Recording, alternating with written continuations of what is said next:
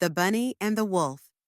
Amid the bustling bus coach station, Lily, a spirited 17-year-old bunny girl with soft cotton candy fur, bounded onto the bus, her heart dancing with anticipation. The air hummed with the chatter of travelers as she navigated down the crowded aisle, her eyes searching for a vacant seat. Towards the rear, she noticed an unoccupied spot beside an affable anthropomorphic wolf, his graying fur lending him a distinguished air. His silver eyes twinkled with warmth as he glanced up from a book, catching her gaze in an instant. With a shy smile gracing her lips, Lily ventured towards the back of the coach, her pink backpack slung casually over one shoulder. As she neared the empty seat, the wolf shifted slightly, making room for her with a friendly gesture. A nod of acknowledgement passed between them, sending a surge of excitement through her veins. Stretching on tiptoes, she attempted to hoist her backpack into the overhead compartment, only to find it just out of reach. "Excuse me," Lily chimed politely, peering up at the compartment. "Could you lend me a hand with my backpack? I seem to be just a tad too short." The wolf's kind smile widened as his hand reached up effortlessly to stow her bag away. Lily's gratitude overflowed as she thanked him, feeling a sense of comfort settling over her as she sat down in the seat beside him. As she nestled into her seat, Lily offered a grateful smile to her newfound acquaintance, the anticipation of the journey causing her skin to tingle beneath her white fur. "Hi, I'm Lily," she said, extending her small hand towards the wolf.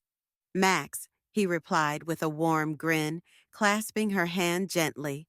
"Pleasure to make your acquaintance, Lily." With a spark of excitement in her green eyes, Lily shared her destination. "I'm headed to Mexico to visit my grandparents. It's always an adventure going to see them." Max's interest was piqued, and he leaned back in his seat with genuine curiosity. "Mexico, you say? That sounds fascinating. What part of Mexico do they live in?" The insides of Lily's ears flushed pink with excitement as she described the quaint town nestled near Mexico City, where her grandparents resided. Max listened attentively, nodding in appreciation of the picturesque setting. "Fascinating," he murmured thoughtfully. "Do you visit them often?" "Every summer," Lily replied with a nod, a smile playing on her lips. Switching the conversation to her companion, Lily inquired, "And where are you going, Mr. Max?" Max's eyes lit up as he shared his plans. "I'm off to visit my sister, who lives down there. Since I'm on summer break, I have the time, and family reunions are always a special occasion, don't you think?" He paused, a slight smile playing on his lips. "Perks of being a high school teacher. I guess at least for a few months. I get to just enjoy the time off. Do you enjoy your visits with your family?" "Yes, I love spending time with them. It's a chance to get together with cousins I haven't seen in over a year," she replied warmly. "Do you have any siblings?" he inquired. "No, it's just me," she answered sadly, though her smile didn't falter. As Lily and Max continued their conversation, the bus began to pull out of the station, the gentle hum of the engine signaling the start of their journey. "Well, Lily, it seems our journey is about to begin," Max observed, glancing out the window at the passing scenery. "I hope you don't mind chatting with an old wolf like me for the whole one-day trip," Max joked, turning back to Lily with a grin. "I doubt I'll get bored, Mr. Max," Lily reassured him with a grin of her own. "I hope you don't get tired of talking to me. My mom always says I'm like a chatterbox. I just love meeting new people." "You're a delightful young lady, Lily. I'm sure we'll have plenty of engaging conversations as we head towards Mexico," Max replied warmly, his eyes twinkling with sincerity. As the coach continued its journey through the picturesque landscapes, Lily and Max found themselves engrossed in a lively conversation, their words weaving effortlessly, like threads in a tapestry of camaraderie. So, Lily, what do you enjoy most about visiting your family in Mexico? Max inquired, genuinely interested in learning more about his cute companion. Lily's eyes lit up with excitement as she began to speak. Oh, I love my grandparents, as I've mentioned before. But my older uncle is the best. He has this special way of making me feel important whenever I see him. Max nodded, intrigued. And what makes your uncle so special to you, Lily? Is it just because he pays attention to you? Lily chuckled bashfully before responding. Well, that's certainly part of it, but it's more than that. Whenever I'm with him, it feels like we're going on a grand adventure. He takes me on drives in his car, and we explore all sorts of cool places together. And he's incredibly nice, always treating me to things like ice cream and giving me compliments. He always reminds me that I'm smart and beautiful and insists that I'm his favorite niece. A playful grin tugged at the corners of her lips. Plus, I may or may not think he's quite good looking. Max chuckled, charmed by Lily's candidness.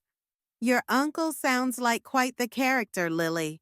It's clear that he treasures you deeply.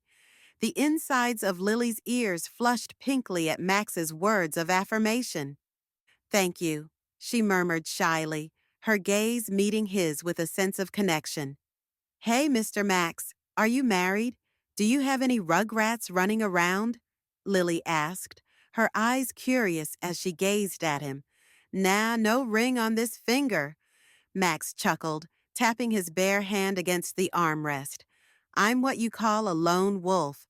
Don't get me wrong, I'm not opposed to tying the knot, but life had other plans. And as for children, well, my sister hasn't had any yet, so no little ankle biters to spoil. Lone wolf, huh? Lily smirked, more like a cool uncle in waiting. I bet you'd be killer at that. Ah, shucks, thanks, Lily. Max grinned, the corners of his eyes crinkling. You know what to say to make an old wolf feel relevant. Their banter eased the tension of the long bus ride, and before they knew it, the coach was pulling into their first rest stop. Finally, food! Max exclaimed, rubbing his stomach. I don't know about you, but I could eat a horse right about now. Ha, same here, Lily agreed, stretching her arms above her head. Let's just hope this place serves up something better than mystery meat sandwiches. Max and Lily stepped off the bus, the late afternoon sun casting a warm glow over the bustling street. As they strolled toward the convenience store, their stomachs rumbled in anticipation, eager for a delicious treat to satisfy their hunger. I hope they have something tasty in there, Lily said, her eyes lighting up with anticipation as they approached the store's entrance. Max took a deep breath, his nostrils twitching with excitement at the familiar scent wafting through the air. Do you smell that? It's like the scent of heaven. Burgers, Lily. It smells like they're grilling burgers. Lily's nose wrinkled with delight as she inhaled deeply. Oh, I can almost taste them. Are you a hamburger kind of guy, Mr. Max? Max grinned, his stomach growling in agreement. Absolutely, Lily. But to truly satisfy my cravings, I hope they also have French fries and a creamy vanilla milkshake. With eager anticipation, he pushed open the door, the bell above jingling cheerfully to announce their arrival. After you, Max said gallantly, holding the door open with a playful flourish. Why, thank you, sir. Lily giggled and gracefully stepped inside, the air conditioning washing over them with a refreshing coolness. As she passed the tall wolf, she couldn't resist a mischievous gesture, letting her fingers lightly graze along his stomach, eliciting a surprised chuckle from him. Smooth move, Lily, Max teased, his triangular-shaped ears perking up with amusement. As Max and Lily strolled down the convenience store aisles, Max turned to her warmly. Hey, Lily, what are you in the mood for? Fancy grabbing some chips and drinks for the bus ride later? I'll handle ordering our food. It's on me. Lily's eyes sparkled with gratitude for Max's gesture. That sounds good, Mr. Max. I'll scout out some snacks. Oh, and for my meal, a juicy cheeseburger with fries, please. And I'll wash it down with a strawberry shake. I understand, Max replied, giving a nod. I'll go with the same, but swap out the strawberry for a vanilla milkshake. With their choices made, Lily ventured off to collect their snacks, while Max lingered at the counter to settle the bill.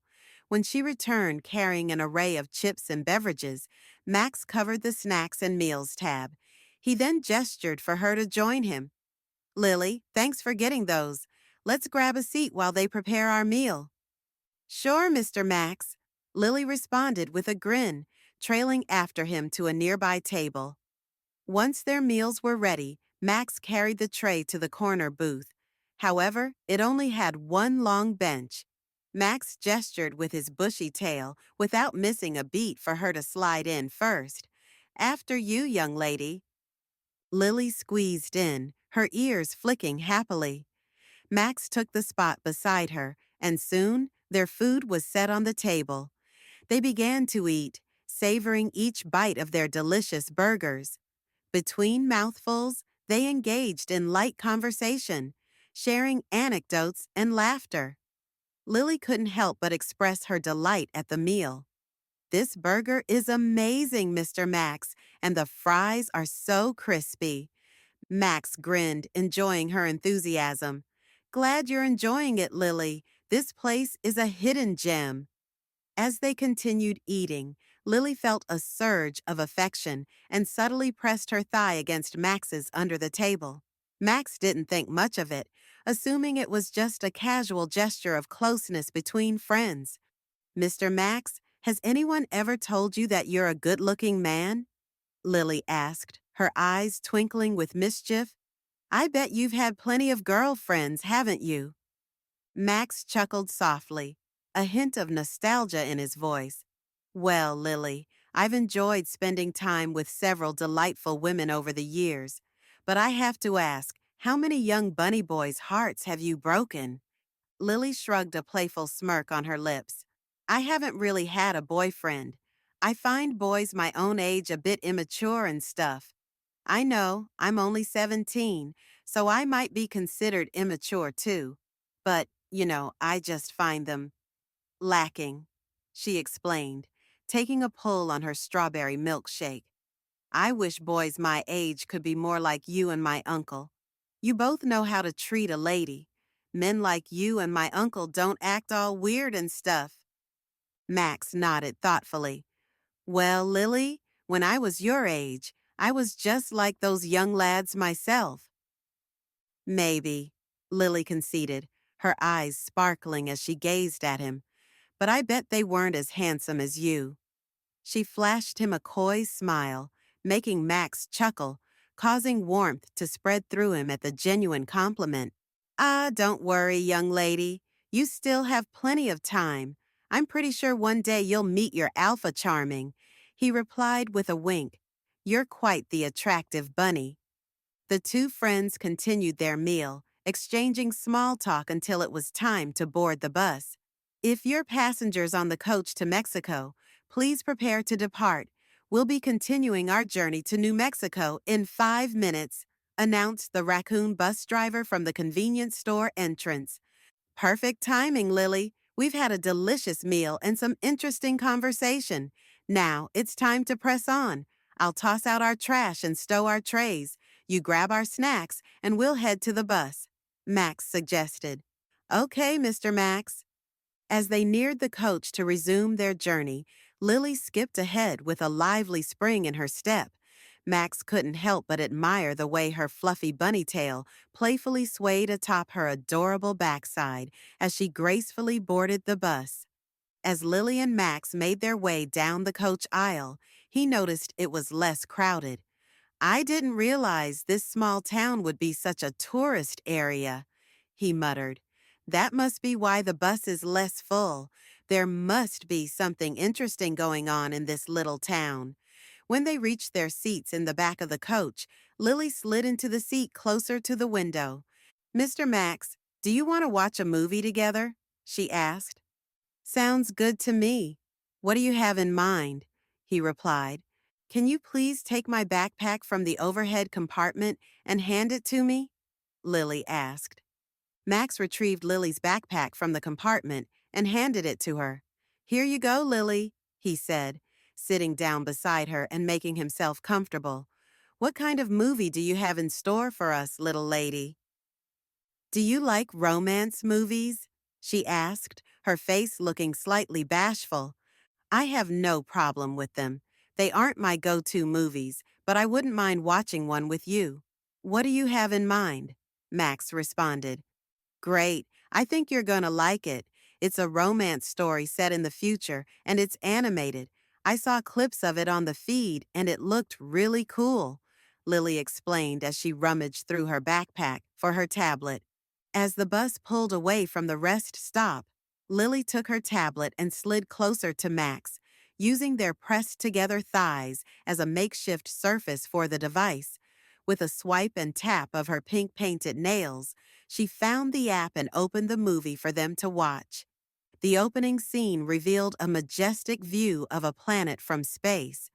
The point of view gradually descended through the clouds until it settled upon a crowded futuristic city, teeming with flying cars and bustling crowds. Amidst the vibrant setting, attention was drawn toward two figures, their body language revealing an intimate connection. A female cat and a male wolf exchanged glances that spoke volumes about their relationship. I must say, animation has progressed further than I realized, Max remarked, his eyes fixed on the screen. Yes, Mr. Maximum, that's why I like this type of animation. The colors are so beautiful, Lily replied, her gaze reflecting joy. As the movie continued, Lily and Max shared laughter and exchanged remarks about the various scenes. Lily particularly cherished the moment when the female cat character finally embraced her feelings for the wolf. That's so hot. I wish I could experience that kind of love in my life, sighed Lily, her voice tinged with longing. Max smiled to himself, touched by the sentiment in her voice. Throughout the movie, Lily laughed and leaned against Max, resting her head on his shoulder and lightly holding his wrist. He smells so good, Lily thought to herself, discreetly inhaling his scent through her button nose. When the closing credits rolled across the tablet screen, Lily found herself growing sleepy. She yawned and rubbed her eyes. Lily, did you enjoy the movie? Max inquired. Yes, Lily replied with a yawn. It seems someone's feeling sleepy, Max observed with a chuckle. Yes, it's been a long day. I need to rest, Lily admitted. Well, okay, Lily. Just recline your seat and you can lean against me if you want, offered Max. I will read some articles on your tablet if you don't mind. That sounds good to me, Mr. Max, Lily responded in a drowsy voice. By the way, Lily, since we've shared food and been talking for, I don't know, 7 or 8 hours now, I think you can call me Max instead of Mr. Maximum. I feel like we're on a first name basis by now, suggested Max. Okay, Max, I would like that, Lily agreed. Max reclined his chair to match Lily's, and she snuggled up to his side, using his shoulder and arm as a makeshift pillow. Good night, Max. By the way, you smell good, Lily murmured sleepily. Good night, bunny girl. Sleep well, Max whispered, gently stroking her silky ears. Suddenly, Lily's eyes flutter open, her breath catching in her throat as she emerges from the depths of a sexy dream. It's midnight, and the bus's interior is bathed in a soft glow, casting elongated shadows across the rows of seats. Amidst the quiet hum of the engine, Lily hears the sporadic snoring and heavy breathing of fellow passengers who have fallen asleep. Outside, the highway unfurls in a blur of passing lights, with vehicles zipping past the window like shooting stars, their headlights painting fleeting streaks across the glass. The occasional swish of passing trucks and cars adds to the nocturnal sounds that envelop the bus. The scent of Max surrounds her, sending a shiver down her spine and causing her pussy to moisten. She bites her lip, feeling the heat rise to her cheeks as she wrestles with her inner desires. Max's voice breaks through her thoughts, his deep timbre filled with concern. Are you okay, Lily? You seem restless? Lily hesitated, her heart racing as she debated whether to confide in him. She can feel the weight of his arm around her, offering comfort and support. Gathering her courage, she finally speaks, her voice barely above a whisper. I I had a dream. It was one of those. Max's brow furrows in confusion, but he remains attentive, waiting for her to continue. It was about us, Lily admits, her words hesitant yet filled with longing. Max's eyes widen in surprise, his ears perking up with interest as he processes her confession. Oh, I see. Lily swallows hard, her nerves getting the best of her. I I know it's silly, but I really like you. Max's expression softens, his gaze meeting hers with warmth and understanding. Lily, you don't have to be shy about your feelings. I feel the same way. Lily's heart skips a beat, hope blossoming in her chest. You do? Max nodded, a gentle smile playing on his lips. Yes, I do. And if you want, we can explore those feelings together. With a vulnerable gaze in her eyes. I know I don't have everything an older woman would have. I might be too skinny or don't have breasts yet. But I promise you that if you show me what to do, I will try to do my best, she says in a rush. Lily, shh, Max says gently. He pulls her closer and begins to stroke her long ears. A surge of relief washes over Lily, her fears melting away in the presence of Max's acceptance. Starting from the base of her sensitive ears, he gently strokes the silky fur until he reaches the tips. A hiss escaped from Lily's lips as a shiver of pleasure spiraled through her ears and down her spine, causing her to shudder with delight. She pulls herself closer to Max, holding onto his shoulder and drawing her knee along his abdomen to give him better access to her ears. Keep doing that. I really like it, she whispers. He let out a deep, husky chuckle. The moment I saw those adorable bunny ears bouncing down the aisle toward me, I just wanted to reach out and touch them. I'm glad you like them. If I had known that, I would have let you touch me sooner. With the hand of the arm he's cradling her with, he slides it down her furry back to her perky backside that he admires. Using his fingers, he begins to run them through the soft cotton fur of her bunny tail. She responds, tilting her butt towards his exploring fingers so he can continue his pleasurable touching. Please, right there, Lily gasps, her voice a breathless plea as she feels his fingers exploring her sensitive spot. So my little bunny likes that, he teases, a playful growl in his voice as he continues stimulating her under her tail. Lily's body responds eagerly to his caress, and she can't help but whimper softly with each movement of his fingers. Oh, yes, she whines, her words barely coherent amidst the waves of pleasure crashing through her.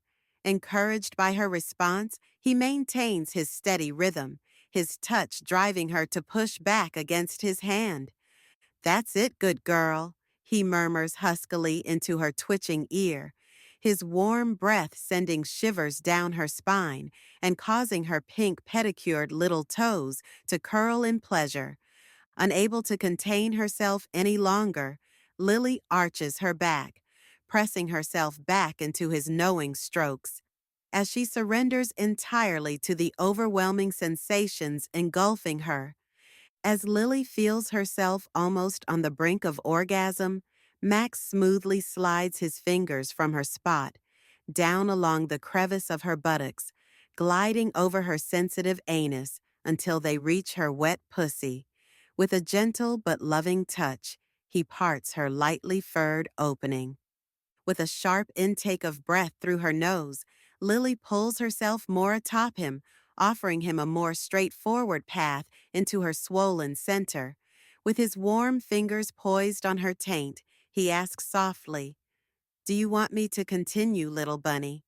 She responds with a silent nod of agreement, her face snuggled into the thick fur of his chest. As Lily nods, her heart pounds in her chest, her anticipation growing with each moment. With a gentle but deliberate motion, Max eases his fingers inside her slick folds, eliciting a gasp of pleasure from her lips. Lily's body trembles with excitement as she feels herself being filled by his touch.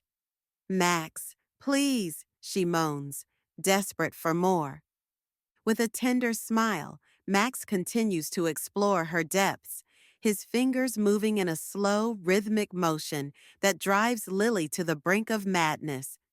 Every stroke against her G-spot sends waves of pleasure coursing through her body, guiding her arousal to dizzying heights. Lily's senses are overwhelmed by the sensation of Max's touch, her mind consumed by the intense pleasure radiating from her core. She clings to him, her nails digging into his shoulder as she rides the waves of ecstasy crashing over her. As her climax approaches, Lily's breath quickens, her body tensing in anticipation of the release that awaits her. With one final electrifying caress on her clit, Max pushes her over the edge, sending her spiraling into the depths of ecstasy. Lily cries out in pleasure against his chest, her entire being consumed by the overwhelming sensation of her orgasm. She collapses onto Max, her body trembling with the aftershock of her release. Max holds her close, his arms wrapped protectively around her as she catches her breath. In that moment, surrounded by the warmth and intimacy of their connection, Lily feels a sense of bliss, unlike anything she's ever known. As they lay together in the quiet darkness of the bus, Lily knows that she's found something extraordinary in Max, and as she drifts off to sleep in his strong arms, she feels deeply grateful for the love and pleasure he's shown her, a pastor, his daughter, and the hypocrisy. 0 minutes to 5 minutes. Max stirred in his seat as the sunlight filtered through the window, casting warm rays across his face. The brown hound bus was slowing down, its engine rumbling softly. Next to him, Lily shifted, nestled beside him in their reclining chairs. Her soft, furred petite body was wrapped in his arm, her head resting on his shoulder and one leg drawn up along his belly. As she blinked awake, her eyes fluttered open. She looked up at Max, her lips curling into a smile. "Good morning," Lily said, her voice still a bit sleepy. Max glanced down at her and smirked. "Good morning, pretty bunny. Did you sleep well?" he asked, his gruff voice holding a note of warmth. Lily's smile widened, a soft giggle escaping her as she basked in the compliment. Before their conversation could continue, the bus driver's voice crackled over the intercom. "We're 15 minutes away from our next stop. Please prepare yourselves, set your seats upright, and be ready for a 45-minute layover." Max sighed, and both he and Lily adjusted their chairs back into the upright position. Through the window, they could see the city slowly coming into view, the landscape changing from barren desert to scattered buildings. Around them, the other passengers on the bus began to stir, following the driver's instructions. As the bus pulled into the station, the driver's voice came on again. "If this is your stop, thank you for riding with Brown Hound. For those continuing on, you have a 45-minute layover. Everyone must leave the bus during this time, so please take any overhead luggage with you. We'll be cleaning the bus. Lily stood up, reaching for the hanging strap of her pink backpack from the overhead compartment. Max followed, grabbing his black gym bag. Slinging the bag over his shoulder, he turned to Lily and said, "Let's freshen up. I'll meet you back out here." "Okay, that sounds good to me," she replied, stifling a yawn. They exited the bus together, stepping into the station. Max and Lily went their separate ways into the restrooms. A few minutes later, both reappeared, looking refreshed as they reunited in the station's small, bustling lobby. The smell of food caught Max's attention, and he nodded toward the small diner in the corner. "Let's order breakfast," he suggested. Lily nodded eagerly, following him to the counter. Max glanced at her as they approached the female Fox cashier. "What do you want, little lady?" Lily thought for a moment before answering, "Waffles with syrup." Max nodded with acknowledgement, then turned to the cashier. "We'll take waffles with syrup for her and eggs and bacon for me." He paid and carried their trays to a corner booth, settling in across from one another. Lily eagerly dug into her breakfast, her ears twitching with delight. Max leaned back, watching her with a small, satisfied grin, his plate untouched for the moment. Max glanced down at his watch, trying to keep track of the time. "Did you sleep well?" he asked, looking back up at Lily as they sat in the corner booth of the small diner. Lily nodded, her ears perking up as she took another bite of her waffles. "Yeah, I did. I was pretty comfortable. You?" Max smiled. "Same here. Not bad for a long bus ride." They continued with small talk, Lily being her usual chatty self. She pointed out little details in the station, commenting on the decor, the people walking by, and even the smell of fresh coffee coming from behind the counter. Max listened, nodding as she talked, but his mind wandered back to his watch. Something felt off. He glanced down at it again. The second hand seemed to be dragging slower than it should. He frowned, tapping the face of the watch as if that would somehow reset it. "Lily, take out your tablet," he said, interrupting her. "I'm curious about something." "Okay," Lily said, her voice bright and curious. She reached down, rummaging through her pink backpack before pulling out the tablet. "What are you curious about?" Max leaned in. "Check the time on your tablet. Does it match my watch?" Lily stared at the tablet screen for a moment. Nothing's really moving on it." She held it out for Max to see, and sure enough, the digital time display wasn't changing. Max's brows furrowed in confusion. He raised his wrist and held his watch next to the tablet. "Look," he said, showing Lily. "It's the same time, but my watch is moving. Just really slow." They both looked up at the clock on the station wall.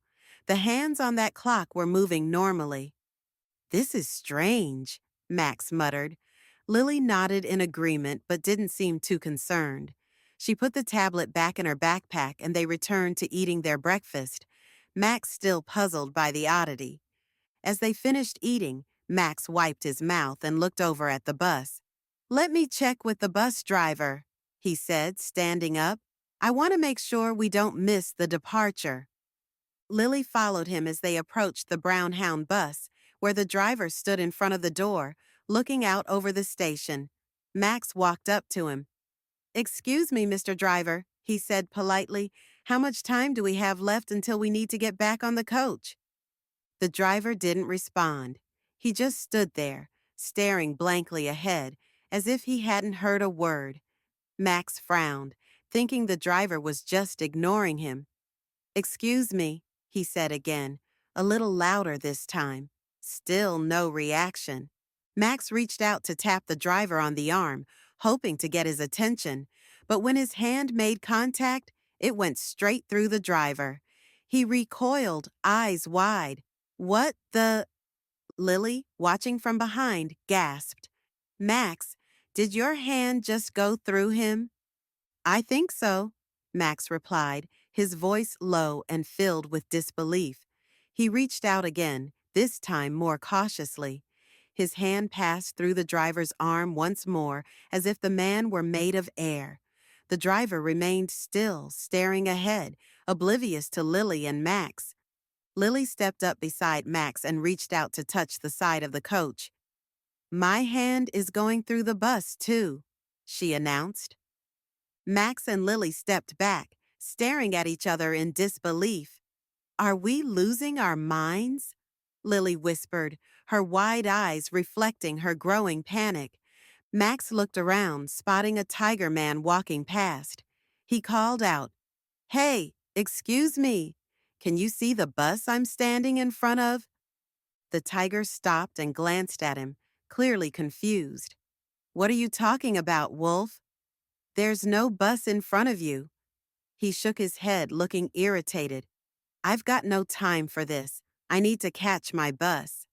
And with that, he hurried off. Lily approached an older mouse woman nearby and asked the same question. The mouse smiled at her gently, patting her arm.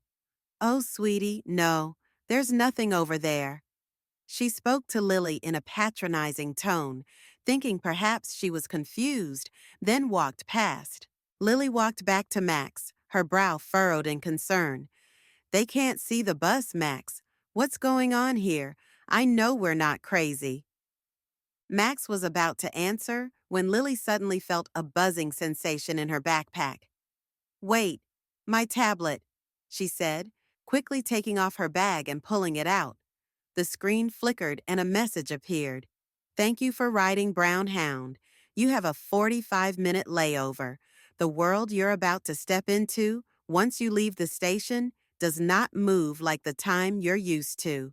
For every 5 minutes on your device in that world, a full day will pass. Please make the best of your time. A hotel room has been set up in your name, Max and Lily. Lily's eyes widened as she showed the message to Max. He stared at the screen, his jaw clenched. What is this? He asked, his voice tight with confusion.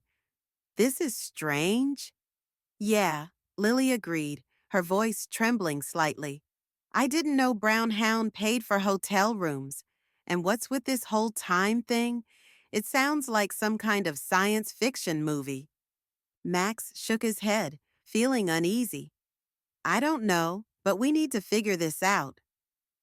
Max and Lily stood in front of the Brown Hound station, frustration building as they both tried and failed to open the door. Max tugged harder, the door refusing to budge. What's going on here? He muttered, his voice thick with confusion. He stepped back and nodded for Lily to try. Lily grabbed the handle and pulled with all her might, but the door didn't move. She gave up with a huff.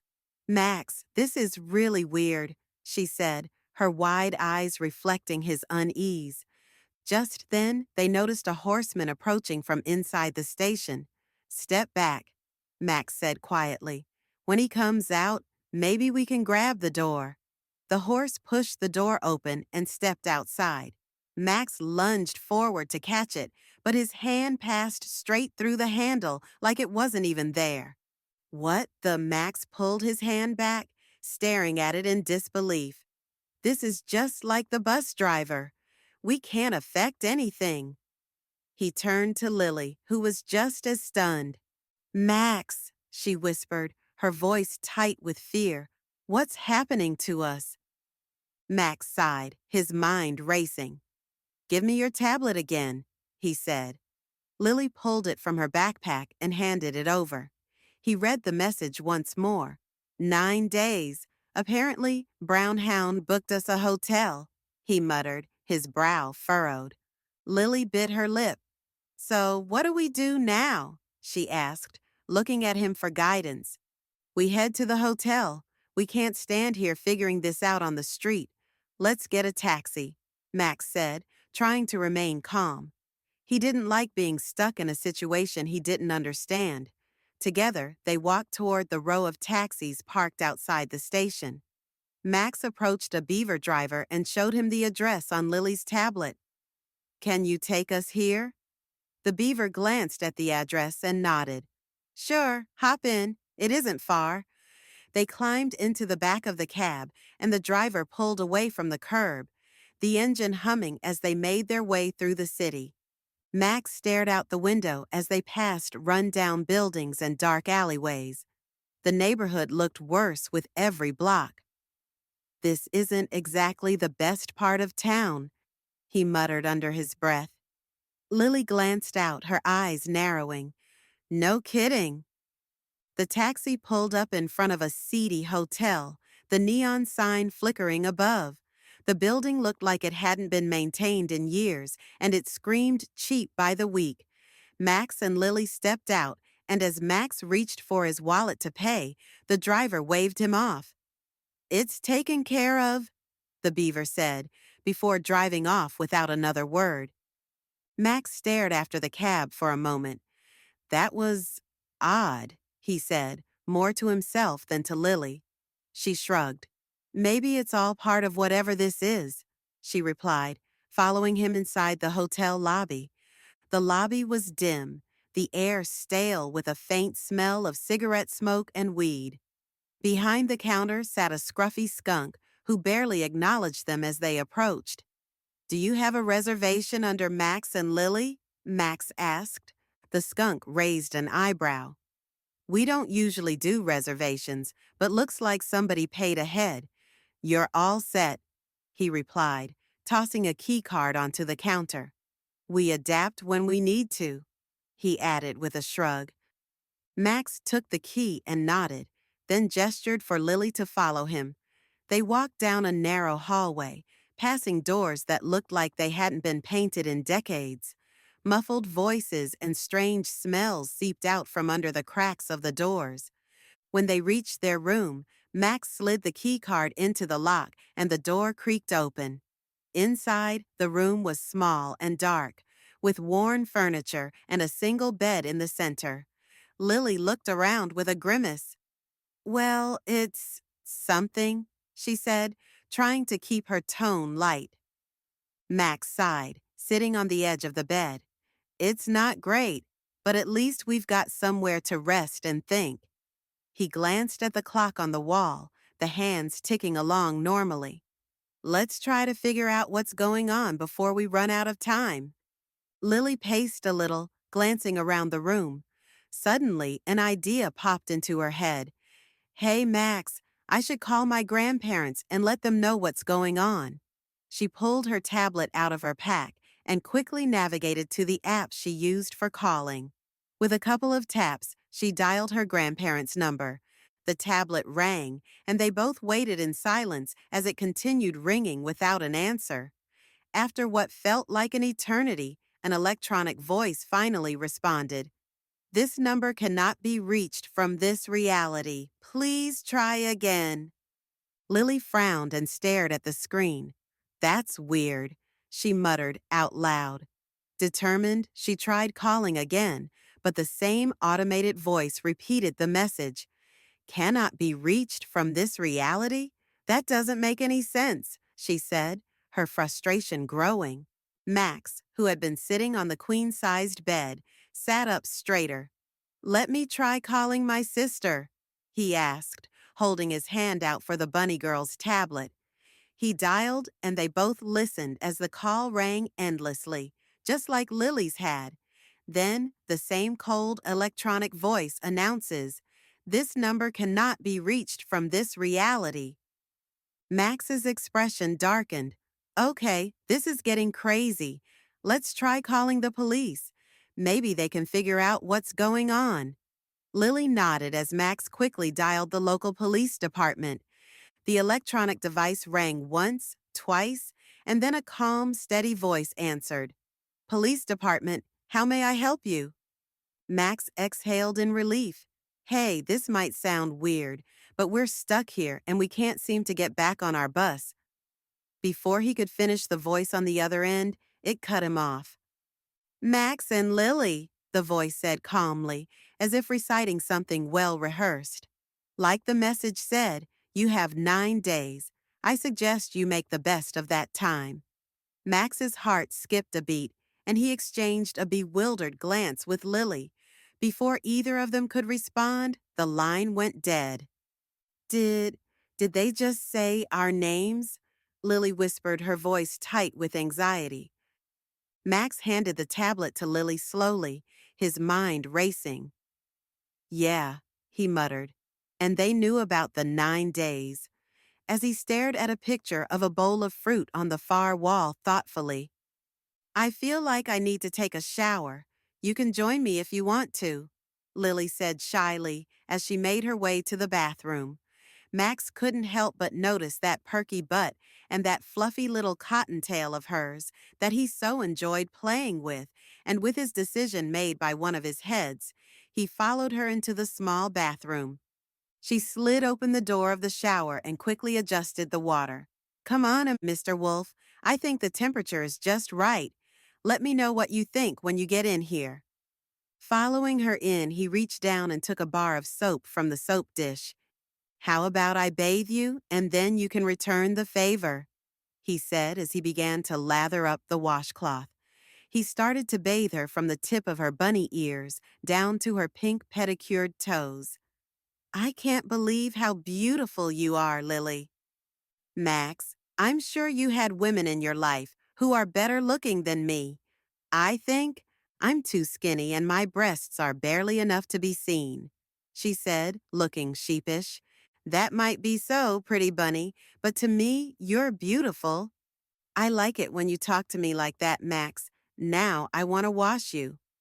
All you had to do was ask, Lily, he said, as he handed her the soapy washcloth. As she started to return the favor, she skillfully washed him as thoroughly as he had her hands ending up where her desires were leading her towards. As she took him into her small hands, she began to soap him up thoroughly. As any healthy wolf would, he began to respond eagerly to her touch. She let the washcloth drop from her grasp, letting it fall onto the bottom of the shower, and began to use them to soap him from tip to base. Turn around, Max, the bunny girl said huskily as she pulled the wolf back into her and wrapped her arms around him from behind, continuing her firm masturbation of his member with both of her hands. Max gave a low grunt as Lily tightened her grip on him. Max, am I doing it too hard? I'm not hurting you. Harder, bunny girl. Don't stop. I like what you're doing. As if that was all she needed, with a primal growl of her own, she tightened her hold upon his penis and forcefully began to increase her rhythm and her stroking, cranking him back and forth in her soapy grip. Between her firm but rough pulls upon him, Lily began to say, her voice filled with excitement and arousal, Yes, Max, I want you to feel good. I want to make this good for you. I want to show you that I know how to take care of my wolf. You took care of me last night on the bus. I want to do everything I can to show you that I can be good to you, like you're good to me. Lily, I'm close. I'm about to. Good. Let it all out, my wolf. Let it all out. And with those words coming from his young lover's lips, he arched his back, thrusting firmly into her soapy grip, and began ejaculating forcefully from his penis with a roar of ecstasy. That's it, Max. Let's get it all out of you. See, I know how to take care of my man. I like making you feel good. Not losing a beat, she firmly milked him through his release until he was empty. When he finished, Lily let go of him and picked up the soapy cloth, beginning to gently clean him off. Thanks, baby. I really needed that. I can tell. I'm glad that I can help you feel good, Max, she responded with a pleased look on her cute face. Finishing up with their showers, they both stepped out and dried off. There was a lightness in the air, and they shared shy smiles as they made their way to their bed. The sheets were soft and inviting. Lily snuggled up close to Max, her head, resting against his shoulder as a comfortable silence enveloped them. So, what do you think about this weirdness with the bus driver and our time limit? She asked, her voice tinged with concern. It reminds me of a story I saw on the feed about this guy who had 24 hours to prevent an explosion. He was sent back in time and had to figure out how to stop it, she continued, her eyes lighting up with the memory. Max flicked his triangular ear, intrigued. What did he do to solve the problem? He asked, wrapping his arm around her and pulling her in closer as he ran his hand along her long ears and down her furry back. He had to use ingenuity and be a quick thinker, Lily answered. Max nodded thoughtfully, realizing the parallels. We need to do the same thing, he replied, a sense of determination in his voice. As they continued their conversation, Max held Lily close, his fingers gently, tracing along her tail. Ruth, the warmth of the brightly lit sanctuary wrapped around me like a comforting blanket, the sound of the organ reverberating through the massive hall. My amber eyes flicked up to the stage, where my father, a towering figure of silver fur and conviction, stood before the congregation. The lights cast him in a near holy glow, his voice rising and falling like the tides of the sea, commanding the attention of every soul in the sanctuary. My chest swelled with pride as I sat in the front pew, barely able to contain the smile tugging at my lips. This was my father, my hero, the man who could bend the world to his will with just his words. The fire in his speech ignited something inside me. The sheer power of his presence made me love him even more. I watched the faces of the congregation as they hung on his every word, some nodding in fervent agreement, others weeping softly as his brimstone and fire sermons scorched their hearts and liberated their souls. He spoke of sin, of redemption, his voice thick with authority and charisma. My tail curled around me, a silent echo of the pride that pulsed through my veins. He was everything I admired, everything I aspired to. And as he spoke, I felt special. I was his daughter. I was the one who got to be close to him, the one who saw him not just as the preacher behind the pulpit, but as the man behind the message. My father. I loved him more than words could express. The service ended with a thunderous round of applause, and as he stepped down, from the pulpit, his eyes met mine. A small, knowing smile touched his lips, and I felt the familiar flutter in my chest.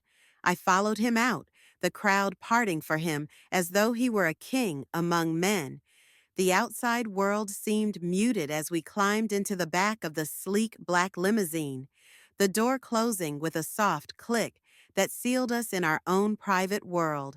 One of the parishioners, a nameless face I'd seen in the pews, sat in the driver's seat, now operating as our devoted chauffeur. The leather seat was cold against my legs as I slid in beside him, but the chill melted away the moment his arm draped casually over the back of the seat, brushing against my shoulders. I snuggled closer to him without thinking, my body seeking the comfort that only he could provide. The streets outside blurred as the car rolled forward, but here, it was just the two of us. What did you think of the sermon, Ruth? He asked, his voice softer now, but still carrying that same undeniable power. I looked up at him, eyes wide, filled with nothing but adoration. It was amazing, Daddy, I replied, my words almost a whisper. You were perfect. They all loved it. I loved it. My tail twitched with excitement as I shifted even closer, the warmth of his body radiating through the fabric of his tailored suit. He smiled at me, that same smile that made my heart skip a beat, the one that said I was special, that I was his. My father's hand moved to rest on the back of my neck, the gesture so natural, so familiar. I leaned into him, pressing myself into his firm palm, basking in the moment. They hang on every word, I continued, my voice reverent, because you're brilliant, Daddy. No one else could do what you do. He chuckled softly, the sound vibrating through my body, making me feel as though we were connected by something more than just blood. I glanced to the left at him, his profile sharp and strong against the passing background of the city outside. He was everything, and here, alone with him, I felt like I was the only one who truly understood his greatness. I rested my hand on his inner thigh, feeling the source of his tension and need, and I let out a small, contented sigh. This was where I belonged by his side, basking in his glory, in the knowledge that I was his most loyal follower. You understand me, Ruth, he murmured, his hand moving in slow, comforting strokes along the back of my neck. You see me for who I really am. His words were like honey, sweet and smooth, and they filled me with a deep sense of satisfaction. I gazed at him, my eyes wide, my chest tight with a love so pure, so consuming, that it was almost painful. I love you, he said, and the world seemed to stop. My heart soared as if those were the words I longed to hear. My hand slid up his thigh, toward his zipper, past it toward his belt.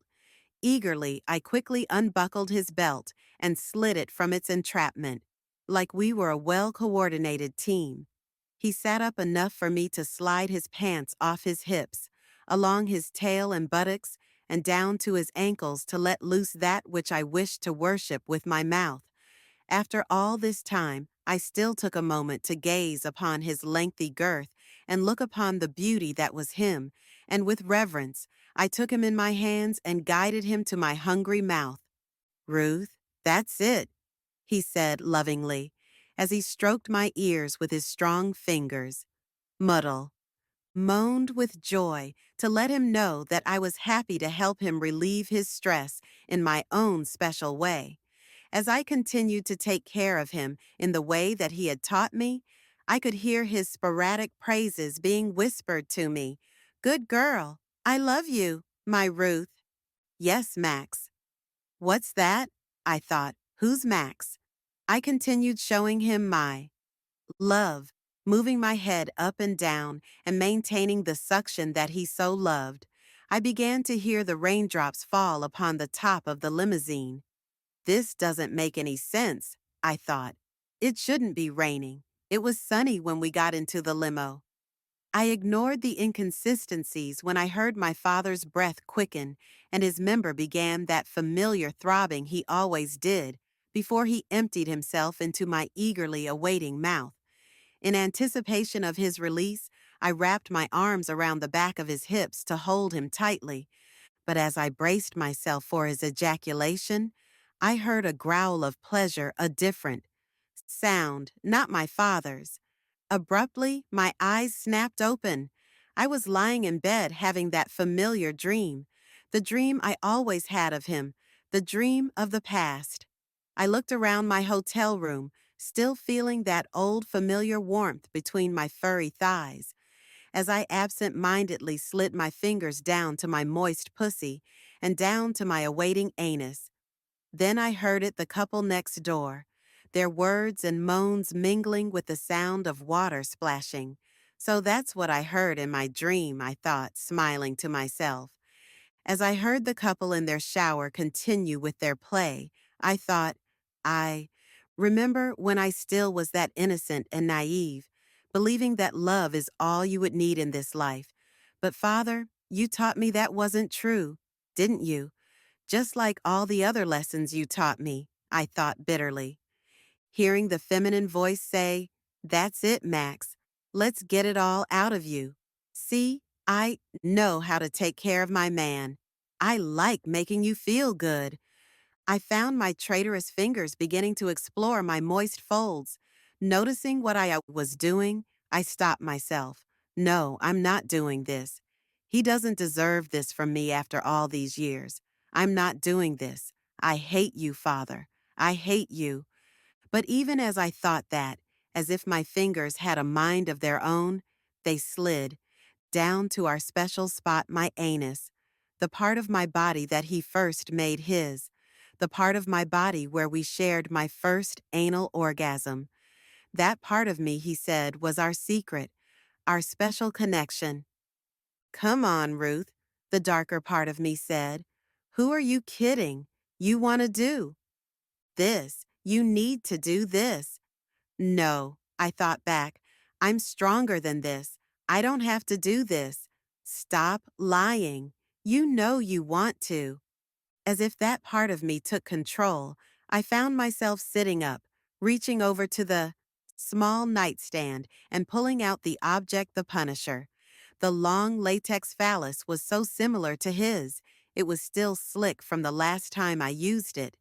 As if on autopilot, I lay back on my bed and drew my knees up to my chest. With inevitability, I placed it at our special spot. As if to take some measure of control, I wasn't gentle with myself. I forced it into the ring of resisting muscle, and with a whimper, I relaxed, thinking, with this minor bit of rebelliousness, I can take back my soul. But it didn't happen. As in everything in my life, my body betrayed me. With a familiar motion, my anus relaxed and allowed the Punisher to enter me. But I felt betrayed by my body, by my choices. So I let the Punisher do what it was meant to do, roughly pushing it in, and out of the anus that my father had made claim of, trying to get redemption from the act. But as I continued my absolution, I felt it, the familiar pleasure, the desire, the need. The unwanted memory of my father permeated my mind the first time he had me. This way, how sweet he was, how gentle he was, how even in this forbidden act, he brought me so much bliss. And with that memory strongly in my mind, his presence in my soul, I felt it the deluge of ecstasy, washing away all of my rebelliousness. And with a howl of pleasure and a curl of my toes, I cried out his name. Daddy, I hate you. I love you. I. Max and Lily strolled through the bright, bustling mall, arms full of bags filled with necessities, food, toothpaste, and other essentials they needed for their stay in this strange new world. The mall was alive with activity, people milling about as advertisements flashed on holographic department signs overhead. Lily's gaze darted from store to store, her curiosity piqued by the unfamiliar surroundings. Max, ever practical, was focused on getting what they needed, though even he couldn't help but notice how much more advanced this world seemed. As they approached a self-checkout kiosk, a nearby shopper walked by, a small, hovering box floating beside them. The drone hummed softly, the shopper casually dropping items into it without breaking stride. Lily's ears twitched in surprise as she pointed it out to Max. "Look at that! We don't have anything like that back home," she said, wide-eyed. The drone floated effortlessly next to its owner, carrying their bags as if it were the most natural thing in the world. Max watched in silent fascination. "Shopping drones?" Max muttered, shaking his head slightly. "It's like they've made everything easier here." Lily nodded, her gaze still following the drone as it zipped around. The kiosk they stood at displayed a holographic menu, its interface floating in midair, waiting for Max to make his selections. He tapped through the options, scanning for the final items they needed. Each item's icon flashed with a soft glow as it was added to their purchases before a robotic voice thanked them for their business. After securing their bags, Max and Lily made their way to a store specializing in body harnesses and utility belts, which was located near the center of the mall. The store was sleek and well lit, with harnesses hanging on display racks in every corner. The soft leather and polished buckles gleamed under the store's lights. As they stepped inside, An attractive female cat greeted them with a friendly smile. She was dressed in a simple body harness, her short fur a striking shade of gray and white. Looking for something in particular? The cat asked, her tail swaying behind her. As she approached, Lily glanced at Max, who nodded. Yeah, we're looking for a new harness for her, Max said, gesturing to Lily.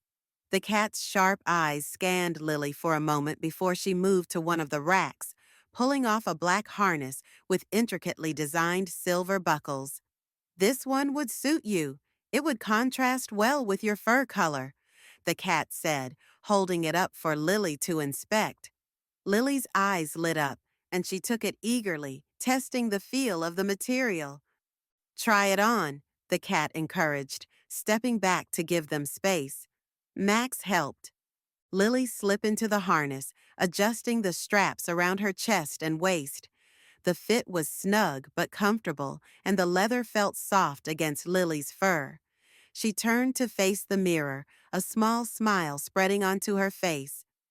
It's perfect, she murmured, admiring the way it looked.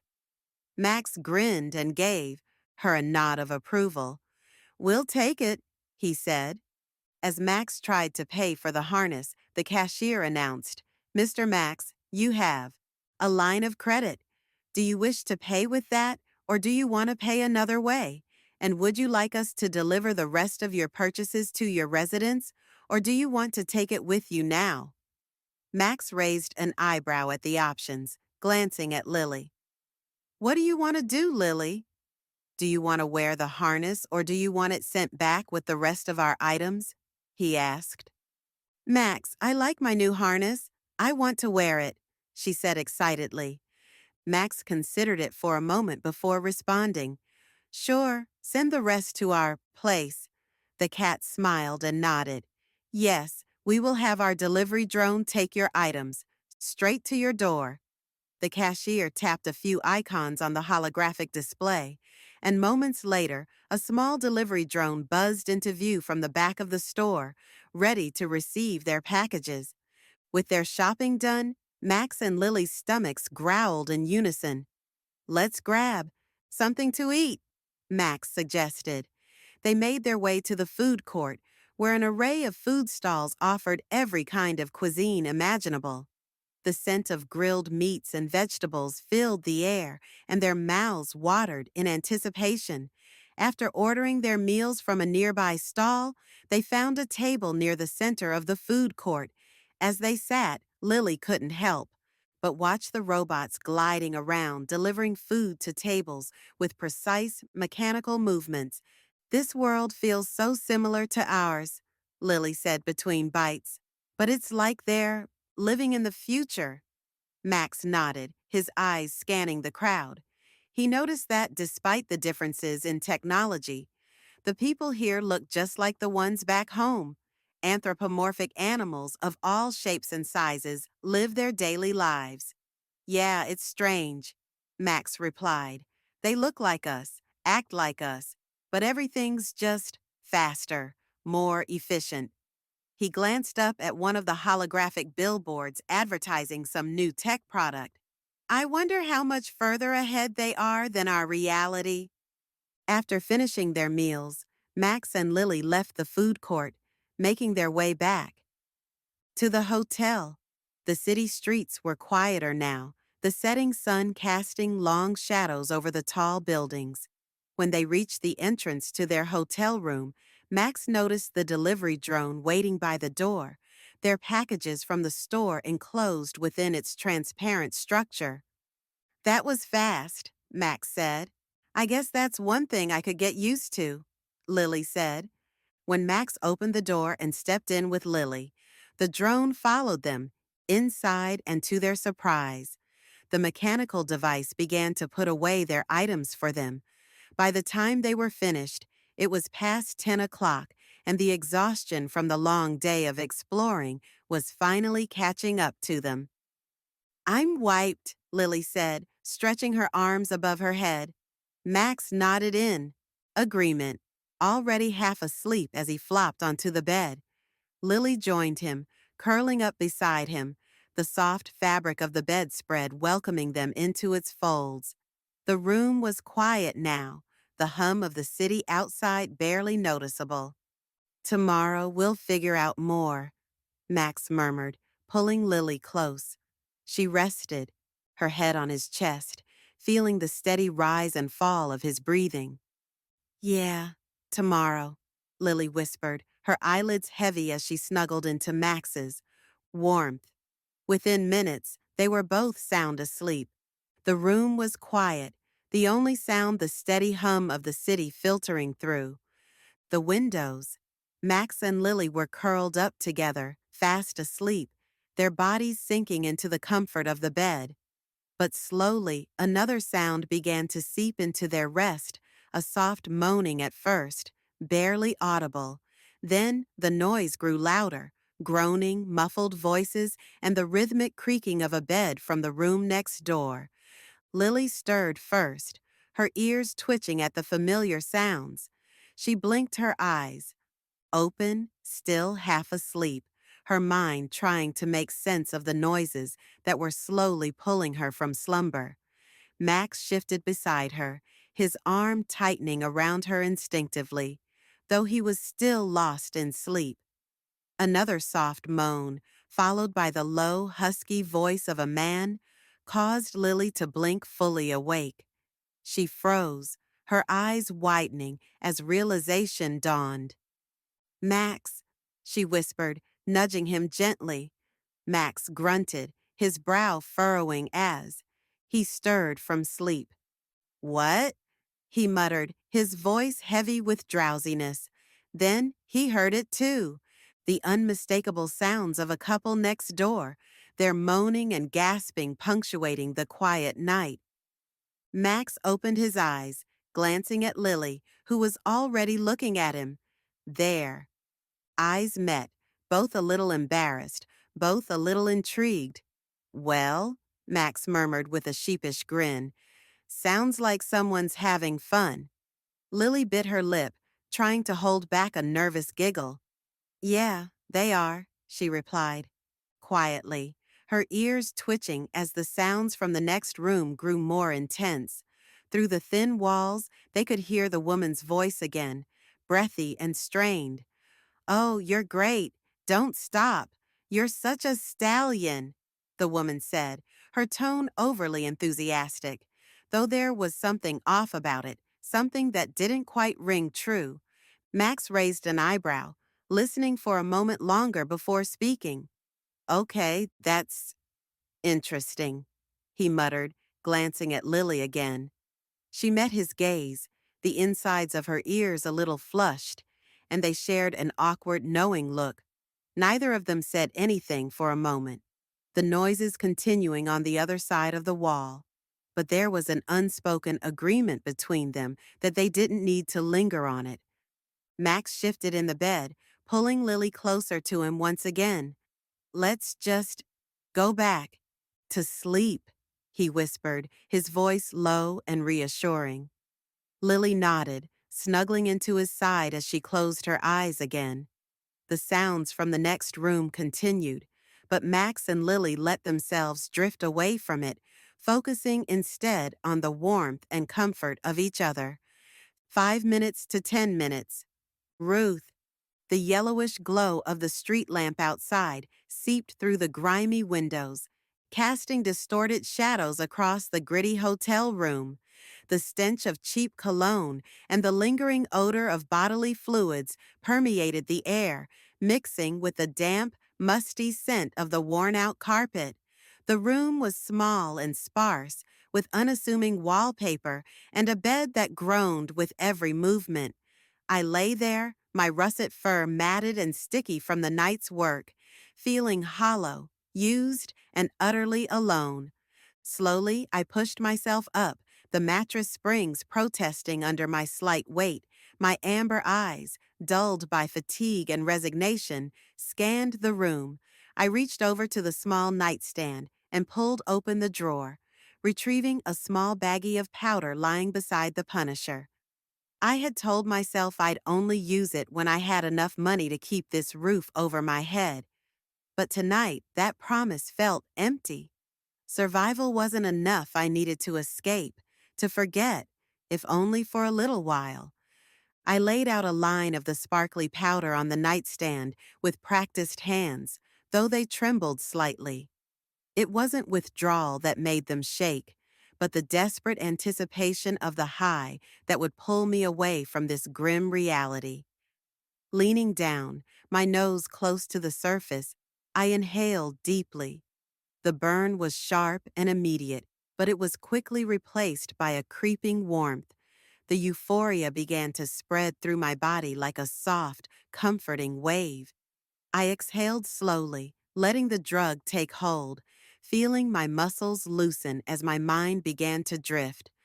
I leaned back onto the stained bed, eyes half closed as the drug washed over me. My hands slid down my sides, tracing the curves of my slender body, enjoying the softness of my fur. This wasn't like the cold, indifferent touch of a client, it was mine, searching for something real, something that had been missing for so long. My encounters with clients were mechanical, devoid of any true feeling. But now, in this haze, I sought something pure, something I could control. My hand slipped between my legs, desperate to reclaim the pleasure that my choices had denied me. As the sensations built within me, a memory surfaced, unbidden and unwanted. It was of him, my father, a handsome silver fox I had once revered and respected, a charismatic leader of a megachurch that thousands flocked to every Sunday. He had made me feel special once, like I was the center of his universe. But it wasn't love, it was control, a twisted game of power masked as affection. I hated him for what he had done, for the way he had twisted my mind and my heart. Yet, even now, the memory of him sent a jolt of arousal through me, a sickening mix of shame and desire that only intensified the climax building within me. The orgasm hit me hard, ripping through my body with a force that left me whimpering and gasping, my intimate parts pulsing with a satisfaction that, even now, was one of the best sensations I'd ever had. But it wasn't just the physical release that made me tremble, the bitter aftertaste of shame, the overwhelming disgust with myself for finding so much pleasure in a fraught memory. I wrapped my bushy tail around my body as if I could hide from the reality of who I was. The silence of the room was accusing, pressing in on me from all sides. I needed to escape it, to drown it out. My hand reached for the remote on the nightstand, and I clicked the HV on. The screen flickered to life, and there he was, my father, my first love and my first hate, standing before a massive crowd in his immaculate gray suit. His voice, so smooth and commanding, filled the sanctuary as he spoke to the congregation, his words dripping with false righteousness. They hung on his every word, nodding and agreeing, oblivious to the wolf in sheep's clothing that stood before them. I stared at the screen, my heart pounding in my chest, that familiar warmth beginning to spread from my core, turning my shame into that familiar arousal. How could he stand there, preaching about morality, about sin, when he was the worst sinner of them all? The image on the screen blurred with the memory of that day in the church, the day he had called me out, branded me a whore in front of the entire congregation. He hadn't done it because I was guilty of anything, but because I had dared to seek something more from someone around my own age, someone who could love me in the light of day, someone who wasn't him. I remembered the humiliation, the way I had fled the church, my face burning with shame, my triangular ears slumped in embarrassment as the congregation's eyes bored into my back. But the worst part wasn't the public shaming, it was the realization that he had done it out of jealousy, out of a twisted need to keep me for himself, hidden away from the world. The hypocrisy of it all made my blood boil. As I watched him now, standing there as the embodiment of virtue, My traitorous fingers expertly but roughly began to coax me to another needed orgasm. I knew I couldn't let him get away with it. Not anymore. The time for revenge had come, I thought, as another blissful sensation racked my body. Pastor Moses Lightfur sat at his large mahogany desk, his fingers lightly drumming on the leather-bound book in front of him. The office was serene, a sanctuary within the church. Sunlight streamed in from the windows behind him, reflecting off a brass religious emblem on his desk and glinting in the mirror mounted above the windows. His moment of peace was interrupted by the soft click of the intercom on his desk. "Pastor Moses?" came the voice of his secretary, smooth and familiar. "There's a woman here who's interested in joining the church. She'd like to meet with you." He pressed the button to respond, his tone warm yet commanding. "Please send her in." The door to his office opened slowly, revealing a tiger woman. She was striking, her movements graceful as she stepped into the room with an air of confidence. Pastor Moses's sharp amber eyes immediately noticed the details that spoke of wealth and sophistication. She was wearing a body harness, and it hugged her figure in a way that was both bold and elegant. The jewelry adorning her wrists and ankles, delicate but clearly expensive, only added to the aura of someone accustomed to luxury. "Pastor Moses, it's such a pleasure to meet you," she said with a smile, extending her well-manicured hand toward him. "My name is Vivian Stoneclaw.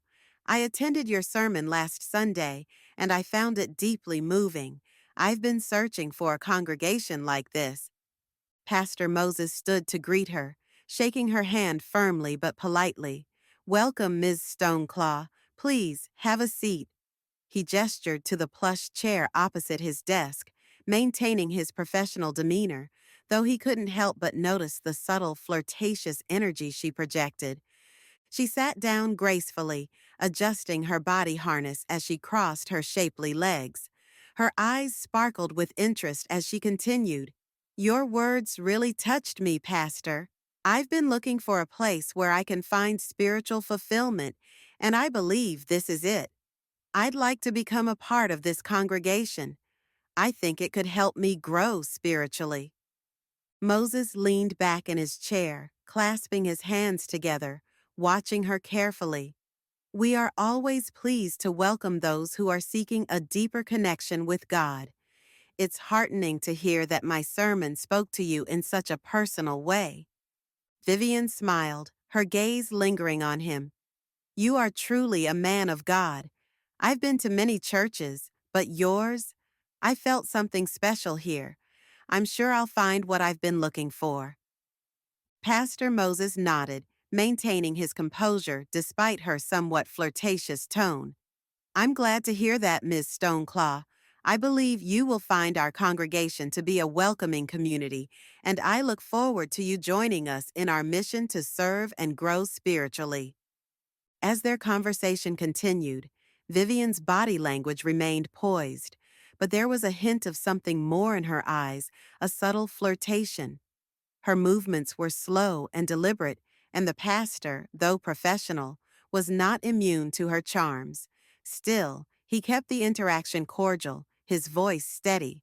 After a few more exchanges, she stood to leave. "Thank you for your time, Pastor." "I'll be in touch soon," she said, her voice soft and warm. She extended her hand again, and as Moses took it, he felt a brief but undeniable connection. He watched her leave, her stride confident and graceful, the expensive body harness emphasizing the curve of her hips. When the door clicked shut behind her, Moses exhaled quietly. The air in the room felt lighter now. He shook his head, clearing his thoughts, and pressed the intercom button. "Please, Miss Jane, could you come into my office?" he asked. Moments later, Jane walked into the room. She was an older fox, her reddish fur streaked with silver, dressed in a simple but neat blouse and skirt. There was a familiarity in her posture and the way she closed the door behind her. Without a word, she moved behind his chair and began massaging his shoulders as he leaned back slightly. That woman, Vivian Stoneclaw, Pastor Moses began, his voice steady as he allowed Jane's experienced hands to work over the tension in his muscles. I want you to prepare a care package for her. Make sure it's something that reflects our community's warmth, include the membership form, and a copy of our latest charity outreach. Of course, Pastor, Jane replied, her voice soft as her fingers kneaded into the muscles of his neck. She seemed quite interested. Moses nodded slowly, his eyes closing for a moment as he relaxed under her touch. Yes, she was. Wealthy, too. Someone we could definitely use in our congregation, Jane. Jane's fingers lingered a little longer, her touch becoming intimate as they worked over his shoulders. I'll make sure she's welcomed properly, Pastor. Is there anything else you need me to do? There was a brief silence, his muscles relaxing under her careful hands. Their familiarity with one another was evident, unspoken but clear. Moses smiled slightly. Just the care package for now, Jane. And after that, we can talk about the upcoming fundraiser. Jane's hands paused for just a moment, then resumed their careful massage. As you wish, she murmured, her tone holding a subtle warmth and disappointment that spoke of her longing. With a final rub, she stepped back, her fingers trailing off his shoulders, leaving the room with the quiet efficiency of someone who knew exactly where she stood in his life. The hallway was dimly lit, casting long shadows against the beige walls of the hotel. Ruth stood outside her door, her hands trembling as she fumbled with the key card. She was in a rush to freshen up as she had to meet another client. She cursed under her breath, trying once again to slide the card through the reader. The red light blinked stubbornly, refusing her entry. Damn it, she muttered, brushing a few strands of her russet hair out of her eyes. It was just past 10 o'clock, and the exhaustion from the evening's work had left her frayed and irritable. Ruth was no stranger to frustration, but something about being locked out of her own room set her teeth on edge. After another failed attempt, she let out a sigh of defeat, leaning against the door as if the weight of the day had finally caught up to her. There was no choice but to ask for help. She cast a glance to her left, the door of the room where she'd heard faint whispers and muffled sounds over the past couple of days. They were a couple, probably fresh in love. Ruth had noticed them in passing, but she'd kept her distance. She wasn't the type to make friends, especially not with people like them. But tonight, her pride would have to take a back seat.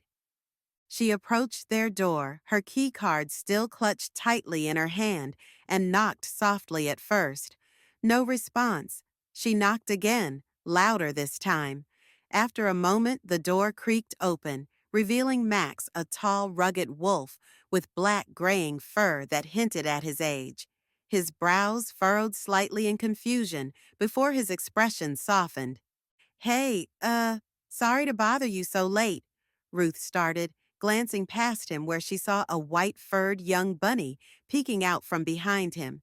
I can't get into my room and I don't have my phone on me. Do you mind if I use yours to call security?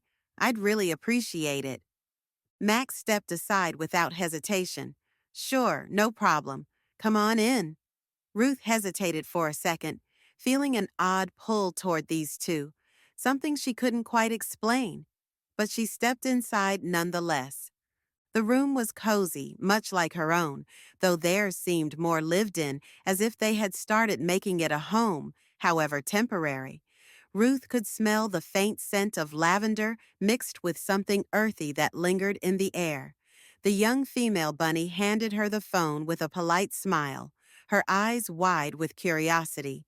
Ruth dialed the front desk and quickly explained her situation. The conversation was short, and they assured her that someone would be up shortly to help her. After hanging up, she handed the phone back, offering them both a small, tired smile. Thanks. They'll be here soon. No problem, the bunny replied, her soft voice laced with a shy warmth. There was an awkward pause before Max cleared his throat. I'm Max, by the way, and this is Lily. His voice was low and calm, but there was a slight nervousness behind his words. Ruth crossed her arms over her chest, leaning against the door frame. Ruth, she said simply. She didn't elaborate, her voice carrying the kind of weariness that made it clear she wasn't much for small talk. Lily shifted on her feet, glancing between Ruth and Max. So, have you been here long? She asked, her tone innocent, but Ruth could see the curiosity behind those wide, expressive eyes. Yes, going on 7 years now, Ruth replied, keeping her answers short. The last thing she needed was to get too involved with the type of people who tended to live in this area. But still, something about the two of them made her linger longer than she normally would. There was a tension in the air, an unspoken question that Ruth could sense hanging between them. She let out a small sigh and broke the silence. Look, you don't have to pretend. I've heard you too. Max's ears twitched, and Lily's ears flushed a deep shade of pink. They exchanged a glance before Max cleared his throat awkwardly. Heard us? Ruth gave a half smirk, her amber eyes flicking between them. Yeah, the walls are thin here in case you haven't noticed. She shrugged, trying to keep her tone casual but firm. I'm pretty sure you've heard me with my clients too. So let's just be upfront with each other. Lily looked taken aback, her ears flattening slightly. Your clients? Ruth nodded. I'm a prostitute. That's what I do for a living. Her voice was matter of fact, with no hint of shame. She'd long since stopped caring what others thought about her choices. So, if you've heard anything from my room, now you know why. And I've heard you too as well. It's fine. No need to be embarrassed. Max blinked, clearly shocked by her bluntness, while Lily's mouth opened slightly in surprise. Ruth wasn't sure what reaction she expected, but the looks on their faces almost made her laugh. Finally, Max spoke, his voice quieter than before. We're, sorry if we made you uncomfortable. Don't be, Ruth replied quickly. I'm not the type to judge. Besides, it's not like I haven't heard stranger and done more intimate things myself. She leaned back against the wall, feeling slightly more at ease now that everything was out in the open. So, you two are together? Lily hesitated before nodding, the insides of her ears still flushed. Yeah, we're exploring things, I guess. He's a bit older, but you don't need to explain yourself to me, Ruth interrupted, waving her hand dismissively. Trust me, I was much younger than you when I first had sex. Her eyes softened for the first time since the conversation began.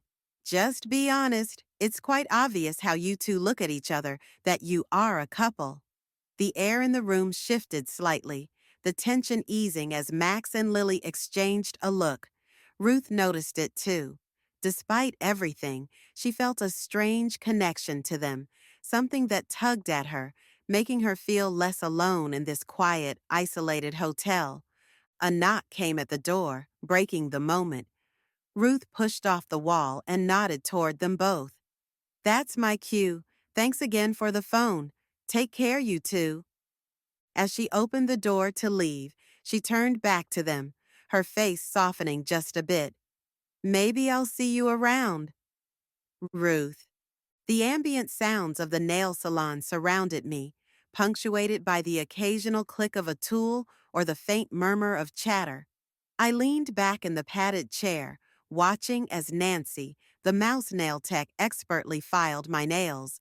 Her delicate hands moved quickly and efficiently, but there was always a deliberate care to the way she handled me, a kind of attention that went beyond mere customer service. Her fur was a soft, honeyed brown, with pink-tinted ears that twitched when she concentrated. I'd seen that look 1,000 times. She was focused on her work, sure, but her mind was somewhere else, and I knew exactly where. You know, Nancy said, her voice light and casual, though there was a certain edge to it. I'm off later tonight. Thought maybe we could grab a couple of drinks. Like old times. See where the night goes?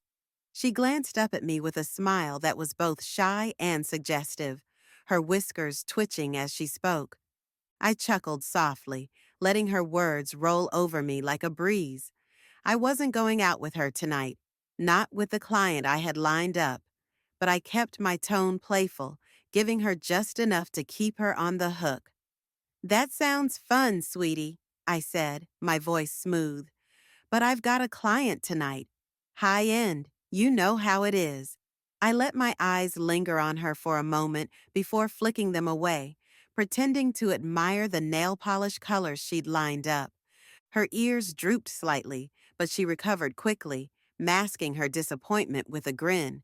Well, when you're free, she said, her tail swishing behind her, you know where I live. She turned her attention back to my feet, carefully applying a rich red polish that matched the color of my body harness. She was good at her job, I'd give her that, and I'd admit Nancy was cute and sweet, but when I want to be intimate with another female, I prefer my women a bit more mature. Still, my mind wasn't on her. It was on the hefty payout I'd be getting later tonight. I kept up the game. It was better to string her along than to let things sour between us.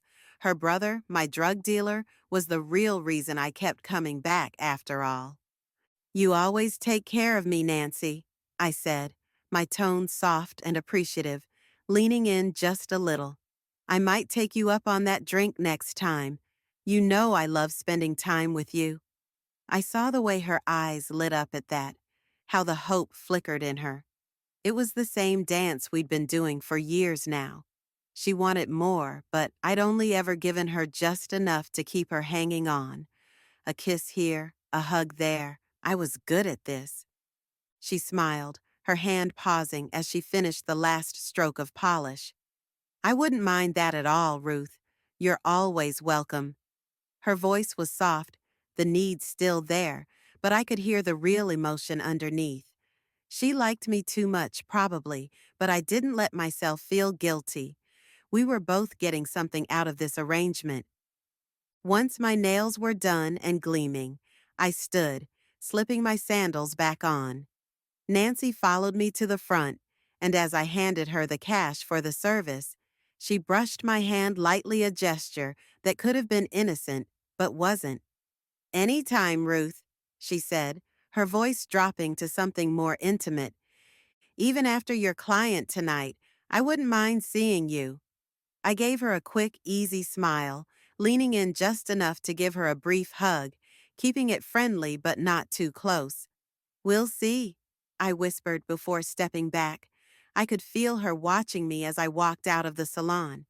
I gave her an extra sway of the hips and flick of the tail because I'm not a monster, but my mind was already elsewhere, on the money, on the client, on the night ahead. The city bus traveled along the busy roads of the futuristic city, its gentle hum, blending with the faint sound of chatter from other passengers. Max and Lily sat close together, their eyes wide with wonder as they peered out the windows, taking in the unfamiliar skyline. High-tech vehicles sped in midair, making a minimum sound as they traveled above the ground traffic, while holographic billboards displayed advertisements and serene landscapes. "This place is incredible," Lily said, pressing her small hand against the window as they passed a sprawling park. "It's so much more advanced than home." Max nodded in agreement, his arm resting casually around her shoulders. "Yeah, it's like everything we've imagined, but better." His silver eyes lingered on her for a moment before shifting back to the view. "Want to check out the park?" They stepped off the bus and into the park, the air cool and fresh. As they walked along the stone path, They marveled at the intricate holographic art displays scattered throughout sculptures that shimmered in and out of focus, mirrors that reflected the world in fantastical ways, and images that seemed to come to life when approached. Lily gasped with amazement as she caught sight of a pair of rabbit androids performing a complicated martial art routine as the cybernetic entertainers performed. Flips, kicks, and twirls with precise grace. It's like being in the future, she whispered. Max smiled down at her. Yeah, and the best part is, I'm here with you. His hand slipped into hers as they continued through the park, enjoying the tranquility and each other's company. After a while, their conversation turned from the wonders of the city to something more personal. Max glanced at Lily, his expression thoughtful. You know, he began, I've really enjoyed getting to know you. I like spending time with you, Lily. Lily's ears twitched, and she gave him a shy smile. I like you too, Max, she admitted, her voice soft but sincere. Max's thumb traced circles on the back of her hand as he continued. And I've got to say, I really enjoyed what we shared. On the bus and in the shower. His voice lowered, filled with genuine warmth. For your first time, you were amazing. Lily blushed deeply, her gaze dropping to the ground as they walked. She hesitated for a moment, then took a deep breath. To be honest with you, Max, that wasn't exactly my first time. Max's brow furrowed slightly in surprise. Oh? I mean, she continued, her voice barely above a whisper, I haven't gone all the way. I'm still a virgin, but my first time being intimate was with my uncle. Her voice wavered, unsure how Max would react, but she pressed on. It wasn't forced. He was kind, gentle, like you, and I found him attractive. We both liked it, and I don't regret it. Max's expression softened as he listened, his thumb continuing to stroke her hand reassuringly. Thank you for telling me, he said quietly. I understand. He squeezed her hand, showing no judgment. You don't need to feel ashamed or worried about what happened in the past, Lily. I just care about how you feel now. Lily looked up at him, a small smile of relief tugging at her lips. You're not upset? Not at all, Max replied, leaning down to plant a gentle kiss on her forehead. It's my own fault, assuming that I was your first, and I'm glad you feel comfortable enough to share that information with me. As their conversation continued, the path they walked on curved around a corner, and suddenly an odd sight came into view.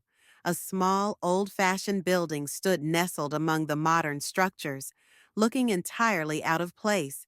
Above the red door, a brass sign read, Questions and Answers in bold lettering. What the? Max murmured, pausing in his tracks. That doesn't look like it belongs here. Lily tilted her head, intrigued. Should we check it out? I think we have to, Max replied, pulling her gently toward the door. The door creaked open and they stepped into the interior of the mysterious store. The business was filled with a chaotic collection of strange and mismatched items, suits of armor, antique furniture, shelves packed with odd trinkets, and, hanging from the ceiling, a full-size model of a Pegasus, its wings outstretched as though about to take flight. A wolfman with cloudy eyes stood behind the counter, dressed in a sharp black suit. His presence was commanding, though there was an air of mystery about him that sent a shiver down Max's spine. Welcome, the wolf rasped, his voice low and gravelly. This is the questions and answers shop. Browse around. Perhaps you'll find something that interests you. Beside him, a female wolf with long, curly brown hair smiled warmly at them. Feel free to look around, she said, her voice cheerful and perky. "I'm Penelope. Let me know if you need help with anything." Max and Lily wandered through the store, examining the bizarre collection of items. Every object seemed to carry a sense of untold history, and the longer they stayed, the more surreal the store felt. Penelope approached them with a bright smile. "So, what are you two looking for?" she asked. Max shrugged, feeling a little lost. "Honestly, we're not sure. We're trying to figure out why we're even here." Penelope's smile remained, though a hint of something more knowing flickered in her eyes. "Sometimes what you're looking for isn't out there," she said cryptically, her gaze shifting between Max and Lily. "Sometimes you don't need to leave your hotel to find it." Max and Lily exchanged a glance, both perplexed by her words. "What do you mean by that?" Max asked, but Penelope only smiled and walked away, leaving them with more questions than answers. After browsing through the cluttered aisles, Lily's eyes lit up as she spotted a small plastic package. "Max, look!" She picked up what appeared to be a memory card. "I think this would work great with my tablet. It says it has extra storage." Max nodded, examining the item she held out. "Okay, get it," he agreed. After browsing a bit longer and finding nothing else they could make sense of, Max and Lily approached the counter. Noticing the wolf's cloudy, unfocused eyes, Lily gently placed the memory card directly into his hand, ensuring his fingers closed around it. The wolf handled the card with surprising dexterity, turning it over in his hands as he commented in a low voice. "Ah, an excellent choice. This will give you much more memory than your tablet currently has. It even comes with some interesting games preloaded." His whispered words carried a hint of amusement. "How much?" Max asked, reaching for his wallet. The wolf with cloudy eyes gave them a small smile. "You know what? Since you think you didn't find what you were looking for, consider this free." Max blinked in surprise. "Are you sure?" "No charge," the wolf whispered. "It's free." The wolf nodded at them as they prepared to leave. "Thank you," Max said, glancing between him and Penelope. "I guess we didn't find what we were looking for, but thank you for the memory card." The wolf chuckled softly, his voice barely a whisper. "Perhaps not yet," he said, "but the answers are closer than you think. Good. Luck, Max and Lily." As the May-December couple stepped back out into the strange city, the cryptic words of Penelope and the mysterious wolf echoed in their minds. Ruth stepped out of the bathroom, water droplets sliding down her attractive frame. She caught her reflection in the mirror and dried herself off with a towel, her motions efficient and practiced, her fur fluffed up under her careful ministrations.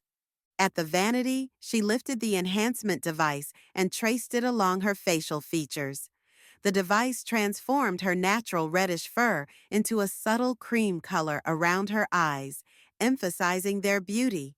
With another deliberate stroke, she darkened her eyelashes.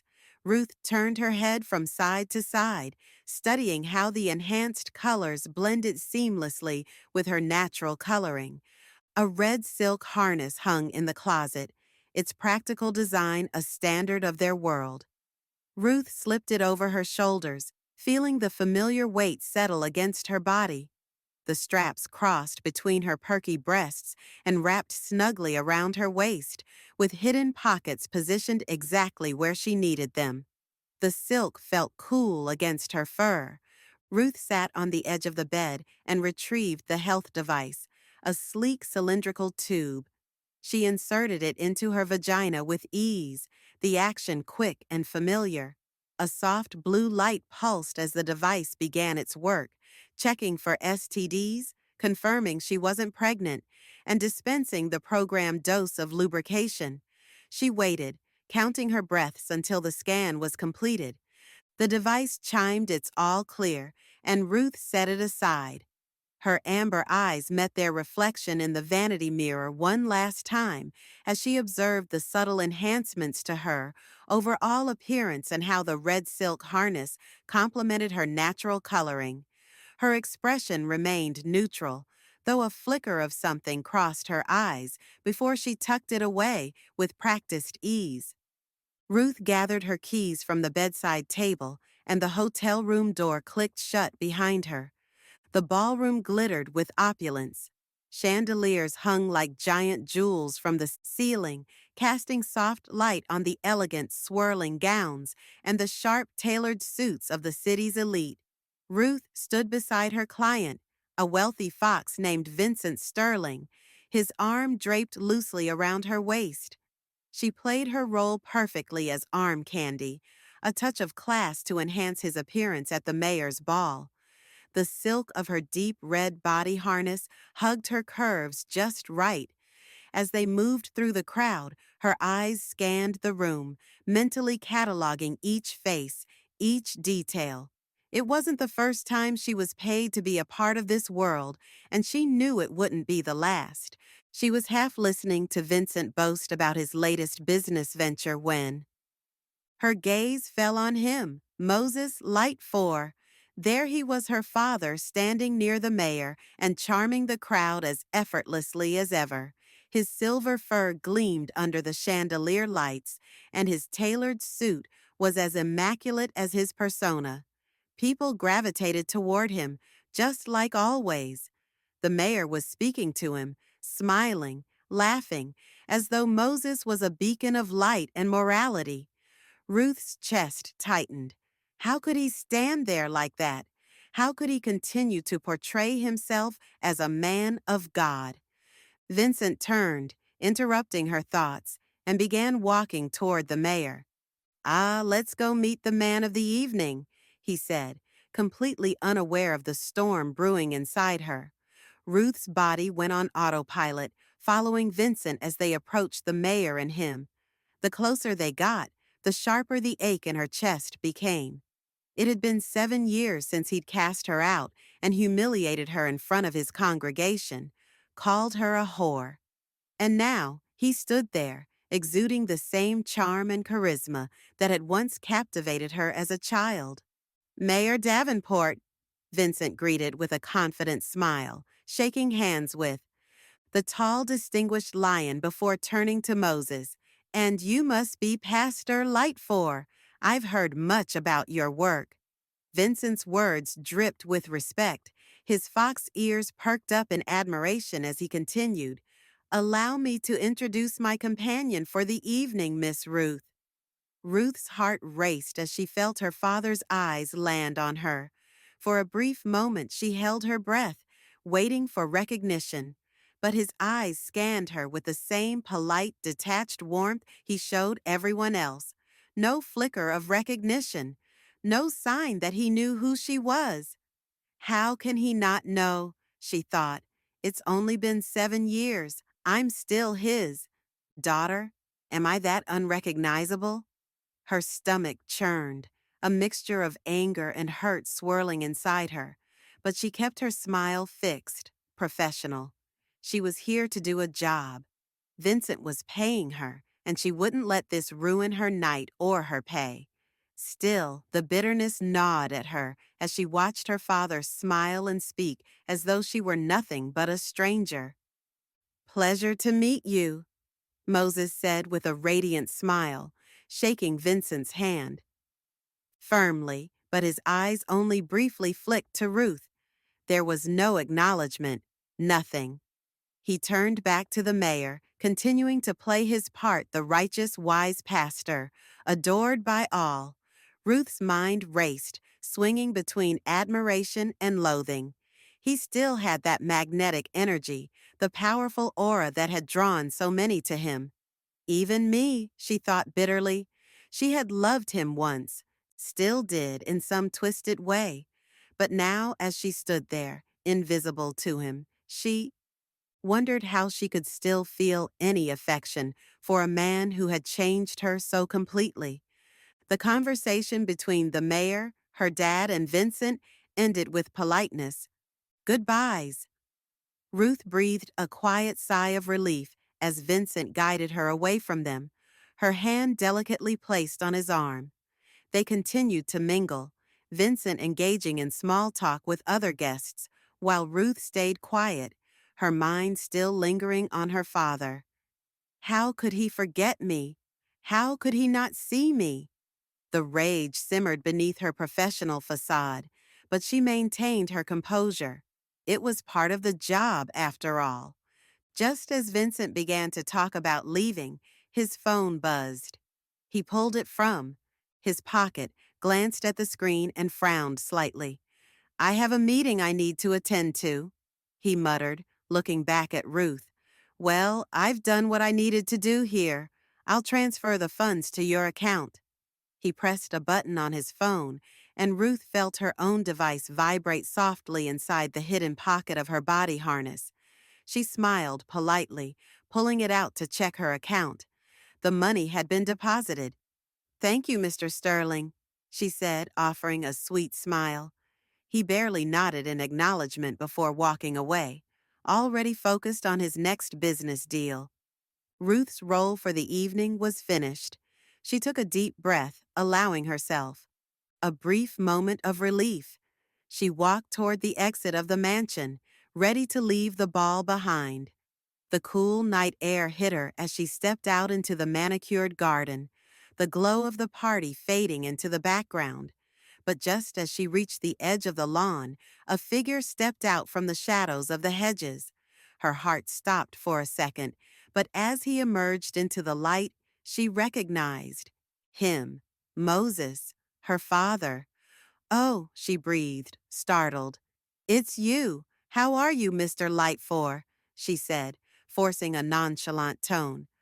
A charming smile spread across his face, but something was calculating behind it. Stop it, Ruth, he said smoothly. I know my daughter when I see her. The words stung more than they should have. Her father had known who she was, all the time, but it still felt like a slap to the face. She crossed her arms, trying to steady herself, the bitterness creeping into her voice. Do you? Why didn't you acknowledge me back there? She snapped, her eyes narrowing. He smirked, that infuriatingly smooth expression never faltering. I have a reputation to maintain, Ruth. How would it look if people knew? His voice trailed off as his eyes flicked over her, lingering in judgment. Someone like you was my daughter? Her jaw clenched. Someone like me? Because I'm an escort? Her voice shook, with barely contained anger, but her father only shrugged. Don't get all defensive, he replied dismissively, waving a hand. You know how. The game is played.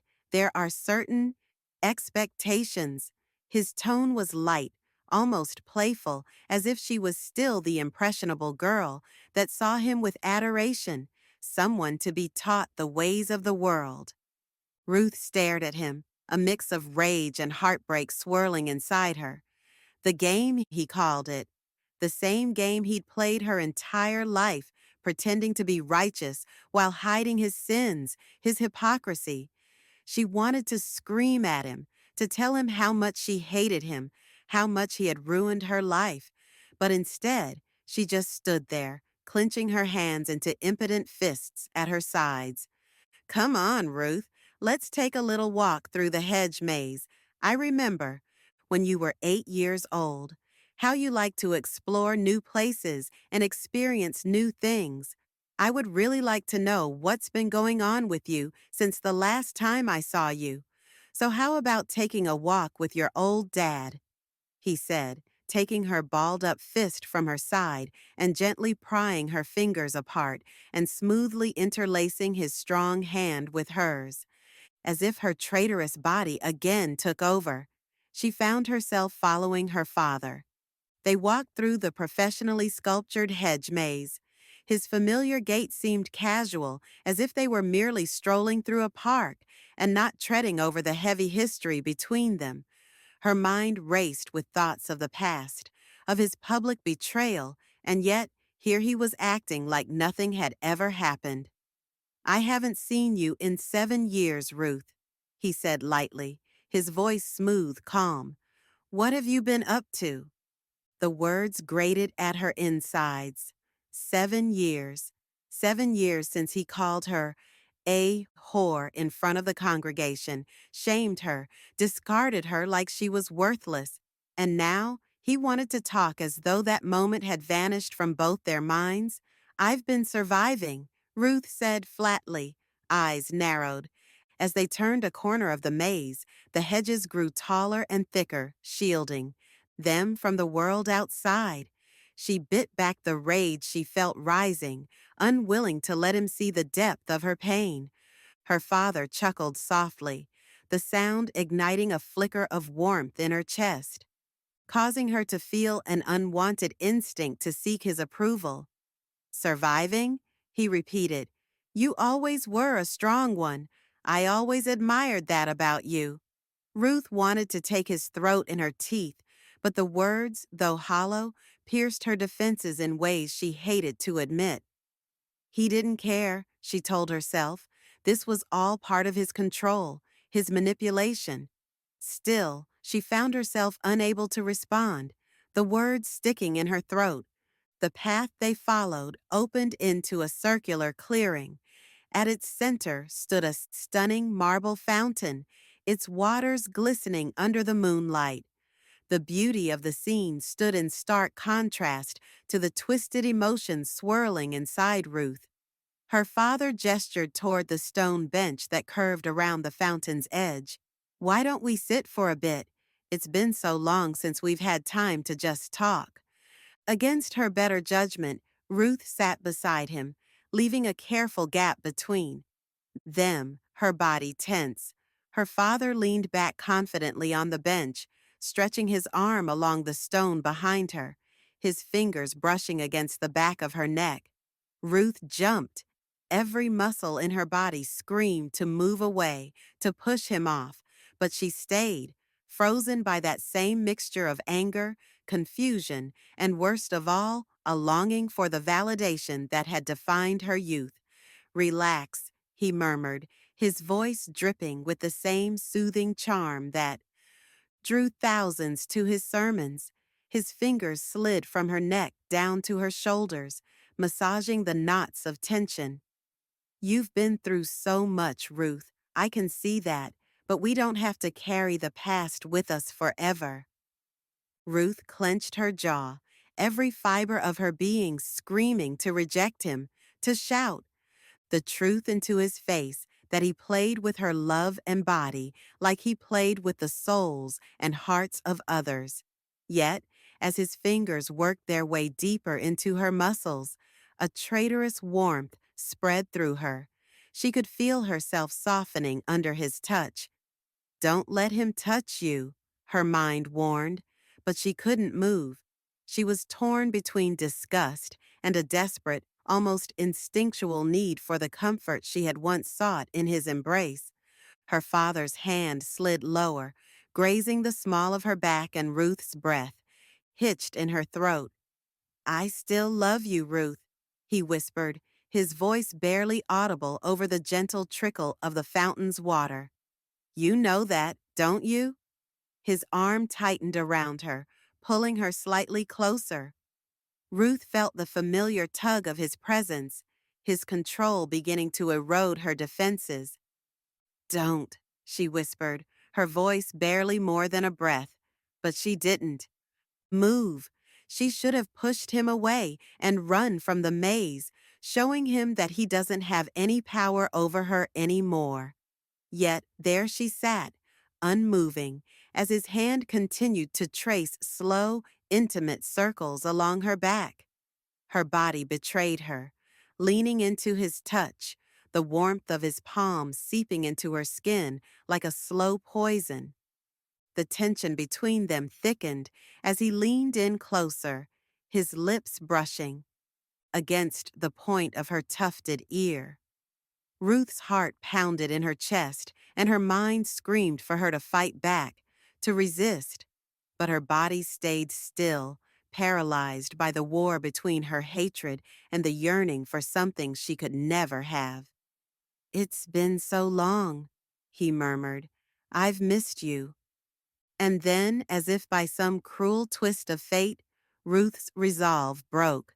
She didn't pull away when he caressed her cheek, guiding her to face him. His thumb brushed over her lips, and for a moment she allowed herself to believe the lie that maybe this time it would be different. Maybe this time he would finally give her what she had always wanted, love, without the secrets and hiding. But the moment their lips met, it was too late. Her anger, her denial, all of it was swallowed by the overwhelming pull of his seduction, the way he knew exactly how to touch her, how to pull her into his orbit. And though a part of her screamed to resist, she found herself clinging to him with desire. As his knowing hand slid down to her hip, she found herself, as if by magic, spreading her legs apart to give him a clearer path to her need. "I've been neglectful of my little girl," he said in his soothing voice as his gentle touch made its way to her eagerly awaiting womanhood. In response to his gentle words, she grasped the wrist of the hand making its way slowly to their goal and drew it forcefully, where she wanted him to be, where she needed him to be, where he should have been for the last 7 years. "Baby, Shut up," Ruth snarled. "Just fucking touch me." Ruth didn't need the charismatic, sweet-talking pastor. She needed the true fox, the true man at this moment, the one who knew how to make her howl out his name in bliss. She could hear the tinkle of the fountain splashing behind her. She could feel the cold marble of the bench under her furry thighs. She could smell him that musky but yet intriguing scent that was her father. And last but not least, she could taste her own want. Not releasing the hand that was between her legs, she slid upon his lap, her back against his paternal chest.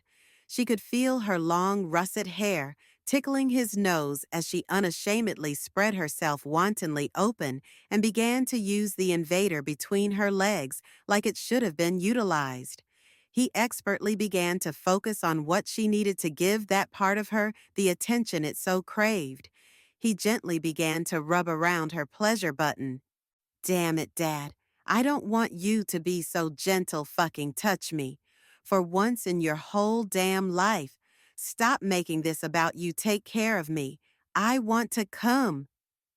As if in shock because she never had spoken to him in that way, he began to expertly but roughly give her what she demanded, with an unfiltered, guttural growl. She pressed herself firmly into his fingers. This wasn't about gentleness. This wasn't about love between two individuals. This was about a woman who felt scorned, a woman who thought she had no power, taking control, getting her hunger and needs met, and the man who she felt was responsible for that. She would be damned if he didn't fulfill his part. With every intense stroke against her clitoris, she could feel the pleasure pooling between her legs. He is so good at everything he does. He's just magnificent, she thought as she ground herself forcefully against the desired invading hand. Almost there, Ruth thought between her grunts and the grind of her pussy against her father's hand. Then, in the distance, her sharp fox ears perked up as she heard a couple laughing drunkenly as they made their way down the maze path toward them. "Ruth, I think we need to stop because—" "No, I'm too fucking close, Dad." And with a clench of her pussy muscles around his digits and in an unfiltered howl of pleasure, she reached her climax. She was sure that the drunken couple making their way towards them could hear her, but she didn't care. The only thing that mattered to her was this moment, this so needed and denied moment. As she lay relaxed against her father's chest, with his fingers still in her, she had a wicked thought. With a bit of a strain, she let her bladder relax, covering him in her urine, and her scent staining that so put together look that he showed to the world. His expensive suit was now saturated with her scent and her mark. Let him try to hide that from the world, she thought. Let him try to explain why he smelled like his daughters love her want and her heartbreak. 10 minutes to 15 minutes.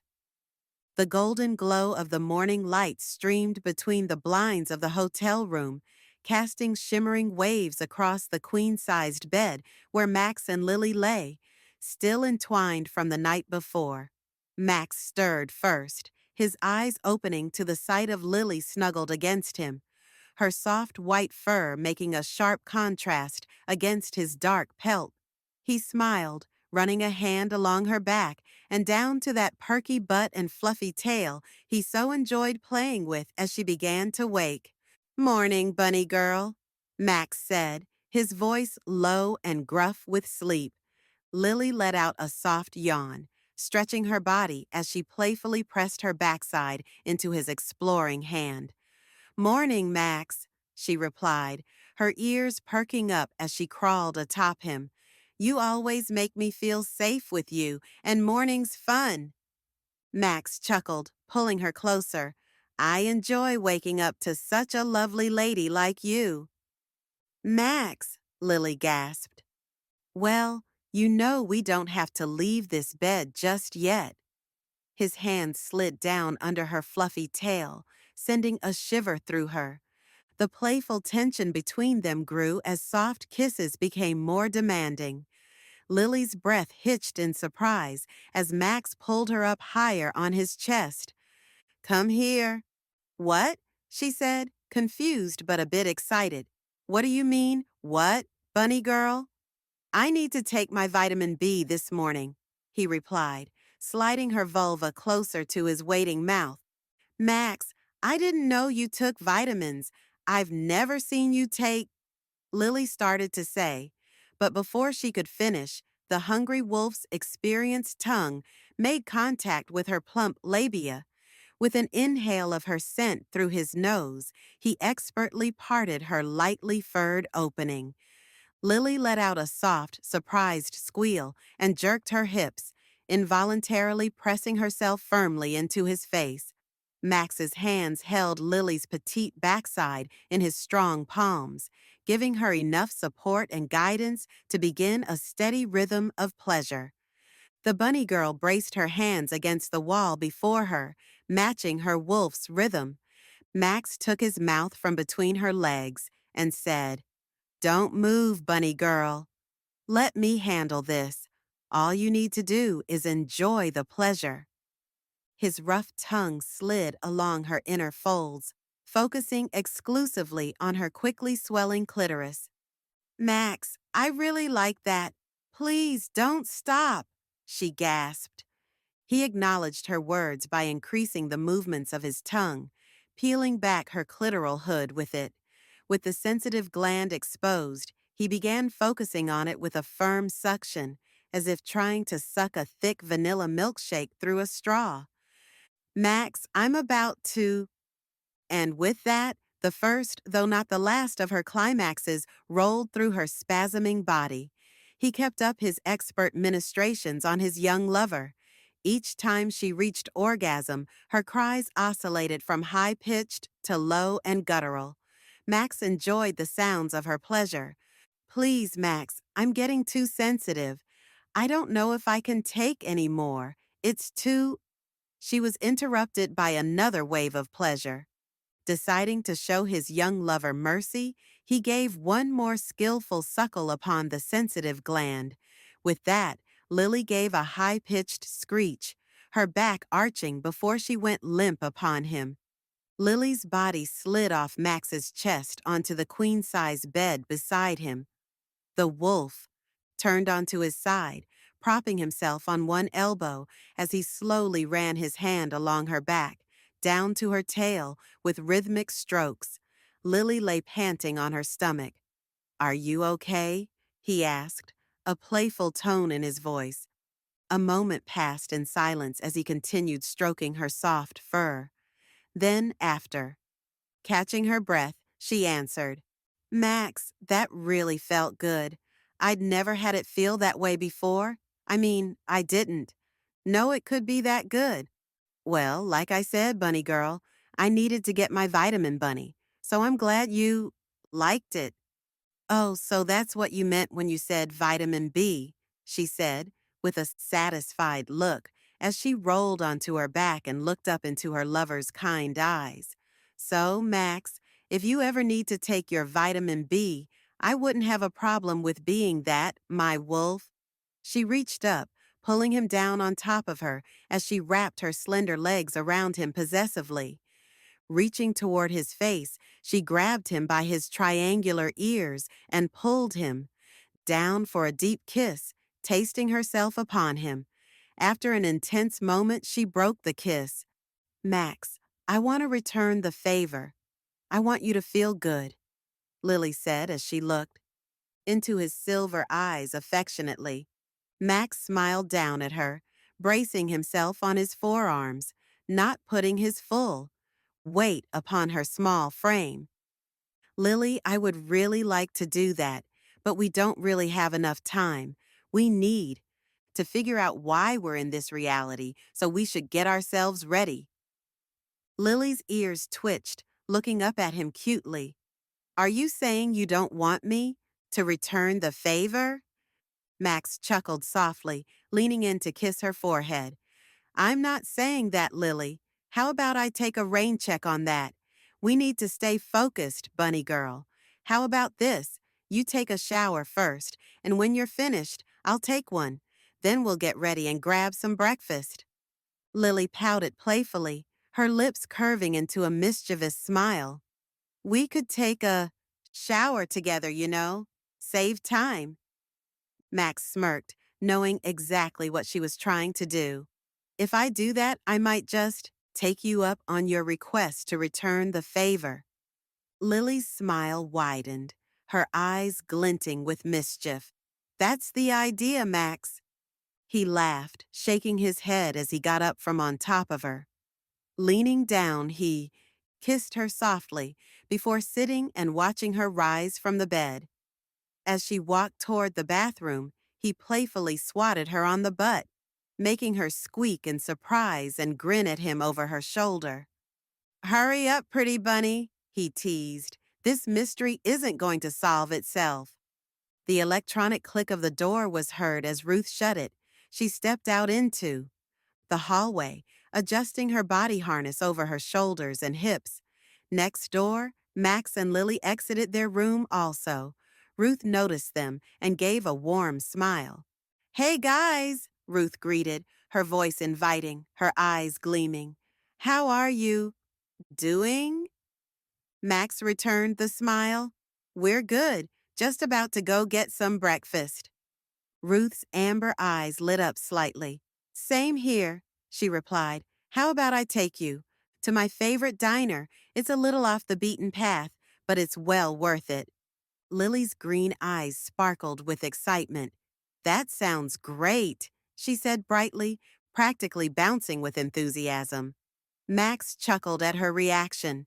Together, the three of them made their way through the lobby of the hotel and out.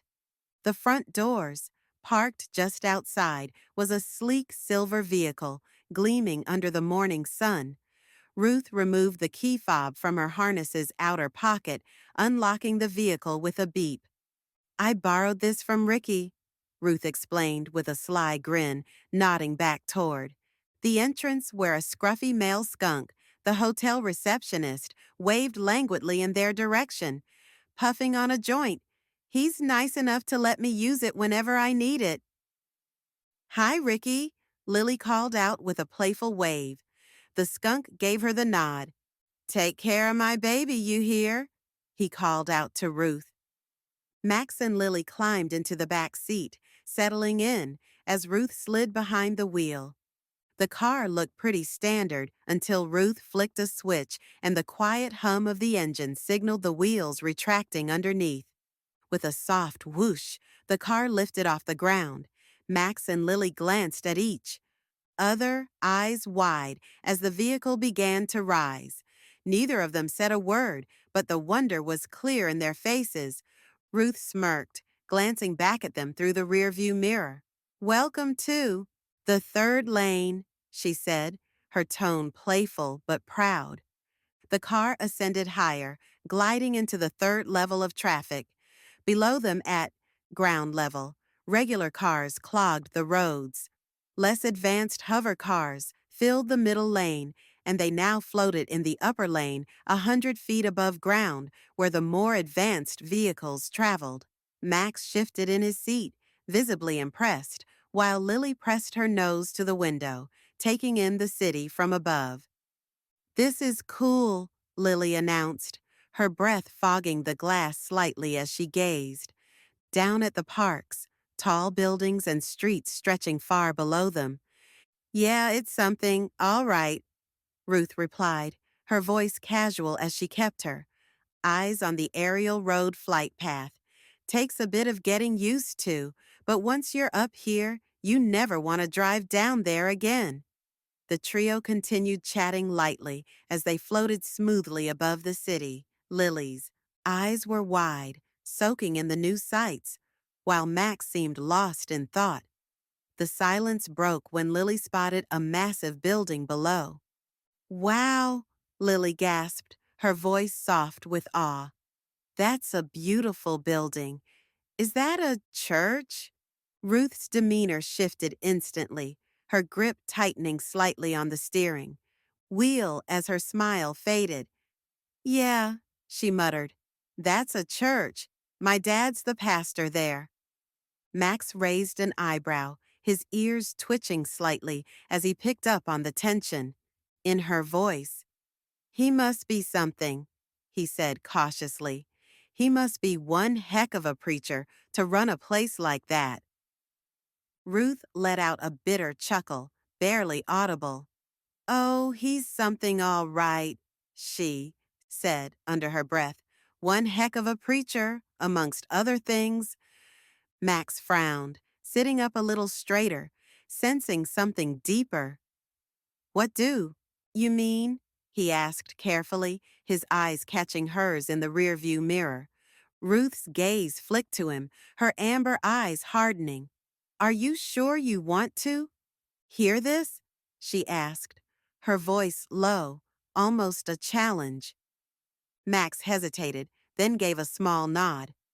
If you want to share it, he said gently, I'm listening. Ruth exhaled slowly, her grip on the wheel loosening slightly as she began to speak. My dad, he's charismatic, all right, looks the part and knows how to get people to love him, but he's a hypocrite. Lily's eyes widened as she listened intently, her small body leaning forward a little. Max stayed silent, waiting for Ruth to continue. When I was younger, Ruth continued, her voice tight, we had an affair. He hid. It, though, didn't want anyone to know, kept me his little secret. Max and Lily exchanged glances, shocked but quiet. Max cleared his throat. What happened? Ruth's jaw clenched as she gripped the steering wheel tighter, her knuckles pale. Beneath her fur, the relationship? It was fine, I guess, until I met someone who wasn't ashamed of me, someone my age, a bear. And your father didn't like that, Max said, his voice soft but knowing. Ruth laughed bitterly. No, he didn't. He found out and called me out in front of the whole congregation, called me a whore, humiliated me in front of everyone, all because I didn't want to be his secret anymore. Silence filled the car for a moment, the hum of the engine the only sound. Lily's expressive ears slumped with sadness, her green eyes wide with shock. Max looked down, his hands resting on his lap, not sure what to say. So, Max began softly, did he force you into the relationship? Ruth shook her head, her voice steady but bitter. Number. It wasn't like that. I wanted it, but he wanted to keep our relationship hidden. He helped me experience my first orgasm. He made me feel loved and understood, and when I found someone else, someone who wasn't afraid to be with me in the open, he couldn't handle it. Max opened his mouth to say something, but Ruth cut him off with a short laugh, shaking her head. Enough about me. We're almost there. Max and Lily looked out the window as the hover car gently descended. The wheels emerged from beneath the vehicle and they touched down smoothly in a small parking lot. The diner was modest, with a retro look, but the warm, inviting light spilling from its windows gave it a cozy feel. Here we are, Ruth announced, her voice light again. Best breakfast in town. Jane. I lay there staring at the ceiling, feeling the familiar weight of disappointment settle in my chest. Beside me, her furred, curvy body stirred, her back turned to me as she reached for her clothes scattered on the floor. Jane, she murmured, her voice still thick with sleep. I have to go. My husband, he thinks I was at a prayer meeting last night. Of course he does. They always have a story. I glanced over, watching her slip back into her dress, her movements hurried and nervous, as if she were afraid her lie might unravel at any moment. Yes, you should go, I replied, my voice flat. I didn't bother to sit up or help her find her things. I'd been through this too many times to care anymore. She turned to face me, her round eyes soft and almost apologetic. I, I really enjoyed it, Jane. You're amazing. There was a pause, the unspoken words hanging heavy in the air. Do you think next time Pastor Moses might join us? I fought the urge to roll my eyes. They always ask that question. Maybe, I said, the lie slipping out as easily as her dress had slipped off the night before.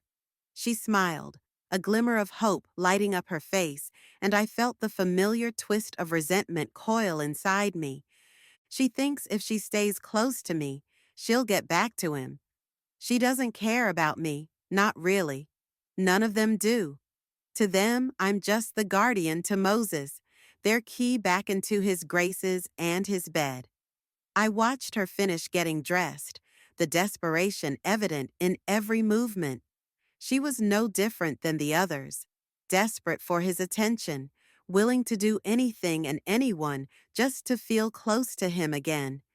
She bent down to kiss me goodbye, her lips soft against mine, but I didn't kiss back. I need to get back to my kids, she whispered, pulling away. I'll see you at the next meeting. As she left, the door clicking shut behind her fluffy squirrel tail, I lay there in the quiet, staring up at the ceiling once more. I wondered, for what felt like the thousandth time, why I kept doing this. Why did I let myself be used, time and time again, by these women, by Moses? I could pretend it was for him, that if I helped him enough, maybe one day he'd finally see me. Maybe one day he'd want me the way I wanted him. But deep down, I knew that wasn't true. I knew he'd never love me, never touch me. I was nothing more than a tool to him, just like these women were to me. And yet, I stayed. I stayed because maybe, just maybe, one day it would be different. I remember the first time I saw him. I was traveling through the city on a walk, trying to find myself. I was 6 months out of a marriage because, at that time, I wasn't true to myself. I was married to a loving man, a salt of the earth sort of person. I thought I could be happy with someone whose needs and desires were simple, but mine weren't. I was still conflicted with my own sexuality. I grew up in a religious family where we were taught that men should be with women and women should be with men, and at that time, I believed that was how it should be. But there was something in me, something that found my own sex and gender sexually arousing. I tried to hide it for years, suppressing it, pretending the feelings I had for other females were just friendships, but I couldn't keep lying to myself, or at least, I thought I couldn't. That's why I got divorced, because I thought what my next door neighbor and I were doing couldn't hurt anybody. We were just having fun until my husband came back from work early and caught us in the middle of the act. The look on his face as he walked in on us, the hurt, the betrayal, as I lay in our marriage bed, upon my back, with our next door neighbor kneeling between my legs, her face buried where I so desperately wanted to feel a female's touch. He said nothing. He just looked broken and walked away. A couple of days later, I received the divorce papers. Even then, he was a generous man. He gave me the home and more than half of the savings, but I never saw him again. Feeling lost as I walked through the city, I saw the church. My first thought was, why go back to this? This isn't you. But I was drawn to it. I walked in, and I heard a commanding, strong, warm voice. I followed it to the large sanctuary, and there he stood in front of the congregation, looking like an angel.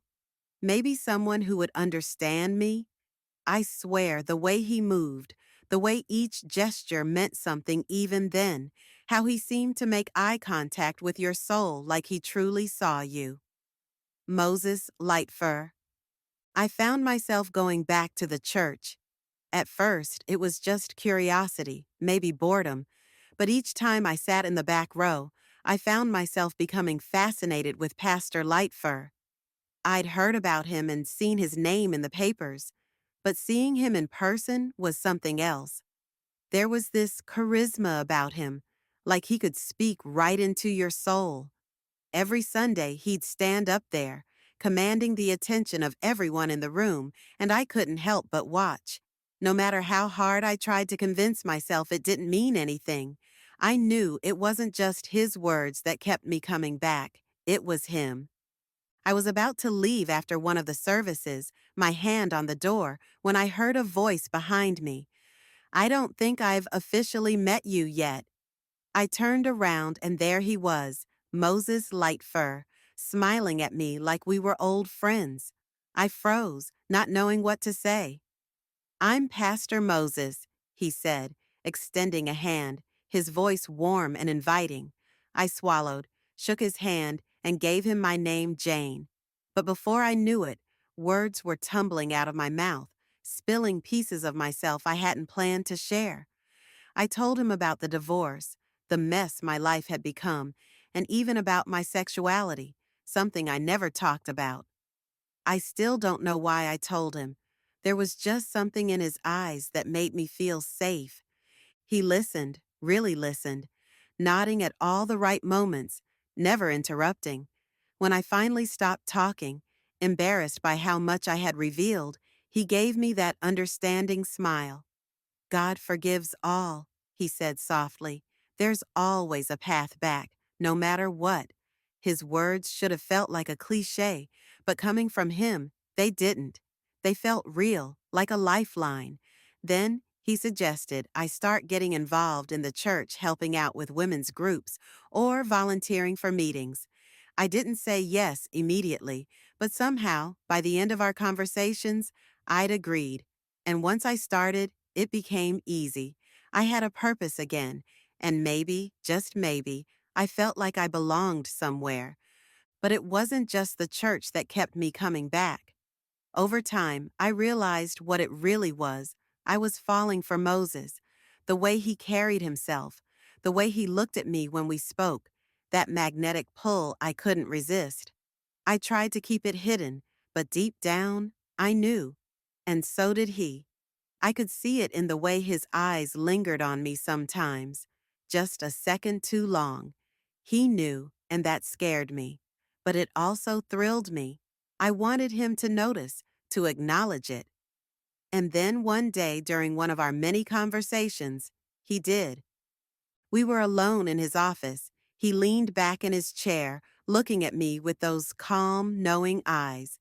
"It's hard being in my position," he said, almost like he was talking to himself. "I don't have time for relationships. It gets lonely." My heart raced. I felt a knot form in my stomach as I hinted at the possibility of something between us. But he acted like he didn't understand me. He was too savvy for that. too controlled. Instead, he smiled, shifting the conversation as if my words had meant nothing. But I couldn't give up. The women in the congregation? They find you attractive, I said, my voice barely a whisper, testing him. He raised an eyebrow, amused, but something was calculating in his expression. Do they now? That's how it started. It was my suggestion, and he ran with it. I began arranging dates for him, introducing him to women from the congregation, women who hung on his every word like I had. At first, it felt like I was helping him. He was busy and lonely, and they adored him. But deep down, I knew what I was really doing. I was hoping that maybe, by proving my loyalty, he would finally see me as more than just his secretary, more than just another face in the church. I wanted him to choose me. But he never did, week after week and year after year. I watched him have these women, charm them, have sex with them, and then toss them aside like they meant nothing. And every time, they came back to me, broken and desperate. They thought that maybe if they talked to me, I could help them get back into his life. They saw me as the gatekeeper, the one with his ear. But no matter how much they begged, how much they cried, Moses never took any of them back. He was done with them as soon as he got what he wanted. At first, I felt bad for them. They were just like me, falling for the same charisma, the same charm that had sucked me in. But over time, the guilt faded. It was replaced by something else, something cynical. I started to see these women differently. They weren't victims, not really. They were just as complicit as I was, chasing after something they couldn't or shouldn't have. As I spent more time with them, I realized I could get something out of it too. Being bisexual, I started to find myself attracted to their vulnerability and their neediness. So when they came to me, looking for comfort, looking for a way back to Moses, I took them to bed instead. I told myself it wasn't wrong. They were using me just as much as I was using them.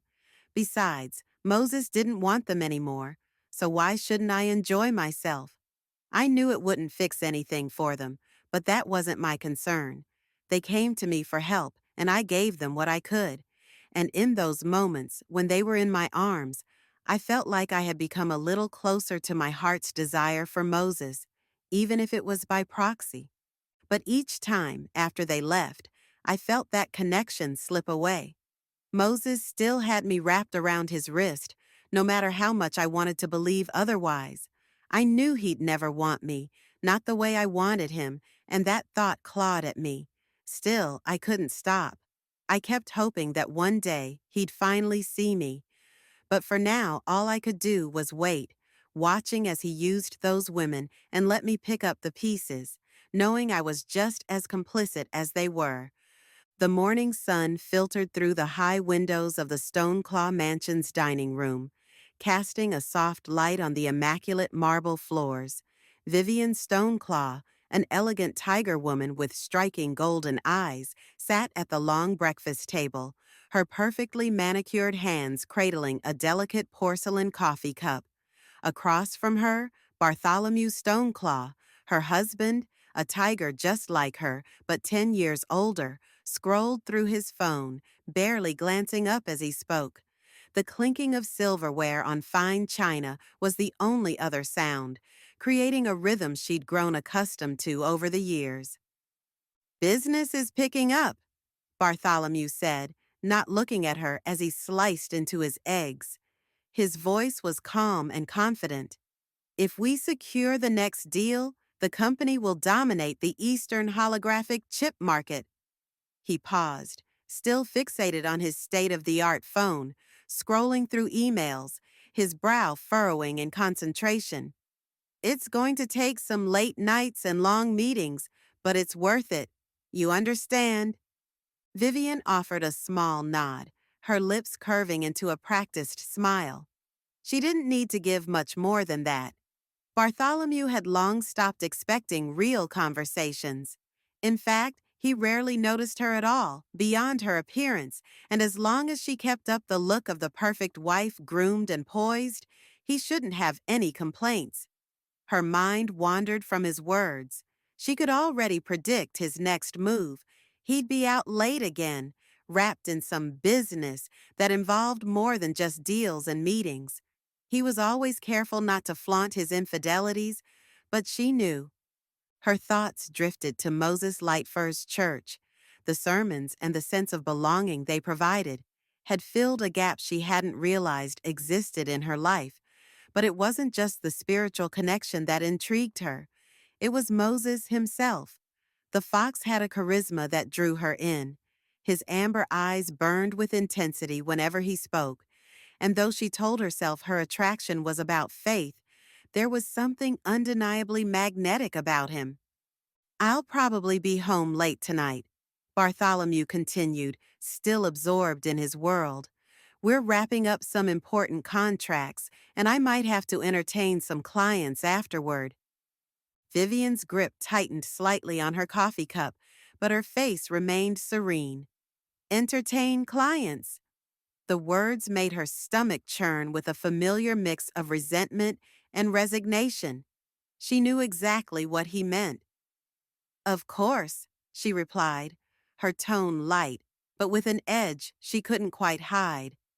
I'll make sure not to wait up for you. Those important meetings must be exhausting. Bartholomew either didn't notice or didn't care to acknowledge the sarcasm. They are, he muttered, standing and adjusting his harness. He smoothed down his fur and gave a brief glance at his reflection in the large mirror hanging on the wall near the door. You enjoy your day. With that, he was gone, leaving her alone in the vast, silent room. As the door closed, Vivian allowed the practiced smile to fade from her lips. She pushed her untouched plate away, feeling the emptiness of her situation settle over her once more. The lavish life, the mansion, the endless shopping sprees, none of it filled the void inside her.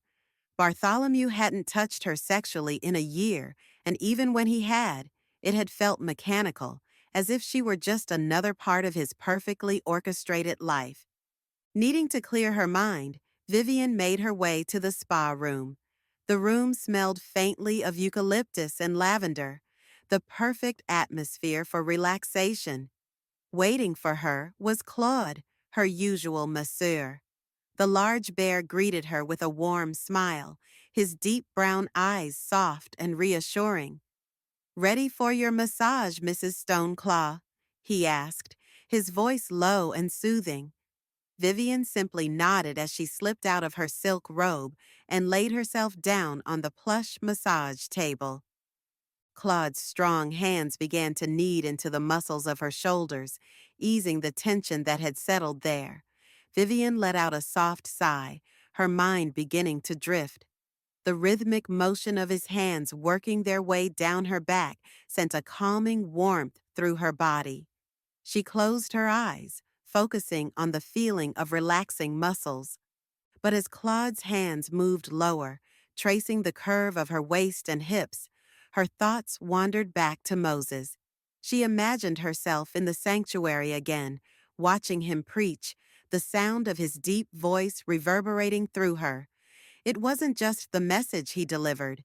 It was the way his eyes locked with hers from across the room, the way he seemed to speak to her soul. Vivian told herself it was spiritual, that it was about filling the emptiness inside. But even now, as Claude's hand pressed firmly into her lower back, she couldn't deny the way her heart raced at the thought of Moses. Claude's hands shifted to her thighs, his touch firm but gentle, and Vivian's breath caught in her throat.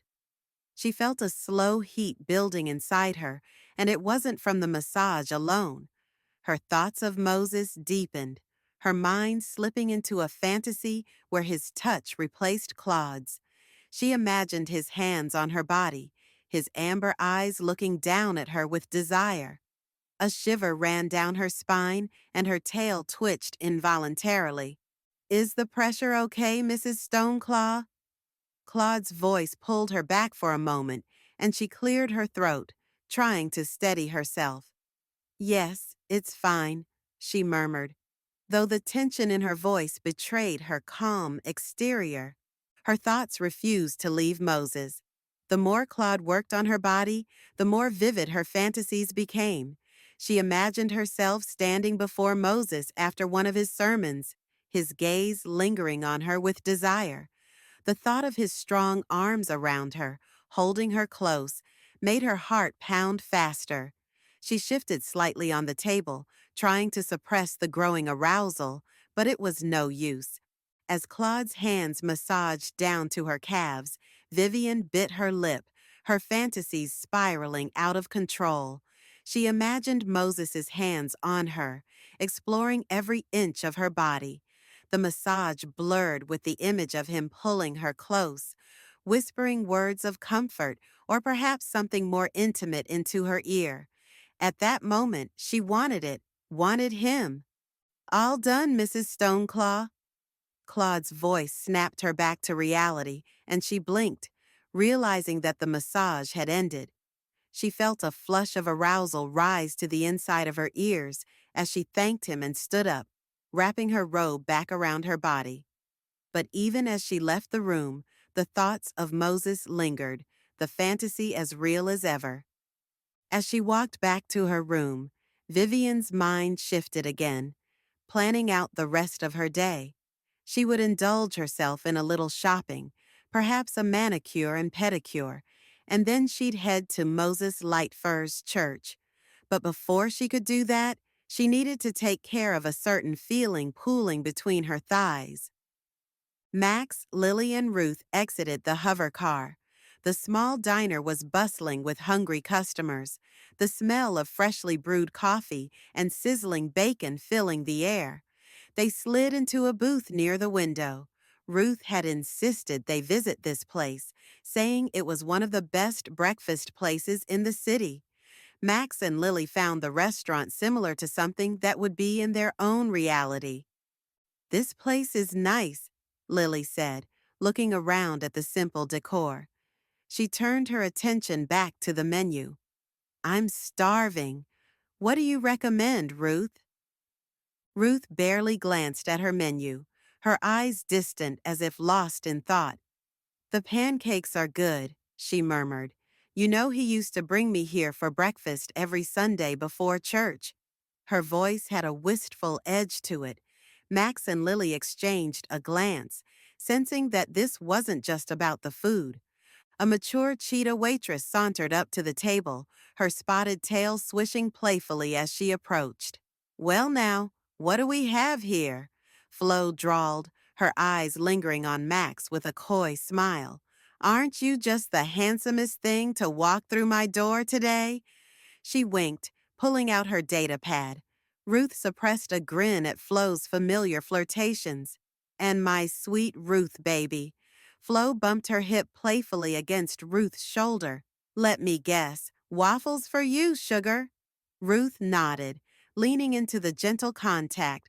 Comforted by Flo's maternal affection, Max ordered a hearty omelet, earning an approving purr from Flo, while Lily asked for a stack of pancakes with fruit.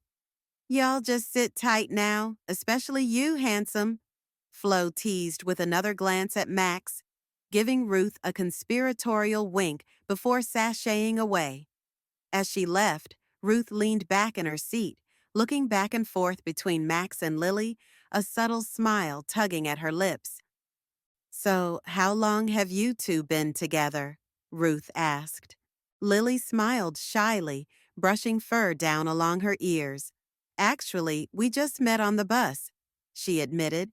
"I'm headed to see my grandparents, and Max is going to visit his sister." Ruth raised an eyebrow, her smile widening slightly. "Really? You two do have the look of a new couple. You have that look. It's the look of someone who's in love." Max and Lily exchanged a glance, both of them blushing slightly. "It's been a good trip," Max said, his voice warm but reserved. "We've gotten close pretty quickly." Ruth's smile faded as she leaned back in her seat, her gaze drifting out the window. "I used to have that look too, with my father, before he showed me who he truly was. The atmosphere shifted, tension settling between them as Ruth's voice grew quieter, tinged with a mixture of bitterness and pain. Lily frowned, her green eyes softening with concern as she leaned forward. "What do you mean?" Lily asked gently. Ruth sighed, running her fingers through her hair as if trying to shake off the weight of the memories. "I saw him at the mayor's ball," she said abruptly. "I hadn't seen him in 7 years, but there he was talking with the mayor. Everyone thinks he's this righteous preacher." She scoffed, her hands aggressively cutting into her stack of waffles with her knife. "He kicked me out of the church because I dared to be with someone other than him." Max tensed, his brow furrowed in concern. "What happened when you saw him?" he asked cautiously, sensing that the conversation was about to get heavier. Ruth exhaled sharply, her eyes narrowing as the memory played in her mind. "I was there as an escort for one of my clients. I thought finally, this is my chance. I'll confront him. I'll show his high-class associates what kind of person he really is and how he humiliated me in front of the congregation to satisfy his own jealousy." Her voice cracked slightly as she clenched her fingers around her eating utensils. "But when I was introduced by my client to him and the mayor, he acted like he didn't know who I was." Lily's eyes widened with sympathy. "Are you serious? So what happened then?" Ruth's laugh was bitter, hollow. "He seduced me, like always, said all the right things, and touched me in all the right ways. And I let him." She shook her head, her face twisted in disgust. "I wanted to destroy him, but instead, I ended up in his arms, and I hate myself for enjoying it." Max leaned forward, his expression darkening. "Ruth, that doesn't make you weak. I bet he's been manipulating you for so long." Ruth shook her head, her amber eyes flashing with anger. "You don't understand. I knew what kind of person he was. It wasn't like he forced me to do anything. I let him. But it does make me weak. I've spent 7 years planning how I'd take my revenge, how I'd show the world who he really is. And when I finally had the chance, I gave him exactly what he wanted. Again." She slapped her palm down on the table, her voice shaking. "And you know what the fuck up thing about this is? Even now, when I think about our encounter, I get wet, like he still has a pull on me." Lily reached out, gently placing her hand on top of Ruth's. "You don't have to feel disgusted with yourself for what happened. He's had control over you for so long, but you still have the power to change things." Ruth pulled her hand away, her eyes hardening. "But that's just it. He still has control. He still gets to walk around pretending to be this righteous man while I'm stuck feeling dirty." She looked up, her voice sharp. "I want to ruin him. I need to show the world what kind of hypocrite he is." Max sighed, leaning back in his seat. "I get it, but revenge isn't going to give you the closure you're looking for. Exposing him, tearing him down, it might feel good for a moment, but it won't heal the part of you that's hurting." Ruth's jaw clenched, her ears flicking with barely contained rage. "So what? I just let him keep getting away with it? Let him keep pretending he's a saint while he keeps getting what he wants?" Max shook his head slowly. "Number. But the more you let him pull you back in, the more power you're giving him. He sounds like a person who thrives on control and adoration of others, Ruth. If you really want to be free of him, you have to stop letting him dictate your life." Lily nodded. Her voice was soft and gentle. "Max is right. You deserve to be free of him. Revenge might feel like the answer, but it won't heal the wounds he's left in you. You deserve to love yourself again, to find happiness." Ruth stared at them both, her eyes heavy with doubt and anger.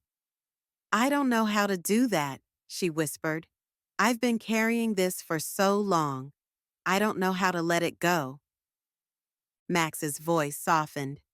You don't have to figure it all out right now, but you can start by realizing that you're more than what he wants you to be. You have the power to break free, Ruth. I'm not going to say it is going to be easy, but it's possible. Ruth looked between Max and Lily, her heart torn between the regrets of the past and the need for her revenge. I'll think about it, she said quietly, though the uncertainty in her voice lingered. But I'm not sure I can just walk away, not after everything.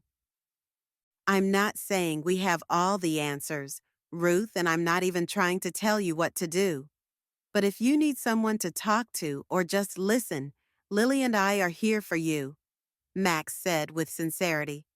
Thanks, guys. I know you barely know me, and I'm here dumping all my dirty laundry in your laps. Thank you for listening, Ruth remarked, taking a deep breath and composing herself. And with that, the three burgeoning friends continued enjoying their delicious breakfast. The low hum of the limousine engine barely registered with Moses Lightfur as he leaned back against the plush leather seat, staring blankly out the window. His mind, however, was not on the passing scenery, but on the events at the mayor's ball. Seeing Ruth again after so many years had rattled him, but his pride would never let him admit it. At first, he had pretended not to recognize her when she was introduced by the man she arrived with, keeping his smile polite and distant as he shook her hand. But deep down, a rush of emotion stirred memories of the girl she used to be and the woman she had become, causing a sharp contrast in his thoughts. Ruth had left with an elegance and grace reminiscent of her mother as she walked away with her date. It had been a pleasant vision, one Moses couldn't ignore. Excusing himself from the mayor, he had followed her out of the grand hall and into the night. He caught up with her just as she reached the garden outside, and with a few carefully chosen words, he led her into the hedge maze, away from prying eyes. Moses smiled to himself, remembering how easily she had fallen back under his spell. At the fountain, nestled deep in the maze, he had been the one to seduce her. His voice had been low, soothing, full of promises only he could make. He knew exactly what to say, how to touch her, the way to bring her back to him, just like before. She had melted under his hands, their bodies pressed together in the quiet darkness of the maze. But then, something unexpected had happened.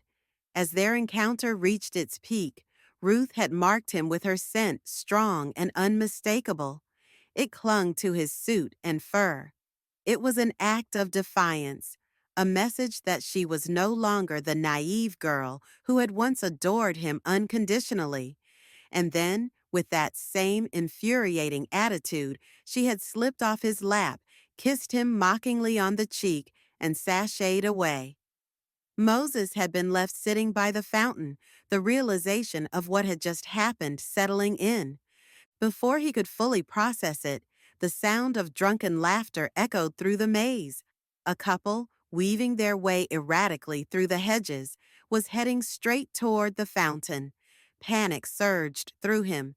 If they found him there, covered in his daughter's scent, his entire reputation could be at risk.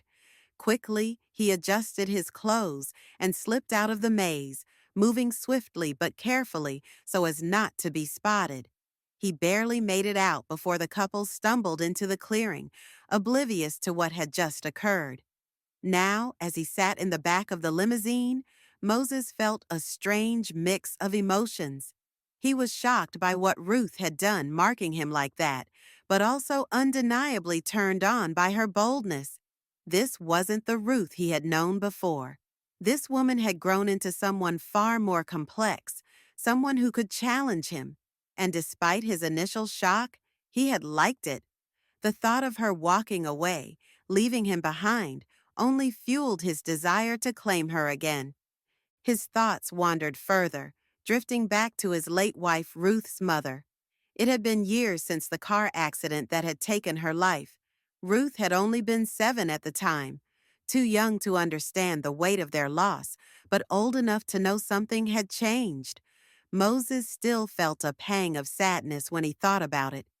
Though time had dulled the sharp edges of his grief, his wife had been the perfect helpmate, a woman who had stood by his side as he built the church from the ground up. Back then, the church had been small, nothing like the sprawling megachurch it had become. He had been a young pastor, full of ambition, but unsure of how to balance his duties with the responsibilities of being a single father. Raising Ruth on his own had been difficult. He hadn't known much about raising a girl, but he tried his best, learning as he went. She had looked up to him with wide, adoring eyes, always eager to please, and that made things easier. Ruth had become his shadow, always by his side when she wasn't in school. He had brought her to the church with him most days, letting her sit quietly in his office as he worked, or sometimes letting her play in the sanctuary when the congregation wasn't around. She had been his little princess, and he had spoiled her without even realizing it.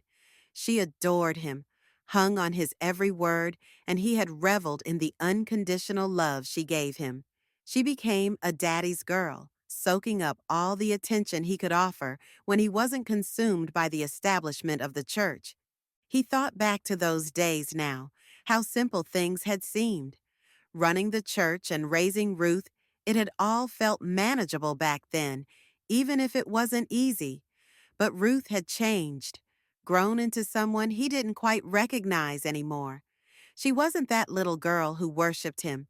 She had become someone else, someone alluring. And yet, Moses couldn't shake the feeling that he still had influence over her.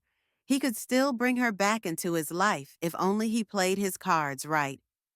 The limousine slowed as it approached the church, the familiar towering structure coming into view. Moses blinked, shaking off the thoughts of the past and the lingering memory of Ruth's scent. There was work to be done. The congregation would be waiting for him, expecting their pastor to guide them. As he straightened his suit, the chauffeur slid open the partition that separated the front from the back, glanced through it, and said, "We're here, sir." Moses nodded, smoothing down his fur as he prepared to step out. "Thank you," he said, his voice calm, though his mind was anything but. Lily. I snuggled against Max, feeling his familiar warmth as his hand moved slowly along my furry ears, sending a gentle shiver of pleasure down my spine. It always made me feel safe, like I belonged right here, pressed up against him. His scent surrounded me. It felt comforting for a moment. Everything was perfect. But then Max broke the silence. "So Ruth's really hurting about her father," he said softly, still stroking my ears. I could hear the concern in his voice. "She wants revenge. I don't think that's the best thing for her, but I'm not going to try to control her. She is one of those people that once they sink their teeth into something, she will not stop until she gets a result." I shifted a little, pressing myself even closer to him as I thought about what he said about Ruth. She's been through so much. "Yeah, she has," I murmured, my voice filled with contentment because of his expert touching. But revenge isn't always the answer. It could make things worse. I paused, knowing that Ruth had her reasons. Still, if that's what she chooses, we'll be there for her. It felt like the right thing to say, even if I wasn't sure how it would end up. Max leaned down and kissed the top of my head, making my heart flutter. I loved it when he did that. "I just don't want us ending up like Ruth's situation," he said, his voice quieter now, almost like he was saying it more to himself than to me. I blinked, confused. "What do you mean, Max?" I tilted my head up to look at him. "You're nothing like her father." He sighed, and I saw something flicker in his silver eyes. "I'm older than you, Lily," he said, his hand resting on my cheek now, warm and reassuring. And her father is older than Ruth. That's what I mean. I don't want anyone thinking that what we have is wrong. I shook my head, squeezing his thigh as I met his gaze. No, Max, I said firmly. There's a difference. If I didn't want this, I could stop it at any time. You've never done anything I didn't want. It's not the same thing. I felt the truth of my words deep in my chest. I knew what I wanted, and it was my wolf. Max smiled, but I could see the worry still lingering behind his eyes. Maybe, but society looks at it differently, he said. I'm still older than you, and people will always have something to say about that. I huffed and pressed my cheek against his chest, letting the gentle stroking of my ears relax me. I don't care what society thinks, I muttered, my voice muffled against him. I'm with you because I want to be. I know what I want and who I want. His smile softened as he hugged me tighter. I'm glad to hear that, Lily, he whispered, his voice warm and full of kindness. For a while, we just sat there, wrapped up in each other, the rest of the world fading away into the background. But Max's voice broke the quiet again, this time more thoughtful. You ever think, the reason we're stuck here is Ruth? Maybe we're supposed to help her? My ears perked up at that, and I looked up at him, intrigued. You know, Max, you might be right, I said, feeling a spark of excitement. Maybe this is why we're here, to help her figure things out. She needs people who care about her. My heart swelled a little at the thought that we could actually make a difference. We fell into a comfortable silence again, both of us thinking about Ruth and what we might be able to do for her. The idea gave me hope, like maybe we found the reason we are stuck in this futuristic reality. After a while, I leaned back and looked up at him again, with a playful smirk as I batted my eyes at him in my best flirtatious manner. By the way, Mr. Wolf, I said, my voice teasing, I still need to take my vitamin W. His hand paused while caressing my ears, and he gave me a confused look. Vitamin W? I couldn't help but giggle as I slid my hand into his lap, feeling him stiffen in surprise before he let out a chuckle of his own. Oh, he said, giving me the knowing look I loved. So, are you wanting to repay me for what I did with you this morning, bunny girl? I looked up at him, grinning even wider. Well, I said softly, let's find out. I slid off the love seat and knelt between Max's knees, feeling the hotel carpet beneath me. The room was dim, the faint light from outside casting gentle shadows across his dark fore. I was a little nervous about this. He would be the second male I had done this with. I had played around with my friend Jasmine next door when we were younger, but licking pussy was different than what I was about to do now. I leaned forward, pressing a kiss to his erection, feeling his hardness with my lips. My hands moved slowly, carefully. I let my fingers trace the muscles of his firm legs. It had been a while since I'd done this. I was nervous but excited.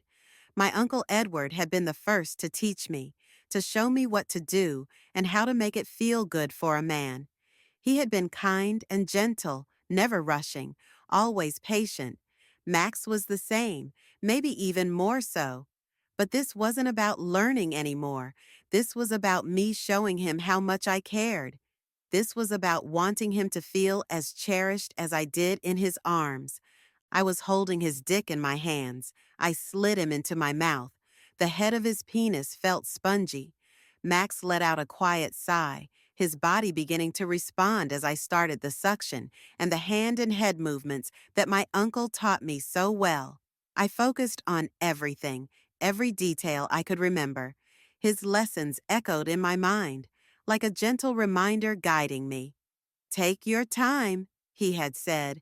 Let your partner feel every bit of what you're doing. So I did just that. I let my fingers slide along Max's length, hearing the way his breath hitched ever so slightly when I found the right spots. I wanted him to know I was doing this because I cared for him. After all, he meant so much to me. With each passing moment, I grew a little more confident. My initial nervousness started to melt away as I focused on him, on the way he reacted to me. I began to suck him doing my best to draw out his pleasure, feeling the heat of his inner thighs against my body. I could hear his breathing changing and deepening, and it filled me with a strange kind of pride. He liked what I was doing. I knew it from the way his muscles tensed, from the soft sounds escaping his lips. My uncle's lessons, mixed with the emotions I felt for Max, made me want to do more, to give him everything. As I continued pleasuring my wolf, I took one of my hands and slid it down to my moist pussy and began to touch myself. I wanted to please him because I wanted him to feel how deeply I cared. My mind wandered back to Edward again, to those early moments of learning, the times when we went on our adventures in his car and how he taught me how to receive and give pleasure. Max's hands found their way back to my sensitive ears, his fingers. Finding the pleasurable areas that he knew so well, I felt another rush of warmth spread through me. His grip on my ears wasn't forceful. It let me know he was with me, that he wanted this as much as I did. I continued, letting my hands work on his pleasure and mine. My heart was racing, but not from nerves now. It was the thrill of knowing that I was about to have my first taste of my Max.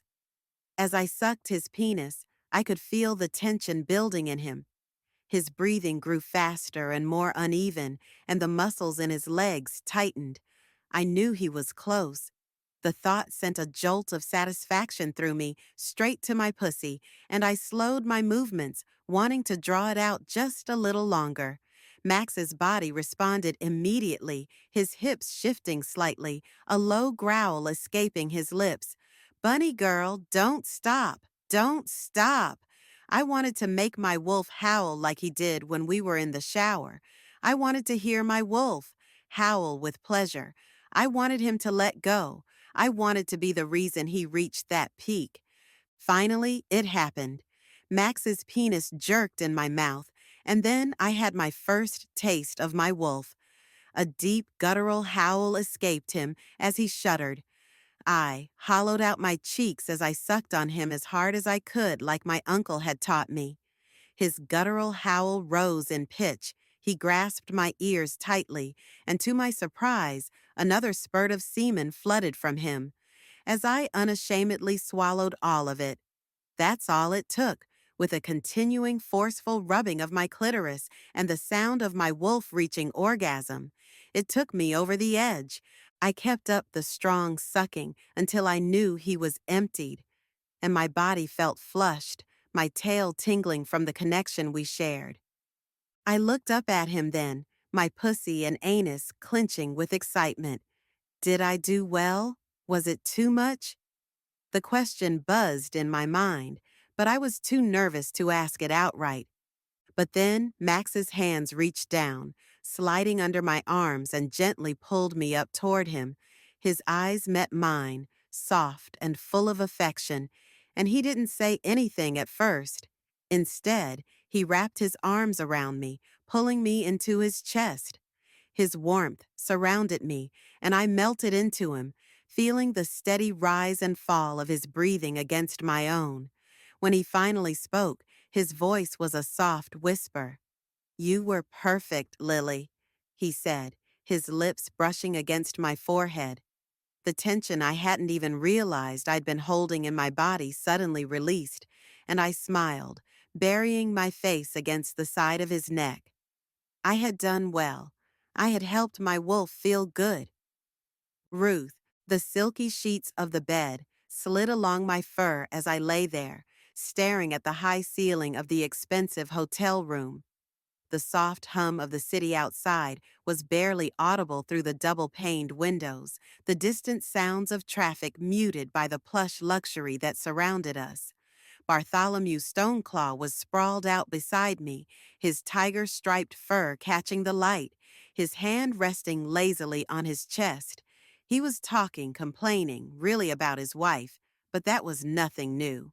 I'd been his regular for over a year, and this was our routine: expensive hotels, brief sex, and then the inevitable rant about his life. Tonight, it was about Vivian again, his trophy wife. I wasn't listening too closely at first, letting his voice wash over me like the background noise it had become, but something he said cut through my detachment, snapping me to attention. "She's been going to that mega church every damn week now," he muttered, his voice filled with mild annoyance. "I think the pastor's name is Moses Lightfur or something. Older, dignified silver fox. You know the type, charismatic, always spouting off about redemption." My anus clenched involuntarily at the name, but I kept my expression smooth, my body relaxed. Moses Lightfur, my father. Of course she'd end up there, drawn in by his charm, his lies. I turned my head slightly, pretending to adjust the pillow under me, while my mind raced. This was important. This could be my way in.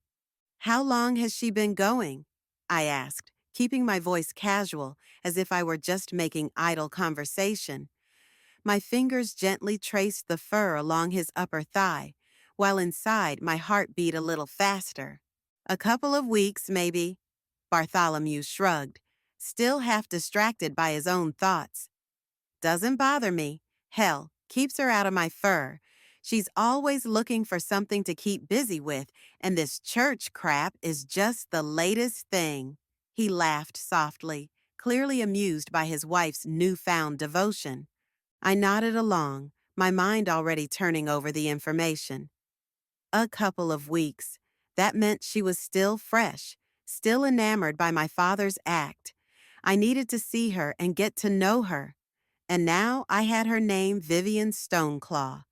I could look her up on the hollow feeds, find out where she'd be, and figure out how to cross paths with her as if it were an accident. He went on, talking about how Vivian was a trophy wife, how she didn't do much beyond spending his money and playing the perfect socialite. I barely listened, my mind already moving ahead. I'd go home, pull up her profile, study her. Then, when the time was right, I'd make sure we accidentally met. Maybe outside the church, after one of my father's sermons. I could picture it Vivian, walking to her car, and me, appearing just at the opportune moment. "Do you ever go with her?" I asked, not because I cared about his answer, but to keep him talking. The more he rambled, the more details I'd have to work with. "Nah, that's not my thing," he said, turning onto his side to face me, his golden eyes gleaming in the low light.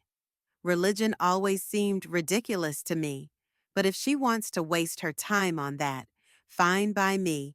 Keeps her occupied and I get to do what I want." He grinned, reaching out with his hand and running it along my backside and under my tail. I smiled faintly, giving him a little moan of pleasure, and tilted my butt toward him to give him better access, playing the part, but my mind was miles away. If my father was already charming Vivian, it wouldn't take long before his true nature surfaced. He couldn't resist women like her, beautiful, wealthy, and easily manipulated. And when that happened, I'd be ready to use it against him. I needed leverage, something to ruin him. Vivian might be the key. "I bet she talks about him all the time, huh?" I said, throwing in another idle comment to keep the conversation going. "Those pastors can really get people hooked." "Yeah, she won't shut up about him." Bartholomew sighed, clearly annoyed but not enough to mess up a good thing. I let her ramble on. "It's harmless, really. She's just wrapped up in the whole save your soul crap." He chuckled again, shaking his head. "At least it keeps her busy." Yes, busy enough for me to make my move. I could picture it now, watching from my car outside the church, waiting for Vivian to walk out, her mind still swimming with my father's lies. I'd make sure to be in the right place at the right time. Just a little bump, a shared smile, and I'd have her right where I wanted her. From there, it would be easy to get closer. I could almost taste my father's downfall already.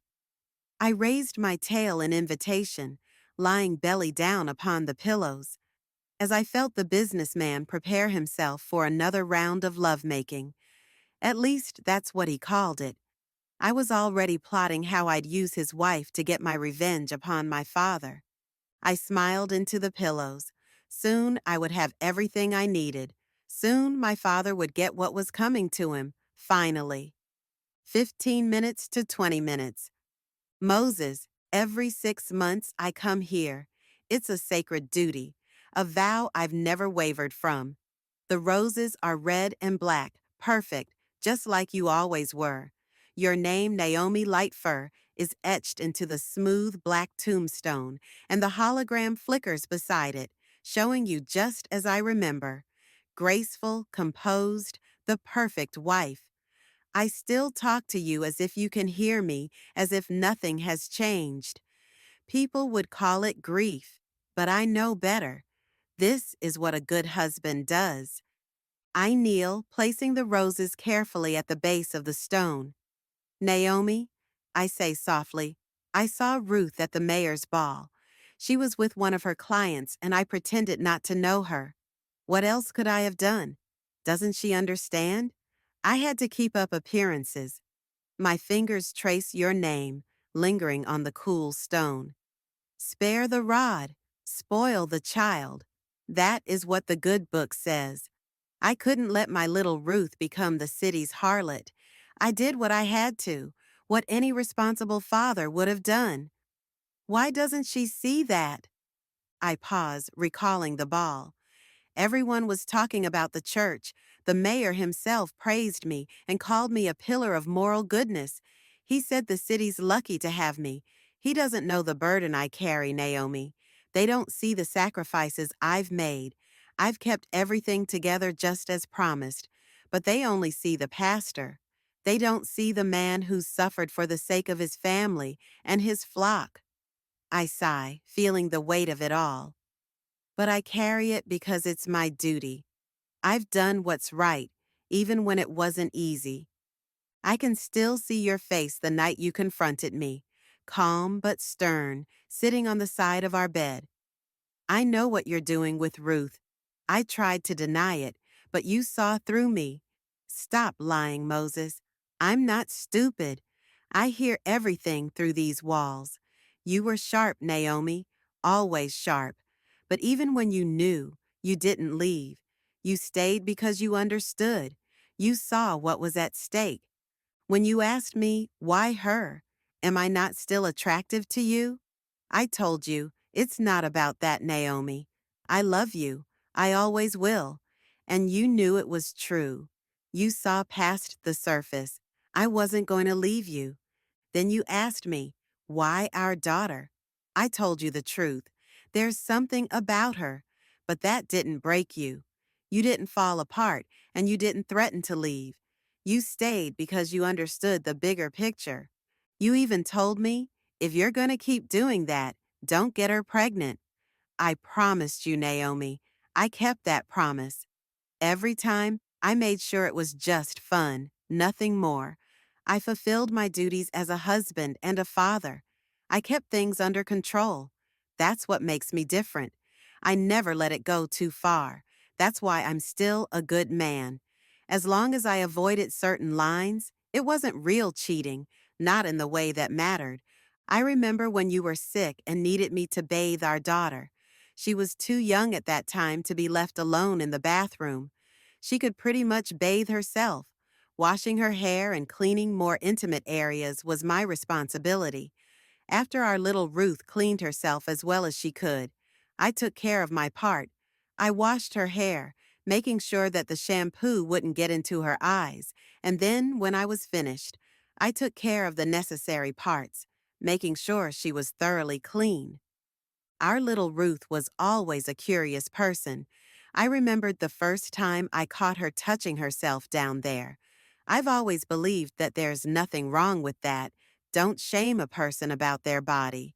All we needed to do was to make sure when she did, that explained to her that there is a certain place and time to do that.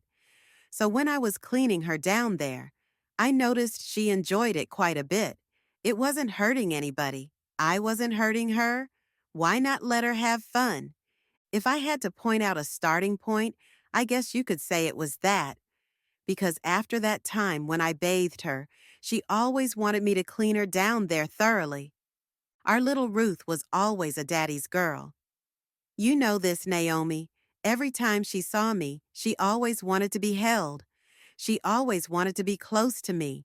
She always wanted to sit on me. I had no problem with that. I love our daughter, and sometimes I must admit when she sat on my lap, maybe even subconsciously or not. I don't know why she would rock back and forth on my thigh. At the beginning, I didn't know what she was doing, but then I realized she was pleasuring herself. I thought this wasn't hurting anybody. She's feeling good, so why not let her? When you passed, Ruth was inconsolable. She was just a girl, heartbroken over her mother's death. The night of the funeral, she came into my room. Her small frame slipped under the blankets, trembling with grief. She cried for you, and I held her like a good father would. My heart ached for her sorrow, for her loss. She needed comfort, and I provided it, just as I always had. I stroked her ears and hair, whispered reassurances, and promised her that everything would be all right. But our little daughter was inconsolable. After doing everything I could to soothe her, I knew there was one thing that always made her happy. So, as she cried against my chest, I lovingly slid my hand between her legs and rubbed her little button. She first jerked in surprise, but then she unashamedly pressed herself firmly against my hand. It didn't take long until she stopped crying, and I helped her feel better. I did what was right. I took care of her in the best way I knew how. She didn't want to sleep alone, not that night. I knew what some might think, how they might twist this act of compassion into something vile. But that's not what it was. I was there for her, in the way she needed me. I had lost my wife, and Ruth had lost her mother. I simply filled the space. You were gone, as any good father would. I took care of our daughter. And Ruth, sweet Ruth, never questioned my care. She trusted me because she knew I had her best interests at heart. Even in her darkest moments, she came to me for comfort, not out of anything improper, but because she knew I was the one person who would never abandon her. It was my duty to continue being the pillar in her life, just as I had been when you were alive. Even now, I think about how I cared for Ruth during those hard times. It was never about desire. No, that's what people with dirty minds would assume. It was about love, duty, and the strength of a father's protection. I kept Ruth safe, warm, and secure in the aftermath of your death, and I would do it again if I had to. I've been careful, always careful, and I stayed within the bounds of what we agreed. I can kneel here, proud, knowing I've kept my promises to you. I've kept the church together too, Naomi. Ruth, she'll come around. She'll see that I've done my best. I haven't abandoned anyone. I've fulfilled my holy calling, and you know that. You saw beyond fleshly concerns. You saw it was about preserving our life, our image, our standing. You were so smart, Naomi. You knew what mattered. You didn't let something as small as me and Ruth's daddy-daughter time we had together ruin what we were building. I look up at the hologram of you serene, unjudging. I stand up, stepping back from your grave. 18 years. Has it really been that long since the car accident, my love? Yet I come here every 6 months with the same roses, the same words, because that's what a good husband does. I'll be back, like always. In the end, that's all that matters. I always have been a good man, father, and devoted husband. Vivian Stoneclaw reclined on the plush chaise in her private salon room. a spacious chamber in her mansion. The soft sound of water rippling gently in the pedicure basin emanated in the otherwise quiet room. Her feet, covered in striped fur, soaked in warm, fragrant water as Nancy, her temporary nail tech, prepared the tools for the session. Normally, Vivian's personal technician handled these things, but today she sent a replacement due to illness. Nancy, a honey brown furred female mouse, seemed capable enough, though Vivian couldn't help but miss the familiar touch of her usual tech. Vivian eyed Nancy subtly, noticing the quiet competence in her movements. The young mouse woman didn't fumble or hesitate, a good sign in someone who had been called in at the last minute. As Nancy began drying Vivian's feet and shaping her nails, Vivian leaned back into the soft cushions, her body relaxed, but her thoughts elsewhere. She had a lot on her mind, especially since she would be attending the evening service at Moses Lightfur's church alone as usual. Her husband, Bartholomew Stoneclaw, was busy with business matters as always. "So, are you doing anything special today?" Nancy asked, her voice polite and casual as she worked. "I'm going to church later," Vivian replied, her gaze lingering on her feet as Nancy trimmed and filed her nails. "The Church of Moses Lightfur. I've been attending for a few weeks now. It's a routine I've settled into." She mentioned it casually, but there was more to it. It wasn't just spiritual fulfillment that kept her coming back. She was drawn to the preacher, Moses Lightfur, a charismatic older fox with an authority that captivated her in ways she wasn't comfortable admitting, even to herself. Nancy's ears perked up. "Oh, Moses Lightfur? Yeah, I've heard of him. He's pretty well known. He's got quite the reputation." She carefully buffed Vivian's claws, glancing up briefly. "What do you think of him?" Vivian hesitated, her mind already wandering to thoughts of Moses. What do I think of him? She thought about his sermons, his commanding presence, the way his voice seemed to fill the room. But it wasn't just his religious teachings that held her attention. He's so strong, so controlled, just like her husband, Bartholomew. Vivian had always been drawn to powerful men, the type who could take charge of any situation. It was why she married Bartholomew, and now she found herself similarly intrigued by Moses. She pushed those thoughts aside, reminding herself that Moses was a religious man, a man of God. "He's compelling," Vivian finally said, choosing her words carefully. "He has a way with words, and his sermons really resonate with me." She didn't need to elaborate, and she certainly wouldn't confess to anyone that her attraction to Moses was more than spiritual. "Yeah, he's not bad looking for an older guy," Nancy remarked with a casual shrug, dipping her brush into the polish. "But not really my type." Vivian's ear twitched slightly, picking up on the subtext in Nancy's tone. Not her type? There was something in the way Nancy said it, something she was familiar with. She had good intuition when it came to people, and she could tell that Nancy wasn't interested in men. "Not your type?" Vivian asked, her tone still smooth and controlled, though curiosity flickered in her eyes. Nancy gave a slight sheepish smile as she worked. "Yeah, I prefer women. I mean, I get why people might find someone like Moses attractive, but he's just not for me." Vivian returned Nancy's smile faintly, feeling oddly validated in her correct observation of the young nail tech. Interesting, she thought, but her mind was still preoccupied with Moses. It wasn't just about his looks, though. He was undeniably handsome for a fox of his age, with silver-tinged fur and a powerful physique. It was his presence, his control, his authority, everything she craved and found sexually arousing. Bartholomew was the same way after all, powerful and in charge.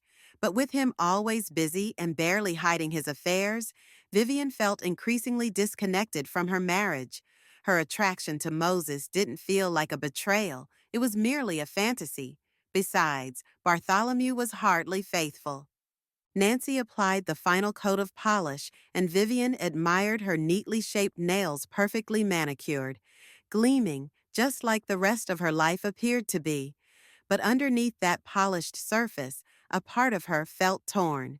She was going to church for spiritual reasons, yes, but also for something more, something she wasn't sure she could ever have in reality.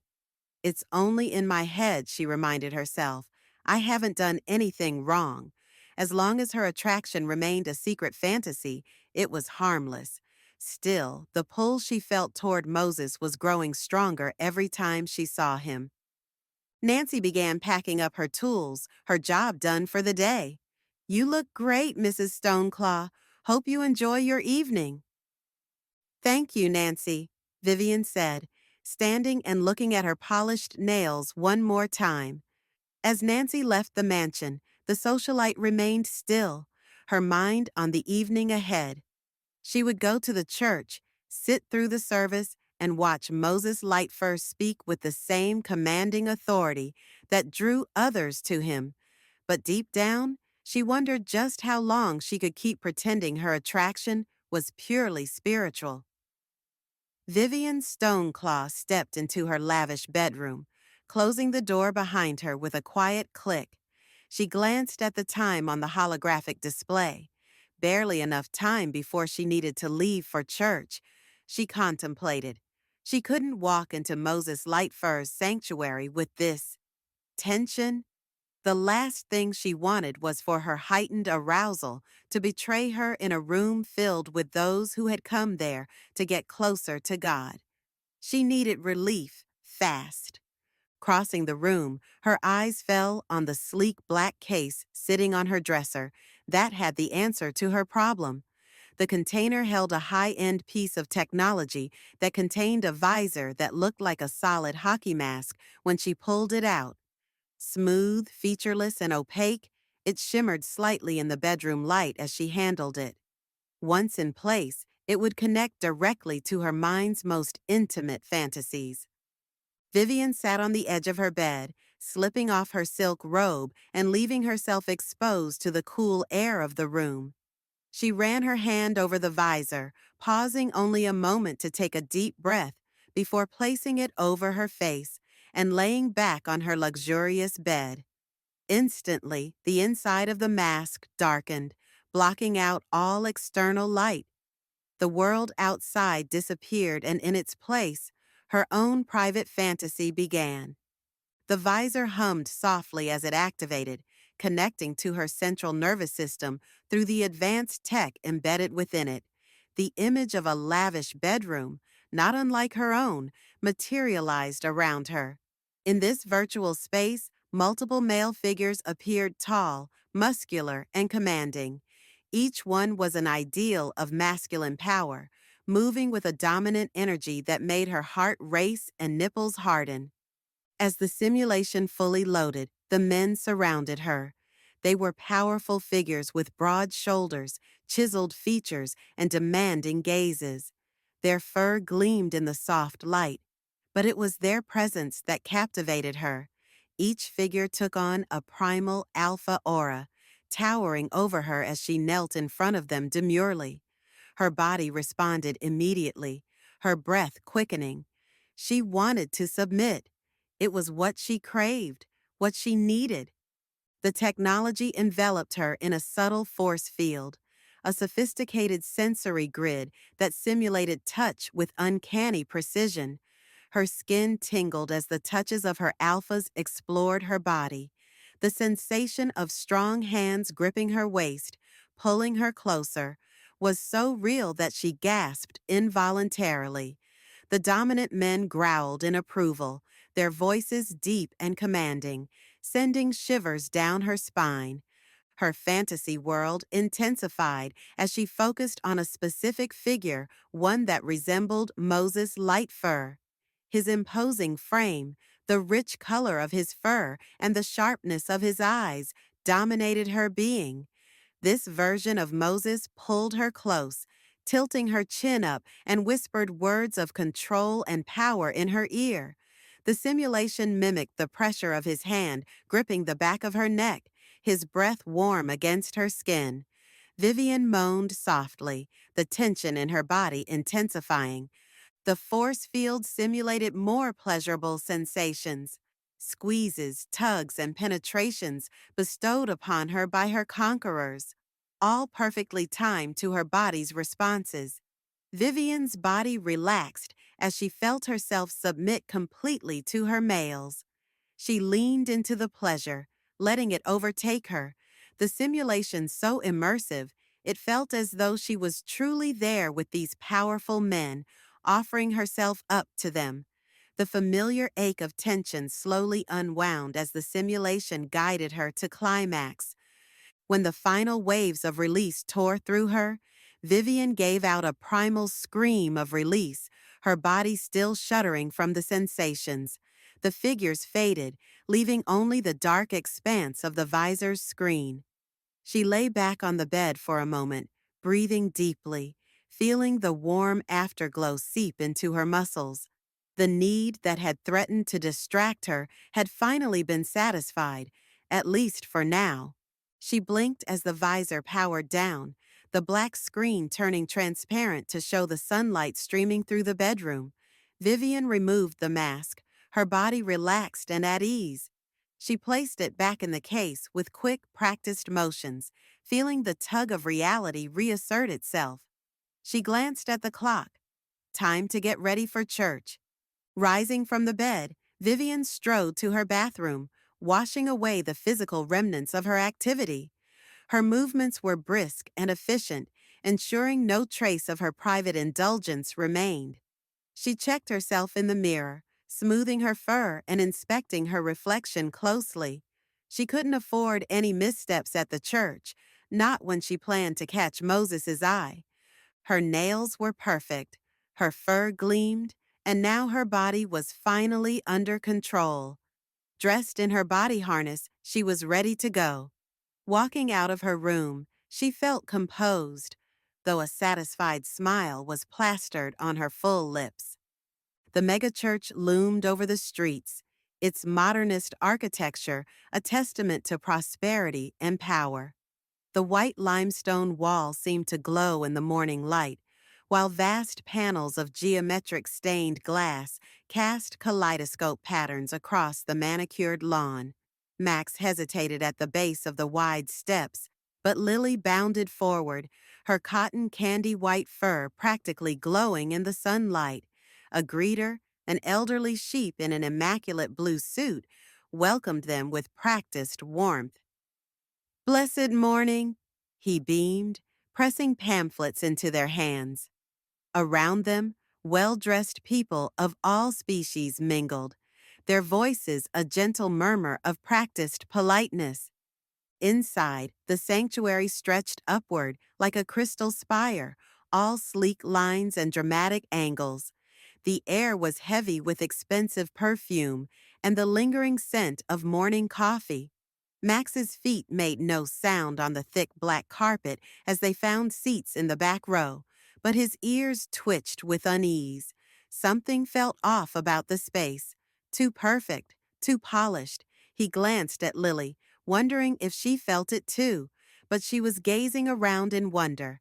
Her long ears perked forward with interest. Shafts of colored light painted the congregation in ethereal hues, making fur shimmer and claws gleam. The murmuring fell to absolute silence as Pastor Moses Lightfur emerged. The silver fox moved with liquid grace, his tailored charcoal suit worth more than Max's monthly rent. But it was his eyes that commanded attention, a vibrant amber, almost golden, yet somehow burning with intensity. He gripped the wooden podium with manicured claws, surveying his flock.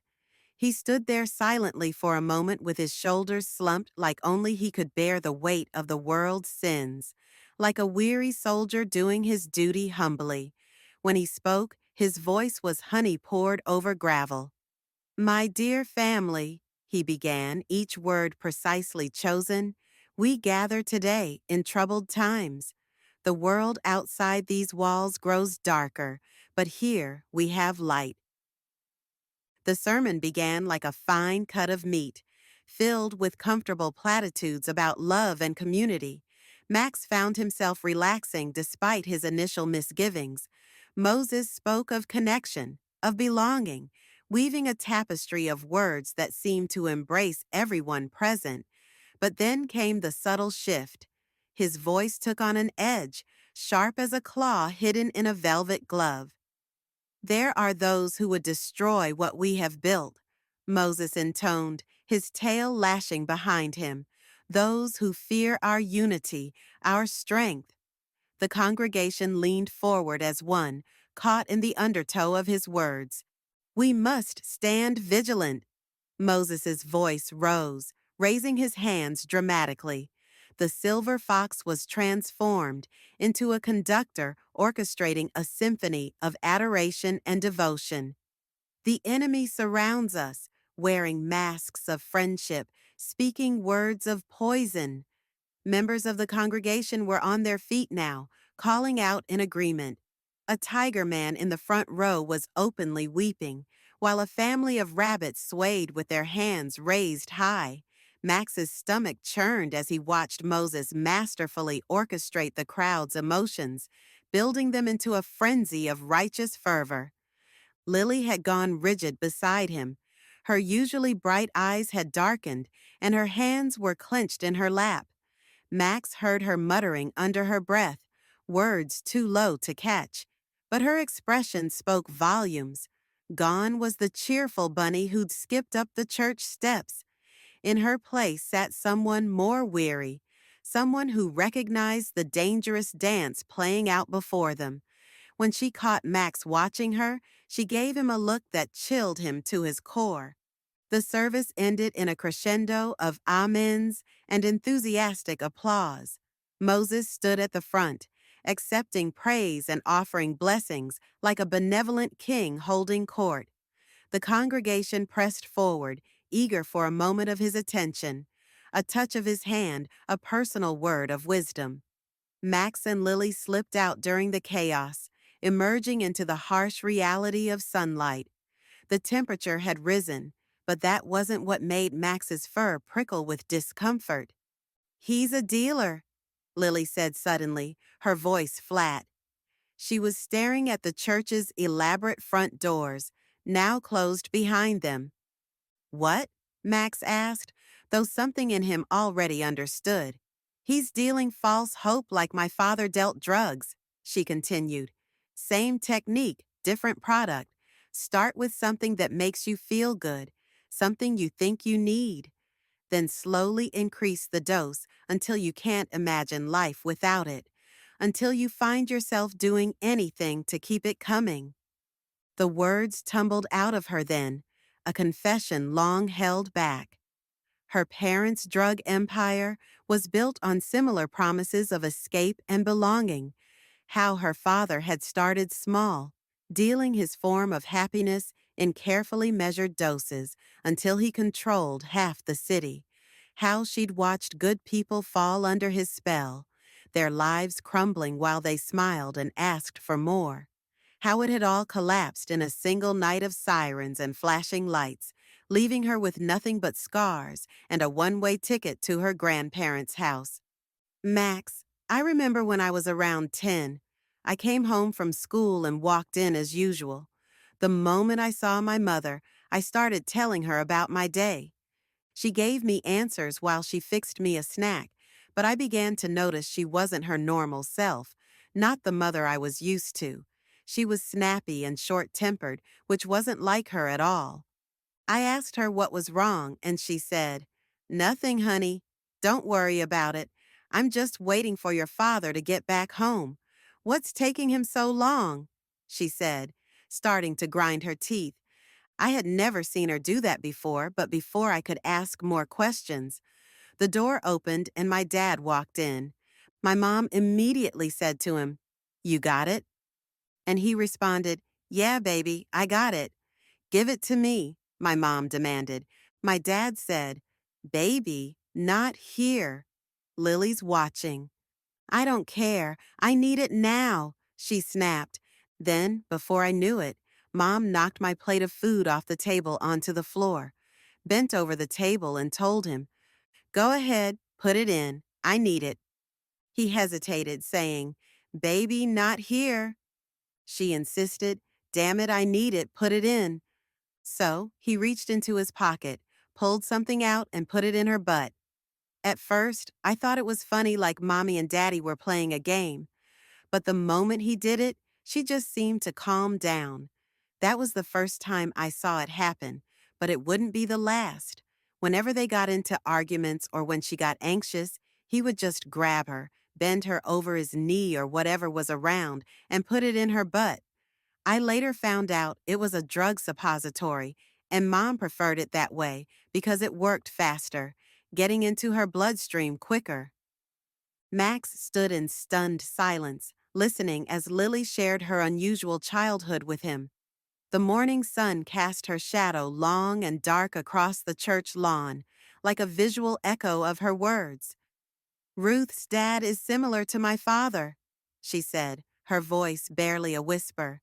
"He knows what people need, what they're hungry for: community, purpose, belonging. And he feeds it to them bit by bit until they're hooked, until they can't see what's happening to them." She turned away from the church, her shoulders slumped with sadness. "Max, the scariest part is, most of them never will see the trap." As they walked away, the shadow of the church seemed to follow them, stretching across the perfectly maintained lawn like a grasping hand. I sit quietly in the back pew, my tail curved neatly behind me as I observe Moses Lightfur working the crowd.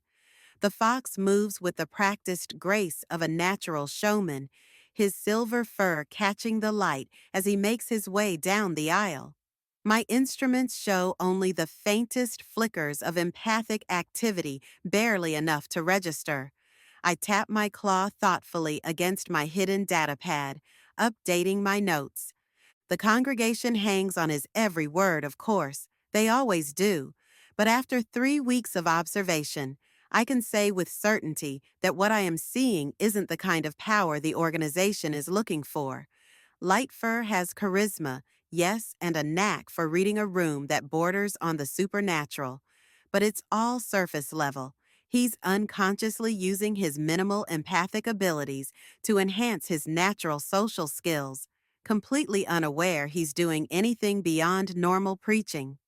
I shift slightly in my seat, keeping my expression neutral as I continue my assessment. The fox clearly believes in his own story, that this is all divine calling and natural talent. He has no idea that he's actually tapping into a very minor well of empathic power. It's almost fascinating how he's built this whole persona without ever realizing what he's actually doing. But ultimately, this is a dead end. Moses Lightfur isn't what we need.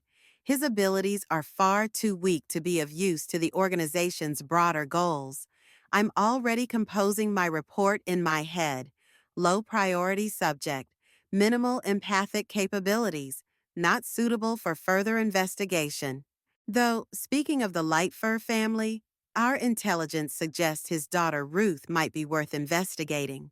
Several field reports have hinted at much stronger readings from her.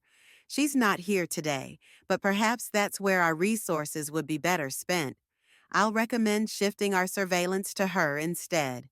Standing smoothly, I adjust my suit jacket and check that my recording devices are secure. I've seen enough for one day. The fox is still working his way through his admirers, completely oblivious to both his minor gift and my presence. That's fine, let him keep his illusions. The organization has harder nuts to crack, and I have a report to file. Vivian Stoneclaw sat on the mahogany pew. Her feline eyes tracked Pastor Moses Lightfur's every movement across the stage. His voice, deep and resonant, wrapped around the congregation like silk-covered steel, each word resonating with her feelings. The vast space of the megachurch seemed to pulse with his presence, and Vivian found herself starting to become aroused. Something about Moses's dominance captivated her beyond the mere words of his sermon. His confidence flowed naturally as if leadership ran through his veins instead of blood.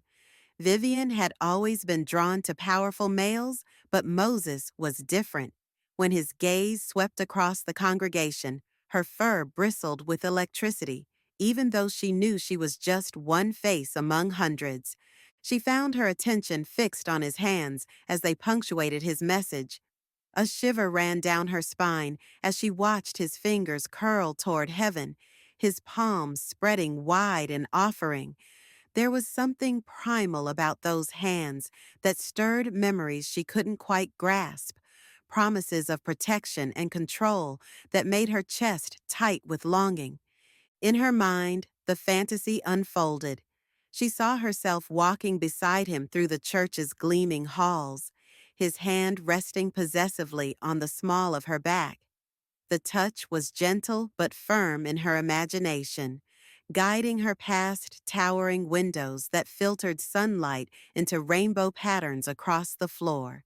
His deep voice would murmur explanations about the youth center, the outreach programs, the prayer rooms, but all she could focus on was the warmth of his palm against her spine. The daydream shifted and swirled as his hand would occasionally drift down, brushing against her waist before returning to its proper place. She imagined him pointing out a particularly beautiful stained glass window, his golden eyes meeting hers with that same intensity that commanded his flock. Her tail curled with pleasure at the thought of following such a man, letting his strength and wisdom shape her path. Her fantasy deepened as they reached his office in her mind, a sanctuary of leather-bound books and religious items. He would invite her to sit beside him on the plush couch, those powerful hands resting on his knees as he leaned close enough for her to catch his scent. "Tell me, Vivian," he'd say in that honey-rich voice, "what are your goals? What drives you to join us here?" In this imagined scenario, time stretched. She would tell him everything: her ambitions, her longing to be part of something greater than herself, her desire for purpose, and he would understand, offering guidance with those knowing eyes and strong hands, showing her the way forward with his mere presence. Reality crashed back like a wave when she felt movement beside her. Vivian blinked, disoriented, to find Moses himself settling into the pew next to her. The Tiger Woman's heart skipped a beat. She hadn't noticed the sermon ending or the congregation thinning. The object of her fantasy sat mere inches away, his attention focused solely on her, making her fur stand on end. "Well, if it isn't Mrs. Stoneclaw." His smile carried the same magnetic power as his sermon voice. "Have you decided to join us yet?" Those golden eyes fixed on her with an intensity that made her tail tip twitch with nervous energy. Her heart raced beneath her fur, but years of self-control kept her voice steady. "Yes," she replied, carefully modulating her tone to hide the desire coursing through her. "I think this is going to be my spiritual home. Is there anything special I need to do to become part of it?" His soft chuckle sent warmth spreading through her chest as he leaned slightly closer. "Not really. As long as you come here regularly, that's what matters.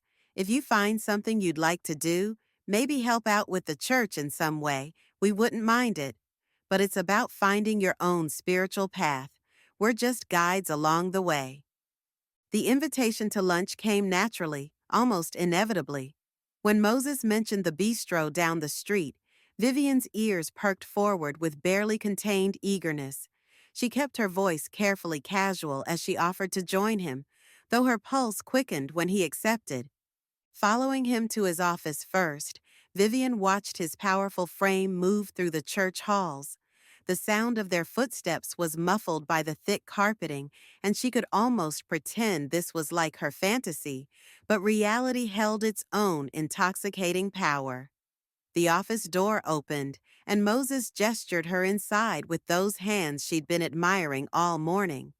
The familiar space felt different now, more intimate, charged with possibility. While Moses searched through his desk drawers, Vivian settled into one of the plush chairs, crossing her legs with deliberate grace. Her eyes tracked his movements, noting how his hands moved with purpose, even in this mundane task. The air felt thick with unspoken potential. Sorry about this. Moses glanced up, his apologetic smile making her stomach quiver. I'm trying to find something important. You don't have to stay if you're in a hurry. I don't mind, Vivian purred softly, shifting to make herself comfortable in the chair. I'm happy to wait. And she was more than happy. Watching him in his private space, sharing this quiet moment, felt like the first step toward something she'd been seeking, though whether it was spiritual fulfillment or personal connection, she wasn't quite sure. All she knew was that her fantasies paled in comparison to the reality of being here, alone with him, surrounded by the scent of leather and old books and endless possibilities. The quiet moment shattered as Moses's phone rang. He glanced at the screen, his expression shifting subtly. I need to take this, he said, his voice carrying an edge of tension that made Vivian's ears prick forward. She watched as he turned slightly away, his shoulders tensing as he spoke in low, measured tones. The conversation seemed serious, something about church finances and a major donor, from the fragments she could catch. Vivian found herself rising from her chair, drawn by an impulse she couldn't quite name. Her feet carried her behind his chair as if moved by an outside force. Without conscious thought, her hands settled on his shoulders, feeling the knots of tension beneath his suit jacket. Moses tilted his head back, meeting her eyes with a questioning look that made her heart stutter. But he didn't pull away. Instead, he leaned back slightly into her touch as he continued his conversation, his free hand making notes on a data pad. Vivian's fingers worked carefully, methodically, kneading the tight muscles. She could feel his strength beneath her hands, the solid warmth of him making her pulse quicken. The phone calls stretched on, becoming more complex with each passing minute. Vivian continued her ministrations, growing bolder as Moses remained receptive. She worked her thumbs along the base of his neck, feeling a slight shiver run through him. His voice never wavered during the call, maintaining that smooth, authoritative tone, but she could feel the subtle ways his body responded to her touch. When he finally ended the call, Moses remained still under her hands for a moment longer. That was unexpected, he murmured, his voice carrying a hint of amusement. Both the call and this. He gestured vaguely at her hands, which had stilled but remained on his shoulders. Vivian felt heat rise to her face beneath her fur. You seemed tense, she offered, suddenly uncertain of her bold move. I hope I didn't overstep. Moses chuckled softly, finally turning his chair to face her. Not at all. It was helpful. His golden eyes held hers for a moment longer than necessary, making her tail twitch. Though I suspect lunch will have to wait. That call brought up some urgent matters I need to handle. I understand, Vivian replied, her voice soft but steady. I'm happy to wait. Vivian turned, about to head toward the chair to sit and wait, while Moses finished up. Just as she stepped away, she felt his strong hand wrap around the base of her tail, gently but firmly pulling her back. Before she could react, Moses drew her onto his lap, his hands settling possessively on the sides of her slender waist. Her heart raced as she found herself sitting on him, her body suddenly alive with excitement. She looked down at his hands on her upper thighs, her breath catching as their eyes met in the reflection of the mirror behind his desk. His amber gaze burned with a controlled intensity, and Vivian felt a thrilling mix of anticipation and nervousness. This was what she had wanted, what she had fantasized about, but now, the reality of his closeness made her pulse quicken and her nipples harden. She could feel the strength of his hands holding her in place, his grip commanding yet gentle. Moses held her gaze in the mirror, his voice low and deliberate. "This is what I want you to do," he said, his words laced with authority that sent a shiver down her spine. Vivian's excitement surged, her body responding to the dominance in his tone. She kept staring up at their reflection in the mirror. Her lips formed into a sexy smile as she instinctively slipped into a submissive role, eager to please. "What do you want from me, Pastor?" she asked, her voice soft, filled with both curiosity and desire. "The first time I saw you stepping into my office, I knew I wanted you. Your beauty, your poise, and the way you carry yourself was mesmerizing to me, but I am a man of faith, and I know you are a woman of standards. Yet there's something else I know about you, Vivian," Moses said as he slowly massaged her upper thighs with his powerful hands. "You're a woman filled with passion, a woman who, if she met the right person, would open up to them like a rose does to the sun. I am that man, Vivian." Hearing those masterful yet sincere words whispered to her, Vivian pressed herself back into his chest and gave a purr of acknowledgement. "Vivian, I'm going to tell you what to do, and you're going to do it, aren't you beautiful?" "Yes, Pastor." "I will," her voice tinged with eagerness. Vivian settled back against him, waiting for his direction, feeling the weight of his hands resting on her waist. His touch held her firmly in place, grounding her as he leaned back, his gaze steady and commanding. She caught her breath, the closeness between them amplifying the quiet strength beneath his controlled demeanor. Every part of her was attuned to his presence, anticipating his next word as if it held the answer to her deepest needs. "Touch yourself," he announced, his voice low and steady, a simple command that sent a ripple of excitement through her. She nodded, reaching down and sliding her hand along her flat belly. Her fingers parted her outer lips, finding herself already damp in response. "Good. Now, keep touching that sweet little pussy, just the way you like," he directed. "Slowly let it build." Her fingers moved eagerly, following his instructions, each stroke deliberate and unhurried. She glanced up into the mirror seeking his approval, finding his knowing gaze fixed on her with intensity. "Tell me how it feels, Vivian," he said softly, his fingers pressing gently into her waist, anchoring her further to him. She took a breath, gathering her voice as her fingers coaxed the start of her pleasure. "It feels soothing," she whispered, her voice soft and unsure, yet steady. She moved her fingers against herself in a rhythm that matched her breathing, each stroke a measured release. "It feels like you're taking care of me." She saw her reflection in the mirror above the windows, the flush of her ears, her brightened eyes, and the slight anticipation in her gaze as she waited for his response. "Good," he murmured, his tone laced with approval. "And now, tell me what you would like me to do for you, as you continue." His voice was calm, yet she sensed a quiet intensity beneath it, as if they were both waiting to see how far she'd go. She continued, her fingers moving with purpose as she savored each touch. The way her fingertips grazed her clit, then dipped lower, sent waves of heat through her. "I'd like," she hesitated, his attentive gaze making her heart quicken. "I'd like you to touch my breasts, to hold my nipples and gently squeeze." A slight smile played on his lips as he tilted his head. "And do you trust me to do that?"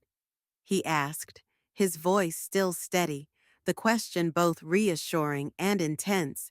She nodded, her skin prickling under his gaze, the warmth of his lap steadying her, the pressure of his hands grounding her. Then keep going, he encouraged, shifting his hands to her breasts, fingers grazing her nipples, teasingly gentle at first.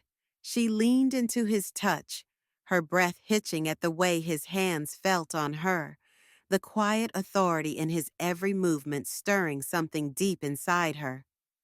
I want you to take me, Annalie, she whispered, her voice barely audible. Admitting it left her feeling exposed, but it thrilled her, a daring that both excited and unsettled her.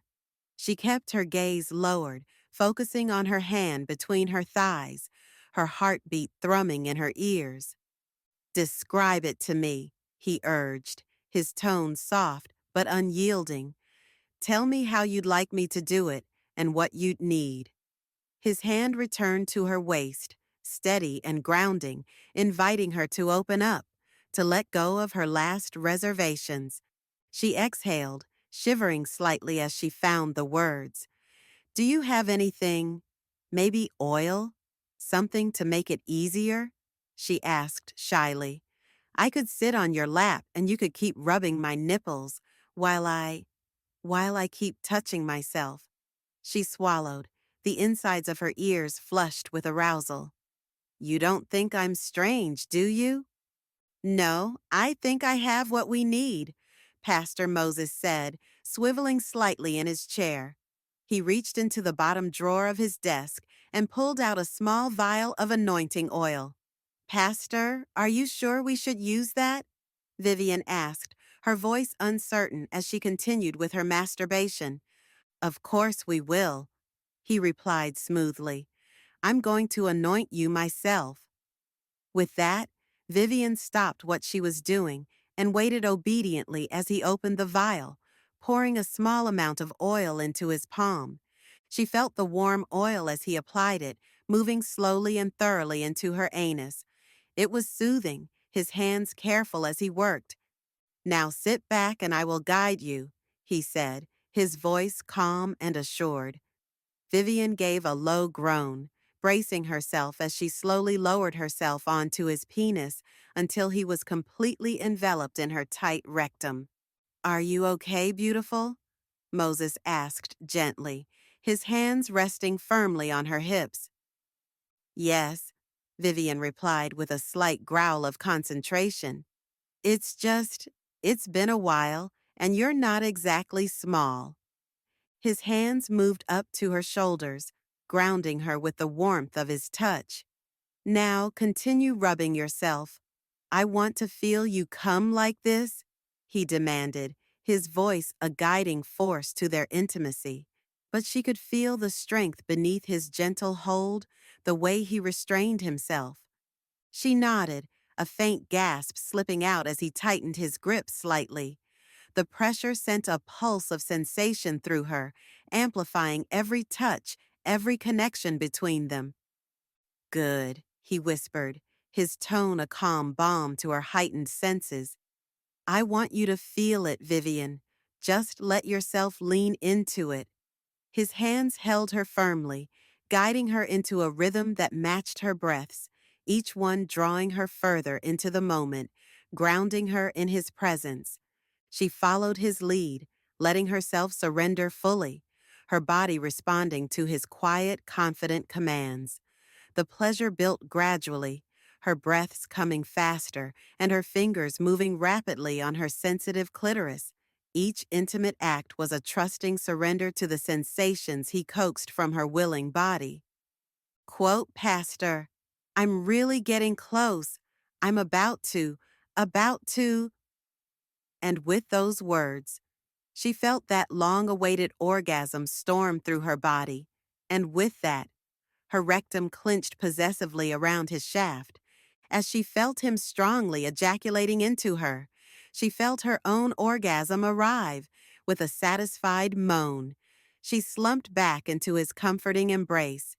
Jane hunched over her drink, feeling the weight of another long sip settling heavily in her stomach. She'd been here for hours, nursing a bitter anger that refused to ease. Earlier that day, she'd gone into Moses Lightfur's office to drop off a data cube she had borrowed, and it had hit her instantly. The unmistakable scent of Vivian Stoneclaw. She knew exactly what it meant. Moses and Vivian had been together, and without her help. That stung deeper than she'd expected, even as she thought about it in the dim comfort of the bar. Usually, when Moses wanted a woman, it was Jane who made it happen.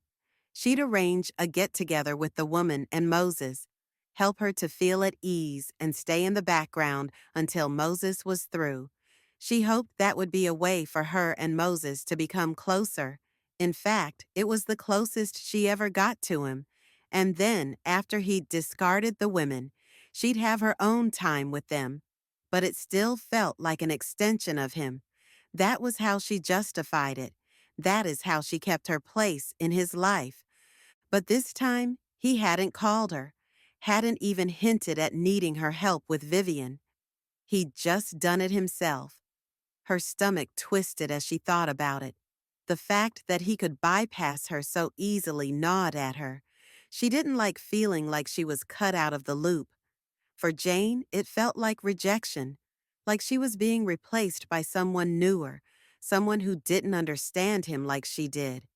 She looked around the dim, grimy bar, taking in the chipped wood tables, sticky floors, and walls stained with years of stale cigarette smoke. It was a dump, but it suited her mood. The dark, shadowed corners mirrored the empty ache in her chest, and the hollow vid on the wall behind the bar counter cast everything in a harsh, unflattering glow. Jane's visage looked just as worn out, just as discarded as she felt.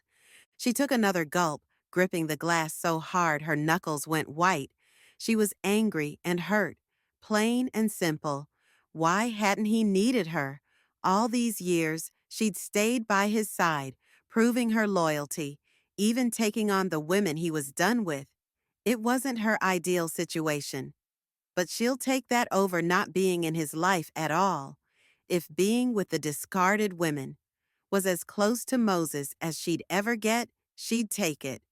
But it seemed that Moses didn't see it the same way. Maybe she was nothing more than his secretary after all. She scowled, finishing off her drink and signaling for another. It burned down her throat, but she welcomed it. If he'd ever cared, he wouldn't have gone to Vivian alone. He wouldn't have dismissed Jane like this.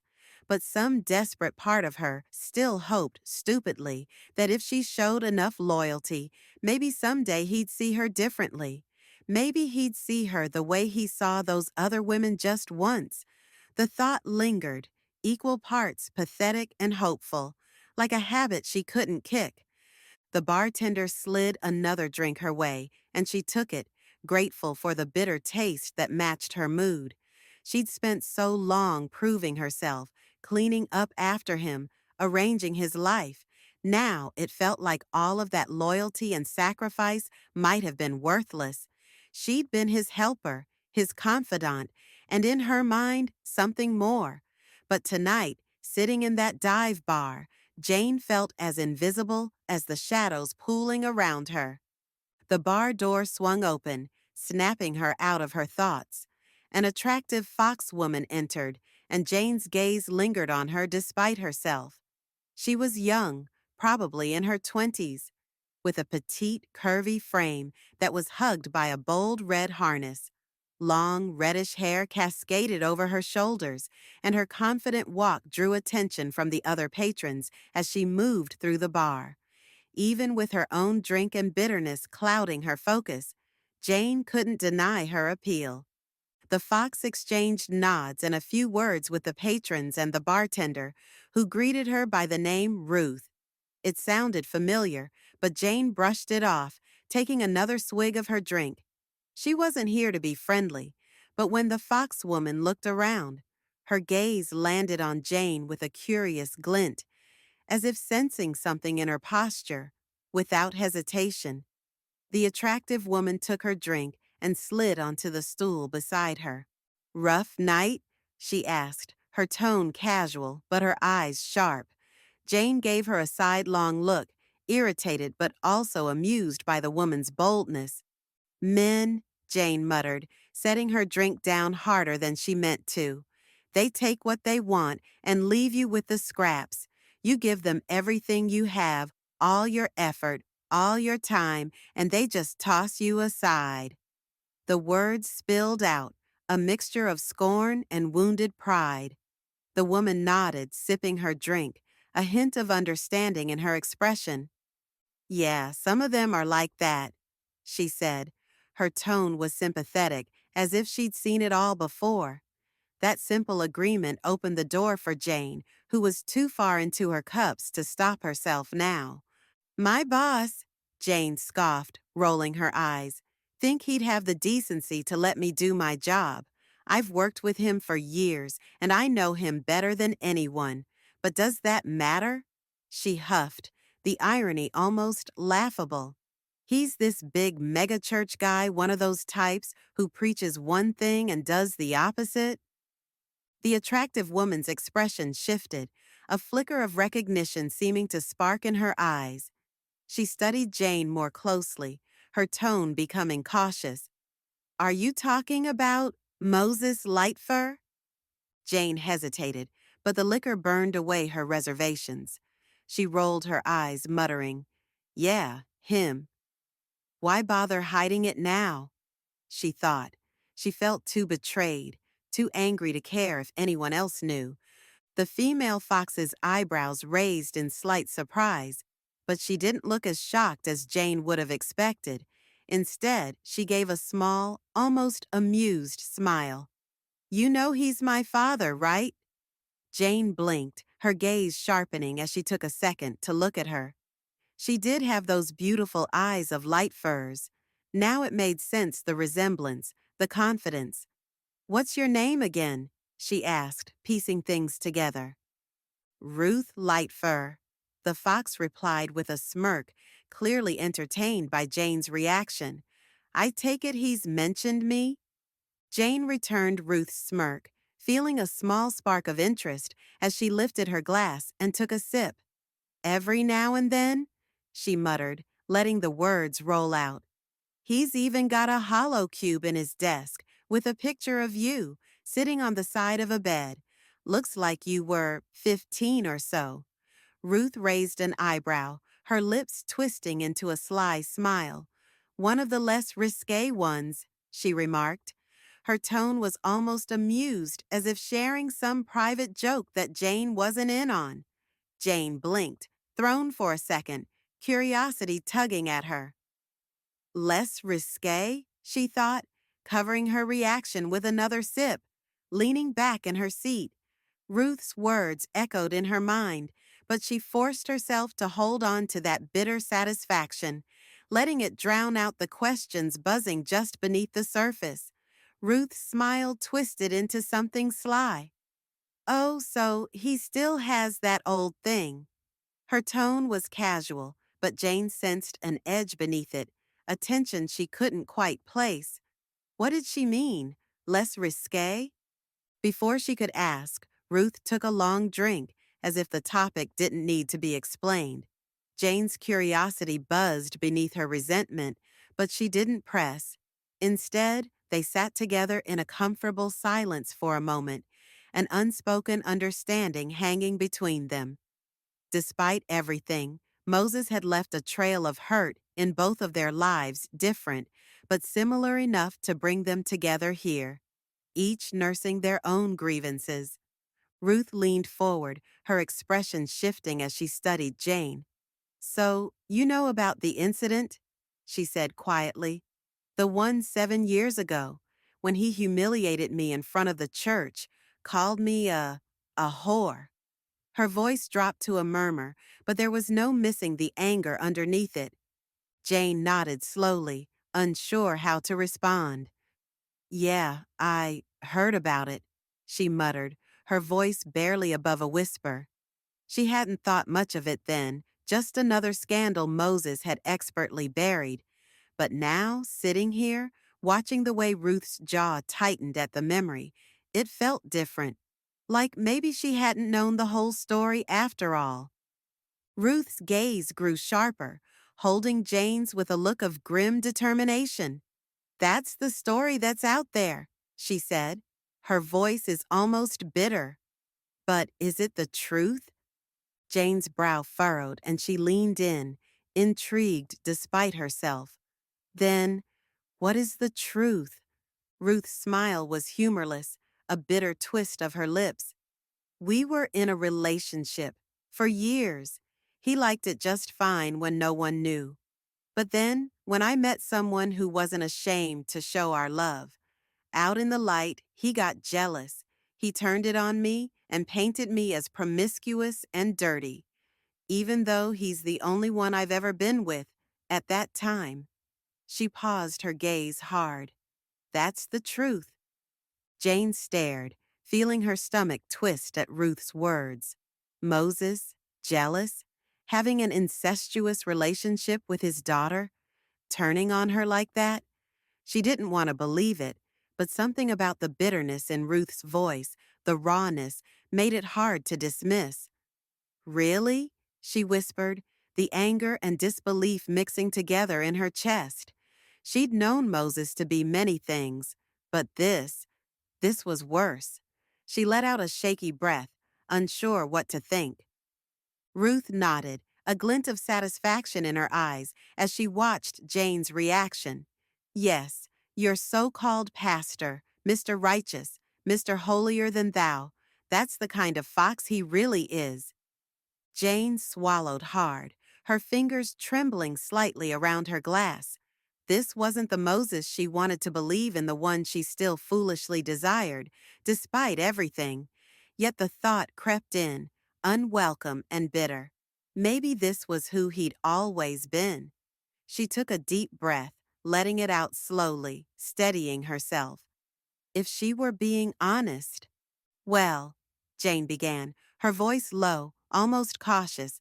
Since we're being open here? She hesitated, a grim smile tugging at the corners of her mouth. I guess you could say I'm sort of his enabler. The words felt strange, but true, as they left her mouth.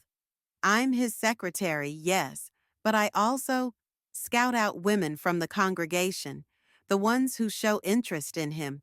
I make arrangements so he can see them, date them, whatever he wants. Ruth raised her eyebrows, her face a mixture of amusement and curiosity, but she didn't interrupt. Jane felt the weight of her own admission settling in, pressing against her chest like a stone. She'd been complicit in all of it, his lies, his hypocrisy, all because she'd wanted to be close to him, even if it meant disregarding the faith they said they stood for. Guess that makes me part of the problem, Jane muttered bitterly, downing the last of her drink. She hadn't expected to feel this raw, this exposed, and yet there was something oddly freeing about saying it aloud, even if it didn't change anything. They sat in silence for a moment, both of them holding onto their glasses as if they were lifelines. Jane glanced at Ruth, seeing a glimmer of understanding in her eyes, a shared pain, a shared betrayal, each scarred by the same man in their own way. Jane took a deep breath, feeling the weight of the last few minutes settle over her. Talking to Ruth was like reopening an old wound she'd spent years pretending wasn't there. But there was something liberating about it, a twisted satisfaction in finally voicing what she'd buried. You know, it's always the same pattern with him, she muttered, feeling her anger simmer beneath the words.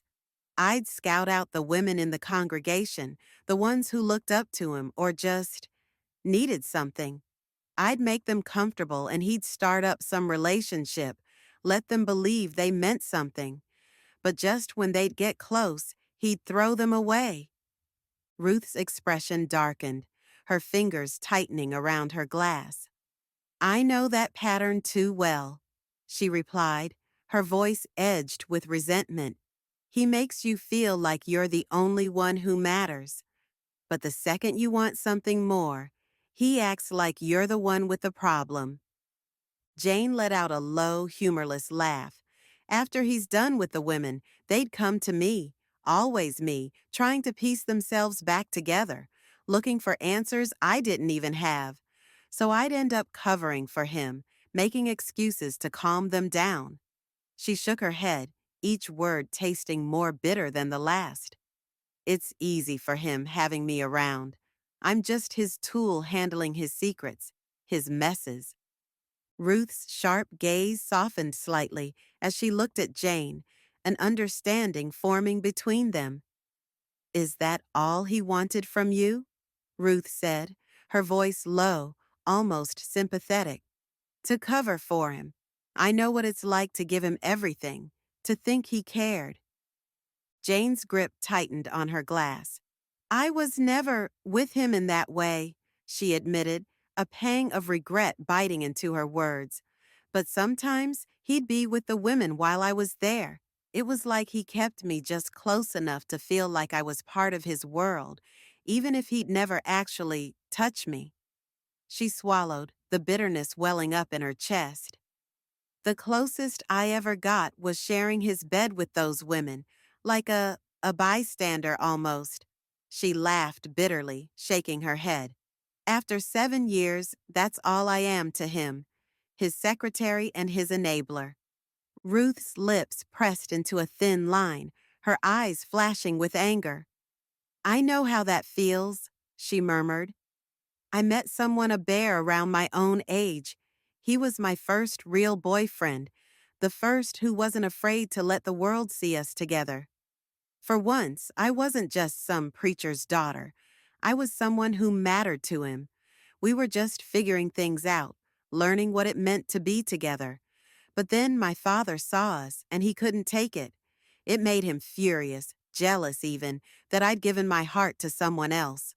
One Sunday, right there in front of the entire congregation, he called me out, said I was a whore, made me out to be something filthy, like I was just running wild when all I'd done was try to be myself, and he didn't care at all what it did to me.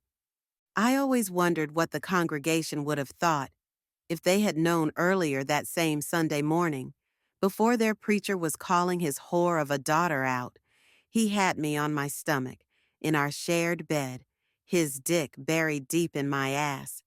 Us going at it like the rapture was soon to be, and I loved him so fucking much. I would have even had his children, if he asked me, not giving a damn what society would think. But no, it was all about his image of him playing the holy man, she said, taking an angry sip from her drink. Jane's throat tightened, a painful knot forming in her chest. She could feel her old admiration for Moses hardening into something ugly. He's made fools of us both, she muttered, voice low and raw.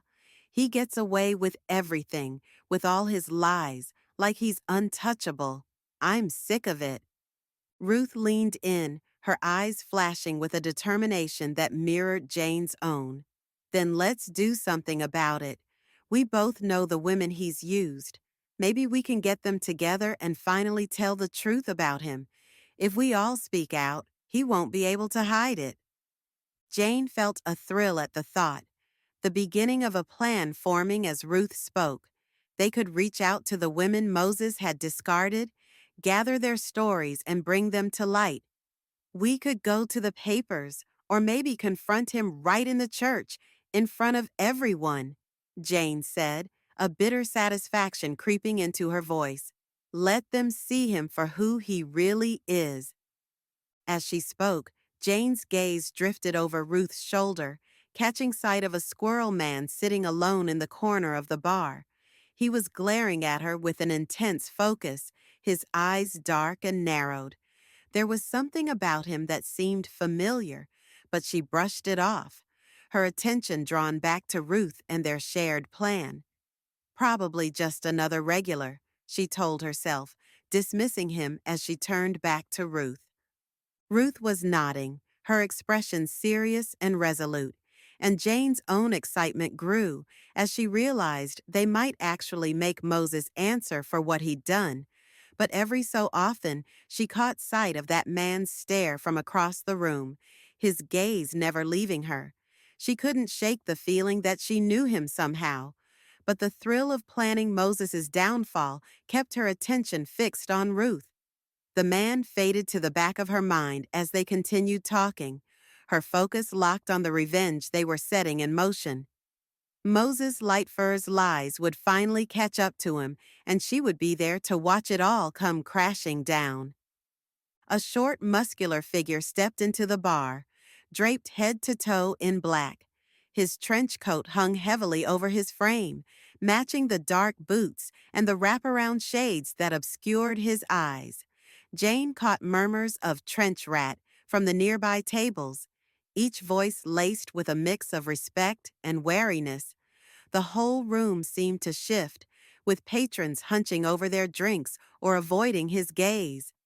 Trench Rat's walk was unhurried, yet there was a predatory grace in his movements, the kind that came from someone used to handling trouble. He scanned the bar as he walked, his head moving slightly. His gaze never rested on one spot too long. Jane noted how he seemed to read the room as if preparing for anything, his eyes glancing over every corner until they finally landed on their table. When he approached, Ruth greeted him with a quiet, "Hey, Trench," her voice casual but a bit more relaxed, as if she'd been waiting for him to arrive. Trench Rat nodded to Ruth, barely acknowledging Jane, and held out a hand. In a quick, practiced motion, he slipped her a small package of sparkly powder, his movements efficient. Ruth then pulled her phone from her harness, tapping a few buttons before stowing it away. Jane noticed Trench Rat's face briefly shifting as if he were looking at something, not in the room. She couldn't quite place it, but something about his expression made her think he was seeing more than the bar in front of him. After a moment, he gave Ruth a satisfied nod. "Good. You always come through on time," he said, his tone gruff and direct. "That's why I don't mind working with you, Ruth. You don't give me any trouble." Finally, he turned his attention to Jane, though he didn't take off his mirrored shades. "Who's your friend?" he asked, his voice calm but carrying a weight that made Jane sit up a little straighter. "Oh, just someone I met tonight," Ruth replied, smirking slightly. The way she brushed it off left Jane feeling oddly like a bystander, but she didn't correct her. Trench Rat gave her a quick once-over, his nod acknowledging her, but holding little warmth. "I'm heading out," he said after a moment. "If you ladies need a walk to your hover cars, I wouldn't mind. This neighborhood's rough. Best to be careful." There was a hint of warning beneath his casual offer, and Jane glanced at Ruth, who nodded. They rose to follow him, and she felt a sense of relief. It had been a long night, and leaving with someone like Trench Rat felt like the safest option. As they made their way toward the door, Jane felt a prickling at the back of her neck. She turned slightly and caught a glimpse of the squirrel man who was sitting in the corner. His eyes were still fixed on her with an intense, hostile gaze. He'd been watching her all night, and now his stare was dark and unblinking. She frowned, unsettled, but Trench Rat and Ruth were already moving forward. She turned away and followed them, feeling the cold night air hit her as they stepped outside. But even with Trench Rat's steady presence, Jane couldn't shake the memory of that stare, a quiet threat lingering like a shadow, just out of reach. As Jane, Ruth, and Trench exited the dimly lit bar, the cool night air enveloped them. The hollow signs flickered overhead, casting an eerie glow onto the sidewalk where a few hover cars were parked. Trench strolled casually behind the two women, his hands tucked into the pockets of his long coat. Jane felt a slight buzz from the drinks she and Ruth had shared, making her steps a bit unsteady. Ruth chatted animatedly, seemingly unbothered by the shadowy streets they were traversing. Jane, on the other hand, couldn't shake the uneasy feeling that was settling in the pit of her stomach. Suddenly, three large tiger-like figures materialized from the darkness, blocking their path. Jane instinctively grabbed Ruth's arm, her heart pounding in her chest. The thugs approached with purpose, their muscular frames and predatory gazes sending a chill down Jane's spine. Trench stepped forward, placing himself between the women and the approaching tigers. "This block is my territory," he stated firmly, his voice unwavering. "I suggest you take your business elsewhere." One of the thugs let out a mocking laugh. "And what are you gonna do about it, Shorty?" He swung a massive fist at Trench, who effortlessly blocked the attack with his forearm. In a lightning-fast counterattack, Trench delivered a precise extended knuckle strike to the thug's throat, causing him to collapse to the ground, gasping for air. The remaining two tigers exchanged surprised glances before one of them pulled out a long, serrated knife. He lunged at Trench, slashing wildly, but the mouse's trench coat seemed to deflect the blade's edge. Trench deftly maneuvered, dodging each strike and waiting for an opening. With a sudden burst of speed, Trench closed the distance, slamming his knee into the thug's groin. The tiger howled in pain, dropping the knife. Trench seized the opportunity, grabbing the back of the thug's head and driving it into his rising knee with bone-crushing force. The thug crumpled to the ground, unconscious. The final thug, seeing his comrades fall, pulled a gun from his jacket and fired a wild shot. The bullet struck Trench's back, but to Jane's amazement, it failed to penetrate the thick material of his coat. Trench reacted instinctively, whirling around and snatching the gun from the thug's hand and tackling him to the ground. Pinning the thug beneath him, Trench pressed the barrel of the gun against the man's forehead. "The only reason you're alive right now is to deliver a message," he growled, his voice dripping with menace. "This block is my territory. If you need to know more about me, talk to the predator paws. They know the score." The thug, eyes wide with terror, listened in silence as Trench's words were given. With a swift motion, Trench struck the tiger's head with the butt of the gun, rendering him unconscious. Standing up from his defeated opponent, Trench calmly walked over to the other two gang members, looking down at them coldly. He then calmly shot them both twice in the head. Ruth stared at Trench Rat, wide-eyed and breathless.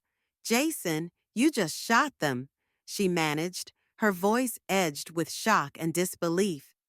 The dark-clad mouseman's expression remained calm, almost cold. "Yeah, Ruth, this isn't some hollow drama," he replied, his tone flat and unapologetic. "This isn't the part where you just knock 'em out and hope they get the point." He gestured to the bodies sprawled on the ground. "In this world, anyone you don't take out just gets up again smarter, angrier, and twice as determined. They come back harder, pride fueling every hit. So it's best to handle the problem now, and anyone who can be of use, well, that pride has its own value." Ruth swallowed, her gaze shifting uneasily between Trench Rat and the bodies. The weight of his words settled heavily on her, filling her with a quiet, creeping unease. "By the way, I couldn't let my favorite customer get hurt," Trench Rat said, his tone less serious. "And you're not just any customer. You always pay on time, never haggle about the price, and I never have any issues with you." He glanced at Ruth. "In fact, if something bad happened to you, my sister Nancy would never let me hear the end of it." Ruth's ears flushed slightly. "Nancy, huh? She's cute." Trench Rat nodded. "Yeah, and she lives with me. Thank God her little device is rechargeable, or she'd be going through a lot of batteries." Ruth looked a bit embarrassed as Trench Rat continued.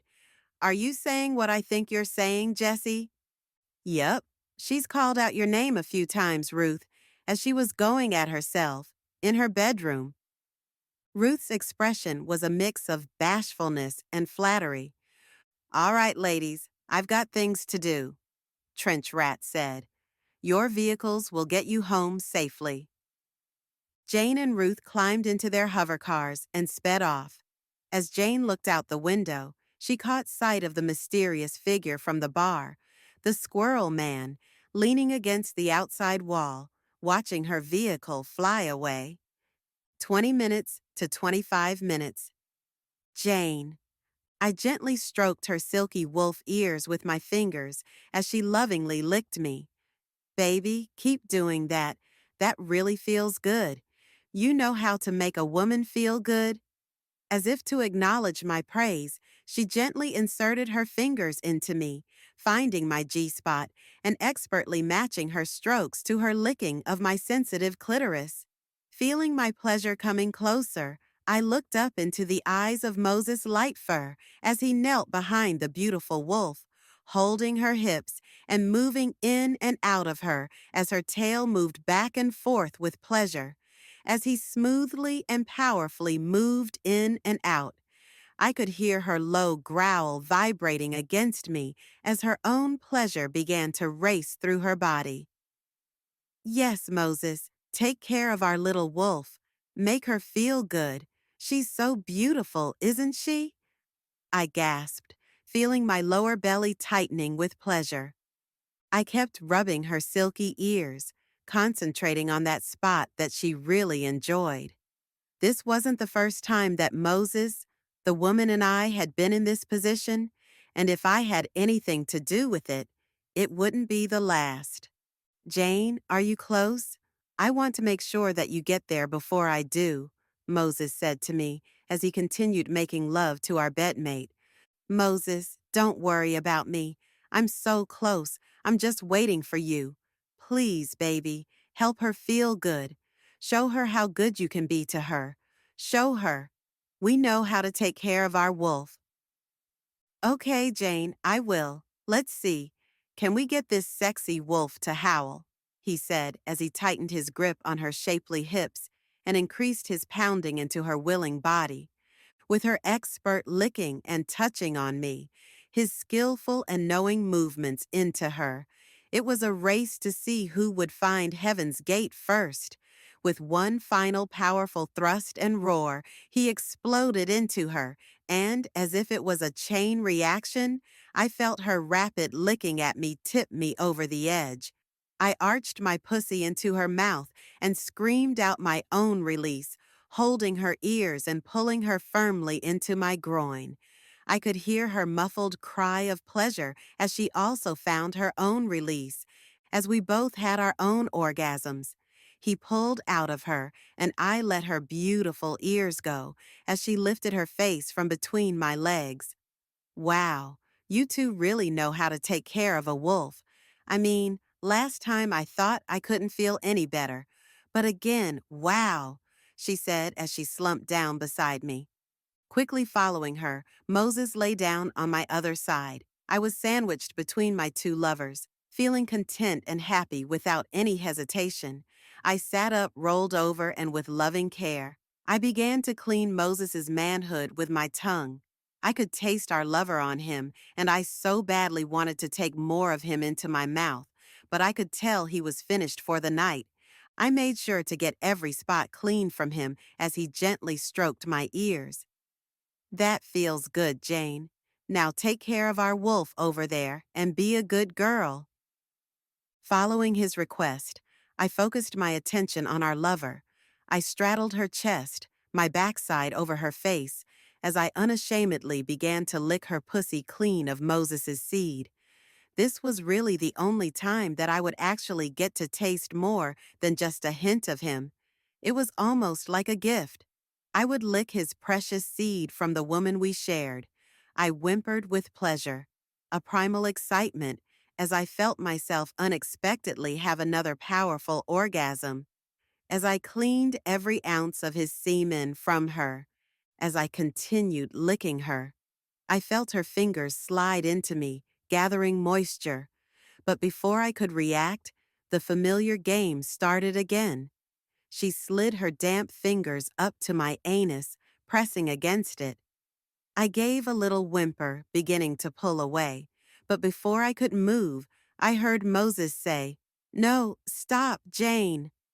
I stopped and obediently continued licking at her as she began pressing her fingers against my resisting rectum. I gave a little involuntary whimper. It always felt weird when she did that, but I knew I should relax and be a good girl. Moses liked to watch this. I wanted to please Moses, and I knew this act would really excite him. Maybe this time he would actually want to be with me and not have another lover between us.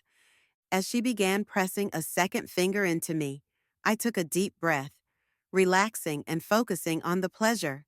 So, Pastor, how many? Last time I got 3 into her before she, you know, let go. Do you think I can get more? The wolf asked excitedly as she pressed her second finger into my tightening anus. I don't know, Sable. I think you could get more in her than last time. But again, like I told you with Jane, you need to be forceful with her. You're not hurting her. Just do what you need to. She will give you what you want. You just need to be firm. I heard them discussing what they would do to me as my face was buried between her thighs, slowly lapping at her, trying my best not to clench around her invading fingers. I knew I could take more. I just knew it. I just didn't need to let go so soon. If I just let her in. With a whine, I felt her third finger slide into me, and then, before I could pull away, she slid a fourth. I began to lift up my face from between her thighs, but I felt his strong hand on my back as he said firmly, "No, Jane, this isn't yours anymore. This is our backside. We're going to get more into you now, so stop fighting it." I nodded submissively. "Yes, Moses. I'll be good. This is yours. It's always been yours," I whimpered, feeling my pussy beginning to become excited. Wow, Moses, when you talk to her like that, she just relaxes. She was really fighting me. I don't know how you do it, but it's like you're talking directly to her ass. Hearing those words come from the lips of our beautiful wolf mate, I blushed fiercely, knowing that maybe she was right. With the combination of his slow strokes on my back and her gentle pressure into my surrendering backside, it happened. She was halfway in this time. I thought, this time I'm going to do it. This time I'm going to be rewarded. I heard a low whimpering from someone else, but when I focused on the sound, I realized it was me. It was not a whimper of pain, maybe not so much. It was more a whimper of submission as I eagerly wanted to show Moses that I could be what he needed me to be. Sable, with a firm press, got her small hand into me. Moses, she fucking did it. I'm really in her. She is tight, but I'm actually in her. I turned my head to the side, staring at Moses. I could see that he was watching where the wolf woman's hand was also. I could see he was excited. I felt a sense of pride knowing that I did it. I pleased him. So, Moses, are you ready to play the game my sorority sisters used to do with pledges? It was part of the ritual, seeing how many places we could get a pledge to mark as a show of commitment. The wolf woman said with a sly grin, "I like doing it this way. It was always the best." Her voice filled with excitement. "Let's take her out to the balcony and see if we can get her to mark our first area. How about it?" She began to sit up as I crawled forward, her hand still firmly in my ass, guiding me in our sexy play. "Isn't that going to be difficult? I mean, how will you be able to move? Why don't we just get her to mark this room?" The room seemed to fade around me, the faces of my lovers becoming blurry as if drifting away. A strange, echoing hum filled my ears, and my body felt weightless, floating in a hazy, surreal fog. I tried to reach out to hold on to them, but my hands passed through nothingness. The sensations faded. The warmth disappeared, and I felt a soft pull, like being gently lifted from water. My eyes fluttered open, and I was lying in my bed, sunlight filtering through the curtains, casting a warm glow across the room. My heart was pounding, and I took a shaky breath, feeling both relieved and oddly longing. "Just a dream," I whispered, running a hand through my fur, still feeling the vivid remnants of the sensations lingering in my body. Sitting up, I tried to shake off the strange mix of emotions that clung to me. That dream had been intense, leaving me both exhausted and oddly exhilarated. My phone buzzed beside me. I reached over, rubbing my eyes, as my screen lit up with 5 unread messages. Ruth Lightfur, the sender's name flashed. A reminder of last night's hazy conversation, the bar, the drinks, and a woman with beautiful eyes, who claimed to be Moses Lightfur's daughter. My stomach clenched. What did I agree to? I groaned, scrolling through the messages. Ruth's words from last night slowly surfaced, piecing together the wild plan she'd proposed. Taking down her father. My thumb hovered over the delete button. Best to forget it all, I thought. I didn't need to get mixed up in someone else's grudge, especially not against my own boss. Before I could hit delete, my phone buzzed again. This time, it was an incoming call. Ruth, the screen read, making my pulse quicken.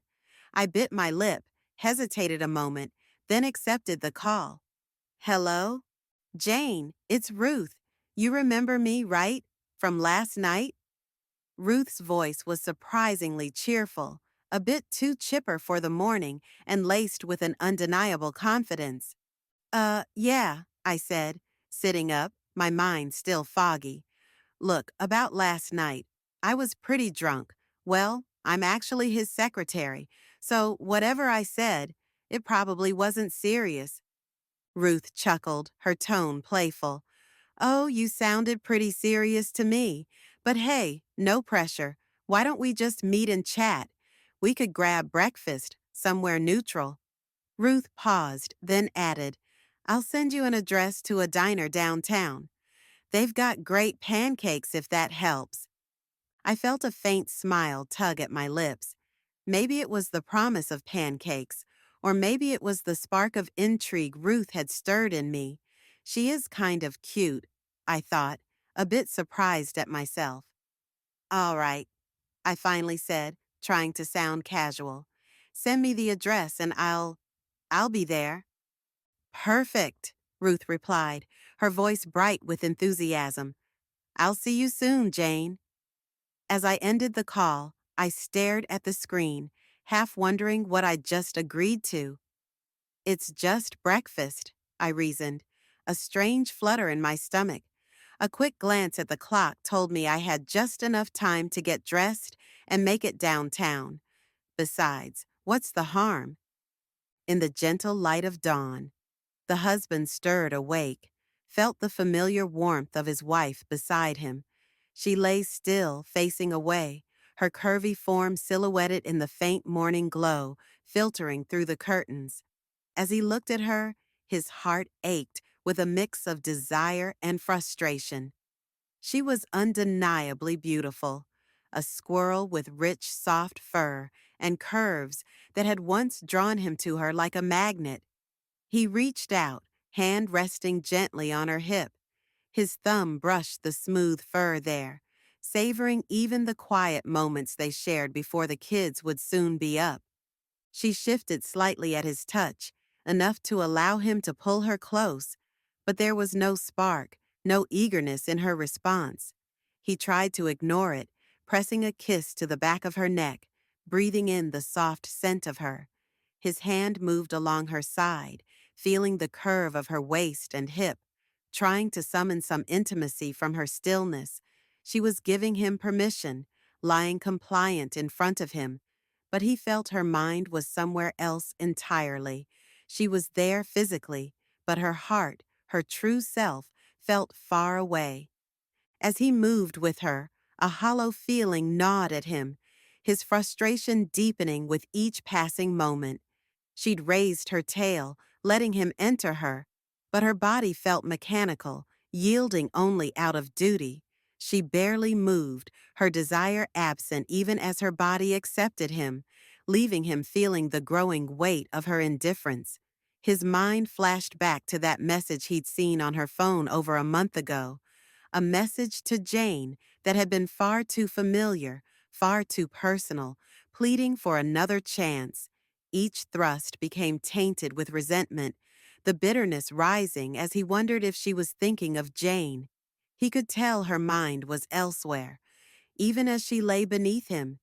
He'd wanted to confront her back then, to make her admit what he suspected, but he'd held back, torn between fear of the fallout and a desperate hope that maybe he was wrong. Now, though, the distance between them felt insurmountable, widening with every hollow movement. He regretted his silence, feeling it had only deepened the chasm between them. As they finished, her body lay still beneath him, as if waiting for him to let go, to be done so she could move on with the day. He pulled out of her, and she rolled away almost immediately, straightening her fur and sitting up on the edge of the bed. "All right, honey, I better go make sure the kids get their breakfast," she said briskly, her voice cheerful but detached, as if this intimacy was just another task checked off her morning list. There was no kiss, no lingering touch, just her rising to move on with her day. "Okay," he replied, his voice quiet. He watched her leave the room. The door closed softly behind her, and he let out a long, frustrated sigh, feeling the familiar weight of loneliness settle in his chest. For a few minutes he lay there alone, staring at the ceiling. He couldn't shake the ache, the resentment simmering beneath his love for her. She was the mother of their two children, a 9-year-old girl and an 8-year-old boy. Yet here he was, feeling more like an intruder in his own marriage. He glanced toward her side of the bed, and there on the nightstand, her phone rested, its screen dark. His pulse quickened. That same pull of suspicion tugged at him. He reached for the phone, hesitating only briefly before unlocking it. His hands felt cold as he scrolled through her recent messages, searching for anything from Jane or any other sign of her hidden life.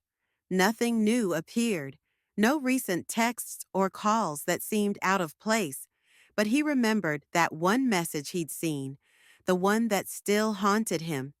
The words had been a strange mix of guilt and longing, as if Jane had once been closer to her than he'd ever been. "What did I do wrong? I mean, I did everything he liked, everything you liked.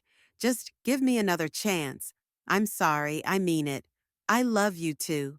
Can we get back together?" The words echoed in his mind, though he'd only seen it once. He couldn't shake the memory. That single message had been enough to stir doubt, to make him question what else might be hidden beneath the surface. With a heavy sigh, he put the phone back, his frustration only growing. He finally pulled himself out of bed and headed for the shower, hoping the hot water might wash away his lingering resentment and confusion.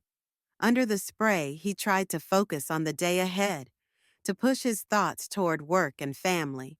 But as he scrubbed away the remnants of their loveless intimacy, he found himself wondering why he clung to a marriage that felt more like a habit than a partnership. By the time he stepped out and dried off, he'd pushed the thought aside, unwilling to face it fully.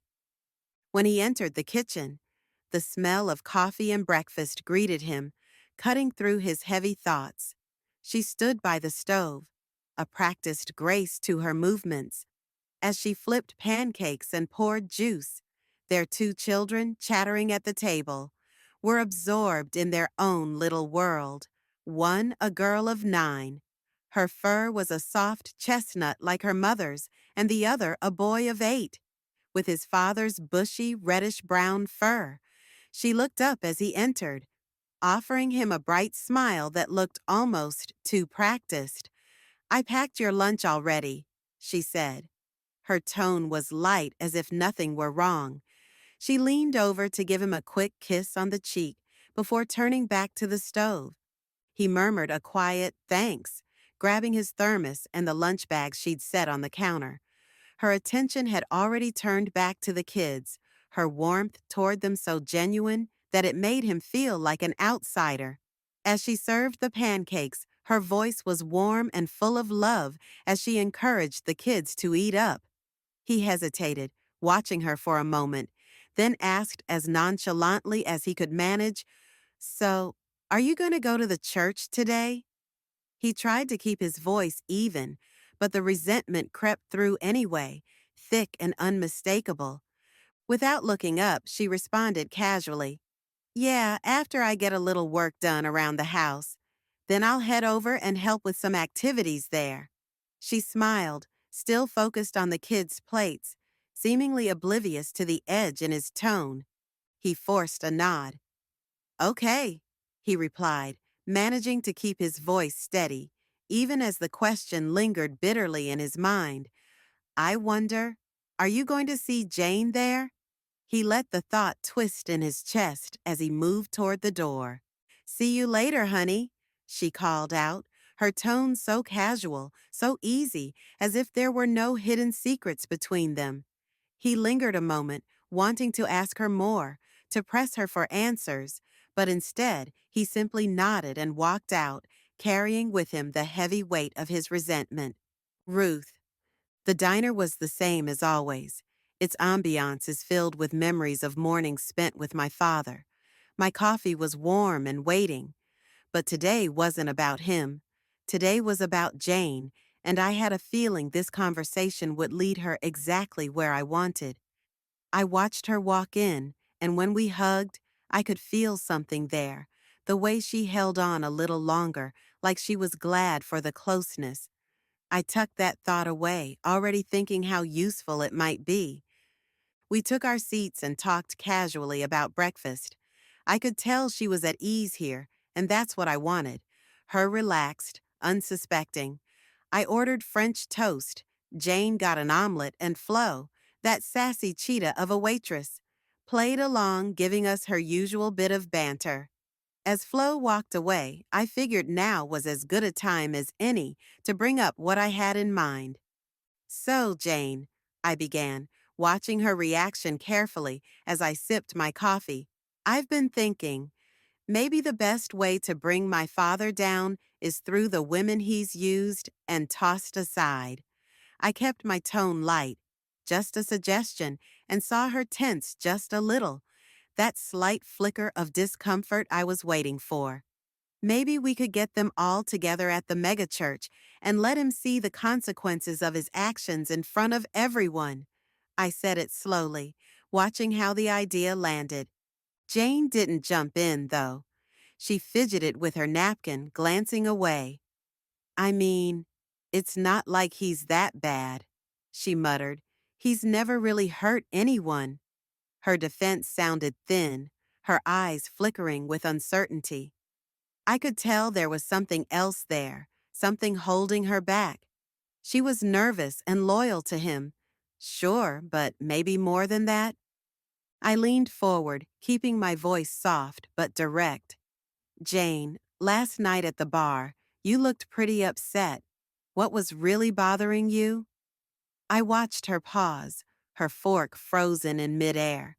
She looked down as if she were sorting through her feelings, and then, finally, she spoke. "It's he was with someone else." Her voice was quiet, almost embarrassed, and I could see the frustration there. I didn't even have to ask who. My dad. She wanted him, probably had for a long time, but now she'd started to feel that sting of being left out. I could use that. It's just, he never would get with those women without me participating in some way. She trailed off, her words unsure. I nodded knowingly. "So it hurts, being set aside like that. He just assumes you'll always be there, always loyal." I paused, letting her absorb that thought, letting it sink in. Her eyes found mine again, a hint of recognition there, and I could see she hadn't quite let herself admit this. "Jane, don't you think you deserve more than that?" She looked down, a pink blush creeping up the inside of her ears as she processed what I was saying. She didn't answer, but her silence was enough. I let my hand rest lightly on her arm, just for a moment, enough for her to feel it. I think we understand each other, I said softly. Us girls, we've been through things, and we know what we're worth. Her gaze met mine, her expression softening, and I could tell the suggestion was starting to settle in. We finished eating, and I watched her eyes flick back to me, the indecision still there but wavering. I could see her wrestling with her loyalty and her attraction towards me, trying to reconcile it with the anger she felt at my father. We got up to leave, and I made sure to walk close, close enough that my tail brushed her arm as we walked to her car, keeping her attention on me. As we made our way back to our vehicles, I walked close enough that my hip brushed against her arm, each touch gentle but deliberate. I could sense her tension building, feel the slight quickening of her pace, like she was caught between wanting more and feeling unsure of where this might go. That was exactly where I needed her. Just before we reached our destination, I paused, pulling her into a hug. I held her a little tighter, letting her feel my warmth, my presence. I allowed my hand to slide lower, down her back, brushing over the base of her tail. I knew what I was doing and knew the effect it would have. When her tail lifted just slightly, only to lower again quickly, I felt a pang of familiarity, a flicker of recognition. That involuntary lift of her tail, I knew it well. I'd felt that same instinct, that pull to give in, more times than I cared to admit. Being claimed, being held close in just that way, it stirred something in me that I usually kept hidden, especially now. But with Jane, I had to hold myself back, to put that side of me aside. She needed someone firm, someone who would lead, and right now, that someone had to be me. I saw her ears flush, her gaze turning downward, embarrassed. She'd shown me something real, something she probably hadn't meant to reveal. But I let my hand linger just a moment longer, not saying a word, letting her feel that unspoken understanding between us. There was a part of me that wanted to drop the act, to let someone else lead for once, but I pushed that aside. I needed her trust and her loyalty, and I could feel she was drawn to confidence. If I was going to get her to join me, I had to be the one in control. "You've got my number," I murmured, my voice low as I leaned in, planting a soft kiss just at the corner of her mouth, enough to feel her lean into it. "Call me when you're ready, and we'll make this happen." I stepped back, watching her face, her eyes still caught somewhere between excitement and desire. But I knew the spark was there, the connection. She wanted this, wanted me, and I'd use that to bring her to my side. As I turned to leave, I couldn't help the slight satisfaction that bloomed within me. She was drawn in, ready to follow. But beneath that satisfaction, there was a tug, a reminder of how easily the roles could have been reversed. I knew exactly what it felt like to be on her side of things. But for now, I was the one in control. And if it meant I had to do this to get what I wanted, I'd hold on to that role, even if part of me ached for something else entirely. Max stirred from sleep, something wet and warm rubbing against his thigh. His eyes blinked open slowly, adjusting to the early morning light slipping through the thin hotel curtains. A pair of large, fuzzy bunny ears filled his vision, bobbing rhythmically as Lily nestled herself on top of him, lost in her own world. Her gentle, panting breaths gave away her pleasure as she ground against his upper thigh, seemingly unaware he was awake. Amused, Max watched her, a lazy smile spreading across his face. She was entirely focused, her hands pressed against his chest, her cute furry butt rocking back and forth with each movement. She looked so happy. Her ears twitched with each rub. Her lips parted as she kept up her little motions. He thought it was adorable. Her innocent desire, her complete comfort with him, how freely she expressed herself. After a moment, she paused, her green eyes fluttering open as she felt his gaze on her. A faint blush colored her ears, and they flattened back slightly with embarrassment. "Oh, Max, I didn't mean to wake you," she whispered, her voice barely above a murmur. "I was just in the mood." Max chuckled softly, lifting a hand to gently stroke her back. "Don't worry, bunny girl. Go ahead if you want. I don't mind."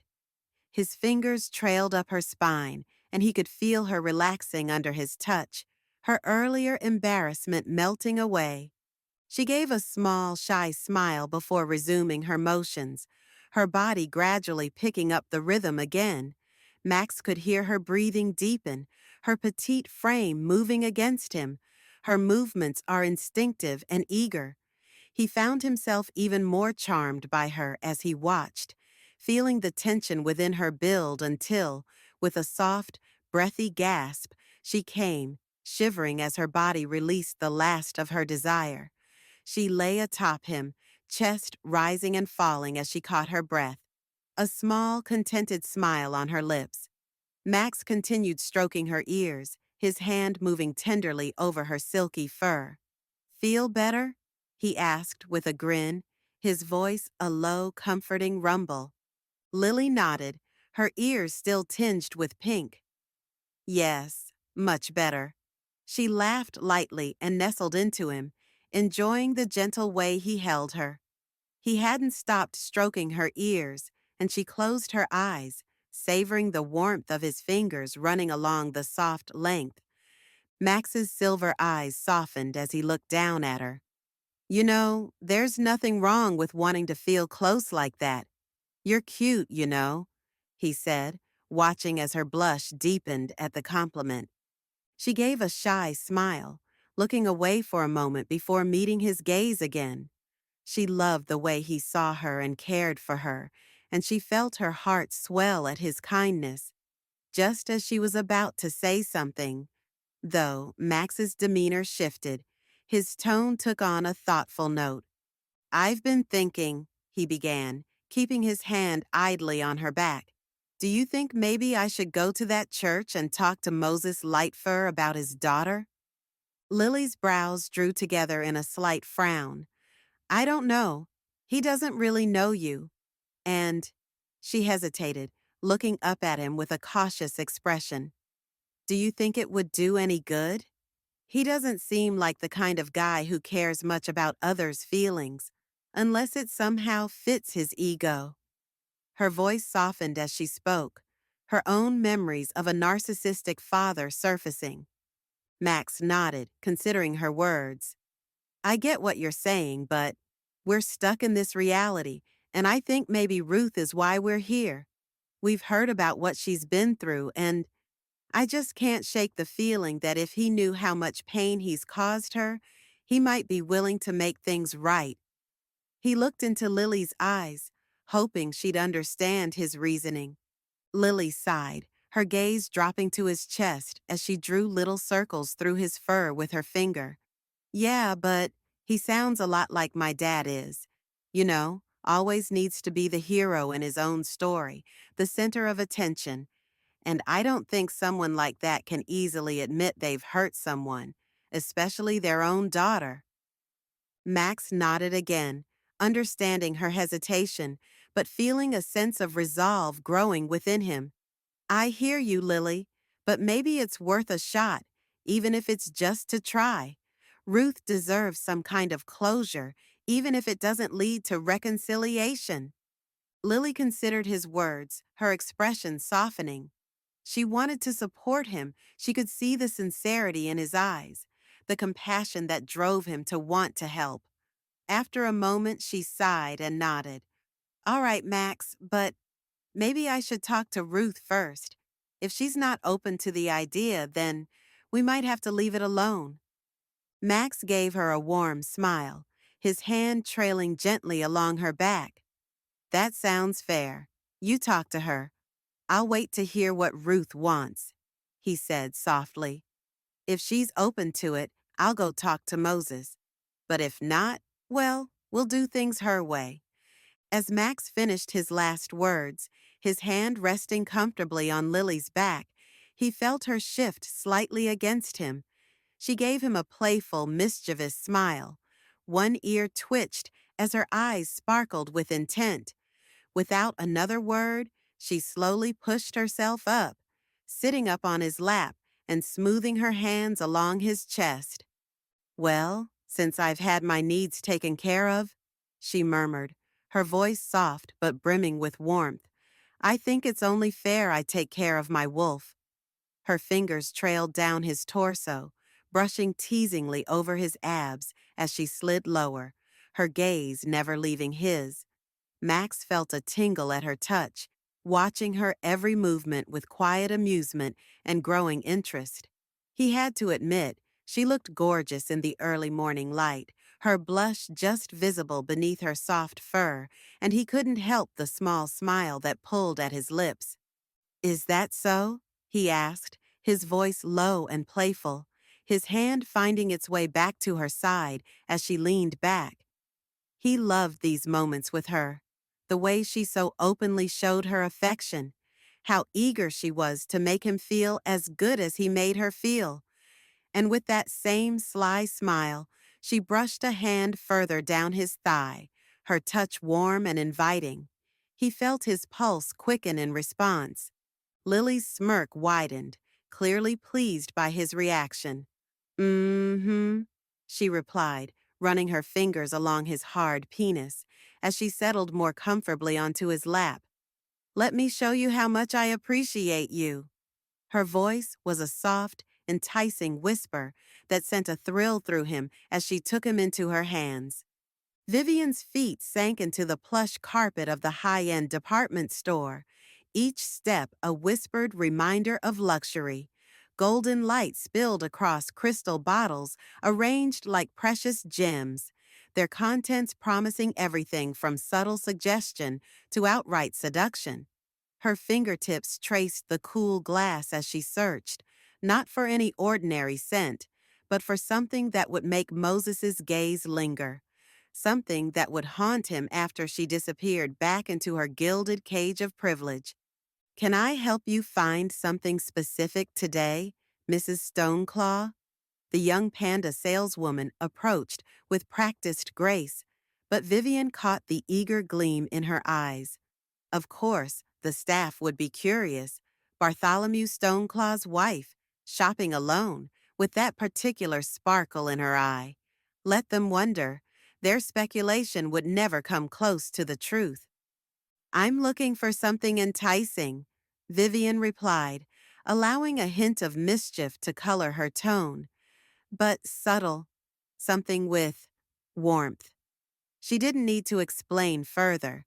The best mysteries were wrapped in partial truths, and everyone knew how a woman of her status might want to spice up her love life. Let them think she was trying to rekindle things with Bartholomew. The reality was far more delicious. The saleswoman produced a crystal bottle that caught the light like a diamond, its silver stopper winking conspiratorially. "This one has hints of amber, sandalwood, and a subtle trace of cinnamon, quite popular with our discerning clientele." The scent bloomed in the air between them, and Vivian closed her eyes, imagining Moses leaning close, drawn in by the warmth of it. Yes, this was the one. Her credit card exchanged hands with smooth efficiency, the bottle now nestled in a black bag with golden handles. Tasteful, discreet, and perfect. Vivian's pulse quickened as she imagined Moses's reaction. He'd understand immediately that she'd chosen it for him. Every note was selected with his preferences in mind. The thought sent a delightful shiver down her spine. The boutique's warmth gave way to the crisp outside air, and Vivian paused to let her eyes adjust to the natural light. The familiar click of a camera caught her attention. There, in the shadows of a nearby awning, lurked one of her regular shadows. The ferret photographer's whiskers twitched with anticipation as he captured his shot. She knew the dance well enough by now. A slight tilt of her head, a ghost of a smile.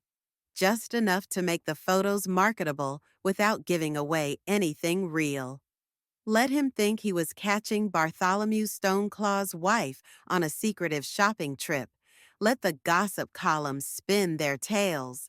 None of them would guess that the real story was so much more thrilling than their tawdry speculation. Her thoughts drifted back to Moses as she walked away, the bag swinging gently at her side. She imagined his reaction when he caught the first hints of the fragrance, how his golden eyes would darken with understanding. That moment would be worth far more than whatever story the ferret sold to the tabloids. Let them chase their shadows. Her reality was infinitely more intoxicating than their wildest theories. The smile that curved her lips had nothing to do with the crowd around her. It was the thought of Moses, how he'd lean in close when he caught this scent on her fur, how his eyes would darken with desire.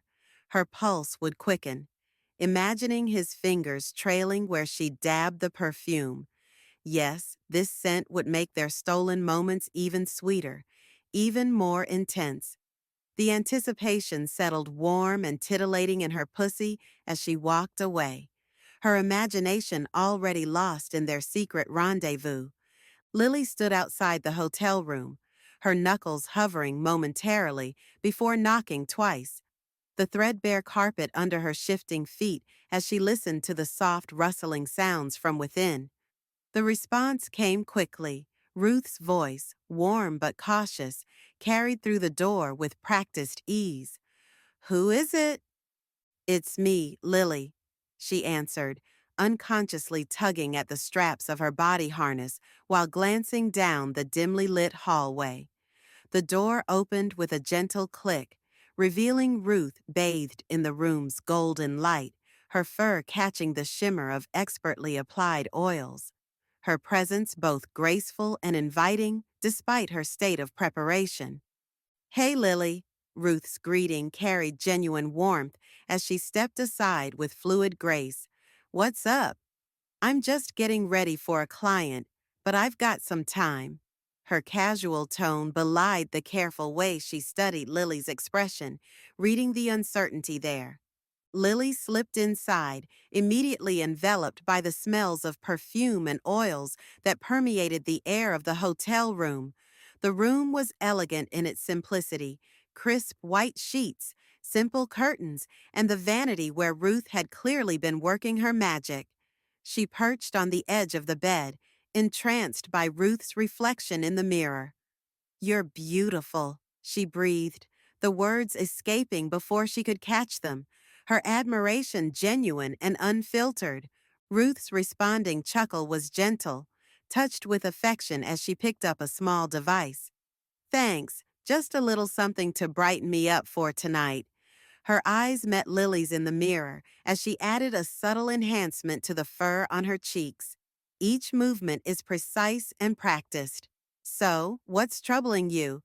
I can see it in your eyes." Lily hesitated, mesmerized by the methodical way Ruth styled her fur, each strand falling perfectly into place.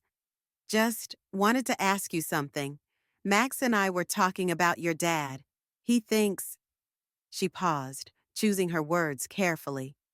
"He thinks maybe he could visit the church, talk to him, try to help him understand, maybe get through to him somehow." Ruth's hand froze mid-stroke, her reflection betraying a flash of something deep and painful before her professional mask slipped back into place. The unfamiliar implement resumed its movement, slower now, more deliberate. "And you think that would accomplish anything?" The question carried years of unspoken history. "Max really believes he could make a difference," Lily explained, absently tracing patterns on the comforter.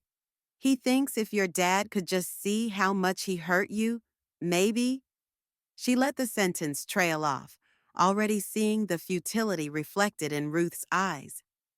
"My father," Ruth said, her voice steady as she outlined her eyes with practiced precision, "has a gift for turning every situation to his advantage. He'd twist Max's words until somehow he becomes either the martyred father or the misunderstood saint. The bitterness in her voice was subtle, but unmistakable.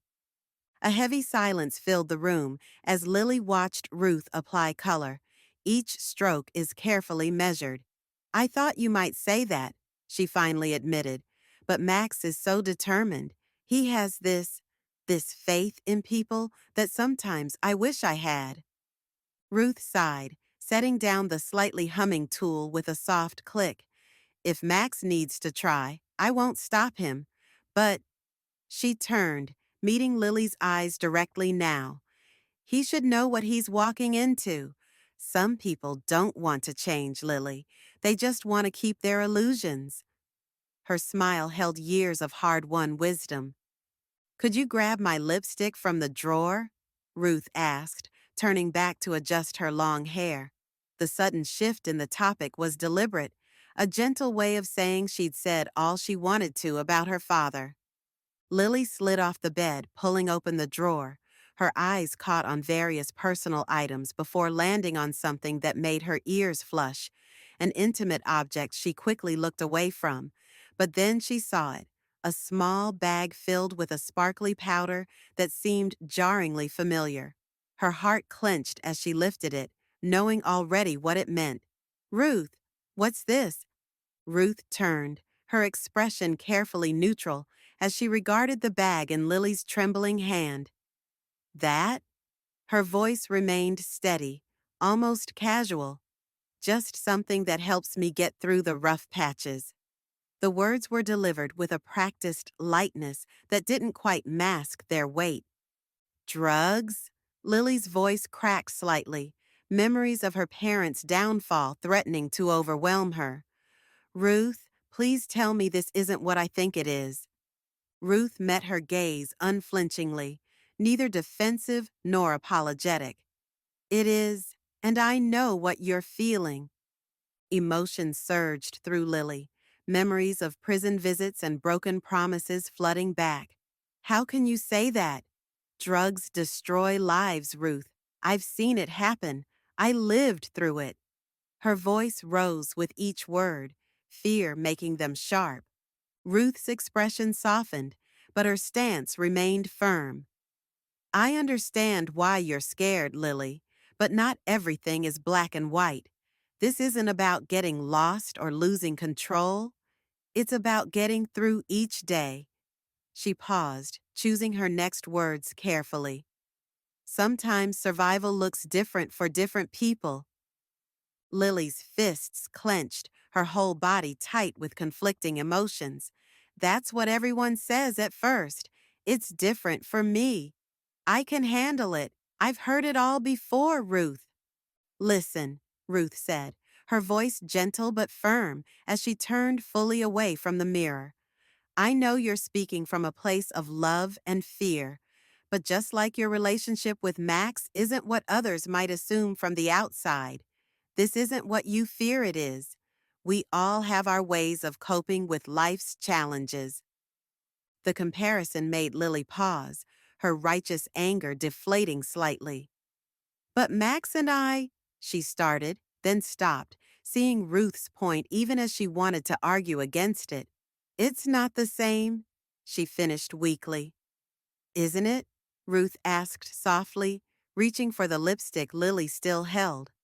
We're all just trying to navigate this world the best we can. Sometimes that means making choices others don't understand. Lily placed the bag back in the drawer with trembling fingers, surrendering the lipstick to Ruth. I couldn't bear it if something happened to you, too. Ruth applied her lipstick with steady hands, but her eyes were gentle when they met Lily in the mirror. I know, sweetie, and I love you for caring, but I promise you, I'm okay. I'm not the other people you know in your past. A quiet understanding settled between them as Ruth finished her preparations. Tell Max he can talk to my father if he needs to, she said finally. I am pretty sure it won't change anything, but sometimes we need to try anyway, just to know we did. Lily nodded, finding a small measure of peace in the honesty they'd shared. Thanks, Ruth, for for being real with me. Ruth's smile was warm as she gave Lily's shoulder a gentle squeeze.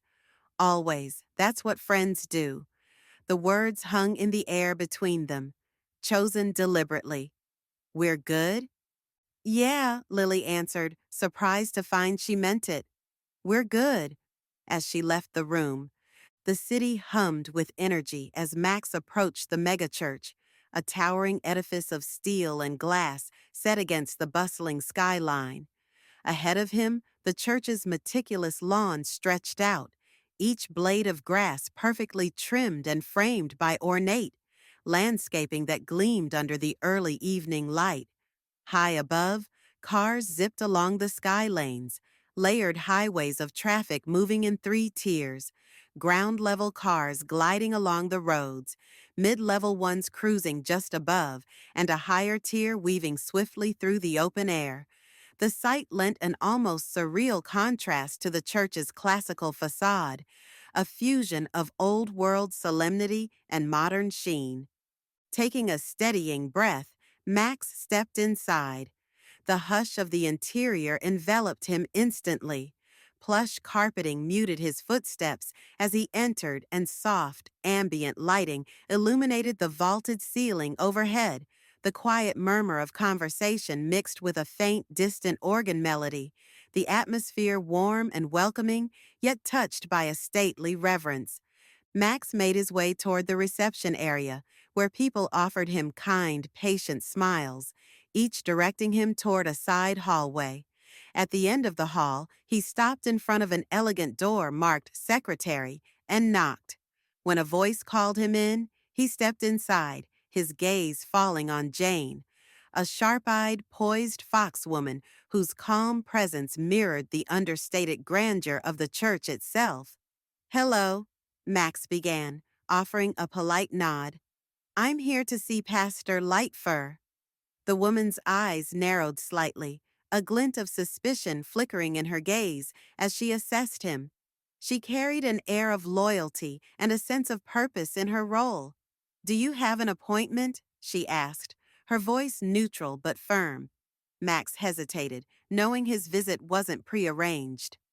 No, but I think he'll want to hear what I have to say, he replied, his voice steady but holding an undercurrent of urgency. The foxwoman, Jane, pressed a button on the intercom in front of her, casting Max one last wary glance as she spoke into it. Pastor, there's a gentleman here to see you. Says it's important. A pause followed. After a moment, a warm voice answered. Send him in, Jane. She nodded, motioning Max toward the hallway.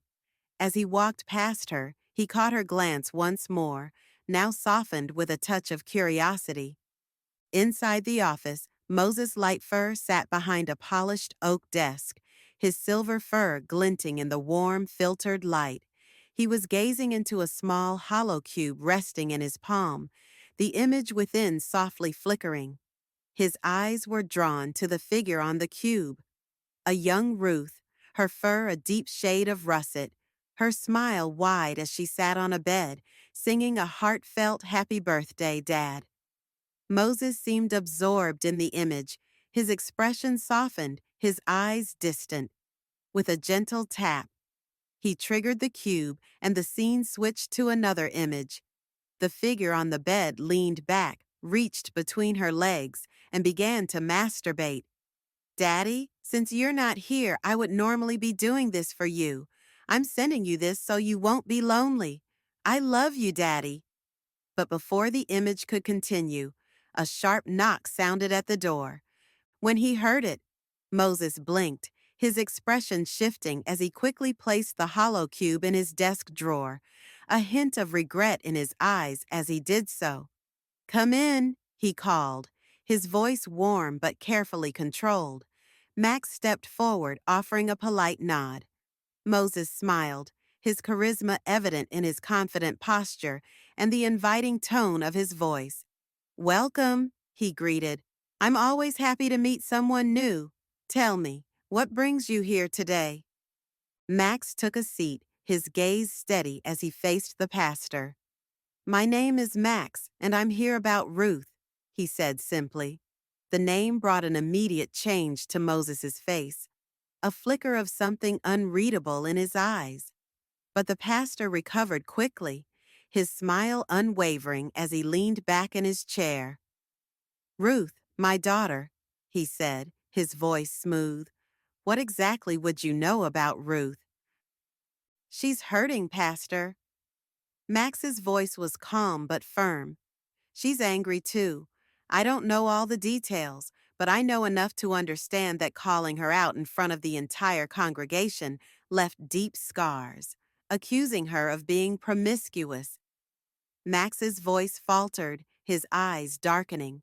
"She wasn't promiscuous, Pastor. You know that, and she knows that. She deserves an apology."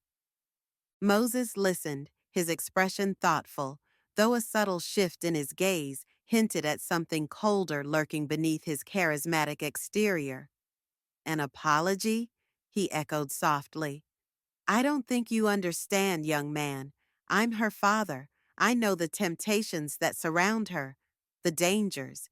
She was vulnerable, and the young man she was spending time with wasn't suitable." His voice took on a tone of practiced concern.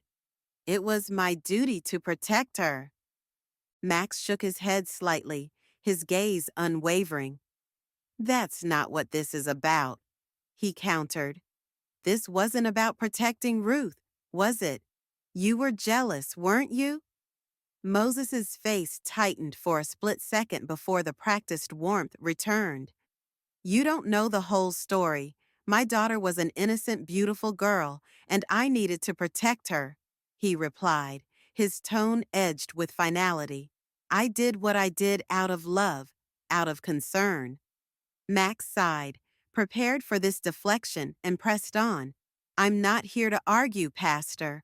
I'm here to say there's a chance for reconciliation if you're willing to admit the pain you caused her." But Moses's gaze sharpened, his tone shifting. "Reconciliation?" he asked, a slight smirk curling at the corners of his mouth. "You, a man who keeps company with a young female bunny, are here to lecture me about family. Yes, I think I remember you. You were here a couple of days ago, sitting in the back with a young bunny, white fur, black body harness. That was you, wasn't it?" Max's jaw clenched, the shift in subject catching him off guard. "Lily is a companion?" he replied, feeling a pang of discomfort as the pastor's gaze lingered. "A companion?" Moses's tone held a subtle sneer. "A girl half your age, isn't she? She looks 17 if I'm not mistaken." Max's mouth went dry, the pastor's words burrowing uncomfortably beneath his skin. "Our relationship is mutual," he managed, his voice firm, though he sensed Moses's scrutiny weighing down on him. "I don't force anything on her. We're good together. I respect her." Moses leaned back, his expression almost pitying. "Respect her? And yet you're what, 30? Taking advantage of a girl young enough to be your daughter. Tell me, how does that look to you?" The pastor's words struck a nerve, and Max felt a ripple of doubt stir within him. "She's free to make her own choices," he argued, though the firmness in his voice had weakened. Moses's smirk widened slightly, his tone smooth and patronizing. "Ah, free, yes. A 17-year-old so worldly and mature, ready to make life-altering decisions. And you, older and wiser, guiding her along." The words twisted, each syllable carefully placed to unearth Max's insecurities. Max's hands tightened into fists on his lap, frustration bubbling up within him. He knew Moses was manipulating the conversation, steering it away from Ruth and toward his own situation. But the doubts Moses planted had begun to fester, gnawing at the edges of his thoughts. "I didn't come here to talk about Lily," he said, his voice low, somewhat defensive. But Moses continued smoothly, ignoring his words. Perhaps before pointing fingers, it's wise to examine one's own life, young man. After all, hypocrisy is a dangerous thing to carry. Max felt the weight of Moses's gaze as it bore into him, his words weaving themselves into Max's mind, stirring confusion and self-doubt. The confidence with which he had entered began to waver, the purpose of his visit now feeling fragmented, incomplete. Moses leaned forward, his voice softening, almost gentle. But I do appreciate you coming, Max. I truly do. And perhaps one day you'll understand the wisdom of age, the importance of discernment. Max rose from his seat, feeling hollow, the fire that had driven him here now reduced to embers. Thank you for your time, Pastor, he managed, his voice quiet, carrying a note of defeat. Moses smiled, his gaze one of polite dismissal, his hand already reaching for a stack of papers on his desk. Of course, young man, and remember, God forgives. But it's best to avoid temptation in the first place, yes. As Max stepped out of the office, the echo of Moses's words lingered in his mind, their weight heavy and bitter. He left the church.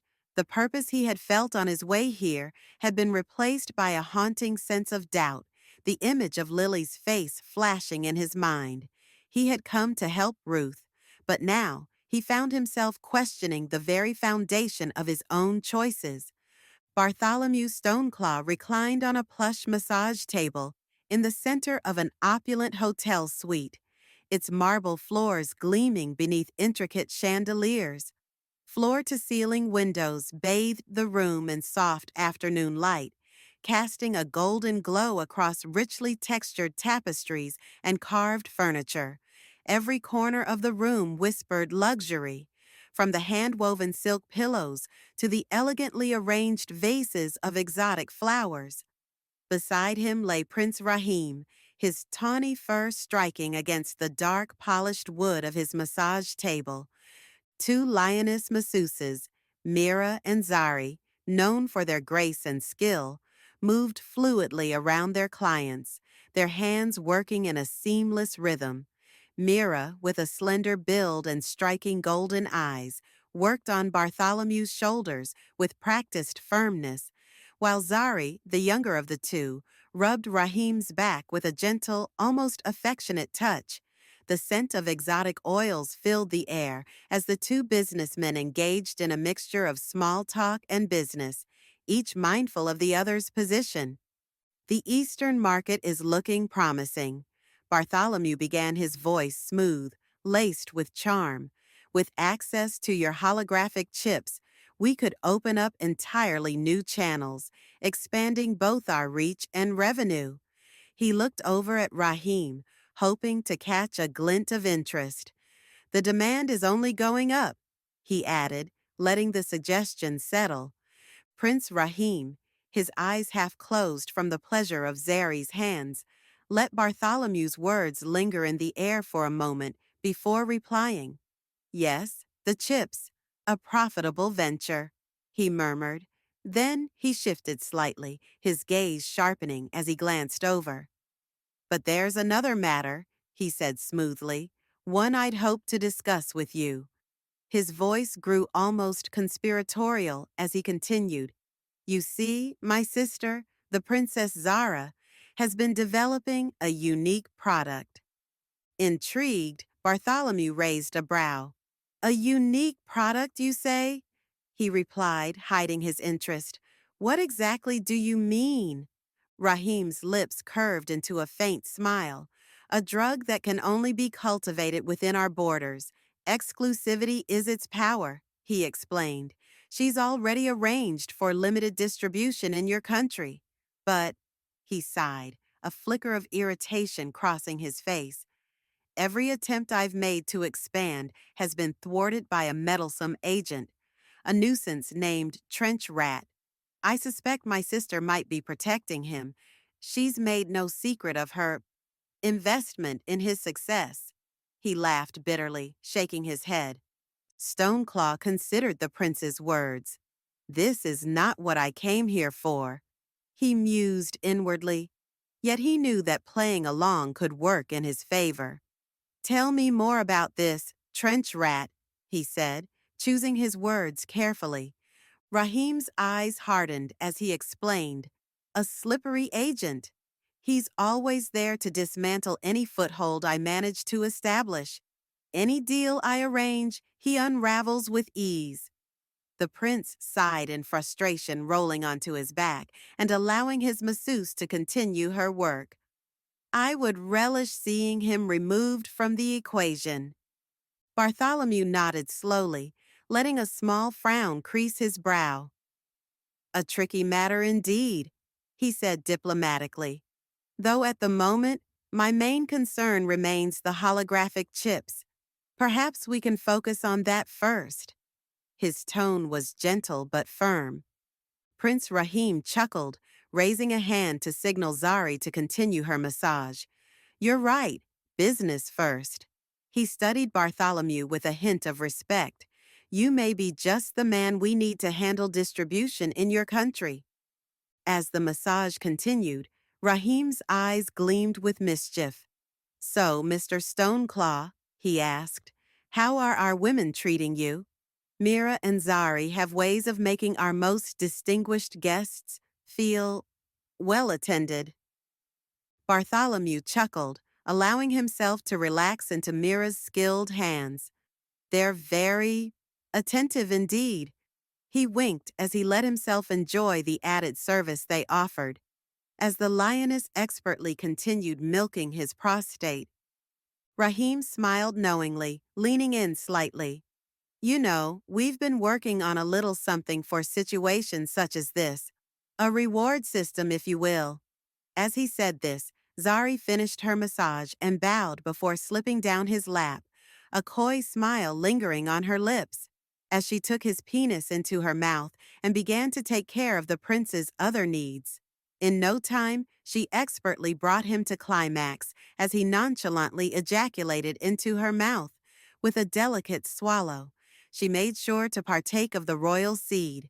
Rahim reached beside him, pressing a small, elegant button on the side of his table.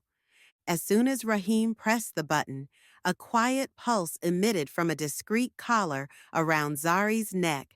Her eyes widened, and she gasped, her entire body shuddering with pleasure as if caught in an intense wave of ecstasy. She clung to Rahim, her body trembling as she curled into herself, small whimpers of pleasure escaping her lips. Bartholomew watched the scene with a raised brow, curious and intrigued. A rather impressive piece of technology, he commented. How exactly does it work? The prince chuckled. This device sends impulses directly to the pleasure center of the brain, rewarding her instantly. However, he sighed, looking back at the collar with a hint of wariness. We've had some issues. They can become quite dependent on it. Like any indulgence, it must be carefully managed. With a satisfied grin, Rahim deactivated the collar, letting Zari recover. But we're experimenting with alternatives, he said, gesturing to Mira. Sometimes the old-fashioned way is best. At his cue, Zari moved with easy confidence toward her sister, guiding her down onto the plush carpeting and beginning a slow, sensual exploration of her pussy that soon had Mira gasping in a more natural rhythm. As Zari continued to pleasure her older sister, Rahim turned back to Bartholomew, his smile one of a true businessman closing a deal. Perhaps once you're handling the distribution of our chips, we might arrange further. Experimental distribution. His voice held a playful tone, hinting at a deeper partnership. Bartholomew leaned back, letting the scene play out with amused satisfaction. I'm sure we can work something out. He extended his hand, and Rahim took it, sealing the deal with a firm handshake as Mira's soft moans filled the air, blending business and pleasure into an arrangement of mutual benefit. The hotel corridor lights buzzed overhead as Max paused before the room he shared with Lily, his keycard hovering near the lock. The weight of Moses Lightfur's words pressed down on his shoulders, making even this simple action feel monumental. The green light blinked, and he pushed the door open. Lily sat curled up on the small love seat, her cute bunny ears slumped forward as she focused on her tablet. The soft blue glow from the screen cast shadows across her face, reminding Max just how young she was. His stomach twisted. Max! Her tablet clattered onto the side table as she straightened up, eyes bright with anticipation. What happened with Moses? Did you get through to him? He crossed the room and sank down beside her, the love seat cushions dipping under their combined weight. Just like Ruth said, he twisted everything around, made himself out to be the concerned father who only wanted to protect his daughter. Max ran a hand through his fur, avoiding her gaze. Lily's warm hand found his knee, squeezing gently. Well, at least we know Ruth was right about him. When he didn't respond, her fingers tightened. Max? What else happened? He said some things. The words stuck in his throat. How could he tell her that Moses had made him question everything about their relationship? About us, about our age difference. And you're letting what he said get to you? Her voice sharpened. Since when do you care what Moses Lightfur thinks about us? It's not just what he thinks, Lily. You're 17. I'm 36. Maybe he's right. Maybe I am taking advantage. So you're telling me I'm too stupid to know who I like? Lily jerked her hand away from his knee, her voice rising. The sudden loss of her touch left him cold. That's not what I meant. Max turned to face her and caught the hurt and anger flashing in her eyes. It's not about intelligence. It's about experience, about what? My ability to understand my own feelings? She stood up, pacing in front of him. I can join the military. I can vote. I can drive a car. Hell, I can make every other life-changing decision. But somehow I'm not capable of knowing who I want to be with. Max opened his mouth, eager to share his knowledge. Actually, research shows the frontal cortex isn't fully developed until 25, which affects decision-making. But Lily whirled on him, her eyes flashing with such intensity that the words died in his throat. Don't you dare throw science at me. That's just another excuse people use when it's convenient, when they want to control someone else's choices. Her words hit him like a physical blow. He saw the truth in them, saw how his own fears and insecurities had let Moses's words take root. You're right. What? Lily stopped pacing, surprise replacing anger on her face. You're right. This isn't about your age or experience. It's about me being afraid. He reached for her hand, afraid of what people think, afraid of losing you, afraid of being with someone who sees right through my bullshit. Max, the anger drained from her face. She let him pull her closer until she stood between his knees. I'm sorry, Lily. I was wrong to let Moses get in my head. If you still want this, want us, I promise I won't question your ability to make that choice again. You better not. But there was a smile playing at the corners of her mouth. Because I do love you, you idiot. Oh? You love me, do you? Max grinned, tugging her down into his lap. That's quite an admission. Shut up. She smacked his chest, but there was no force behind it. Before she could pull her hand away, he caught it and pressed it against his heart. Max cupped her face with his free hand and drew her into a kiss that said everything else he needed to say. She melted against him. 25 minutes to 30 minutes. Vivian? The soft morning light and the sound of the third-lane traffic filtered through the thick glass of the hotel's window as I slowly opened my eyes. Moses lay beside me on the queen-size bed, His body was warm and comforting, one arm draped across my waist. My body was aching pleasantly from the night before, memories of our passionate encounter flooding my mind. The holographic clock reads 7:45 a.m. I studied Moses's face in the quiet morning light, the strong line of his jaw, the gentle curve of his lips. He was so different from my husband, attentive and present. When his eyes opened, they met mine immediately, filled with a hunger that made my breath catch. "That perfume," he murmured, pulling me closer. His lips brushed my neck, sending shivers through me. I noticed it last night, absolutely intoxicating. I felt a rush of pleasure, knowing I had chosen it precisely to entice him. We both slid out of bed and made our way to the bathroom. The steam from the shower rose around us, transforming the small space into an intimate world. Pressing my palms against the cool tiles, I felt Moses behind me, his strong hands gripping my hips. His touch was both possessive and reassuring. After months of neglect from my husband, feeling invisible to him, Moses made me feel alive. Every touch was a revelation, and every shared moment fulfilled something deep within me. He was deliberate, powerful, a mature man who knew exactly what he wanted and how to take it. Hot water cascaded over us, blurring the boundaries of where his body ended and mine began. I arched my back into him, a growl escaping my throat. This wasn't just sex, it was passion and connection. "Mine," he announces into my ear, his breath hot and his dick moving possessively in my pussy.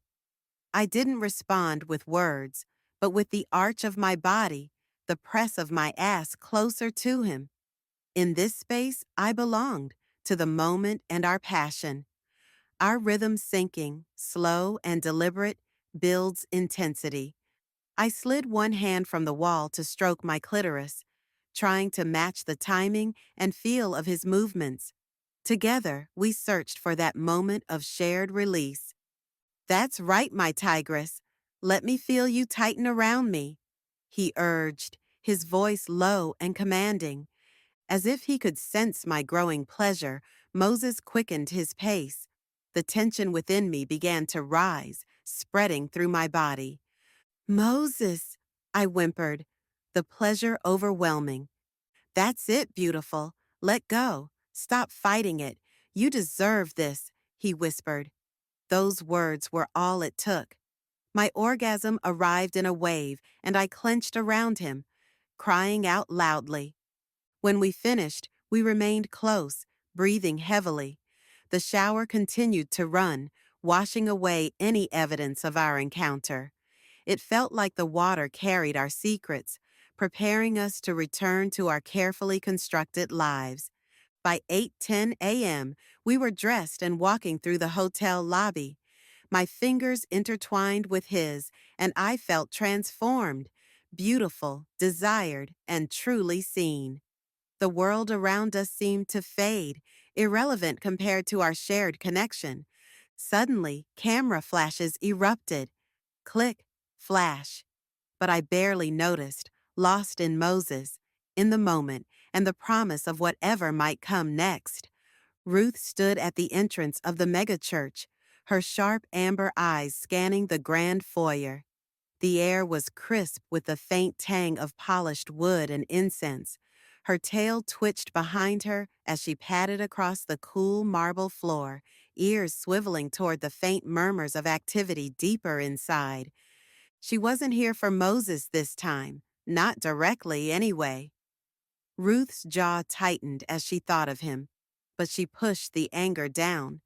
Today, her focus was on Jane. A receptionist nodded politely as Ruth made her way to Jane's office. She knocked lightly on the wooden door, the sound sharp in the quiet hallway. "Come in," came Jane's voice from inside, calm but firm. Ruth opened the door to find Jane seated at her desk, a neat stack of papers in front of her. The older fox didn't bother standing, but her ears flicked in acknowledgement. "Ruth," Jane said, her voice steady as her sharp golden eyes met Ruth's. I didn't expect you this early. Figured we'd get this over with, Ruth replied, leaning against the doorframe momentarily before stepping fully inside. Her feet sank into the soft carpet. Jane's lips twitched in the faintest hint of a smile. I'm aware. Ruth crossed her arms, her tail flicking behind her. Is this Rose person at the church? Jane nodded, standing and smoothing down her fur. She's with the kids. Let's go before she gets too busy. The walk to the nursery was brief but laden with tension. Ruth noticed how Jane's posture straightened as they passed other staff members, her tail held at just the right angle to exude confidence. Ruth had seen that before, Jane's ability to mask any sign of weakness. They entered the nursery to find Rose kneeling on a brightly colored mat, sorting a pile of colorful blocks. The squirrel woman's tail fluffed slightly when she noticed them, the insides of her round ears darkening with a faint blush. She set an oversized block aside and rose to her feet, brushing her hands against her fur. Jane, Rose greeted, her voice cheerful but slightly strained. Didn't expect both of you? Her gaze flickered briefly between them before she offered a nervous smile. We need to talk, Jane said simply, her tone soft but firm. Can someone cover for you? Rose hesitated, glancing at the rabbit woman near the toy bins. Pam, can you handle things for a few minutes? Pam waved a hand, her long ears bobbing. Of course, take your time. The three women moved to a small break room adjacent to the nursery. Ruth took the seat closest to the door, her movements deliberate and measured, while Jane sat across from Rose. The squirrel woman's tail curled protectively around her waist, her hands clasped tightly in her lap. What's this about? Rose asked, her voice casual, but the faint flick of her tail betrayed her unease. Ruth let Jane take the lead, leaning back slightly in her chair as Jane leaned forward, her elbows resting on the table. Rose, we need to talk about Moses, Jane began, her voice steady but carrying an edge of urgency. Rose blinked, the blush inside her ears deepening as she shifted in her seat. What about him? She asked cautiously. Jane's tone didn't waver.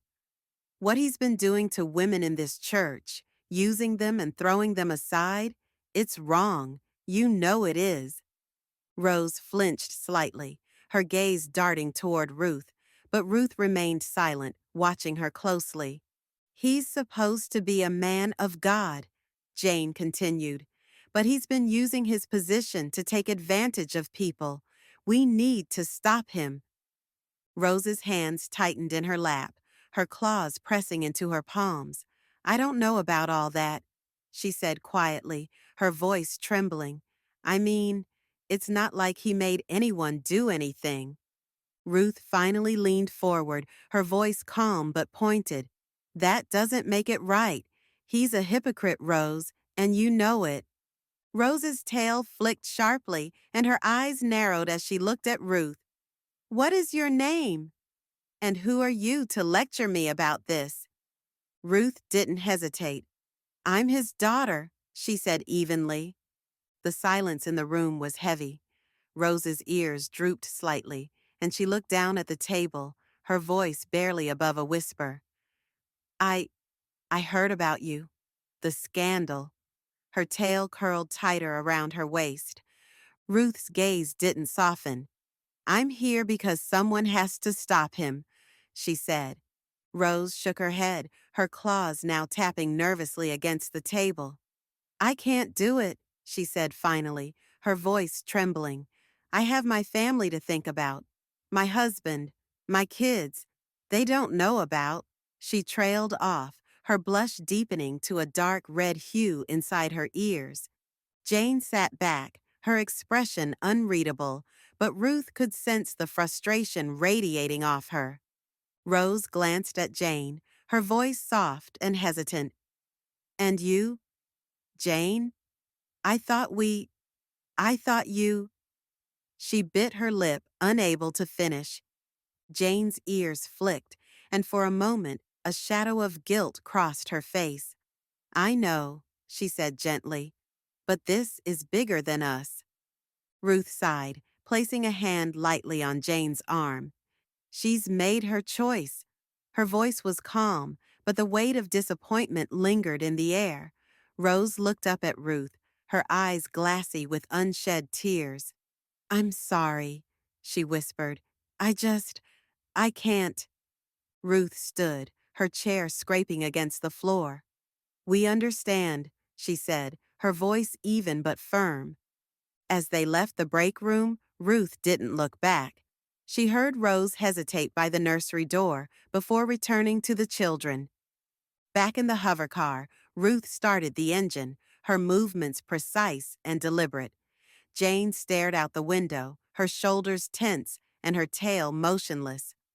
Ready for the next one? Ruth asked, her tone neutral. Jane nodded slowly, though her posture remained tight. Ruth focused on the road ahead, but the weight of their failure hung between them like a stone. Jane gripped the edge of the hovercar's seat as Ruth navigated through the quiet suburban neighborhood. Neat houses with manicured lawns and decorative spiritual markers lined the streets, a testament to the community's devout nature.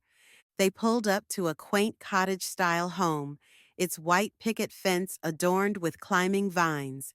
Delicate wind chimes hung from the porch, tinkling softly in the breeze. Jane recognized the address immediately, Margaret Redwood's residence.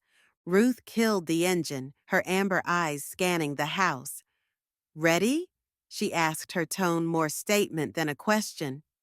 Margaret was waiting at the door before they could knock, her silver-furred ears already perked in recognition. A delicate gold chain hung around her neck, bearing an intricate medallion etched with ancient spiritual symbols. Jane, she greeted warmly, I've been expecting you. The interior of Margaret's home was a shrine to her faith. Religious artwork covered the walls, ceramic figurines of spiritual guardians perched on shelves, and carefully inscribed scrolls framed in carved wooden borders. She guided them to a living room where delicate hand-woven mats protected polished surfaces and a well-worn spiritual text sat prominently on a side table. Tea? Margaret asked, her movements practiced and gentle. Without waiting for a response, she disappeared into the kitchen, returning moments later with a silver tea service. Jane watched as Margaret poured, her movements deliberate and graceful. This is Ruth, Jane said, gesturing to her companion, Moses Lightfur's daughter. Margaret's ears twitched, but her smile remained placid. I heard of you, she said simply, passing Jane a delicate porcelain cup. Ruth sat quietly, allowing Jane to lead the conversation. Her eyes never left Margaret, watching every subtle movement. We're here about Moses, Jane began, her voice soft but firm. About what he's been doing in the church. Margaret's tail curled demurely. I know my own sins, she said quietly. I've asked the divine's forgiveness, and it has been granted. Jane leaned forward. But he's continuing to take advantage of women, Margaret, using his position of spiritual authority to... The divine works in mysterious ways, Margaret interrupted, her voice calm. If Moses has sinned, the higher power will handle it. Ruth finally spoke, her voice cutting through the room's gentle atmosphere. And what about the women he's hurting? What about accountability? Margaret's smile never wavered. The divine forgives, she repeated. And who are we to judge? Jane fought down her frustration, watching the older fox's serene expression. Another dead end. They finished their tea in polite silence, the religious artifacts around them seeming to watch with their own kind of judgment. As they prepared to leave, Jane said softly, Well, you have a good day. Margaret's smile grew warm. Bless you, she responded. The divine will help you. Her ears perked slightly. And the divine will guide your path. Outside, Ruth started the hover car. Two down, she said flatly. Jane simply nodded, the weight of their mission hanging between them. Ruth studied the middle-class apartment complex as she and Jane approached the door. Another stop, another potential dead end. The sound of blaring holovision leaked through the door.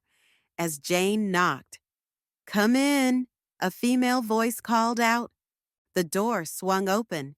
Inside, Delia Martinez lounged on a worn leather sofa, cigarette dangling from her crimson lips, a beer bottle in hand. Her makeup was sharp, her demeanor anything but the naive church mouse Jane once knew. "Jane?" Delia drawled without moving. "Who's your friend?" Her eyes swept over Ruth with casual interest. "This is Ruth," Jane said, "Moses Lightfur's daughter." Delia's laugh was sharp. "Oh, the one who was called a whore by the pastor in front of the whole congregation? Heard about that." She took a long drag of her cigarette. Ruth's smile was neutral. She'd heard worse. The apartment was a stark contrast to Margaret's carefully curated spiritual space. Loud holovision, scattered beer bottles, an ashtray overflowing with cigarette butts. A soap opera played in the background, the volume just low enough to allow conversation. "So," Delia said, shifting slightly on the sofa, "what brings you here?" Jane leaned forward. "We want to talk about Moses." Delia's laugh was sardonic. "Been there, done that. What's there to talk about?" "He's been using his position to manipulate women," Jane pressed. "We want to expose his hypocrisy." "Hypocrisy?" Delia took another drag. "Honey, that's religion in a nutshell. Moses just did what everyone else does. He just hasn't got caught yet." The door of the apartment opened.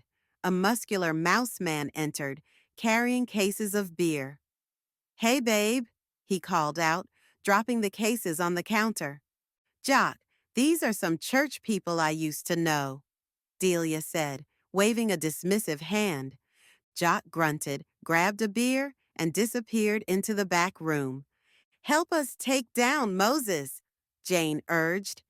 Delia's response was immediate. "Why would I? It's not my life anymore."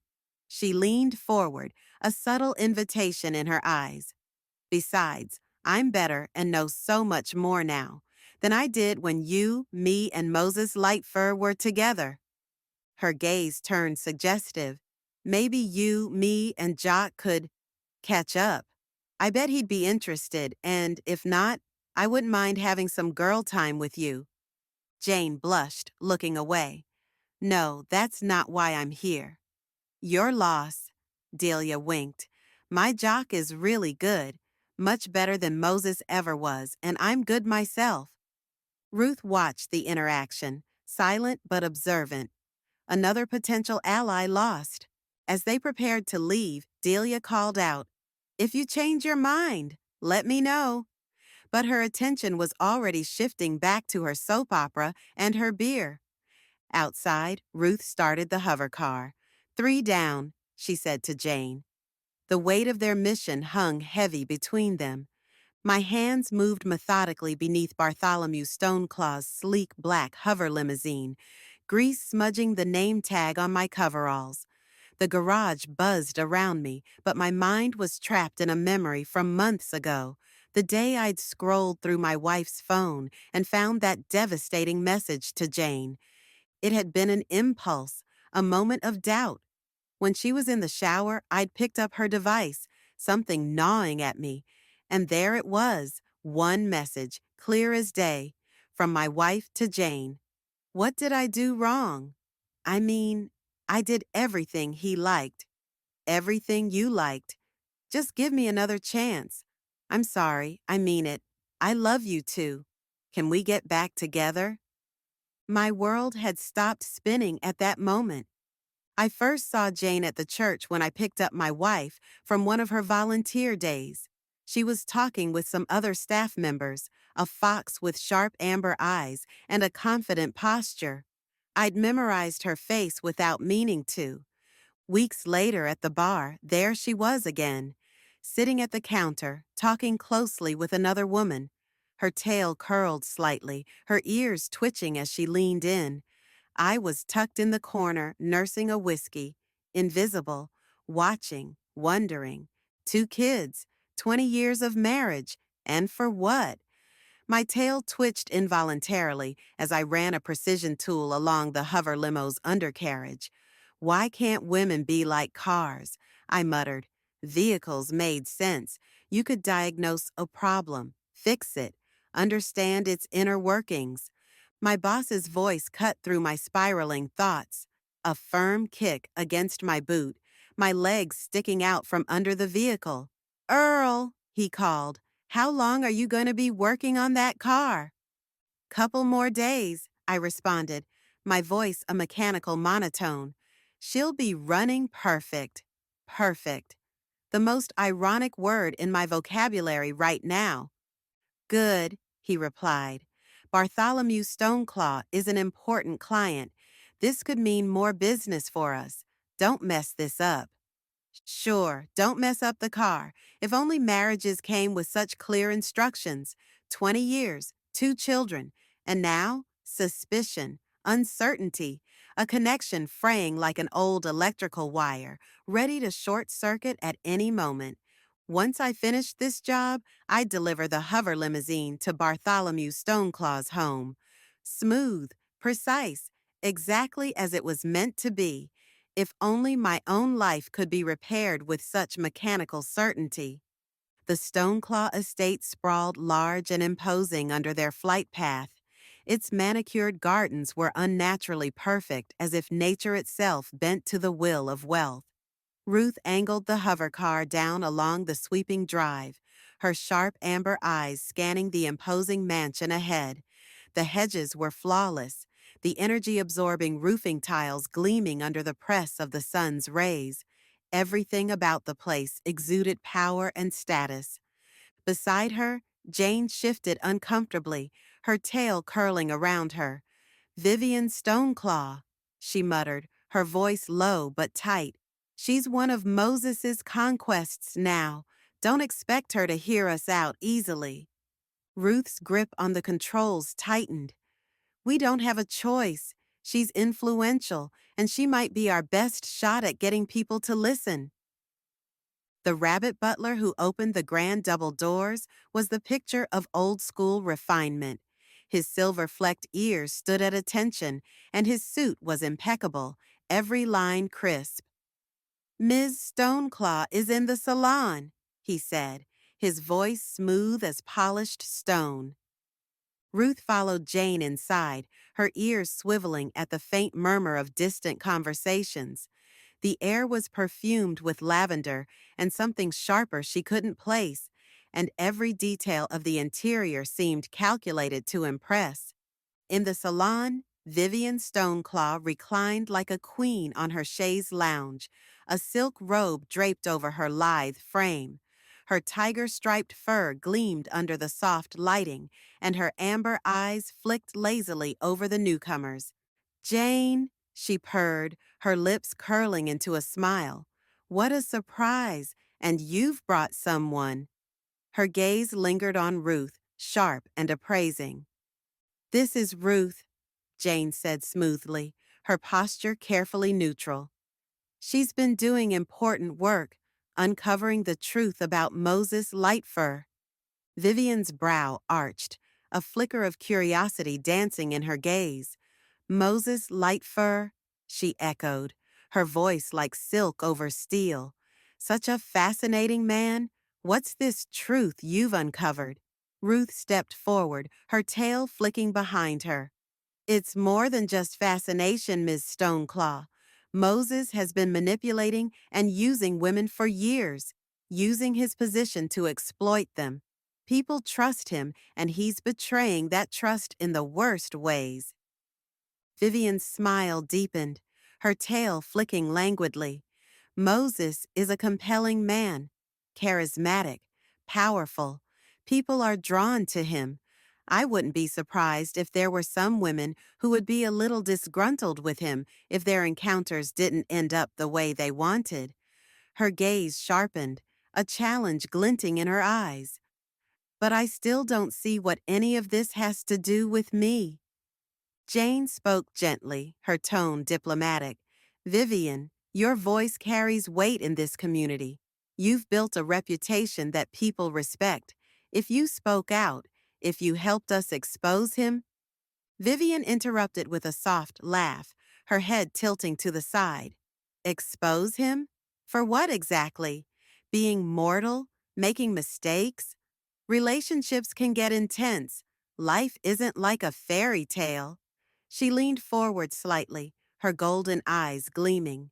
Let's not pretend we're all saints, Jane. Some of us have our own indulgences to protect. The meaning behind her words was unmistakable, and Ruth felt the weight of them. Ms. Stoneclaw, she said, her voice firm despite the feeling of dismissal radiating from the socialite. This isn't about judging anyone's private life. It's about stopping Moses from hurting more people. You know how persuasive he can be. You've seen it firsthand. Vivian's expression cooled, the warmth draining from her smile.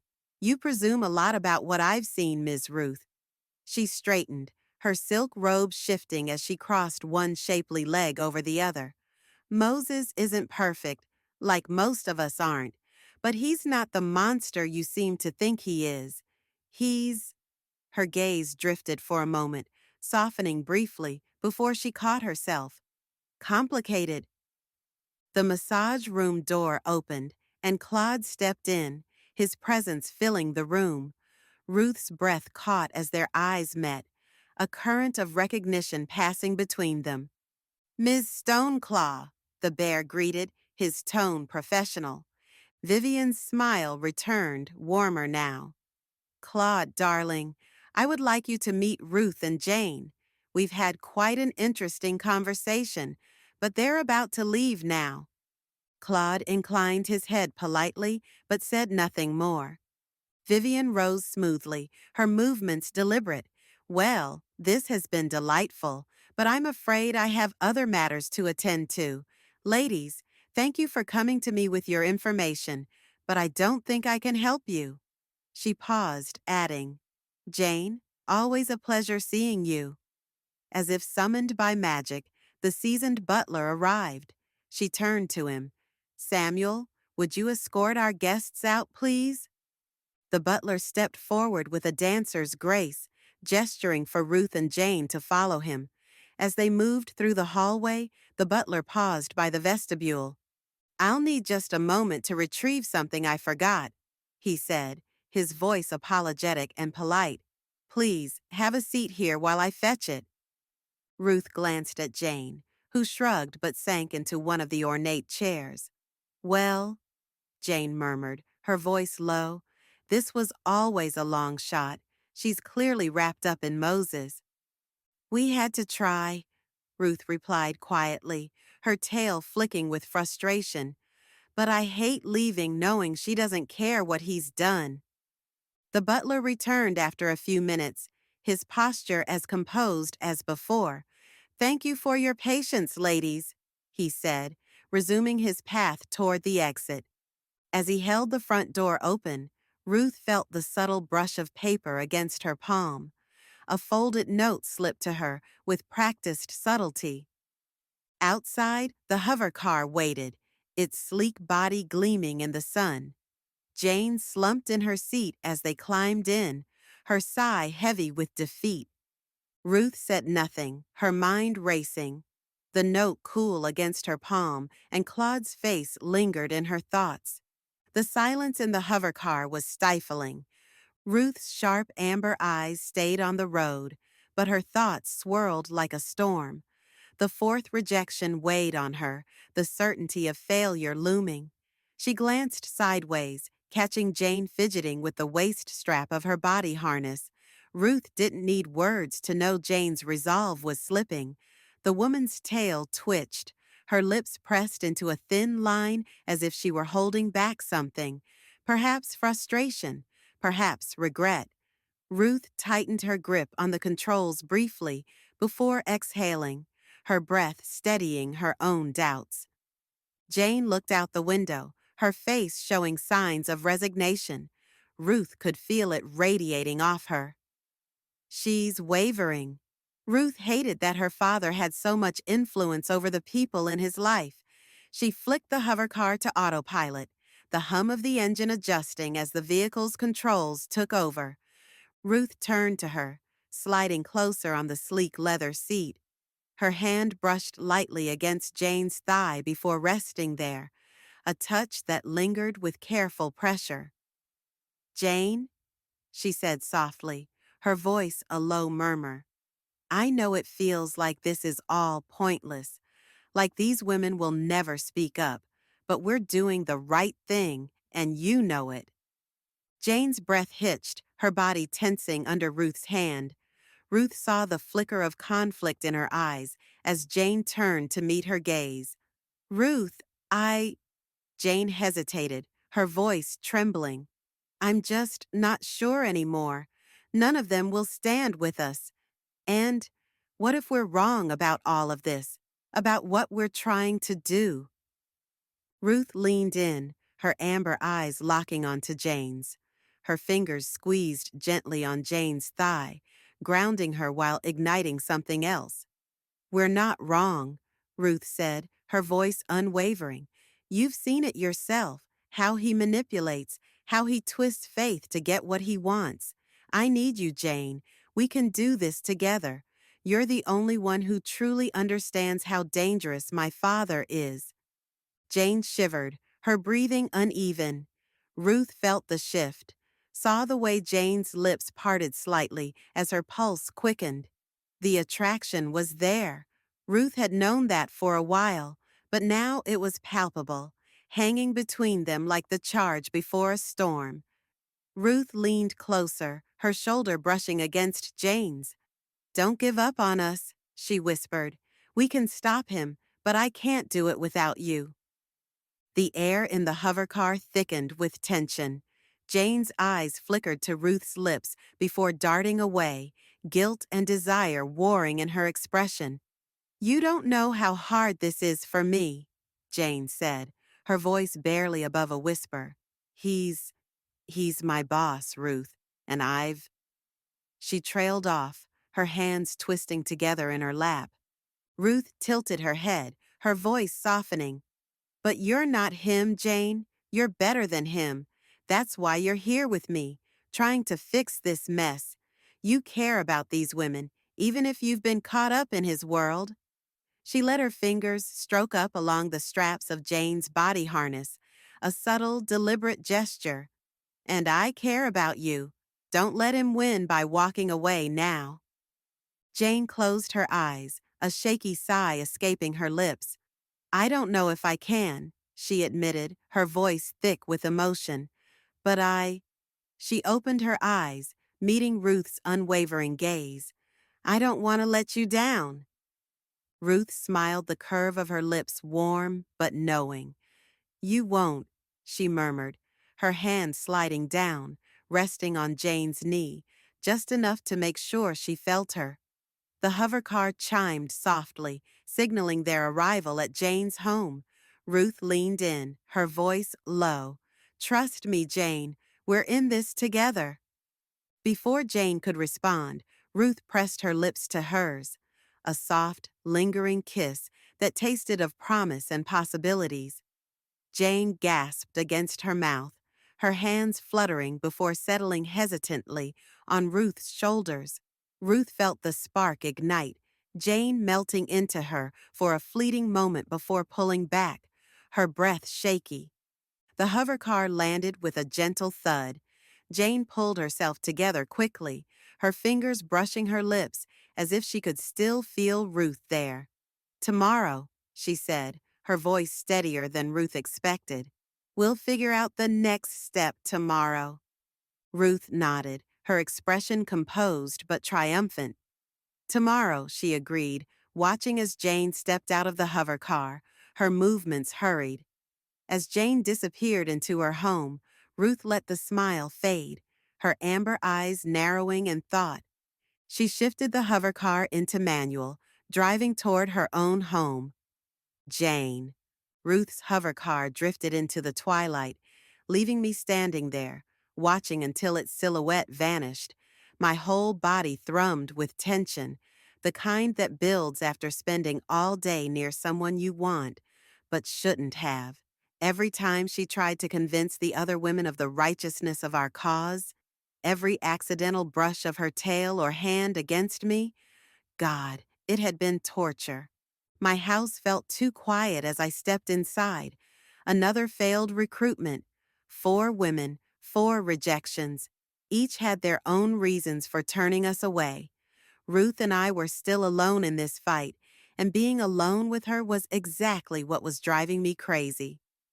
I slipped off my body harness, letting it fall where it landed.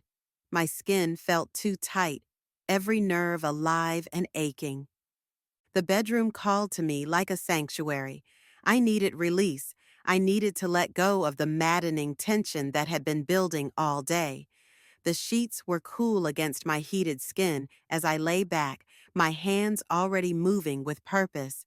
I closed my eyes and let myself remember the way Ruth looked today. That fierce determination in her eyes as she laid out our case, the way she ran her fingers through her hair in frustration after each rejection. My breath caught as I touched myself, imagining it was her hands instead of mine. The fantasy came easily. Ruth's touch would be confident and sure, just like everything else about her. I arched into my own caress, recalling how she had smelled in the hover car. That moment when our eyes locked and the whole world seemed to fall away. But even as pleasure built, doubt crept in. Was I being honest about my reasons? We were supposed to be focused on exposing Lightfur's corruption, not this. Yet I couldn't stop thinking about Ruth, couldn't stop wanting her. My movements became more urgent, chasing release, trying to drown out the questions with sensation. A groan escaped my lips as I imagined Ruth here with me, instead of somewhere alone in the city. What would she do if she knew a woman twice her age was thinking of her like this? The thought sent a shiver through me, intensifying everything. My hips moved of their own accord, my free hand pulling almost painfully at my hardened nipples. The pressure built, my breath coming in gasps. It was Ruth I saw behind my closed eyes. Her smile, her strength, the way she moved with such purpose. Everything narrowed to this moment, this need. The frustration of the day, the longing, the desire. It all coalesced into a white-hot point of pleasure. Her name fell from my lips as I came hard, a desperate whisper in the darkness. The release crashed through me in waves, leaving me trembling and spent. For a few blissful moments, my mind was empty of thought, filled only with the echoes of pleasure. As my breathing steadied, reality seeped back in. The ceiling fan whirred above me, a mechanical counterpoint to my thundering heart. Tomorrow, we will try again to find allies in our fight against Lightfur. Tomorrow, I would sit beside Ruth, pretending I wasn't burning for her touch. But for now, in the sanctuary of my bedroom, I allowed myself to whisper her name once more before exhaustion claimed me. Lily sat cross-legged on the queen-sized hotel bed, turning the sleek remote control over in her hands. The clear crystal-like screen mounted on the wall had her attention, its surface glossy and mysterious. Behind her, Max's warm presence made her feel safe and cherished, his larger frame creating a comfortable dip in the mattress. "I think I've almost got it figured out," Lily murmured, her ears perking up as she pressed another button. Suddenly, the screen came to life, but not in any way she'd expected. A three-dimensional forest sprouted from the holovision, spreading outward into the room. Her eyes widened as a tiny man, no taller than her hand, sprinted between the miniature trees, a gleaming robot in hot pursuit. Max, are you seeing this? Yes, when I first saw the screen, I thought it was just a picture of a bowl of fruit. She felt his gentle touch on her fur, a familiar gesture that always made her smile. What will this reality come up with next? He asked, pausing as his hand continued to stroke her ears, back, and upper thighs. Welcome to Holovision, sweetheart, he chuckled, his voice warm with affection. Pretty impressive, isn't it?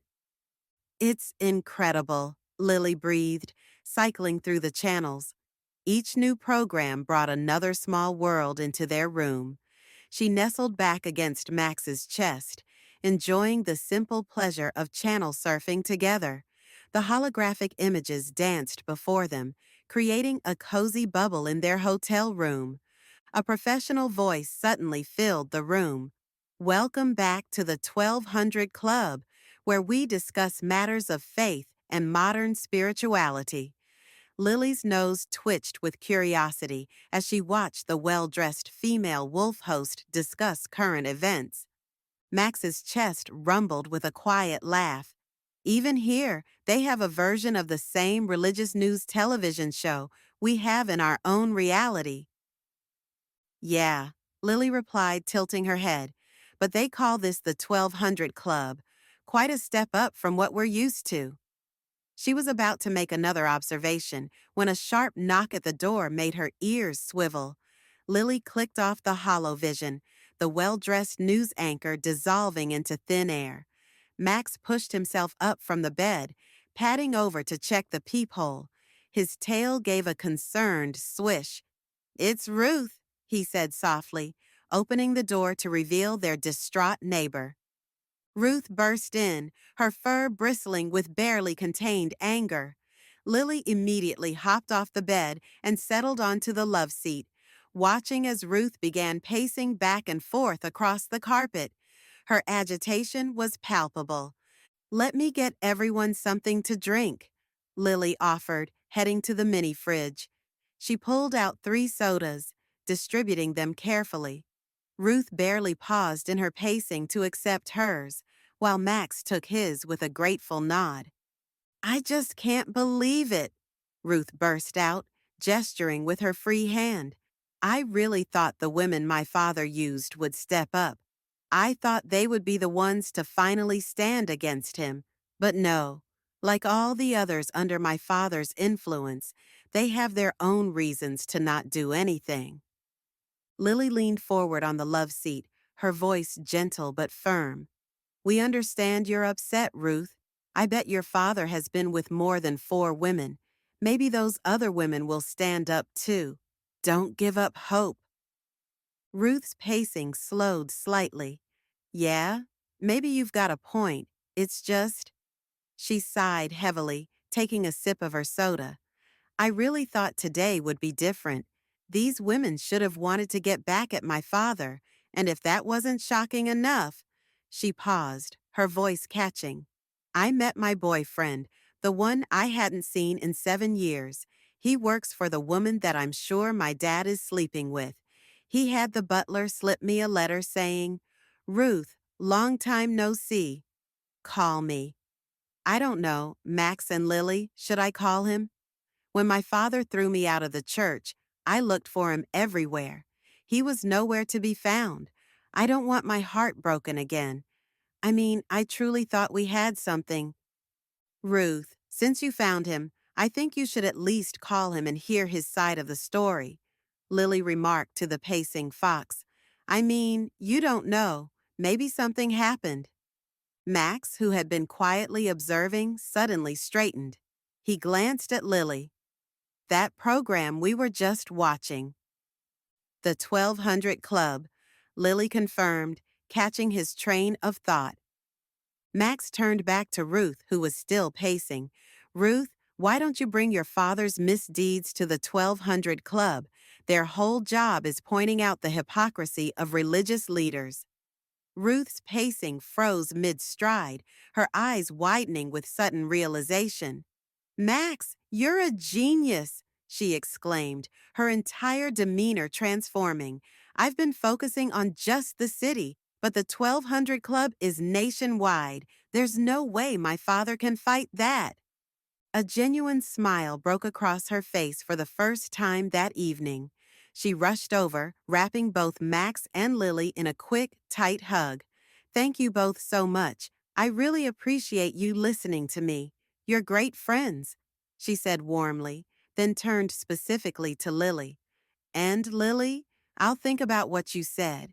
You might have a point there. Maybe I should hear what Claude has to say.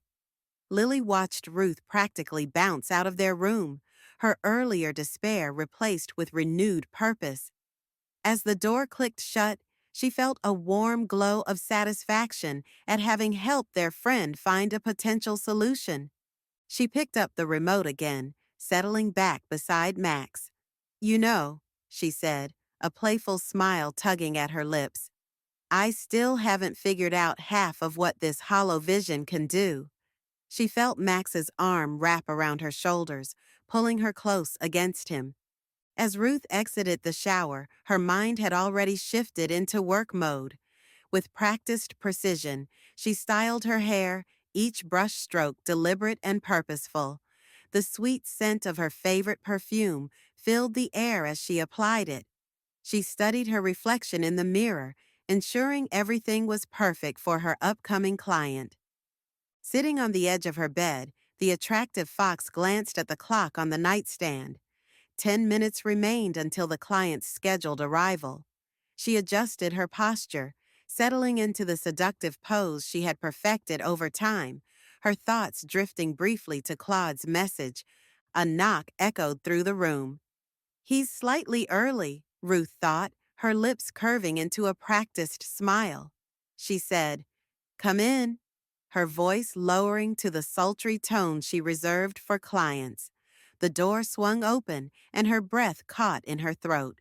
Moses Lightfur stood in the doorway, his composed presence a stark contrast to the seductive atmosphere of the room. What are you doing here? She demanded, her voice sharp and defensive. We need to talk, Moses said, stepping inside and closing the door behind him. His calm gaze swept over the room, lingering on her lounging posture. Ruth sat up, her back pressed against the headboard, her sexy poise forgotten. Oh, now you want to talk, Father? 7 years. I guess that's better than nothing, she said bitterly. What happened?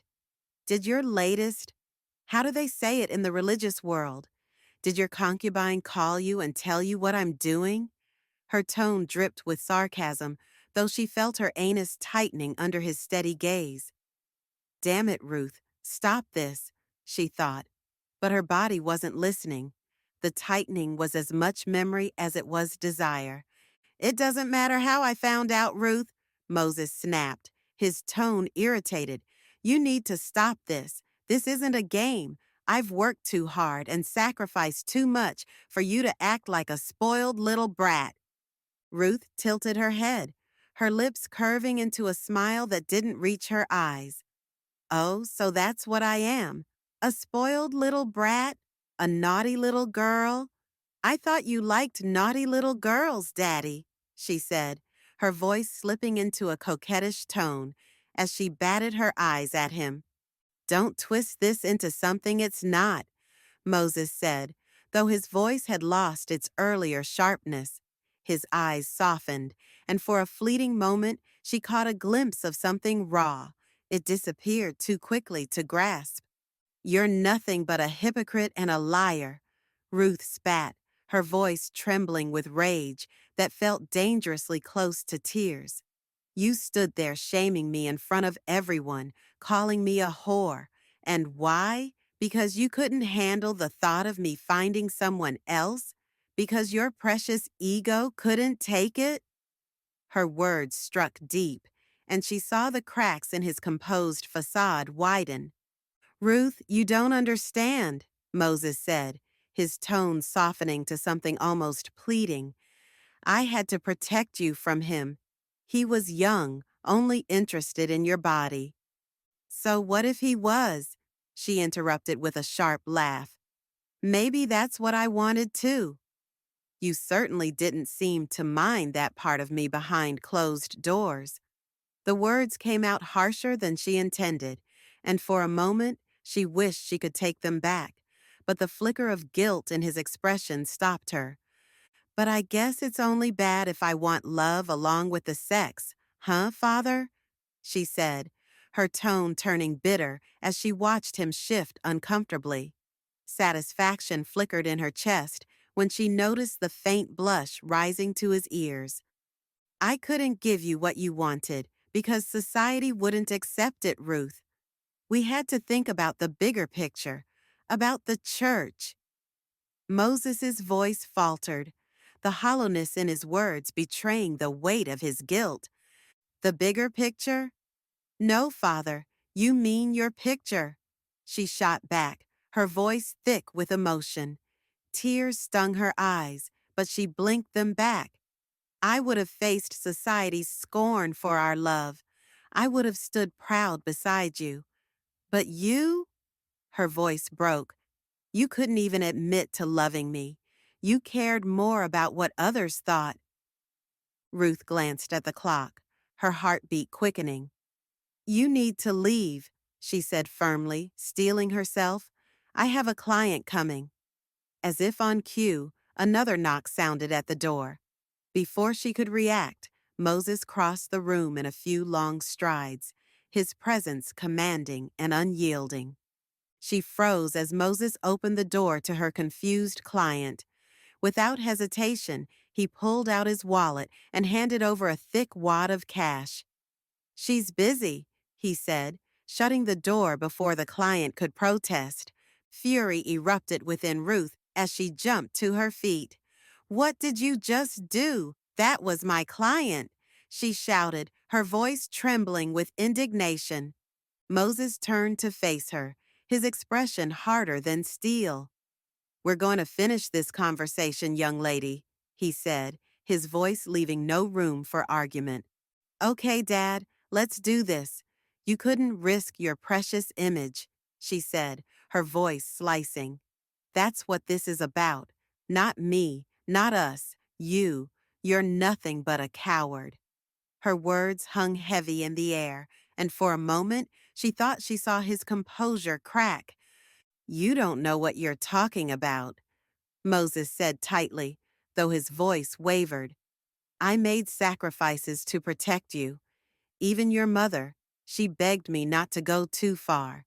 She said if we continued, I had to promise not to get you pregnant. Her breath caught at his words, disbelief coursing through her.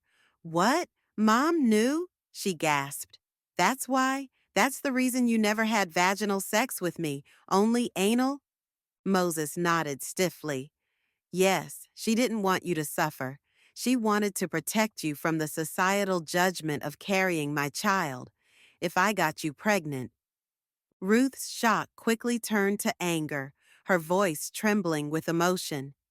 She's been dead for years, years, and you're still hiding behind her wishes? What about me, Father? What about what I want? Or what you want? His silence stung, and she took a step forward, her voice dropping to a low, dangerous tone. Admit it. You're too scared to take what you want because you care more about what society thinks than what we wanted. So, I have a question for you, Dad. If you were so worried about getting me pregnant, fine. I can understand that. You could have talked to me about it. We could have made the decision together, not Mom. But here's my big question. Father, if you were so worried about what society thought about our love because of the rules, then why didn't you just let me go? Let Claude be with me? He wasn't ashamed. He wasn't afraid of what I had with him. Why didn't you just let me go? She could see the look on his face. She could tell he was trying to make up a lie that would benefit him. No, Dad.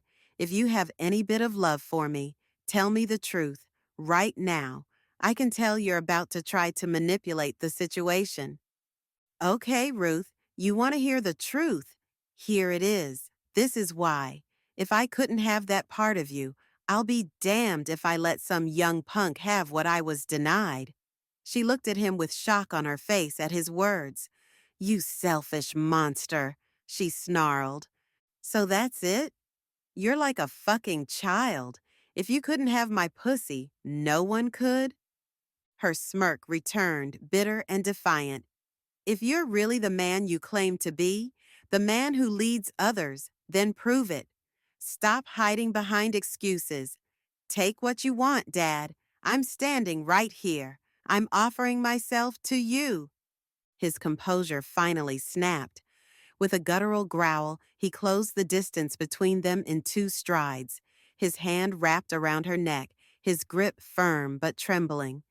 I'll show you, you sexy little vixen, he hissed, his voice raw with suppressed emotion. Ruth stared calmly up at him, her breath hitching with excitement, a mix of challenge and scorn flickering in her eyes. Ruth's pulse quickened, but she refused to falter. She met Moses' piercing gaze, her lips curling into a half smirk despite the trembling in her chest. I won't back down, she thought, even as his fingers pressed against the delicate curve of her neck. Go on, she whispered, her voice laced with venom and heat. Show me you're more than just words, Father. She didn't miss the flicker in his eyes, a crack in his carefully constructed armor. It was a dangerous game, but she was determined to win, even if it broke her. Moses released her neck abruptly, but his hands didn't retreat far. Instead, they slid down her shoulders, gripping her arms as if steadying himself. Ruth felt his breath against her face, ragged and uneven. You think you understand everything, he said, his voice low, almost trembling. You have no idea what you've done to me, Ruth. The words sent a shiver through her, not from fear, but from the intensity behind them. She pressed closer, tilting her chin up in challenge. Then stop hiding, she said, her voice soft but insistent. Take what you want, or admit you're a coward. He moved so quickly that Ruth barely registered what was happening until she was on the bed beneath him. His weight pinned her down, his mouth claiming hers in a kiss that was all fire and fury. She responded just as fiercely, her hands tangling in his fur, pulling him closer. This isn't surrender, she told herself. This is a battle. Their movements were desperate, almost frenzied. His teeth grazed her neck as her claws raked down his back, leaving thin scratches in his skin. Each touch, each bite, each gasp was an unspoken accusation, a wordless apology, a mutual demand for something they couldn't name. Ruth let out a guttural cry as Moses thrust into her wet pussy, the force of it a mix of demand and want. Her legs wrapped around his waist instinctively, holding him in place even as she pushed back against him. Is this what you wanted? He growled, his voice rough with emotion. She met his anger with her own, her voice rising to match his. You tell me, coward, is this what you wanted? The words came out sharp, but her tone betrayed the longing beneath. The rhythm between them grew frantic, the bed creaking beneath their weight. Ruth's defiance wavered as pleasure built, cresting into something she couldn't suppress. Her cries grew louder, his name slipping from her lips like a confession. When she finally orgasmed beneath him, she felt him follow moments later, his roar muffled against her shoulder. For a moment, the only sound in the room was their labored breathing. Moses poised above her, his forearms braced on either side of her head. Ruth felt the heat of his body, his dick still ejaculating into her powerfully enough to flood her spasming pussy. His eyes, dark and searching, locked onto hers. I could have done it a better way, he said finally, his voice thick with regret. You were right about me. I was jealous, Please, forgive me. Ruth's heart clenched at his words. She wanted to forgive him, wanted to believe this was the first step toward something better. But the pain of his past betrayal still lingered, sharp and unforgiving. She cupped his face gently, her thumb brushing against his cheek. I can forgive part of it, she said softly, her voice cracking with emotion. But there's still more I need from you. Admit to the world what we were, what we are. No more hiding. His silence felt heavy, but she saw something shift in his expression, hesitation giving way to possibility. It wasn't everything, but it was enough for now. Ruth pulled him down for a kiss, slow and tender, tasting the hope that had begun to bloom between them. Now, she whispered against his lips, make love to me. 30 minutes to 35 minutes. Rico sat hunched over his desk, the glow of his hollow computer's floating screen casting sharp shadows across his face. The flat rectangular device projecting the display hummed quietly on his cluttered desk, surrounded by empty energy drink cans and takeout containers. He'd been sorting through hundreds of photos for hours, but now his attention was laser-focused on a folder labeled VSML Hotel. The image floating before him could change everything. Vivian Stoneclaw, socialite and wife of industrialist Bartholomew Stoneclaw, leaving the Silver Paw Hotel with Pastor Moses Lightfur's arm wrapped around her waist. Rico zoomed in on their faces. The three-dimensional image was crystal clear, and there was no doubt about their identities. His hands trembled slightly as he considered the possibilities. This wasn't just another potential celebrity scandal. This was his ticket out of this cramped apartment, out of being the family's disappointment. I could sell this image to the tabloids and probably make a nice piece of credit. But Bartholomew, he's worth billions. I'm pretty sure he would pay me much more to ensure this hollow pic disappears. So straight to Bartholomew, he muttered, pulling up the contact information for Stoneclaw Industries on his holo display. His finger hovered over the call icon for a moment before he pressed it. Each ring made his heart beat faster until finally a crisp, professional feminine voice answered. Stoneclaw Industries, how may I direct your call? Rico cleared his throat. I need to speak with Mr. Stoneclaw. It's regarding a personal matter of extreme importance. He tried to keep his voice steady and professional. I'm afraid Mr. Stoneclaw is extremely busy. Perhaps you could tell me the nature of your business. The secretary's tone carried the practiced patience of someone who filtered out dozens of unwanted calls daily. It's about his wife, Rico said carefully. Something he needs to see personally. Something sensitive. He heard the slight change in her voice, the hint of dismissal. I see. And your name is? Rico provided his information, knowing from her tone that it would probably end up in the digital trash. We'll be in touch if Mr. Stoneclaw is interested, she concluded, ending the call before he could protest. The ferret slumped back in his chair, running his hands through his disheveled fur. Fine. Plan B. He pulled up Stoneclaw's public email address on the hollow web, composing a message that was vague enough to avoid legal issues but clear enough to pique interest. After sending it, he stared at the confirmation screen, already doubting whether anyone would even read it. No, he said firmly, pushing back from his desk. He wouldn't leave this to chance. He knew Stoneclaw's habits, the restaurants he frequented, the clubs where he held business meetings. The industrialist was a creature of routine, and Rico had made it his business to know those routines. He could stake out the Golden Cheetah restaurant where Stoneclaw often had dinner meetings. Get to him directly. Rico started gathering his camera gear and checking that the photo was securely backed up on multiple devices. He felt the familiar surge of determination that had gotten him this far in his career. He wasn't the family failure anymore, not like Felicia.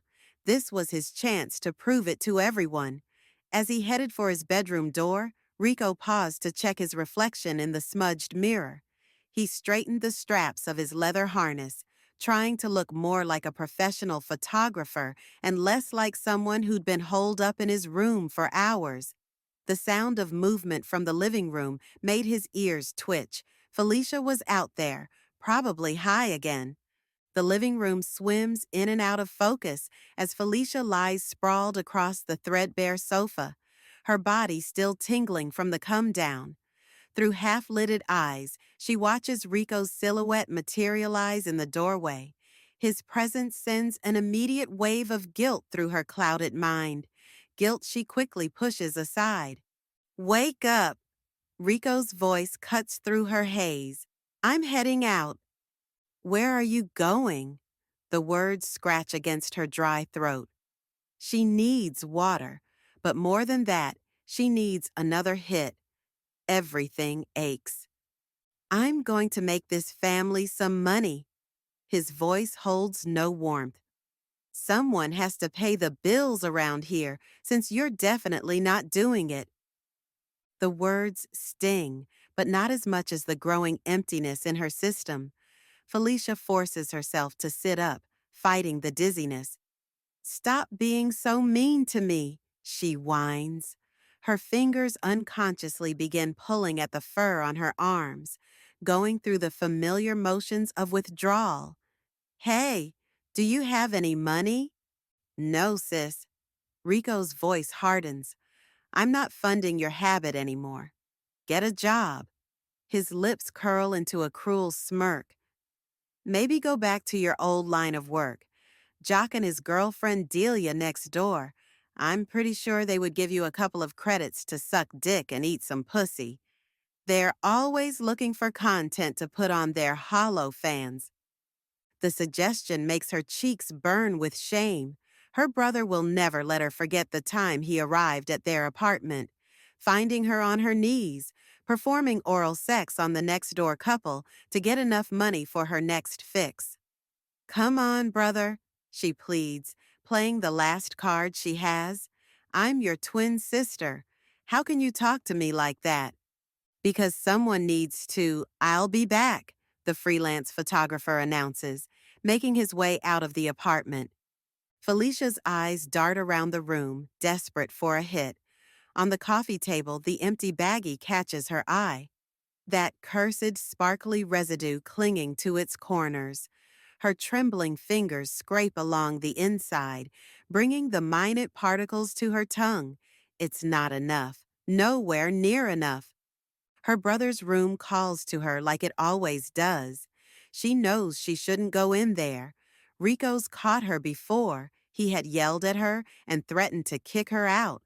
But the need pulses stronger than any loyalty or shame. Felicia rose from the sagging sofa, brushing her tangled hair out of her face as she headed toward Rico's room. Pushing the door open, she stepped inside and let her eyes adjust to the dim light filtering through half-closed blinds. The room was its usual mess. Camera equipment scattered across the desk, rows of empty drink cans, and clothes tossed haphazardly on the bed and floor. Her gaze flicked to the usual hiding spots. He had to have something stashed around here. She moved to the dresser, yanking open drawers and rummaging through them. Socks, a tangle of HSB cables, a half-empty box of condoms. Nothing useful. She shoved the drawer shut, her frustration building. Kneeling, she reached under the mattress. Her fingers brushed against something slick and smooth. She pulled it out and blinked, momentarily caught off guard. A magazine. Ass Assassins. The cover featured a shapely female weasel posed on her knees and elbows, her tail raised high and her large round butt being fucked. As a muscular bear loomed behind her, his hands gripping her waist. The explicit positioning left nothing to the imagination. Felicia grimaced and tossed the magazine aside like it had burned her. Seriously, Rico? Freaking disgusting. If he was into that kind of thing, he could have asked her. For some money, she would have given him the real thing. Shaking her head, she stood and dusted her hands off on her furry hips. She wasn't here to sort through his filthy secrets. Her attention shifted to his computer across the room. If the cash wasn't hidden in the usual spots, maybe she could find something there. Rico's gotten smarter, hiding anything valuable, but his computer, the screen's still on. Her old intelligence, the parts of her mind not yet consumed by addiction, sparks to life at the sight of the image displayed. Vivian Stoneclaw and Moses Lightfur in a compromising position. Even through withdrawal's fog, she recognizes the value of what she's seeing. Tabloids would pay for this, pay enough for several hits. Her hands shake as she retrieves a hollow cube from Rico's desk drawer, pressing it against the computer's transfer port. Guilt flickers as data streams between devices, but her mind's already calculating where to sell it, how much she might get, and which dealer she'll visit first. Rico can still sell his copy, she rationalizes. He'll never know. I just need enough for one fix, maybe 2.0. The hollow cube flashes and beeps, indicating that the data has been transferred, now holding the answer to her relief. The part of her that remembers being the family's golden child tries to protest, but that voice grows weaker every day, drowned out by the sparkly powder's promises. Jane. The room was silent except for the faint hum of the air conditioning. I sat on the sofa, hands clasped tightly in my lap, staring at the door. Ruth had told me she wanted to meet and said she had something important to discuss. Naturally, I assumed it was about Moses Lightfur, about taking him down once and for all. My mind buzzed with anticipation. This time, it had to work. Moses couldn't keep hiding behind his sermons and that carefully polished image. Ruth and I had already seen through the facade. She was the one person who could bring him down, and I'd do whatever it took to help her do it. My tail twitched against the cushion as I glanced at the clock, counting the seconds. I just couldn't stop myself from worrying, from needing this meeting to go right. The knock came sharp and precise. My ears twitched, and I rose quickly, smoothing down my fur as I moved to open the door. There she was, Ruth Lightfur, her reddish fur catching the light in a way that made her look wonderful and sexy. She stepped inside, her amber eyes meeting mine with that usual confidence, her lips curling into a faint, knowing smile. Jane? She greeted me warmly, her voice smooth and deliberate. I hope I didn't keep you waiting too long. I shook my head quickly. Not at all. Come in, have a seat, I said, gesturing to the sofa where I'd been sitting. She moved past me with that effortless grace, her presence filling the small living room. As she sat down, crossing her legs, she turned to look at me, her expression unreadable. I returned to my seat beside her, my anticipation mounting. So, I began, trying to keep my tone light. What's the plan? Do we finally have something solid on him? To my surprise, Ruth hesitated, her ears flicking slightly as she glanced down at her hands. Jane, she said softly, her voice carrying a weight that made my stomach drop. I think we need to hold off on going after Moses. For now. Her words hit me like a punch. What? I said, blinking at her. Hold off. Why? Ruth exhaled slowly, her fingers toying with the strap of her harness. He came to see me last night. We talked. Talked? I repeated, suspicion creeping into my tone. Her gaze finally met mine, steady but filled with something I couldn't quite read. He apologized, she said, her voice quiet, almost hesitant.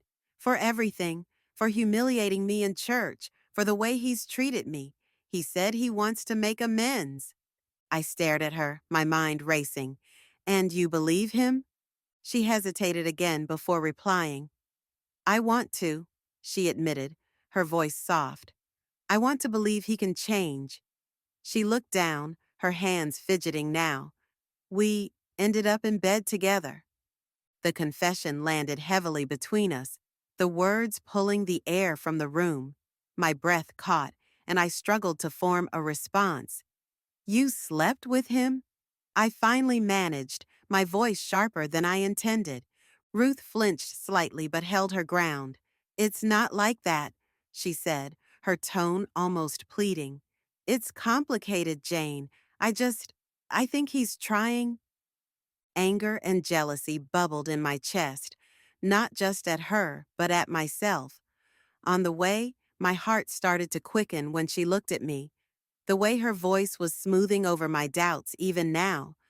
I crossed my arms, leaning back as I tried to process what she was saying. He's using you, Ruth, I said flatly. Again, you know that, right? She leaned toward me, her amber eyes soft but intense. Jane, she murmured, her voice almost a whisper. I need you to trust me on this. Her hand brushed against mine, lingering just long enough to send a shiver up my arm.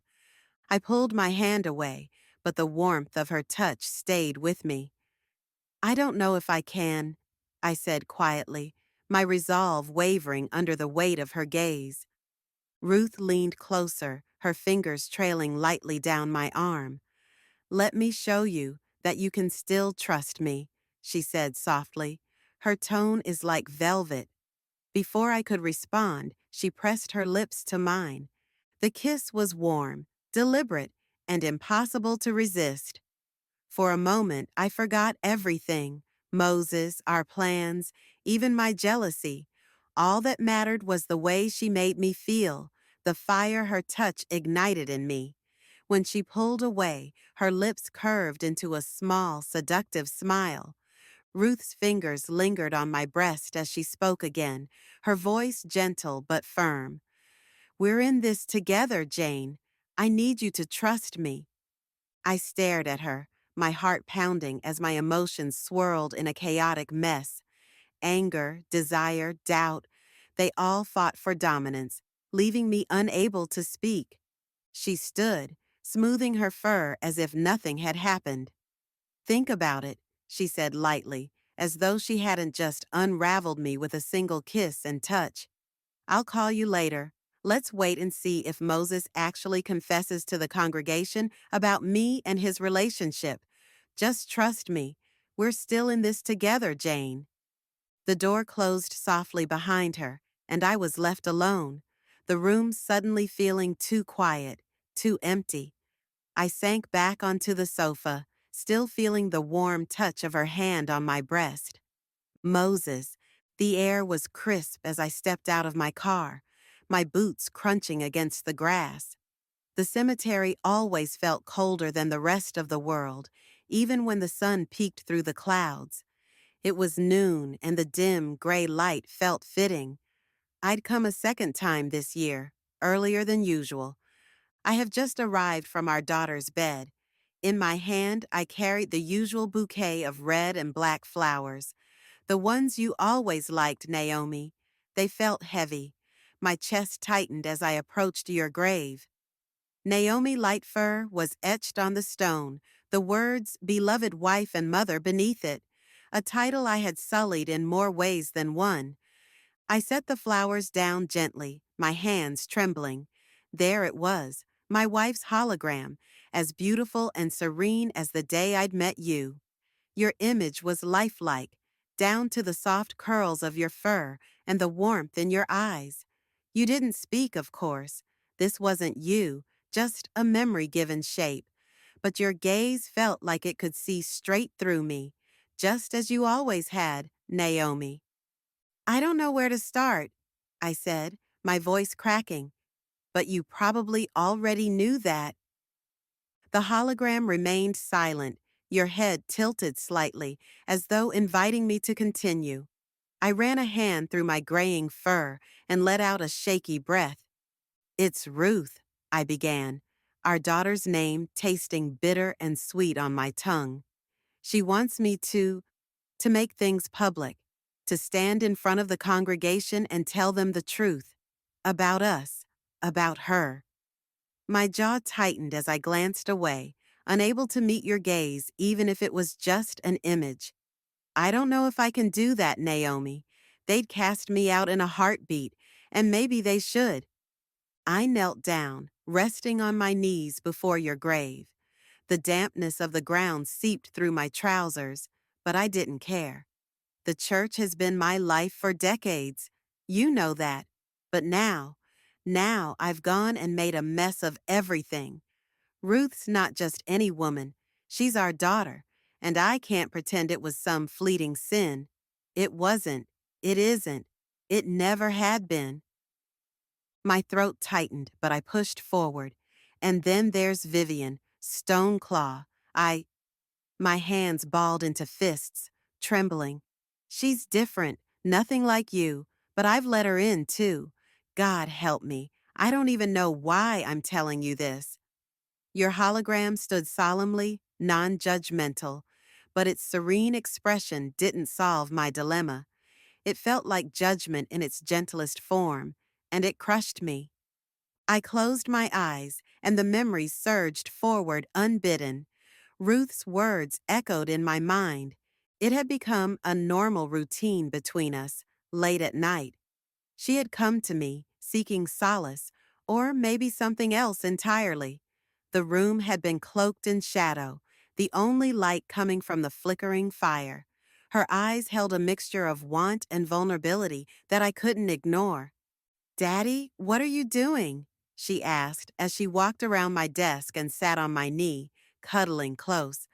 "I'm just finishing up some paperwork about the church. Nothing special. What's up? What can I do for you?" This was our little game, the one we always played. It was her way of asking for intimacy, as she was still too shy to ask outright. But I knew the signals. She looked up into my face and pressed herself closer, her body language speaking louder than words. As she began asking me questions about my day and telling me about hers, I started the familiar routine we had grown used to through the years. My hand traveled along her thigh to the space between her spread legs. I began to touch her gently, the way I knew she always enjoyed. She was already moist and eager.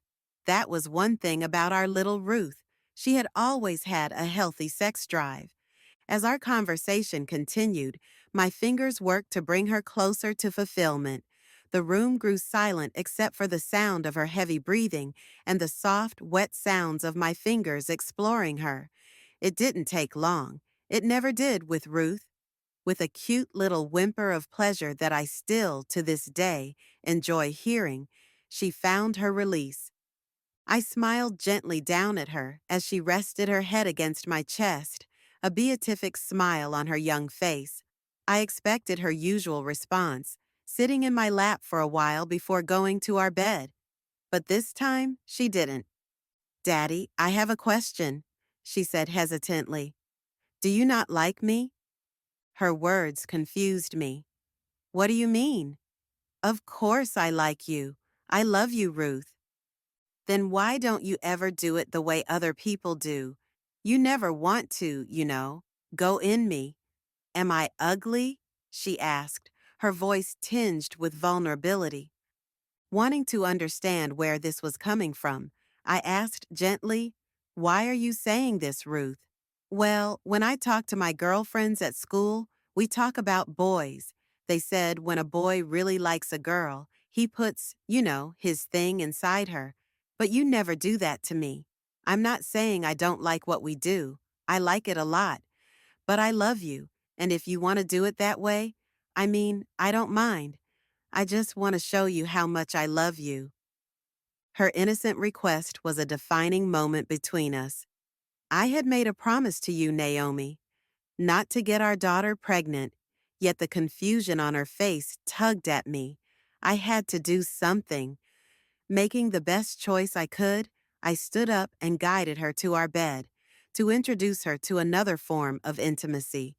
Taking her hand in mine, "Come with me," I said, my voice calm but steady.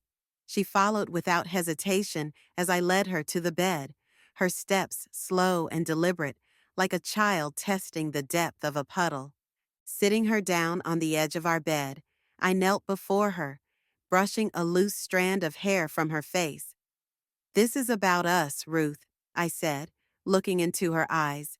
"It doesn't have to be perfect the first time. I'll take care of you." I walked over to the side drawer where I kept the bottle of lubricant that I use when I masturbate her. The light shone across her face, revealing both her nerves and her eagerness.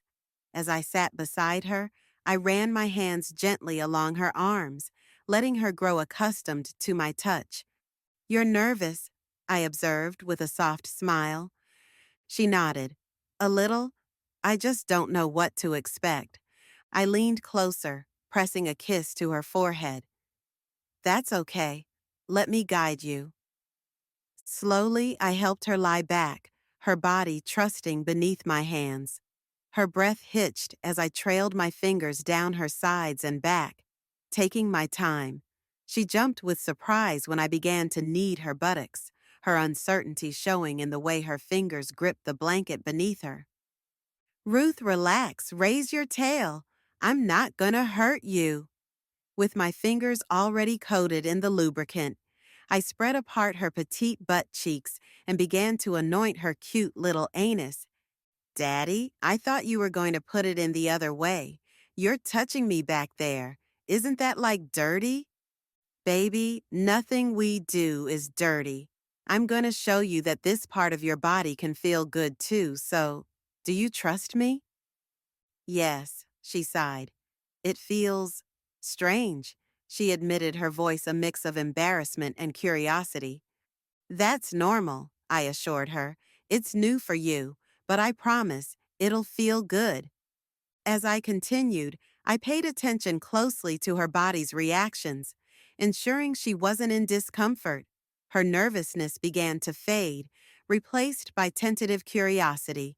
When she finally relaxed, her breaths growing slower and deeper, I allowed myself to ease a finger one by one into her trusting backside, until I had 3 comfortably in her.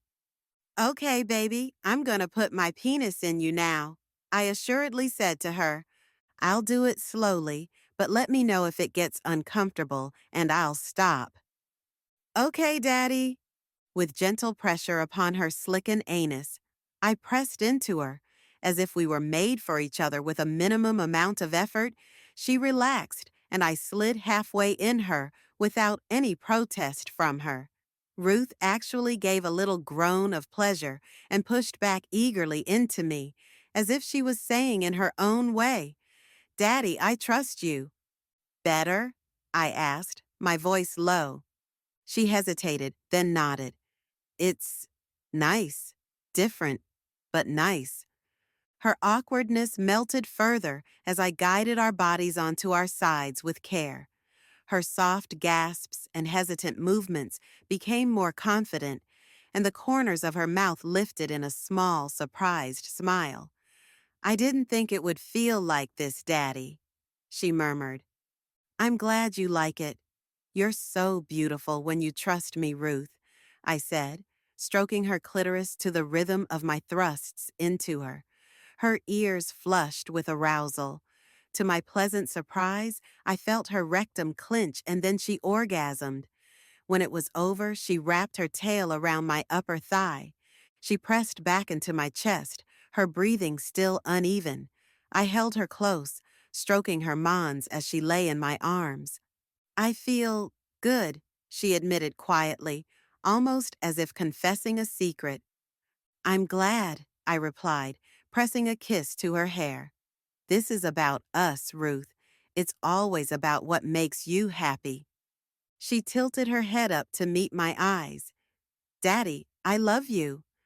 I shook my head violently, forcing myself back to the present. My hands gripped the earth beside the grave, the cold seeping into my bones. "I'm a coward," I muttered. "I've betrayed you, and I've betrayed myself." The silence stretched on, broken only by the faint rustling of the wind through the trees. Finally, I rose, my knees aching from the damp ground. "I stared at your grave, at the hologram that had become my silent confessor. "I'll figure it out," I said, though the words felt hollow. "I have to." As I walked away, the hologram switched off, leaving only the stillness of the cemetery. I made my way down the grassy path and walked back to my car, each step heavier than the last. When I slid into the driver's seat, I let out a long breath and started the engine. The holovision display flickered to life on the dashboard, and the familiar jingle of the 1200 Club filled the car. A deep voice began reciting the day's religious headlines, but I barely listened. My thoughts were elsewhere. On Ruth, on Vivian, on my choice. Ruth paced back and forth across the cramped hotel room, her energy filling the space as she spoke. Her tail swished behind her, betraying her excitement. Lily sat on the love seat beside Max, arms folded and legs tucked beneath her, watching Ruth with a mixture of curiosity and unease. "He came over last night," Ruth said, her voice brimming with hope. "My father apologized. He admitted he was jealous of Claude, of everything. Can you believe it?" She paused mid-step, glancing at them as if seeking validation. "I think he really wants to change this time." Lily's brows knitted together as Ruth continued, her words spilling out in a rush. "I asked him to go to the congregation and tell them about us, about me and him. He didn't say no. I think he might actually do it.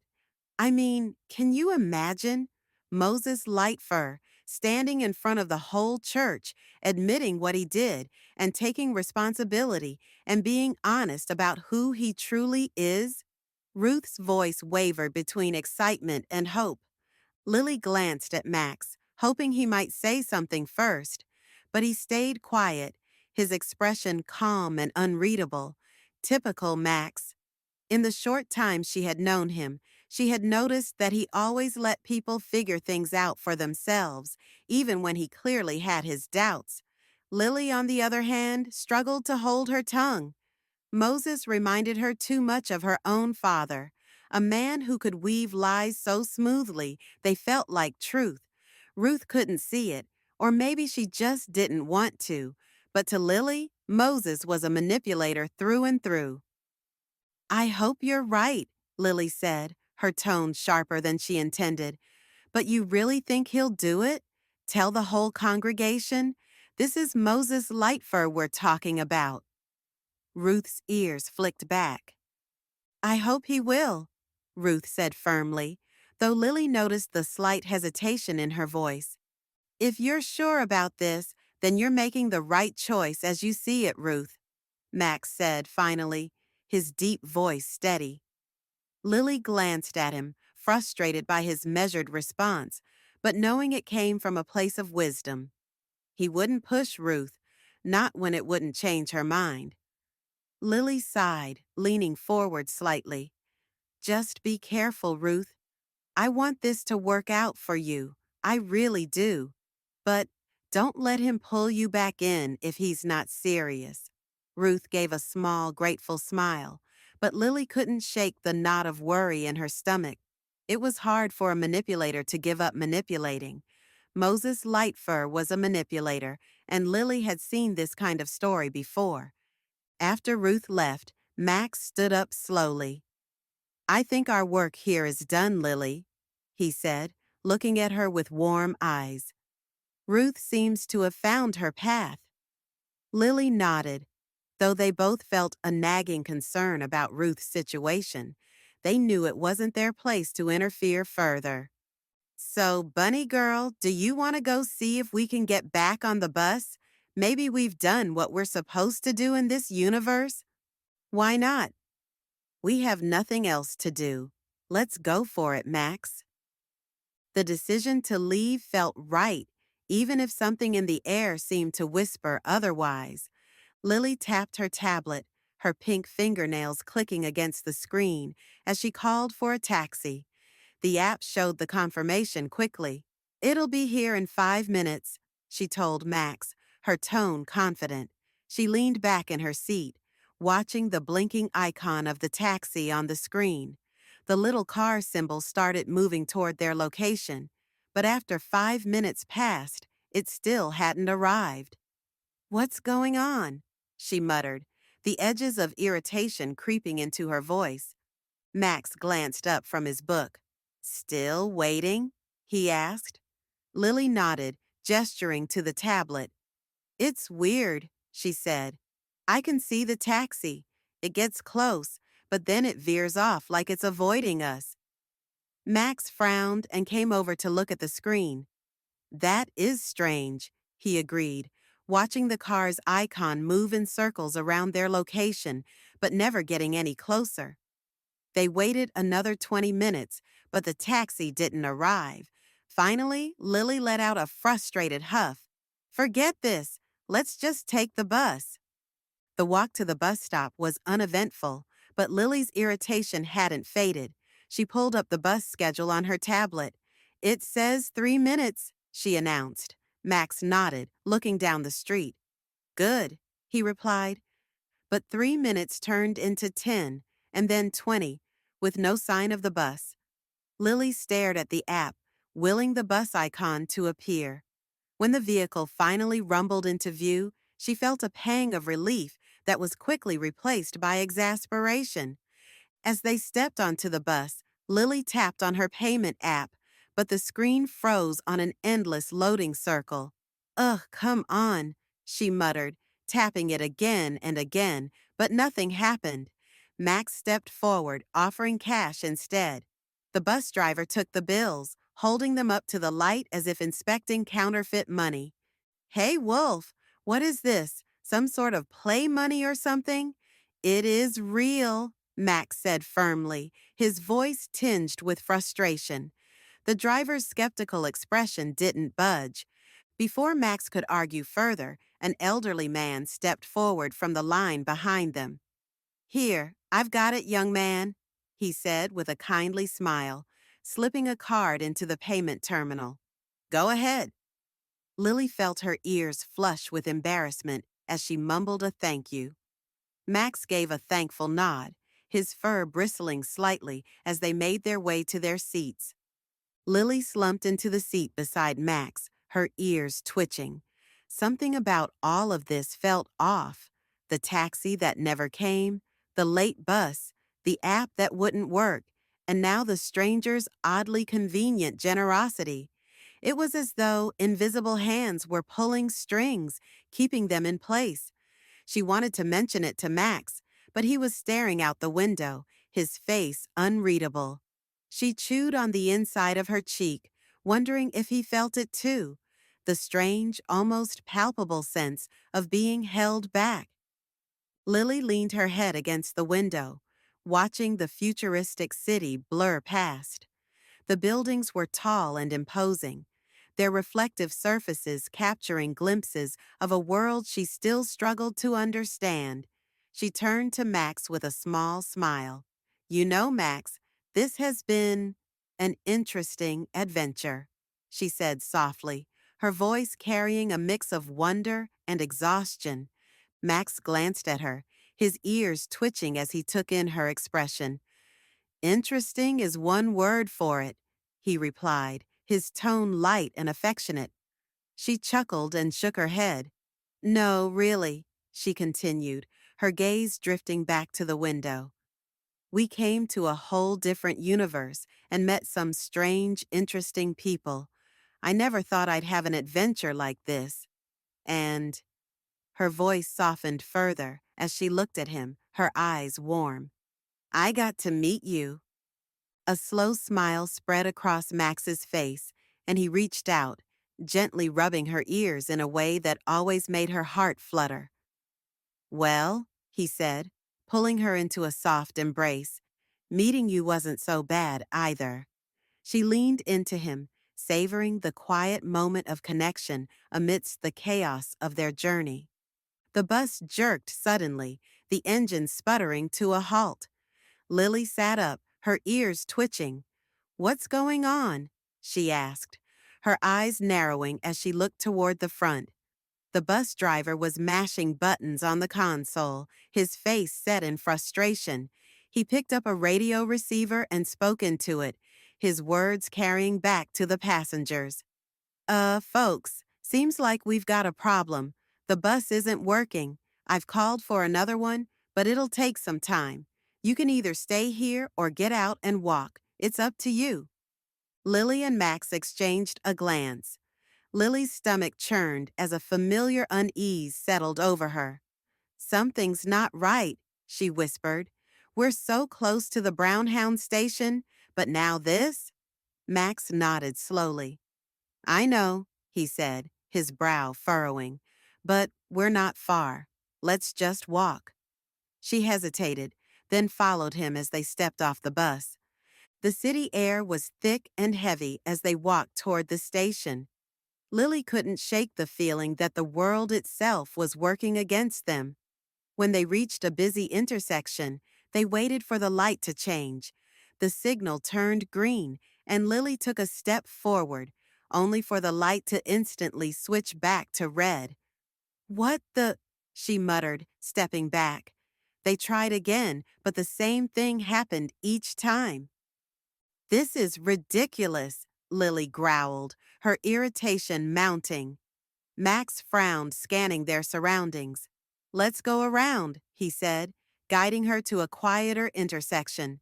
They crossed successfully and continued on their way, but the tension in Lily's chest didn't ease. As they passed an alley, a disheveled tiger man stepped into their path. His clothes were torn, and his eyes were wild as he waved his arms in exaggerated gestures. "Hey, hey, you got any money?" he asked, his voice a mix of desperation and manic energy. "I'll do magic tricks for it. Look." He began twirling in a bizarre dance, pretending to pull a deck of cards from thin air. Lily's fur prickled as she instinctively clutched Max's arm. Max hesitated, his hand moving to his body harness pocket. "Would he even take our money?" Max muttered. "The bus driver wouldn't." The man continued his antics, pulling at imaginary cards and spinning in place. Lily sighed and fished a few coins from her harness. "Here," she said, handing them to the man. "Thanks, thanks," the man exclaimed, shoving the coins into his pocket. "I'll show you more." He launched into another routine, but his movements grew more erratic, and he blocked their way. Max gritted his teeth and grabbed a few bills from his harness. With a flick of his wrist, he tossed them past the man. "There," Max snapped. The man's eyes lit up, and he scrambled after the money. "Come on," Max said, grabbing Lily's hand and pulling her forward. They hurried down the block, their footsteps quick and purposeful. Halfway down, Lily froze. A haunting, lilting melody reached her ears. "Lily and Max, Lily and Max, you need to go back. You need to go back. Ruth is going to need you. Ruth is going to need you. Ding, ding, dong, ding, ding, dong." She turned to Max, her eyes wide. "Did you hear that?" she asked, her voice trembling. Max nodded, his expression uneasy. "It sounds like a nursery rhyme," he said slowly. "One I grew up with." Lily's throat tightened. "Me too." They looked over their shoulders, and there he was, the homeless man, halfway down the block. He was dancing in a strange, almost robotic rhythm, his arms flailing in synchronized motions. The haunting song poured from his lips, each word carrying a weight that made Lily's fur stand on end. "Let's go," Max said, his voice firm. Lily nodded, her legs moving quickly as they pressed on toward the Brownhound station, their unease growing with every step. Lily's heart thudded in her chest as she and Max approached the Brownhound station. The glass doors loomed ahead, framed by the hum of late evening activity. A holographic sign shone above, casting its glow over the steady stream of passengers moving in and out. Max exhaled with relief and grinned. "Finally, we made it." His tone was light, but Lily noticed his grip on her hand tightening. Lily forced a smile, but a gnawing unease refused to let her relax. Something about the journey here had felt wrong, like an invisible hand had been trying to steer them away. Her ears twitched as she glanced at Max. I don't know, Max, she said softly. I mean, we're here, but why does it still feel like something doesn't want us to be? Max waved off her concern with a confident grin, stepping toward the glass doors. Come on, bunny girl, you're overthinking. Watch, I'll get us in. He reached for the handle, but the moment his fingers brushed the metal, his hand jerked back as though he'd touched a live wire. He blinked, surprised, and tried again, this time pulling harder. The door refused to budge. Lily's chest tightened as a familiar feeling crept over her. Max, she whispered, stepping closer. Her voice trembled. The same thing's happening. Do you remember the last time? We tried to get in, and it wouldn't let us. Max frowned, glancing through the glass. Inside, travelers bustled around, dragging luggage and chatting. He slapped his palm against the surface. The dull thunk echoed in the air. Yeah, I remember, he muttered. He balled his fist and rapped on the glass harder, trying to get the people inside to notice him. But they continued their activity as if they didn't hear or see him. The noise earned a few curious glances from passers-by, but the people inside didn't react. He turned back to Lily. They don't even see us. Lily hugged herself, her unease deepening. Maybe. We're not supposed to be here yet, she said hesitantly. Max snorted at the suggestion and shook his head. Not supposed to be here? Bunny girl, we're here, all right. It's just a door. Max straightened, rolling his shoulders. Last time, remember how the guy came out? We tried to grab the door, but it slipped right through my hand like it wasn't even there. He glanced around the area, eyes narrowing. This time we'll do it differently. When someone opens it, we're just walking in behind them. No hesitation. Lily and Max stepped back, watching the entrance. A panther man in a navy trench coat approached the door. Lily felt Max shift beside her, ready to move. The man pushed the glass panel open effortlessly, walking through without a glance. Max grabbed her hand and strode forward, pulling her along as they made their move. Max's body slammed into an unseen force just as he stepped into the doorway. The air itself had solidified. What the? His exclamation cut short as he stumbled back, nearly colliding with Lily. She gasped and grabbed his arm to steady him, her heart racing. Max, are you okay? Lily asked, her voice sharp with concern. Max straightened, rubbing his chest where he'd hit the invisible barrier. I'm fine, he said, disbelief tinging his voice. He turned back to the door, now closing behind the panther man. But that was like a wall. I swear I was halfway in, and then, bam, something shoved me back. Lily stared at the entrance, her stomach twisting. It's like a force field or something. Max, it doesn't want us here. Max's ears twitched at her words, his gaze fixed on the doors. Force field or not, he growled, I'm not giving up that easy.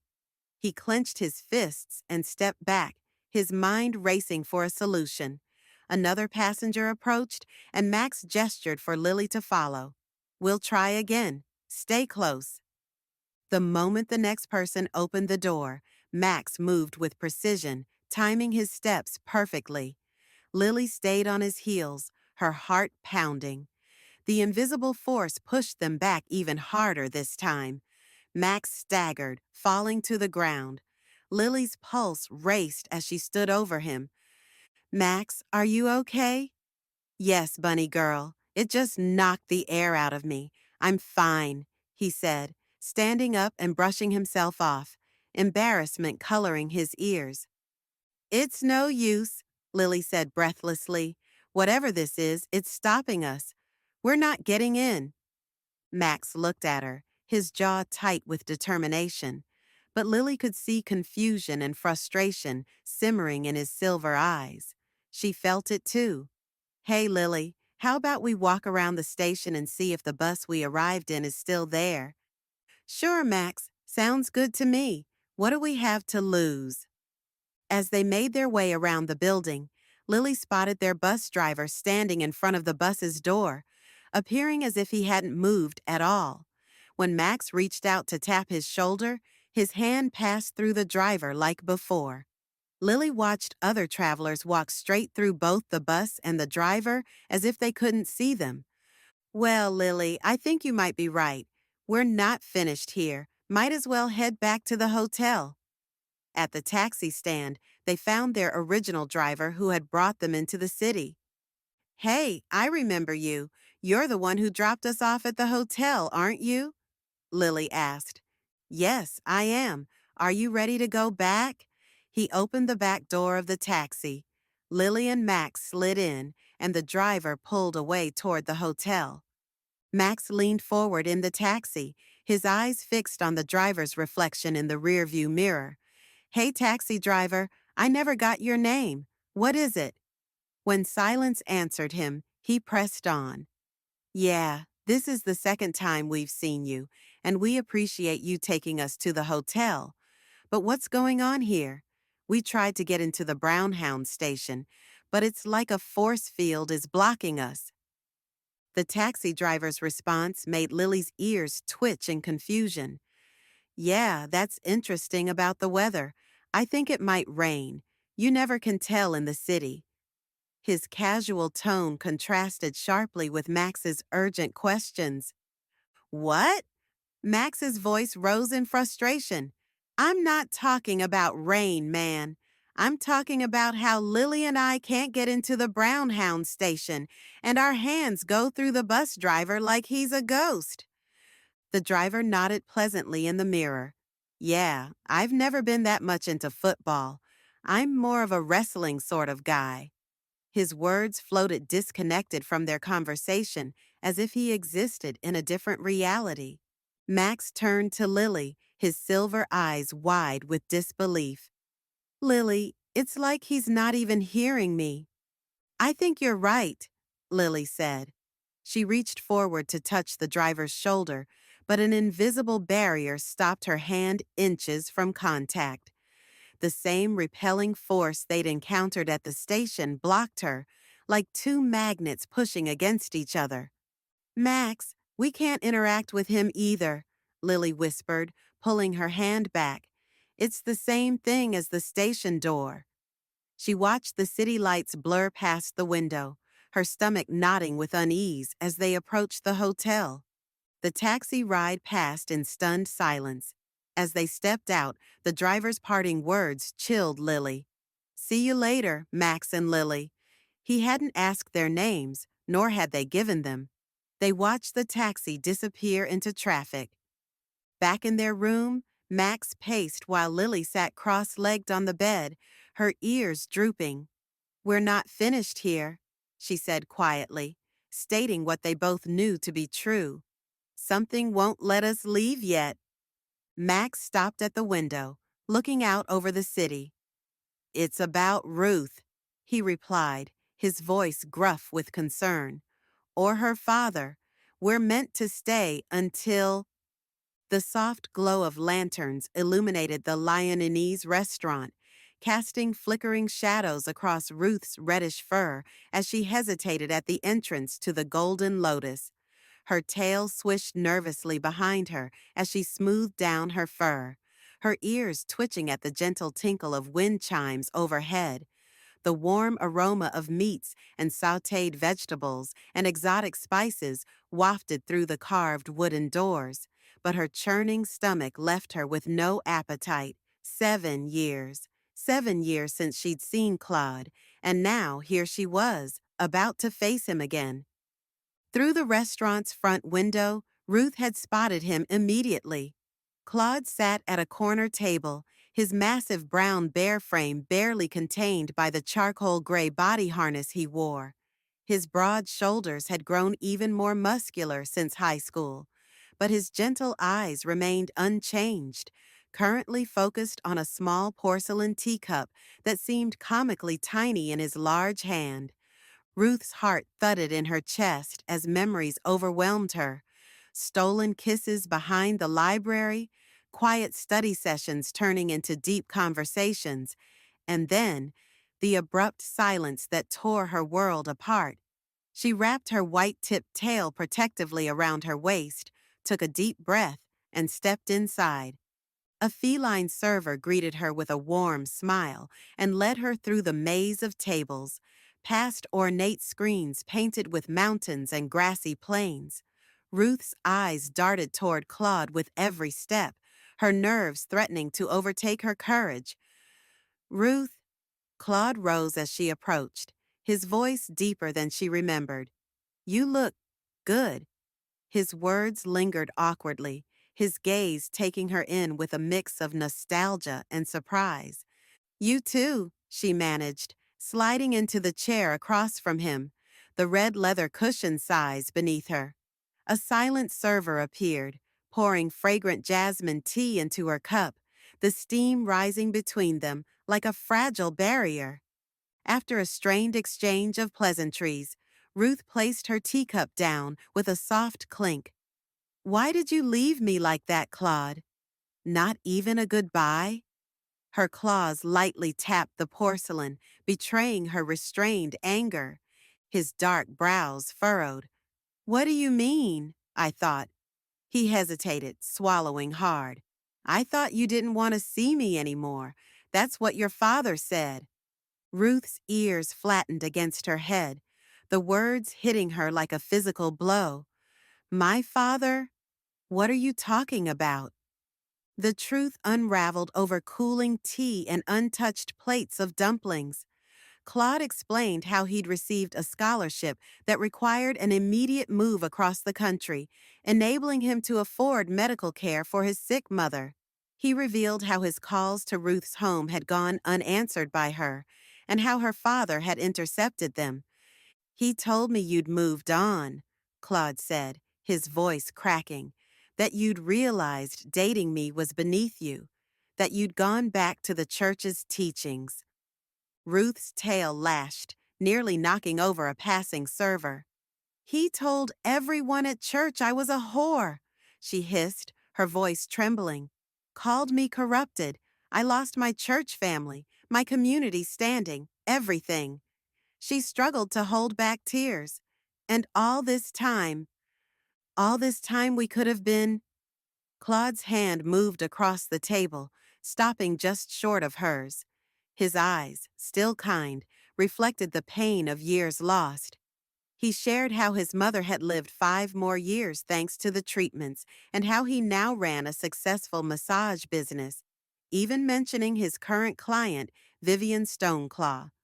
Ruth hesitated, then shared her truth. She told him what she'd done to survive and insisted on honesty, not wanting any secrets between them. They lingered in the restaurant long after it had emptied, the remnants of their meal forgotten. When Claude walked her to her car, his sheer size cast a protective presence in the dim parking lot. Maybe we could get to know each other again, he offered softly, his voice hesitant. Start fresh. Ruth's hand trembled on her car door handle. The weight of 7 lost years pressed heavily on her, mixed with the sharp sting of betrayal from her father. Yet, beneath it all, a flicker of something warm, perhaps forgiveness or hope, tugged at her heart. I don't know, maybe. I have so much to think about. Give me some time, please. Without meeting his gaze, she slid into her car, grateful for the tinted windows that concealed the tears streaking her cheeks. As she drove away, the clock on the dashboard showed 10:32 p.m. as Ruth pulled into the gravel driveway. The crunch of her tires sounded too loud against the quiet night, and her hands gripped the steering wheel harder than necessary. Her amber eyes, swollen from crying, glanced at the house, a modest single story with a soft porch light casting a warm beacon in the darkness. It was Flo's home, a haven, her haven. Ruth cut the engine and exhaled a trembling breath, her tail curling tightly against her thigh. Her fingers brushed against the worn key in the pocket of her harness, the one Flo had given her years ago with a promise. "Come in any time, sugar. My door's always open to you." She didn't knock. Instead, she slipped the key into the lock and turned it, the click of the deadbolt echoing in the stillness. Ruth moved with quiet urgency, her bare feet brushing the hardwood floors as she navigated to Flo's bedroom. The faint scent of roses lingered in the air, calming her nerves as much as it could. Flo slept peacefully, her silhouette illuminated by the dim glow of the bedside lamp she always left on. Ruth stood at the door for a moment, her chest tightening as a fresh wave of tears welled up. She couldn't stop them. Ruth climbed into the bed, and the mattress dipped under her weight. Flo stirred, her spotted ears twitching slightly before her eyes opened, meeting Ruth's tear-streaked face. "Ruth, darlin'," Flo murmured, her voice thick with sleep yet immediately gentle. She didn't ask questions. Instead, she opened her arms, and Ruth collapsed into them, burying her face against Flo's chest as sobs racked her body. Flo's hand found Ruth's hair and ears, stroking them in slow, soothing motions. "Shh, sugar," she whispered, her voice a familiar comfort in Ruth's world. "I've got you now." The tears came harder, pouring out like a broken dam as Ruth clung to Flo. Words tumbled out between gasps. He lied to me, Flo. I allowed him to manipulate me again. I thought, I thought he changed. I thought he loved me." Her voice cracked, the weight of her father's betrayal pressing heavily on her. Flo listened, her strokes never faltering. She didn't interrupt. She let Ruth vent, her sobs mixing with whispered confessions of anger, guilt, and heartbreak. The older woman's presence grounded her, her calm silence saying more than any words could. As Ruth's breathing steadied and her tears subsided, Flo continued to hold her close, offering the comfort and security Ruth desperately needed. Ruth's mind drifted back to the day it all started, the day she had nowhere else to go. She had known Flo for years, back when her dad used to take her to the diner for breakfast before Sunday service. Flo had always been kind in passing, refilling their coffee cups and asking how they were doing this morning. But Ruth never imagined she'd end up in Flo's spare bedroom and then in her bed. That day, after her father had thrown her out of the church, Ruth had wandered aimlessly before finding herself at the diner. It wasn't a plan. Her feet just carried her there. Flo had noticed her the moment she walked in. Ruth tried to hide the tears, but Flo wasn't the type to miss much. She sat Ruth down in a corner booth, handed her a cup of hot chocolate, and didn't ask questions until Ruth was ready to speak. By the end of the night, Flo had closed the diner early and brought Ruth home with her. "You'll stay with me for as long as you need," she'd said simply, as though it was the most natural thing in the world. Ruth hadn't known what to say then, but that moment had stuck with her. When Ruth's tears subsided, her breathing still ragged, she shifted. The ache in her chest gave way to a different need, a longing for comfort that went beyond words. Flo's warmth, her scent, her steady heartbeat, Ruth needed to feel closer. Without hesitation, Ruth pressed her lips to Flo's breast, her mouth seeking solace in the soft familiarity. Flo exhaled a quiet sigh, her fingers continuing their tender strokes through Ruth's fur. This wasn't new for them. It wasn't strange. It was their way. "Go on, sugar," Flo whispered, her southern drawl as soothing as the hand now trailing down Ruth's back. "You take what you need." Ruth closed her eyes, losing herself in Flo's touch. Every gentle caress, every whispered word of reassurance melted the tension in her body. When Flo's hand found the curve of her hip and traveled lower, Ruth drew her knee up along Flo's side, resting it on her hip to give Flo better access to her, trusting and longing. Flo's familiar touch found its way to Ruth's needy pussy. Without hesitation, Ruth opened for her body responding instinctively. Flo's gentle, motherly hand answered the need Ruth couldn't articulate, her fingers beginning to stroke with practiced tenderness. Ruth pressed herself into Flo's touch, seeking the comfort she had always found there. Flo had been the first woman Ruth had ever been with. Over the years, their relationship had evolved, and the older woman had shown her how to give and receive pleasure with other females. Ruth had been an eager student, and Flo a patient, motherly teacher. As Flo's fingers moved with gentle precision, Ruth's body responded naturally, leaning into the caress. Her lips found Flo's nipple, suckling softly, seeking the solace and reassurance that only Flo could provide. It wasn't just about physical comfort. It was the deep connection Ruth felt in moments with her, the sense of safety and belonging that she couldn't find anywhere else. "That's right, sugar. I gotcha," Flo murmured, her voice as soothing as her touch. Ruth's response was a low, muffled moan, her lips still wrapped around Flo's nipple. What followed was a crescendo of emotion and orgasm. Flo's skilled touch unraveled Ruth completely, her body trembling as waves of pleasure and catharsis crashed over her. Ruth cried out, her voice muffled against Flo's breast as she reached her peak. Flo held her through it all, her embrace unyielding and full of love. When Ruth finally stilled, her breathing soft and even, she whispered into the quiet, "I love you, Flo. You're the only one I trust."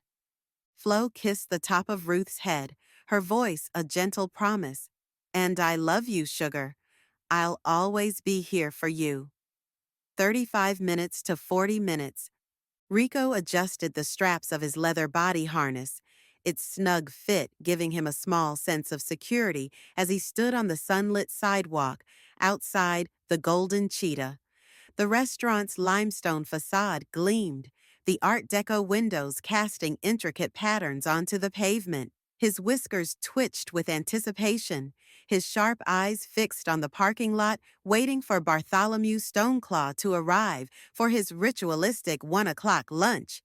His fingers brushed against the hollow cube tucked securely in one of the harness's pockets. The device held the image he needed to pull this off. Vivian Stoneclaw and Moses Lightfur exiting a hotel together, his arm wrapped possessively around her waist. It wasn't just incriminating, it was explosive. If Bartholomew cared about appearances, this would leave him no choice but to play along. The sleek black limousine landed in the parking lot. The sound of its expensive engine snapped Rico to attention. Bartholomew Stoneclaw arrived, flanked by his towering bodyguard. The tiger exuded power, his every movement commanding respect. Rico waited until they disappeared into the restaurant before slipping toward the service entrance, his heart pounding. "You got what I asked for?" Marcus, the raccoon chef, greeted him at the door. The cook's white apron was smudged with grease, and his eyes darted nervously to the bustling kitchen beyond. Rico pulled the envelope from his harness and handed it over without a word. Marcus tore it open, his breath hitching as he flipped through the glossy photographs. Rico's sister, Felicia, caught in moments of drug-filled masturbation, lay on their living room sofa, filling each frame. "Damn," Marcus muttered, the corner of his mouth twitching upward. "You're one hell of a brother, Rico. These are some nice shots here. I'm surprised you haven't tapped that ass yet. I would have." He cut himself off with a chuckle. "Never mind. Deal's a deal. Go change in the back. I'll make sure you get where you need to go." The employee room smelled faintly of pastries and daisies, but Rico paid it no mind. He straightened his appearance in the mirror before returning to Marcus, who handed him a small silver tray. "Private dining room. Marcus directed, his voice low. Bartholomew likes his water with 3 ice cubes and a lemon twist. Keep it clean and don't blow your shot. The dining room was separated by heavy burgundy curtains, a barrier between the exclusivity of the elite and the rest of the bustling restaurant. Rico entered, balancing the tray, and was met with the sight of the tiger seated at the head of a grand mahogany table. Bartholomew's gaze didn't lift from his plate of meat. The bodyguard stood against the wall, arms crossed, his bear-like bulk impossible to ignore. Rico's throat tightened, but he forced himself to keep moving. "Mr. Stoneclaw," he said, his voice steady despite the tension that coiled in his chest. Bartholomew glanced up lazily, his golden eyes narrowing. "You're not my usual waiter," he said, his voice a low rumble. "I doubt you'll want others seeing what I'm about to show you," Rico said, setting the glass down with deliberate care. He slid a folded napkin beside it. "It's private." Bartholomew's lips curled into a faint, humorless smile. "Jake," he called, his voice cutting through the room like a whip. "You and the girl step outside. I'll call if I need you." Rico blinked, confusion flickering across his face. The girl? Before he could piece it together, movement beneath the table caught his eye. A lioness crawled out, wiping the back of her hand across her mouth as she confidently met his gaze. Rico's ears perked up as surprise and envy hit him. "Understood, boss," Jake said, his massive frame stepping aside to let the lioness leave. The curtain swished back into place, leaving Rico and Bartholomew alone in a room that suddenly felt much smaller. "You have my attention, young man," Bartholomew said, reclining slightly in his chair, his claws tapping idly against the table. "Now, what is this all about?" Rico reached into his harness, retrieving the hollow cube. His pulse raced as he activated it, the life-size image materializing in midair, a crystal-clear depiction of Vivian Stoneclaw exiting a hotel with Moses Lightfur, their closeness unmistakable. Bartholomew's eyes narrowed, his gaze flicking between the hologram and Rico. "So," he said, his tone unreadable, "I'm sure you've done your homework. How much?" Rico didn't flinch. $100,000 and this disappears forever. The tiger's lips twitched, the ghost of a smile that held no warmth. "Ambitious? Give me an account number and I'll transfer the funds," he drawled, reaching for his phone. With practiced ease, he completed the transfer, turning the screen toward Rico to confirm the payment. "Done," Bartholomew said, his voice smooth yet heavy with warning. "But if I find another copy or hear so much as a whisper about this, you'll wish I didn't." Rico nodded stiffly, handing over the hollow cube. "You won't," he said, the words leaving a fearful taste in his mouth. As he exited the dining room, the weight of the tiger's gaze followed him like a promise. Jane stood outside Moses's office door, building up the courage to confront the feelings she'd harbored for 7 years. Her heartbeat thundered in her ears, and nervous energy coursed through her in the silent hallway. Her heart raced as she stood there, her mind swirling with doubts and simmering rage. 7 years, 7 long years, she'd spent as his confidant, his secretary, and at times his accomplice. Her stomach churned, jealousy twisting her thoughts into a chaotic tangle after Ruth's confession about her encounter with Moses. Her fingers hovered over the handle. Memories of countless late nights spent planning his affairs flooded her mind. The ones she had orchestrated and the ones she had hoped would draw them closer. Now, Ruth, his estranged daughter, had re-entered the picture, casting a shadow over everything Jane had built with Moses. "Even she gets more of his attention than I ever had," Jane thought bitterly. Squaring her shoulders, she gripped the handle, pushed the door open, and stepped inside. The office was bathed in light, the warm glow reflecting off polished wooden shelves and religious artifacts. At the center of it all, Moses sat behind his desk, his silver fur catching the light as he leaned forward, transfixed by the holographic cube on his desk. The cube cycled through images of Ruth, an intimate montage of her life from childhood to adolescence. Jane's eyes widened as she caught glimpses of Ruth's private moments, a youthful laugh, a sultry glance, even scenes so personal they sent an involuntary flush of arousal through her. Moses, oblivious to her entrance, stared down at the cube as if searching for answers it alone could provide. Jane's fists clenched at her sides.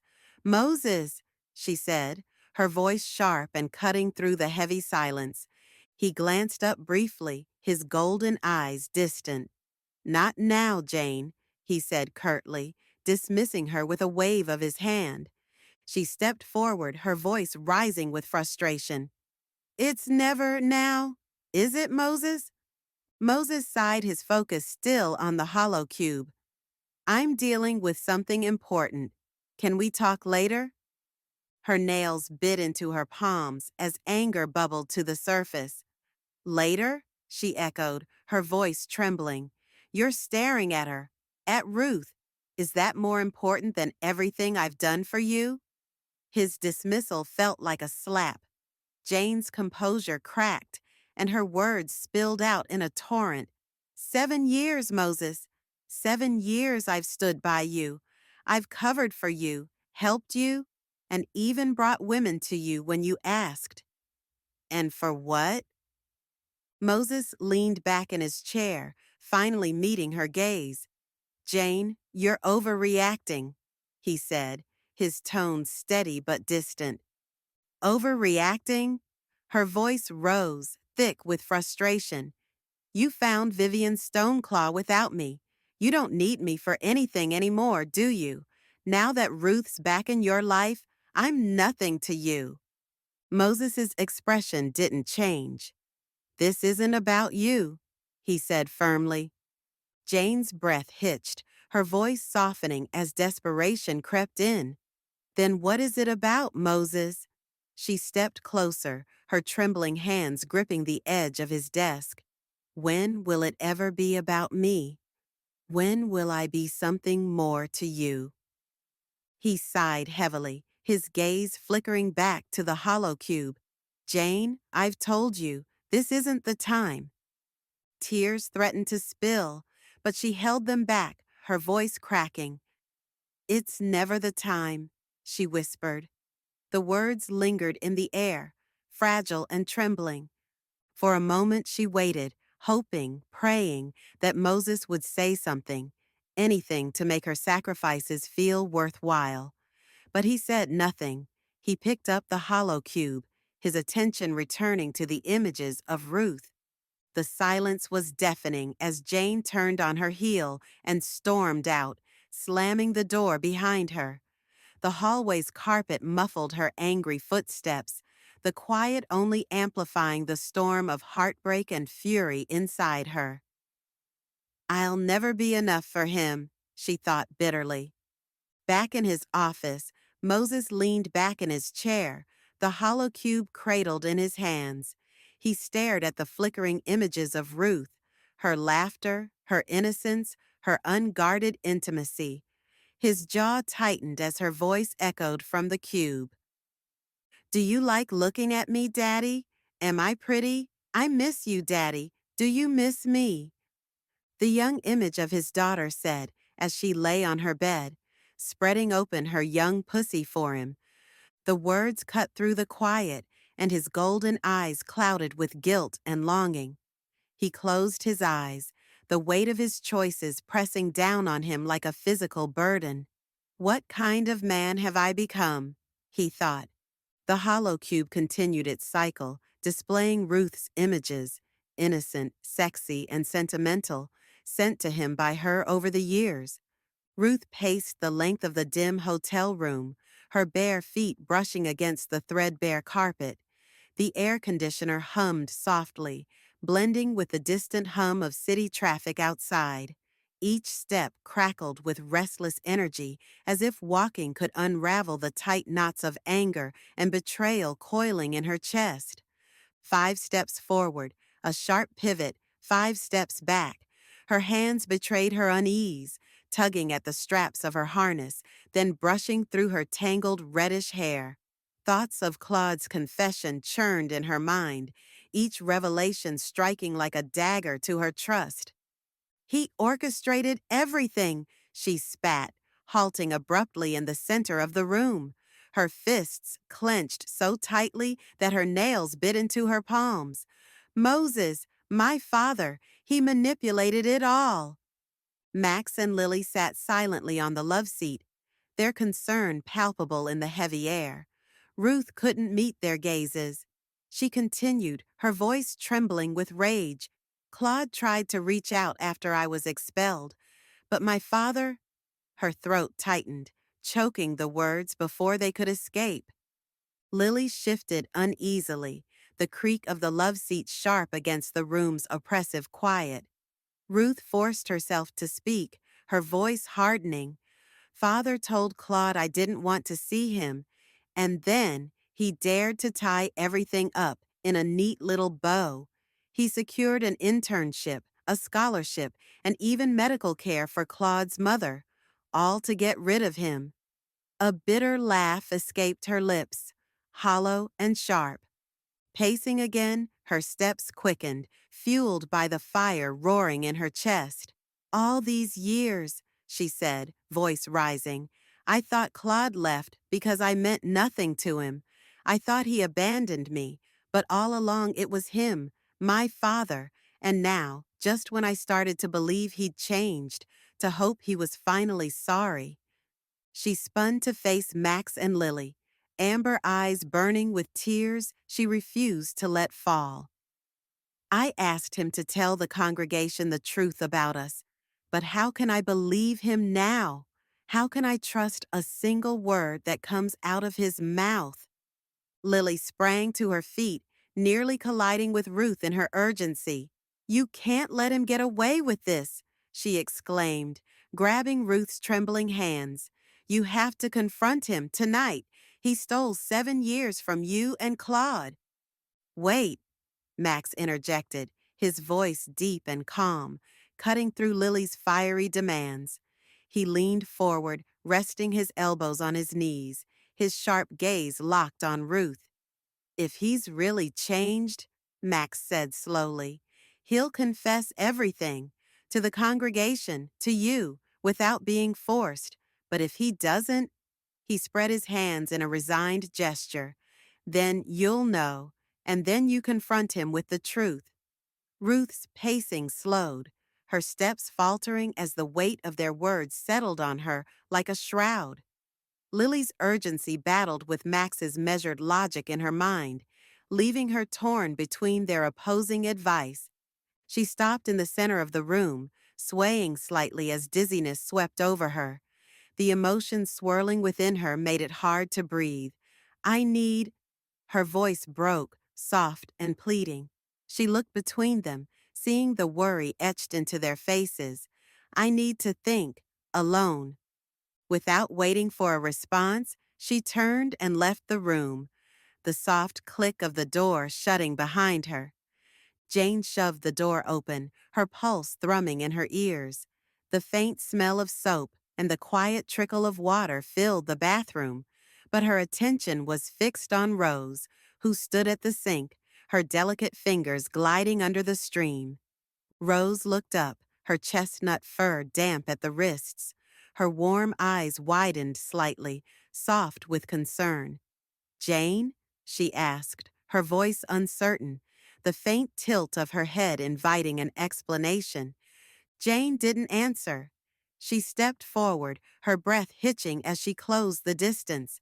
Her hands shot up, gripping Rose's shoulders firmly, and before Rose could respond, her lips crashed into Rose's. The kiss hit like a lightning bolt. Rose stiffened for a heartbeat, her hands frozen in midair. Then her body softened, her lips moving instinctively against Jane's. the warmth of the connection sparking memories she'd tucked away. Jane pressed harder, her grip sliding down to Rose's waist as her fingers dug into soft curves and fur. The taste of Rose's breath mingled with her own, and Jane groaned low in her throat, her need bleeding into every movement.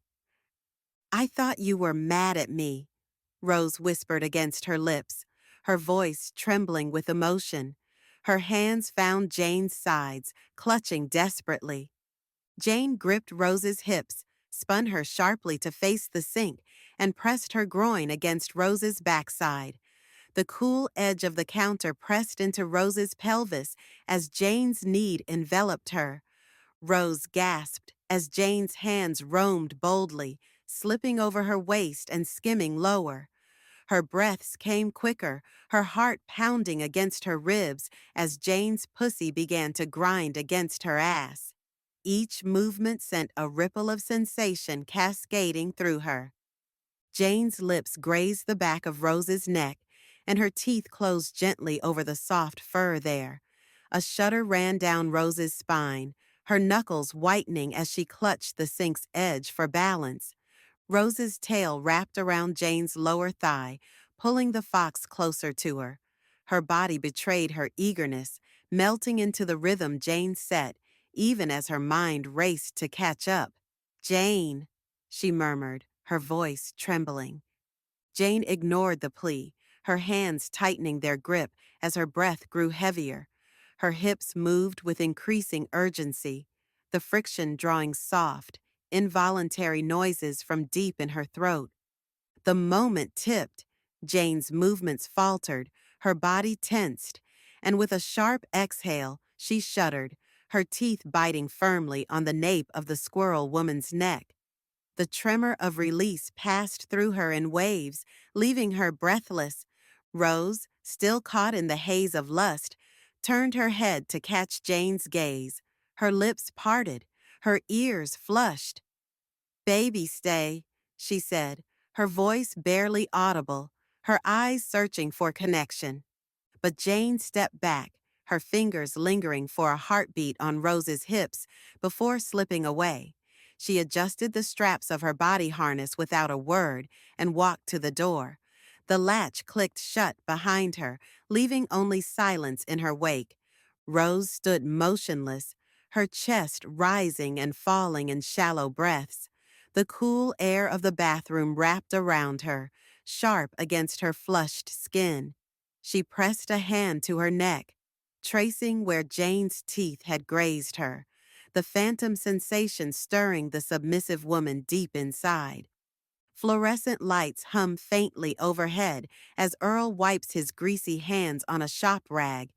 The scent of oil and coolant clings to his overalls. Bartholomew Stoneclaw's sleek hover limousine is before him, its engine compartment yawning open. Earl's thoughts drift to tomorrow. He should finish the car by then. The wall clock reveals it's already 8:45 p.m. Another long day at the shop. "Hey, Earl, heading out?" Mike calls a bright-eyed ocelot barely past his 20s, poking his head out from behind a tool cabinet. "Say hi to your wife, Rose, and the kids for me. Man, I wish I had a life like yours." The words strike Earl with a sharp pang, though he keeps his expression neutral. If only she felt the same way about being married as I do, he thinks bitterly, suspicion gnawing at the edge of his mind. Earl forces a chuckle, brushing off the unease. "Sure thing, Mike. Rose says she might know someone you'd like, a young lady she thinks you'd hit it off with." "Sounds good to me. Let her pass along my number, yeah? You still got it, right?" Mike grins, the eagerness in his voice undeniable. Earl nods, the smile not quite reaching his eyes. "Yeah, sure. I'll do that." Slinging his bag over one shoulder, Earl heads toward the exit, his boots scuffing against the concrete floor. As he nears the door, his gaze catches on a figure mopping the entrance, a rabbit man he doesn't recognize. Where is Leroy? The old wolf custodian has never missed a shift since Earl's been working at the garage. Earl hesitates briefly, his brow furrowing, but shrugs it off. Everyone needs a day off once in a while, he supposes. The sound of Earl's boots fades into the hallway. The cleaner slows his movements, his head tilting slightly as if listening for lingering footsteps. Satisfied the shop is empty, he straightens, his casual demeanor replaced by something sharper, something calculated. Reaching into his pocket, he withdraws a flat black disc, no larger than a coin. His steps echo softly across the cavernous space as he approaches Stoneclaw's hover limousine, the vehicle spotlighted under the overhead lights. The open hood reveals his target. With practiced precision, the cleaner slides the device between the exposed components, nestling it behind the motor housing where it will remain out of sight. A soft click echoes as it secures itself against the metal frame. With his task complete, the cleaner resumes his work, his mop sliding across the floor in slow, deliberate strokes. Once everything appears in order, he leaves the garage, his job done. Earl. I push open the front door, the scent of home washing over me. The air is filled with the rich aroma of Rose's nut roast, my favorite. Kicking off my boots and hanging my overalls on the hook, I pause, listening to the lively chatter of Timmy and Lily. Their voices, full of excitement, bring a smile to my face. This is what I look forward to every day, being with my family. In the kitchen, Rose greets me. Her ears are flushed, and her eyes sparkle with an energy I haven't seen in weeks. There's something about her smile. It's brighter, more inviting. She leans in and presses a kiss on my cheek. Her lips are soft and familiar, but her scent, it's different. I shake off the thought, choosing to focus on the joy in her voice. Hey, honey, she says, her tone light and cheerful. I made your favorite for dinner. I take my seat at the table as Timmy and Lily share stories from their day at school. Their words tumble over each other in their eagerness to be heard, their small faces lit with excitement. Rose moves gracefully around the kitchen, serving dinner. Her hands are steady as she places a plate in front of me, her laughter filling the room. I take a bite of the nut roast, the flavors as perfect as ever, yet something feels off. That scent, subtle but persistent, lingers around Rose. It's hers, but not entirely. Beneath it is something foreign, faint yet familiar. As Rose leans closer to ask about my day, I catch it again. The faint scent grows stronger, sharper. My heart sinks. I know this scent. It's Jane's, the fox from church, the one Rose has been spending too much time with. Rose walks away, her hips swaying as she laughs at something Timmy says. My eyes follow her, and that's when I notice it. A small white strand of fur clings to her back, near her shoulder. It's not hers, it's not mine, and it's certainly not from our kids. The realization hits me like a punch to the gut. I push my plate away, my appetite gone. Forcing a smile, I try to join the conversation, but my thoughts are elsewhere. That strand of fur is all I can see. The scent of Jane is all I can smell. The memory of the message on Rose's phone replays in my mind. My chest tightens, anger and sorrow tangling together, but I keep my face composed. Excusing myself, I stand and head toward the bathroom. As I pass Rose, I trail my hand along her back, carefully plucking the strand of fur from her. She doesn't notice, too engrossed in the kids' stories. In the bathroom, I shut the door and locked it behind me. My heart pounds as I hold the strand of fur to my nose. The scent is unmistakable. Fox, Jane's. My grip tightens on the fur as my reflection in the mirror stares back at me, eyes clouded with pain and fury. I think back on the past month, the growing distance between Rose and me, the guarded smiles, the lingering silences, the message on her phone, the scent of Jane that clings to her now. My mind churns with questions I'm afraid to ask and answers I already know. My eyes flick to the bathroom door. I could confront her, demand the truth, and force everything into the open. Or I could bury this, pretend it's all a misunderstanding, and hold on to the hope that I'm wrong.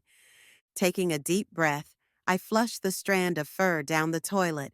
I leave the bathroom, stepping back into the life we've built, unsure of what to do. 40 minutes to 45 minutes. Vivian. The holographic time display on the treadmill blinks 6 a.m. as I set my pace. The familiar hum of the machine kicks in beneath my feet. I savor these early morning hours at the gym when the air is cool and the room is nearly empty. There's no chatter, no clicks, just me, the machines, and the rhythm of my stride. My breath syncs with the soft thud of my bare feet on the belt as I zone out. Sweat coats my skin when I step off the treadmill, muscles pleasantly aching. Grabbing my water bottle and towel, I head toward the locker room. The cool tile beneath my feet contrasts sharply with my warmed-up body, and I relish the satisfying shift in temperature after the workout. As I push open the locker room door, low, sultry moans slice through the early morning silence. I freeze mid-step, my hand tightening on the door handle. Did I really hear that? A nervous expression is on my face as I try to rationalize. Maybe someone is watching something inappropriate or working through some soreness. But curiosity grips me, and my heart pounds in my chest as I step closer. Rounding the corner, I see them. Cynthia, a sleek panther, reclines on a padded bench, her eyes closed, face bathed in bliss. Between her legs, a lioness kneels, her golden fur catching the overhead lights as her tail sways sensuously. The lioness's lips move deliberately, alternating between cunnilingus and anilingus, her hands gripping Cynthia's hips to pull her closer. That's right, Cynthia purrs, her voice calm yet commanding. Focus there, just like that. She strokes the lioness's ears, her touch light yet intimate, eliciting shivers from the younger female. My mouth goes dry as I take in the scene. Shock locks me in place, only for something warmer and more urgent to seep in. A heat builds between my legs, and I feel my nipples harden against my striped fur. I can't look away. Cynthia's eyes languidly open, meeting mine with a steady, unapologetic gaze. She doesn't flinch or look surprised. Instead, she acts like my presence is entirely expected. "Oh, done with your workout, Mrs. Stoneclaw?" she asks casually, her tone light, her hand never leaving the lioness's fur. Her composure rattles me even more. Stammering, I manage something about preferring the gym when it's quiet. Cynthia nods, her lips curving into a faint, relaxed smile. "Me too," she says, her tone as smooth as velvet. "It's perfect at this hour." Meanwhile, the lioness keeps her focus, the sounds of her licking and purring punctuating the air between us. Breaking free of the scene, I blurt an excuse about needing a shower and stumble away, cheeks burning and ears flat against my head. "Have a good day," Cynthia calls, still perfectly at ease as the lioness continues her task. The scene haunts me as I retreat to the showers. Hot water cascades over my striped fur, soothing yet failing to clear my racing thoughts. My mind replays everything: Cynthia's commanding voice, her unapologetic dominance, the raw sensuality of the moment. Despite my embarrassment, the arousal lingers, a steady pulse between my thighs and a sharp ache in my hardened nipples. Over the rush of the water, Cynthia's voice filters back, low and rich. "Yes, right there. That's how the mayor's wife likes it." A moan follows, its unmistakable tone of pleasure tightening the muscles in my belly. Cynthia speaks again, her words smooth yet deliberate. "I think you're good enough to attend the event tonight." I freeze, my hands paused in mid-rinse. What event? What does the exotic panther woman actually do exactly? Questions pile up as I realize there's so much more to Cynthia than the whispers among the other socialites suggest. I step out of the shower, wrapping myself in a towel as water drips onto the floor. My body hums with lingering heat, but my mind is filled with intrigue. Drying my fur off, I gather my belongings, eager to get home and satisfy the burning fire between my swollen lips. Sable. I wake to the warmth of Nancy's body pressed against mine, her fur soft and inviting. The scent of last night's passion stains the sheets, and I can feel the pleasant ache between my legs, a reminder of our wild encounter. I stretch, my tail brushing against her, and she stirs, a low moan escaping her lips. Last night was incredible, and this morning I found myself craving more. Good morning, I murmur, my voice still heavy with sleep. She hums in response. I smile, pulling her closer, my lustful side already stirring. You were insatiable last night, weren't you, Nancy? She chuckles, her voice a soft purr.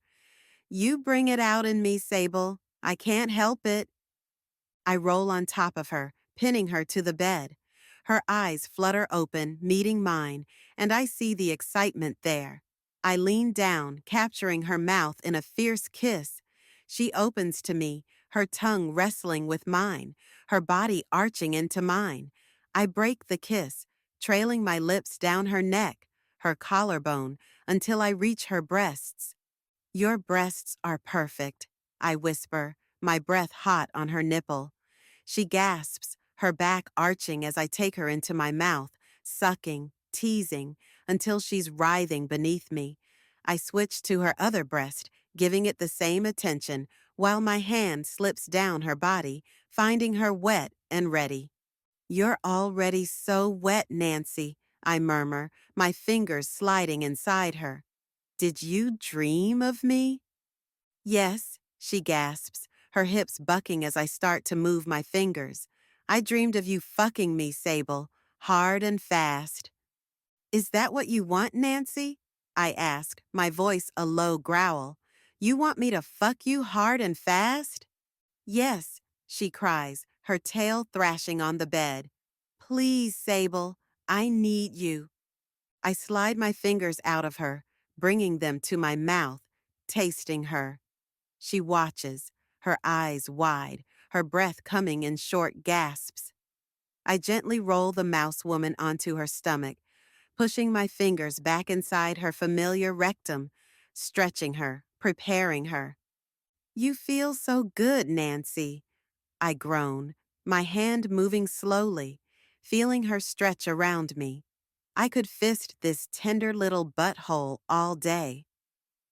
Please, she begs, her body trembling. I need more, Sable. I need you to fill me up.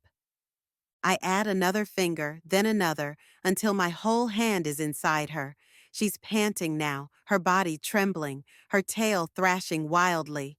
I start to move, my hand pumping slowly, feeling her stretch around me, her body accommodating me. You're so tight, Nancy, I groan, my pussy aching with need. This is what you're born for. You take the hand so well. I know who my ass belongs to, Sable, she cries, her body tensing as I hit that sweet spot deep inside her.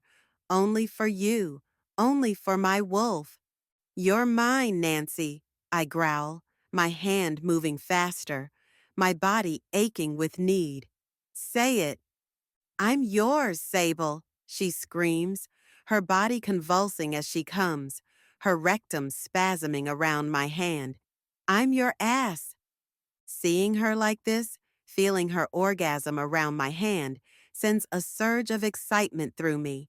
I gently pull my hand out of her, turning her onto her back. I straddle her, my pussy swollen with desire. That was incredible, Nancy murmurs, her voice soft and satisfied. I smile down at her, my nipples still hard with excitement. It was, I reply, my voice a low growl. But I'm not done with you yet, Nancy. Not by a long shot. I look over at the side nightstand, my phone blinking incessantly. I turn to Nancy, my pet, who's still nestled in the sheets under me. Nancy, I need to get this, I say, already knowing who the messages are from. My boss. I slip from on top of her and sit down on the side of the bed, the cool air hitting my fur as I reach for my phone. The screen is filled with notifications, sending a jolt of curiosity through me. My phone lights up, and the notifications are impossible to ignore. Several missed calls and messages from my boss. My gut tightens as I swipe to unlock the screen. I can feel the familiar adrenaline rush that comes with a big story, but this time it's mixed with a sense of dread. I listen to the messages, my heart pounding in my chest.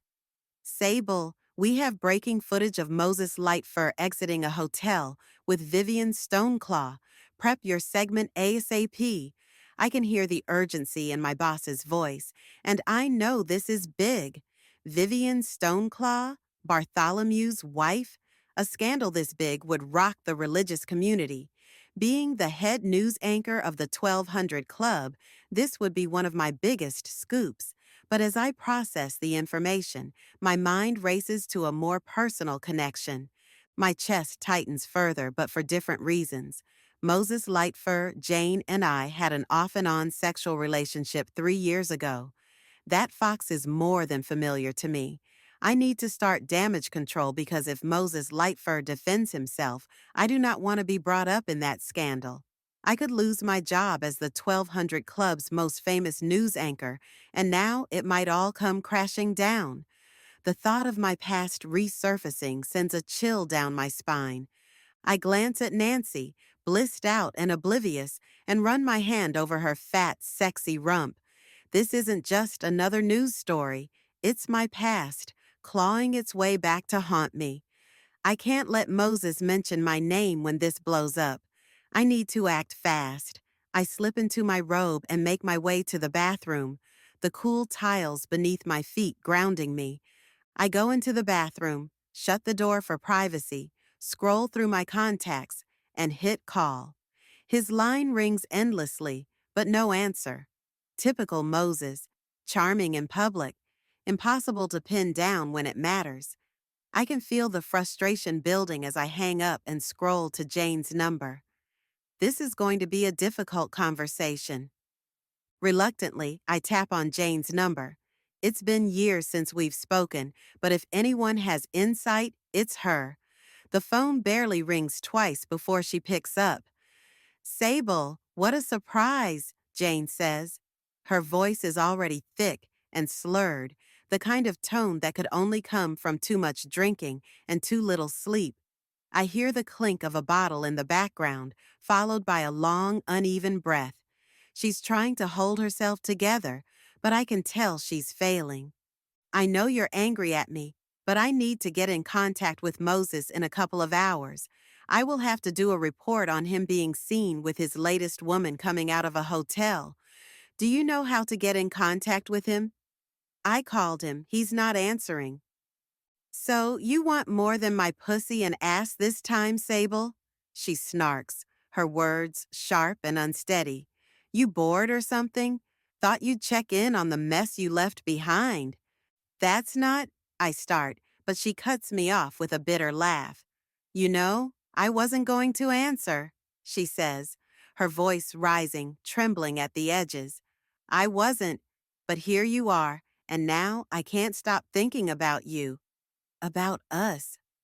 Her shaky breath fills the silence between us, and then the words spill out in a rush, desperate and unfiltered. The things we did, Sable. God, the things you did to me. You opened something in me, something I didn't even know was there. No one's ever made me feel like that. No one's ever touched me the way you did. Her voice cracks, and then she's crying, her sobs raw and unrestrained. You made me feel alive, Sable, like I was finally seen. You... She breaks off, choking on the words, a bitter sob cutting through the line. But it wasn't enough, was it? I wasn't enough. She spits, her tone turning sharp and angry. You couldn't just let it be us, could you? Number you had to keep seeing whoever else you wanted, like I didn't matter, like I was just. Her voice trails off, and the bitterness collapses into another wave of sobbing. Jane, that's not fair, I try to say, but she bulldozes over me, her voice trembling with anger and desperation. Don't you dare tell me what's fair, Sable. I wanted you, just you and Moses. I wanted us to be something. But you couldn't give me that, could you? Her breathing grew ragged, and her words hit me like blows. I loved you, Sable. I still do. God help me, I still do. I close my eyes, trying to push away the knot tightening in my chest, but her words keep coming. You broke me, she whispers, her voice cracking again. And I hate you for it. I hate you for making me feel this way, for making me want you when I know you'll never want me the same way. The line goes quiet for a moment, just the sound of her uneven breaths filling the space. Then she starts again, softer, almost fragile. The things we did, I still think about them, about you, about how you made me feel. No one's ever done that to me. No one's ever made me feel so safe, so completely real. You saw me, Sable, all of me, and I let you in. I gave you everything, and you just. Her voice fades into another quiet sob. I miss you, she whispers, the words so faint I almost miss them. Your ass wants you so much she hurts, and I hate that I'm saying this, but I'd do anything to feel that way again. Anything, Sable. I'd beg you if I thought it'd make a difference. I grip the phone tighter, my throat dry, my chest twisting with guilt and something I don't want to name. Jane? No, she cuts me off sharply.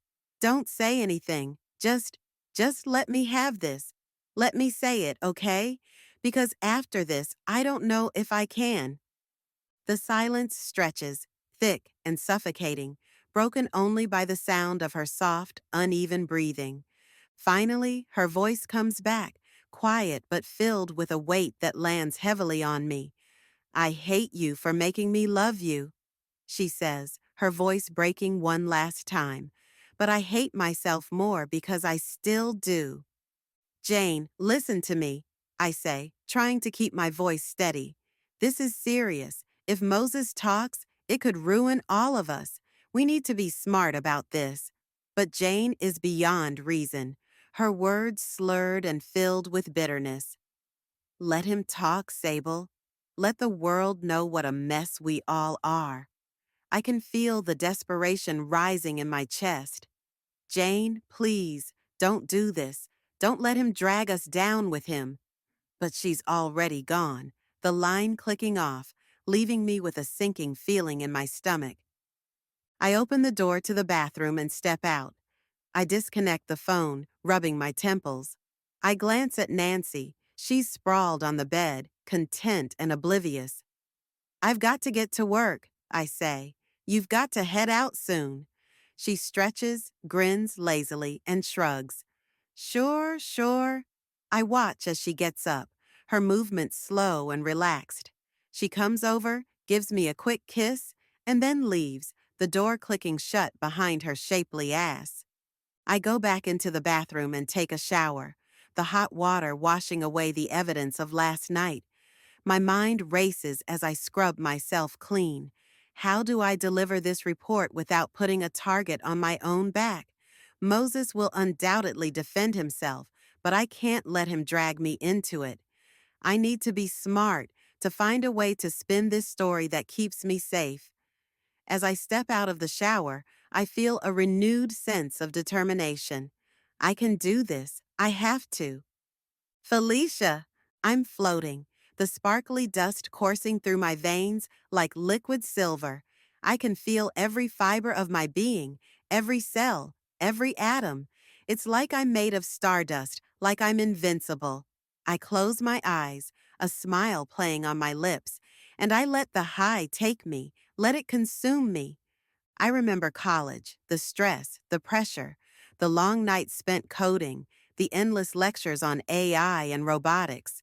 I was good, really good, the golden child, the straight A student, but it was hard, so fucking hard. And then, one night, he offered me the dust, a bunny with a charming smile and a dangerous glint in his eye. He said it would help, said it would enhance my focus, my intelligence. I laugh, the sound echoing in the empty apartment. I can see myself back then, so naive, so fucking stupid. But I took it, didn't I?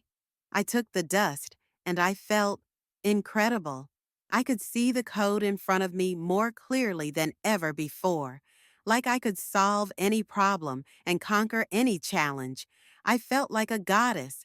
I remember the first time I felt the withdrawals, the shakes, the sweats, the fucking agony.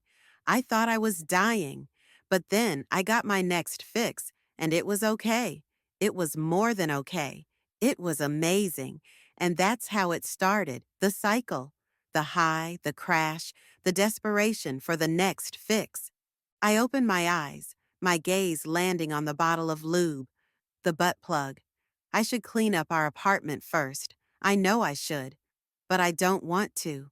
I just want to stay here, in this moment, in this high. I think about my brother.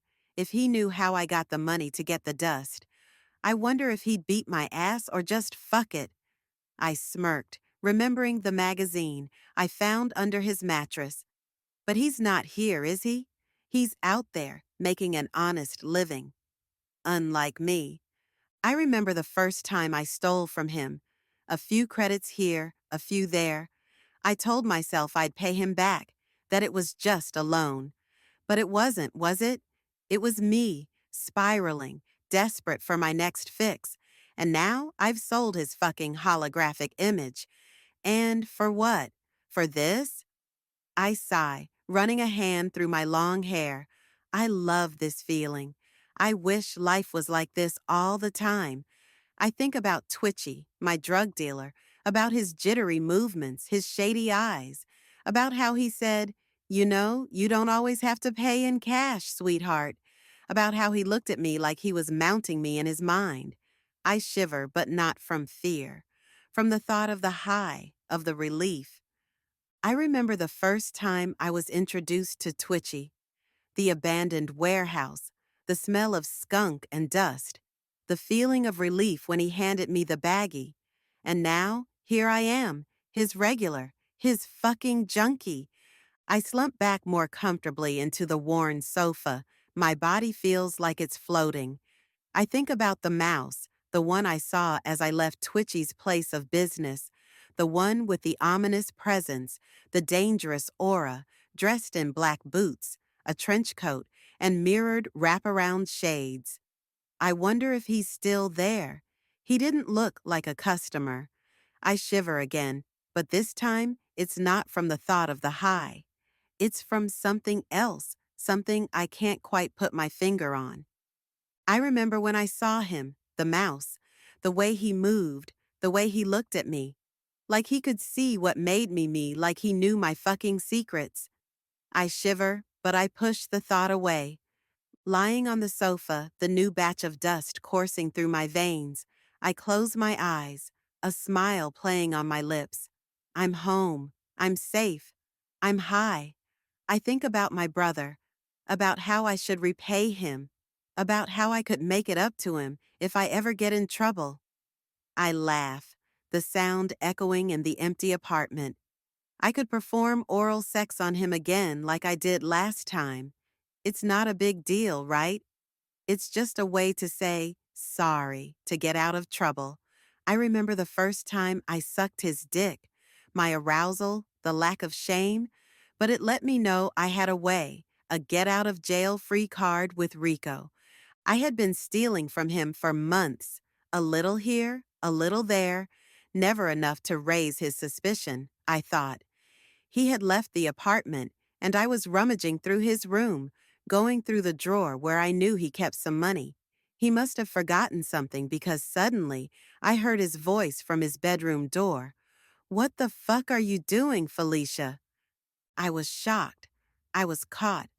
I tried to lie, but he saw through me. "I can't believe it," he said. "I knew I was missing money. All this time, it was you, stealing from me, my own twin sister." "Rico, I just need a little money," I tried to justify. "I'm really hurting." "I don't want to hear it," he replied. "Is this what you are looking for?" He reached into his pocket and threw me a credit disc. "Go get your fix, then I'm going to think about what I'm going to do with you." I saw the circular piece of plastic lying on his bed, the answer to my dilemma. I tried to be proud, to show some dignity, but the drug's pull was too strong in my head. I lowered it, grabbed the money, and walked past him, trying not to brush against him as I squeezed past him standing in the doorway. He just watched as I slunk off to get my fix. I came back later that night feeling better, yet wanting to make it up to my brother. When I walked into the dark apartment, it was 12 at night. I could hear him in his room, snoring as usual. I walked in, and he was lying in his bed. I sat down beside him. He quickly awoke. "Oh, I see you're back," he said. "Looks like you got your drugs. What do you want?" I'm not sure what made me decide to do it, but I reached down, slid his sheets off him, and reached between his legs. "What are you doing, Felicia?" my brother said, sounding annoyed. "Shut up, Rico," I said, and with that, I lowered my face to his groin and began to lick his flaccid penis. "What the hell, Felicia?" he remarked, trying to push my head away with a slap to his hands. I knocked them aside. I looked up briefly and said, "Stop. I'm sorry for what I did. I really am. I don't want you to be mad at me." I went back to what I started. Within seconds, he started to become rigid. I knew my way around the male body. Not bragging, but I was quite good at this. My boyfriends in college said, I'm one of the best who's ever done this, and I knew it to be true, especially as my brother, a typical male, was showing that my boyfriends weren't lying. I took him into my mouth, determined to give him the best apology I could. I used every technique I knew, determined to suck his forgiveness out of him. Needless to say, I got the results I wanted. Why not? He enjoyed it. I didn't mind. He deserved my best. And I wanted to truly show him I still was his sister. I still cared for him, even though the things I did, the things I might do, did not show it. For the high, for the relief, I tell myself it's not a big deal, that it's just a way to say sorry. But I know it's more than that. It's me, spiraling, desperate, pathetic.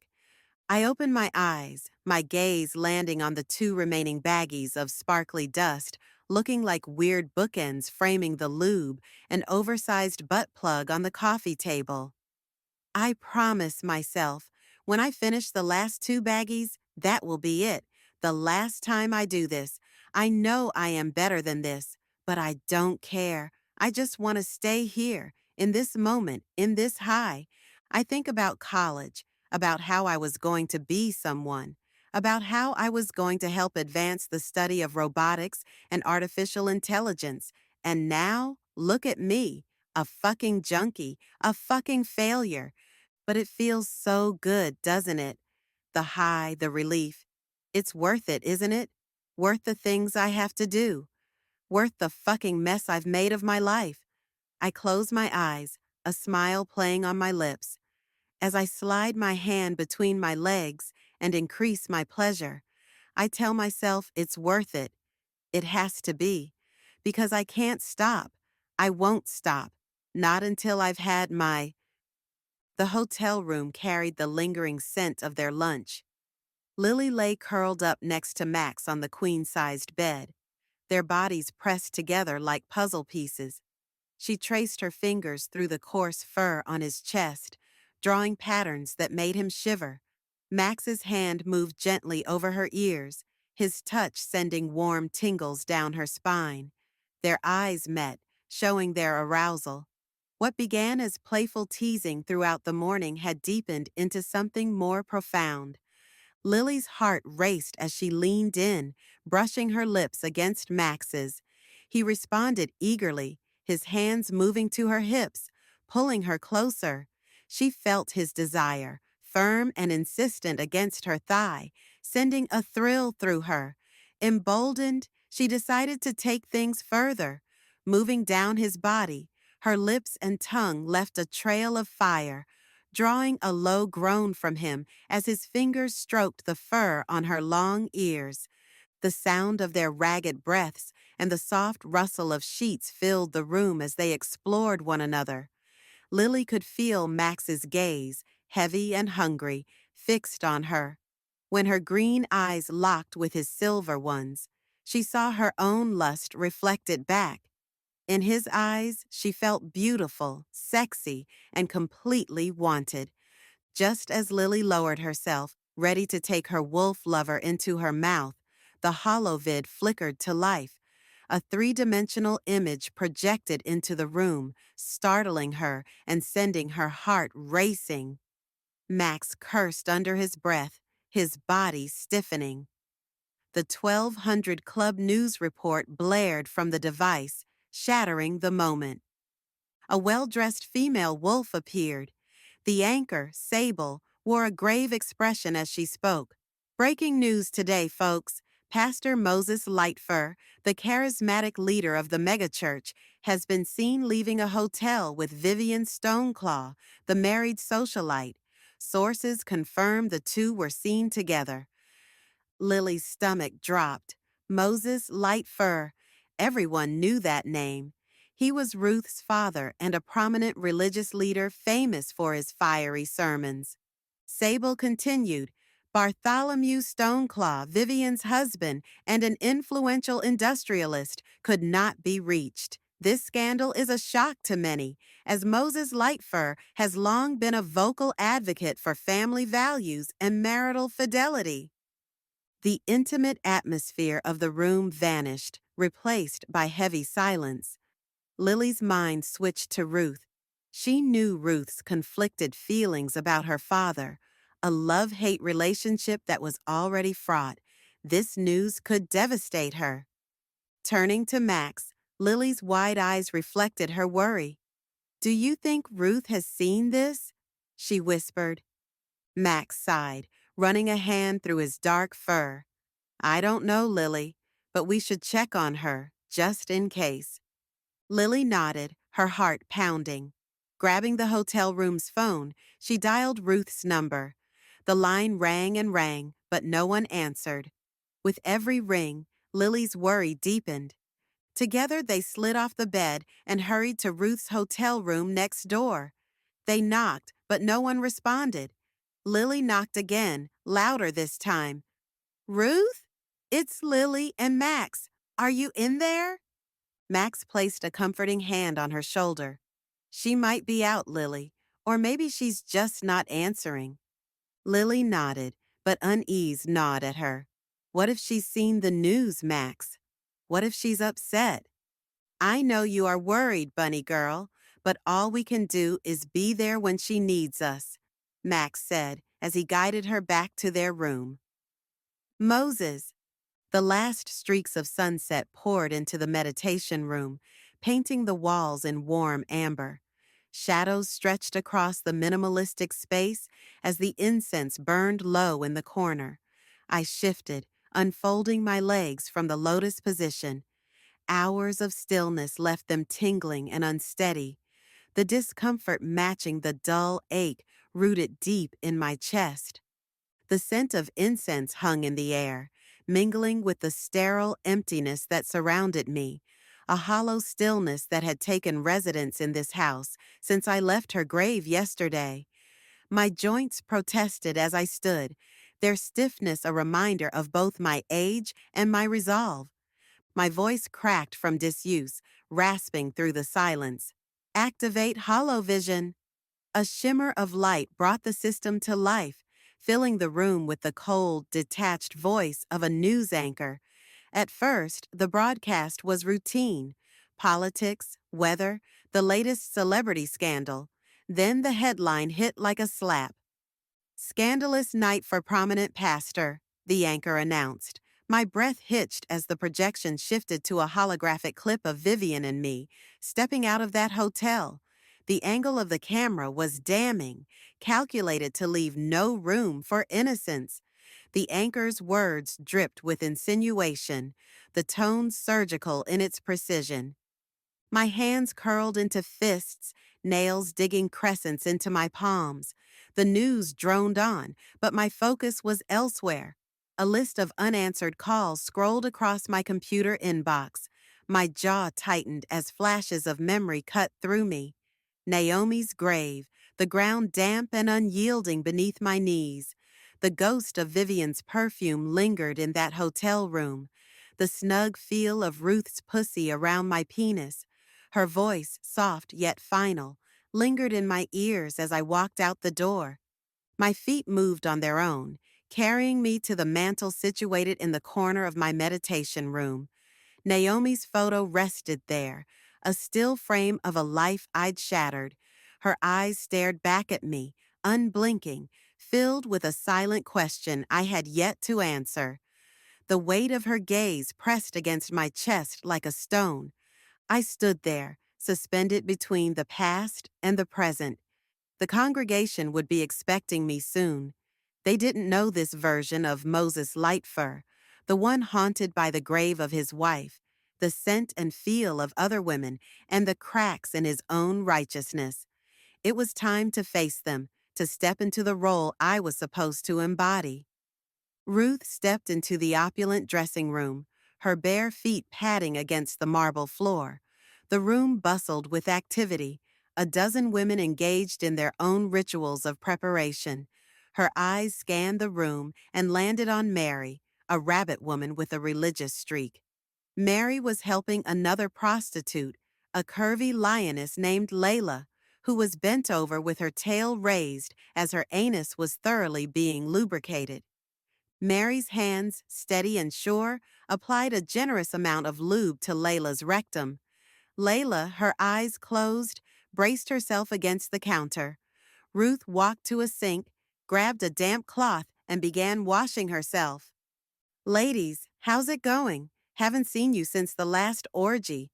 You two are looking beautiful as usual," Ruth said warmly as she cleaned off her pussy. Mary looked up from her work, her gaze meeting Ruth's.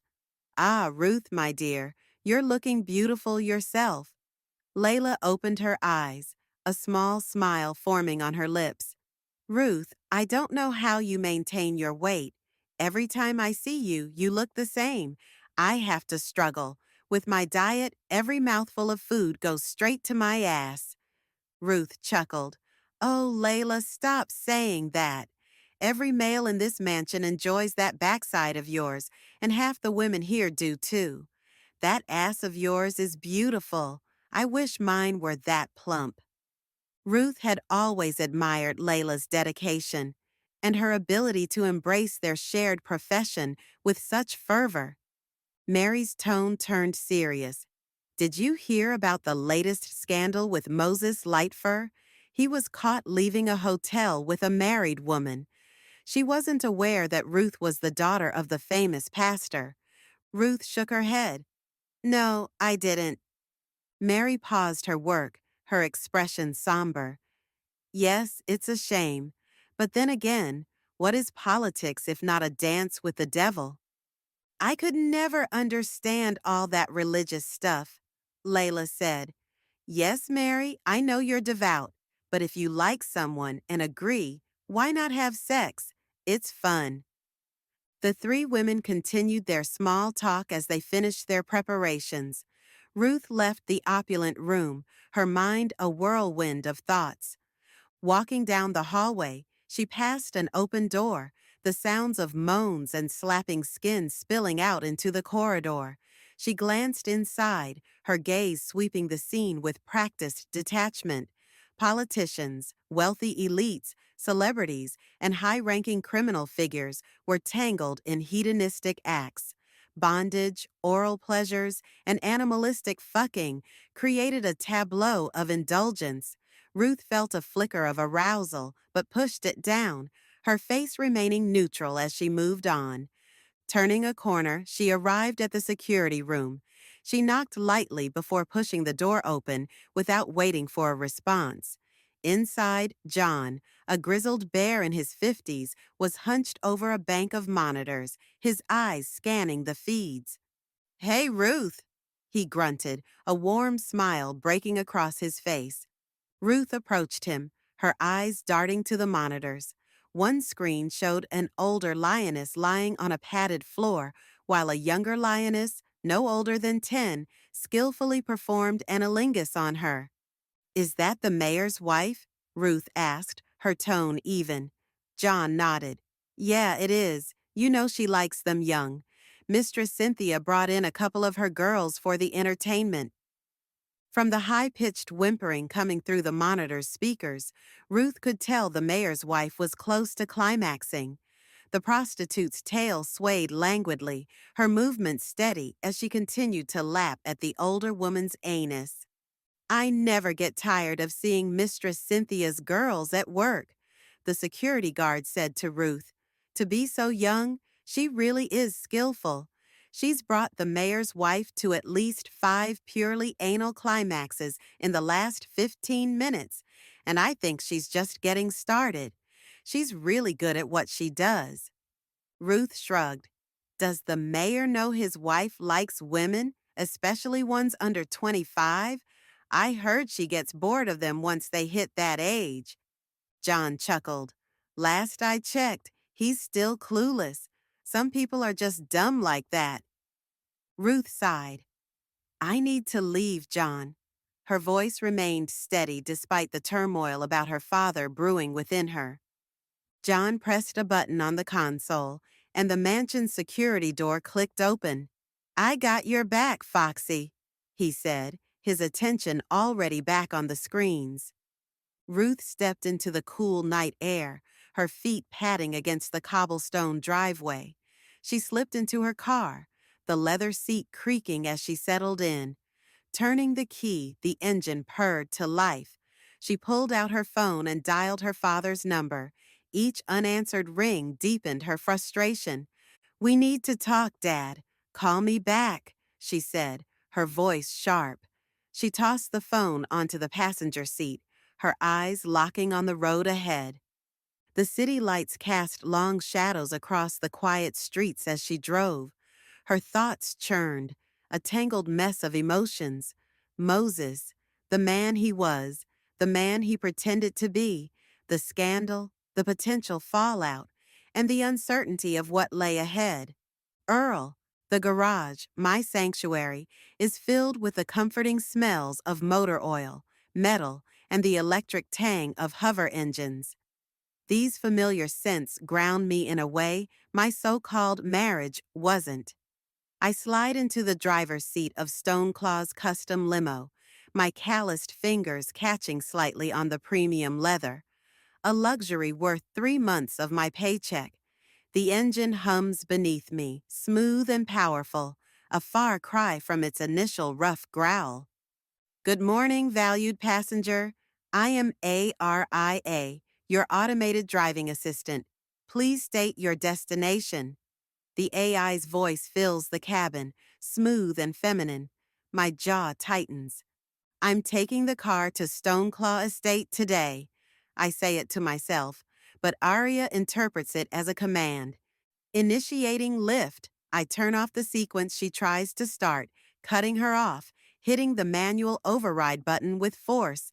The dashboard shudders, and the display flickers before settling into the familiar configuration I grew up with. No automated driving for me. A man should drive his own damn car, as Dad always said. I lower the suspension, the tires kissing the pavement with a satisfying thunk. Today, it's a ground route for me. No high-altitude cruising like the show-offs above. My hands know what to do. muscle memory taking over as the limo glides through the garage doors and onto the street. This is driving, pure mechanical connection, just me and the machine.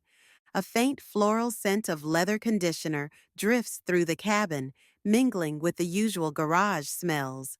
It reminds me of the new perfume Rose has been wearing lately. My fingers tighten on the wheel. Rose. Her name brings a flood of memories, now all twisted. I wonder how I didn't notice how those prayer meetings had her coming home in a good mood. I was a fool not to question the manicures, the new clothes, and the enthusiastic way she pointed out women on the holovision. "Don't you think she's gorgeous, Earl?" she'd ask. Last night ended my doubts. Jane's scent, distinct, impossible to miss, was on Rose. That mix of female fox musk and something sexually intimate. I've smelled it before at church functions, but not like this, not clinging to Rose's fur, not marking her like a fox claiming territory. Anger knots in my gut, matched by the betrayal festering beneath my calmness. Rose didn't even realize she was serving me and our children's dinner with Jane's scent all over her, like some damn trophy. She was happy, oblivious to the hurt and rage twisting me inside out. I remember the first time I saw Rose at church. The guy who hadn't been serious about religion since I was a teenager, went there on a whim. She looked so pure, so sincere, I thought maybe my parents were right. "Find a good woman in church, Earl," they'd say. God, what a lie. Life isn't some fairy tale. We tell ourselves lies to keep the world from feeling like a long con.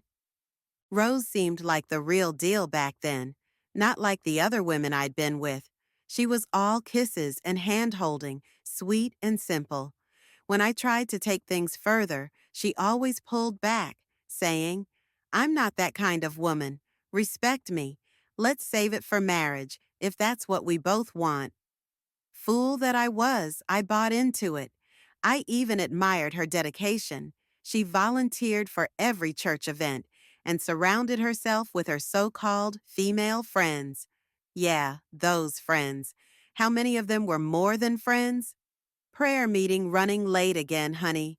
Don't wait up. 3 months of this. 3 months of her sneaking off, coming back home glowing with contentment, while I busted my ass working on hover cars for the rich. My foot presses harder on the accelerator, the limo responding with a deep growl as the speedometer climbs. Buildings blur as my mind churns with scenarios.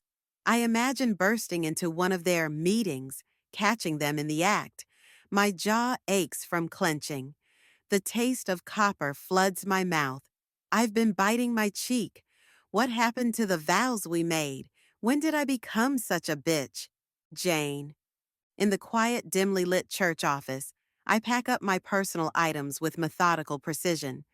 The air feels heavy, mirroring my mood. Why am I even here anymore? This place, once a sanctuary, now feels like a tomb, a reminder of the life I've been living. I'm going through the motions, but I'm not really here. I'm lost in thoughts of my past, of emotional and sexual encounters, of everything that's gone wrong.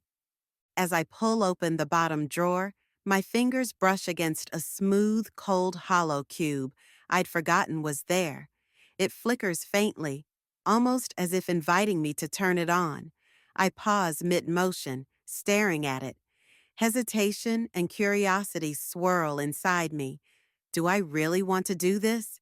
Do I want to see it all again? I give in and activate the cube. A projection of images appears.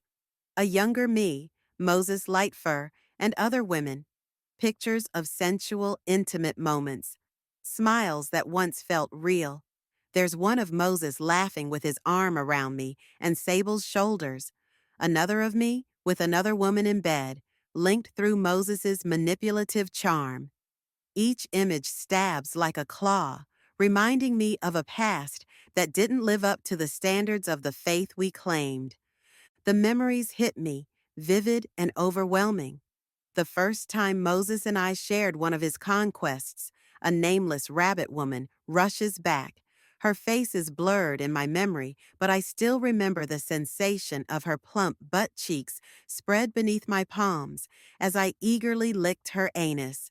I remember the taste, the soft feel of her fluffy tail brushing my face as Moses gently stroked my back and urged me on. I remember the intoxicating passion, already laced with hints of Moses' transitory desires, the laughter, the intimacy, the raw animalistic lust. I enjoyed it all, the hope, the ecstasy, until I realized it was always transactional. Moses gave us just enough affection to keep us hanging on, but it was never real.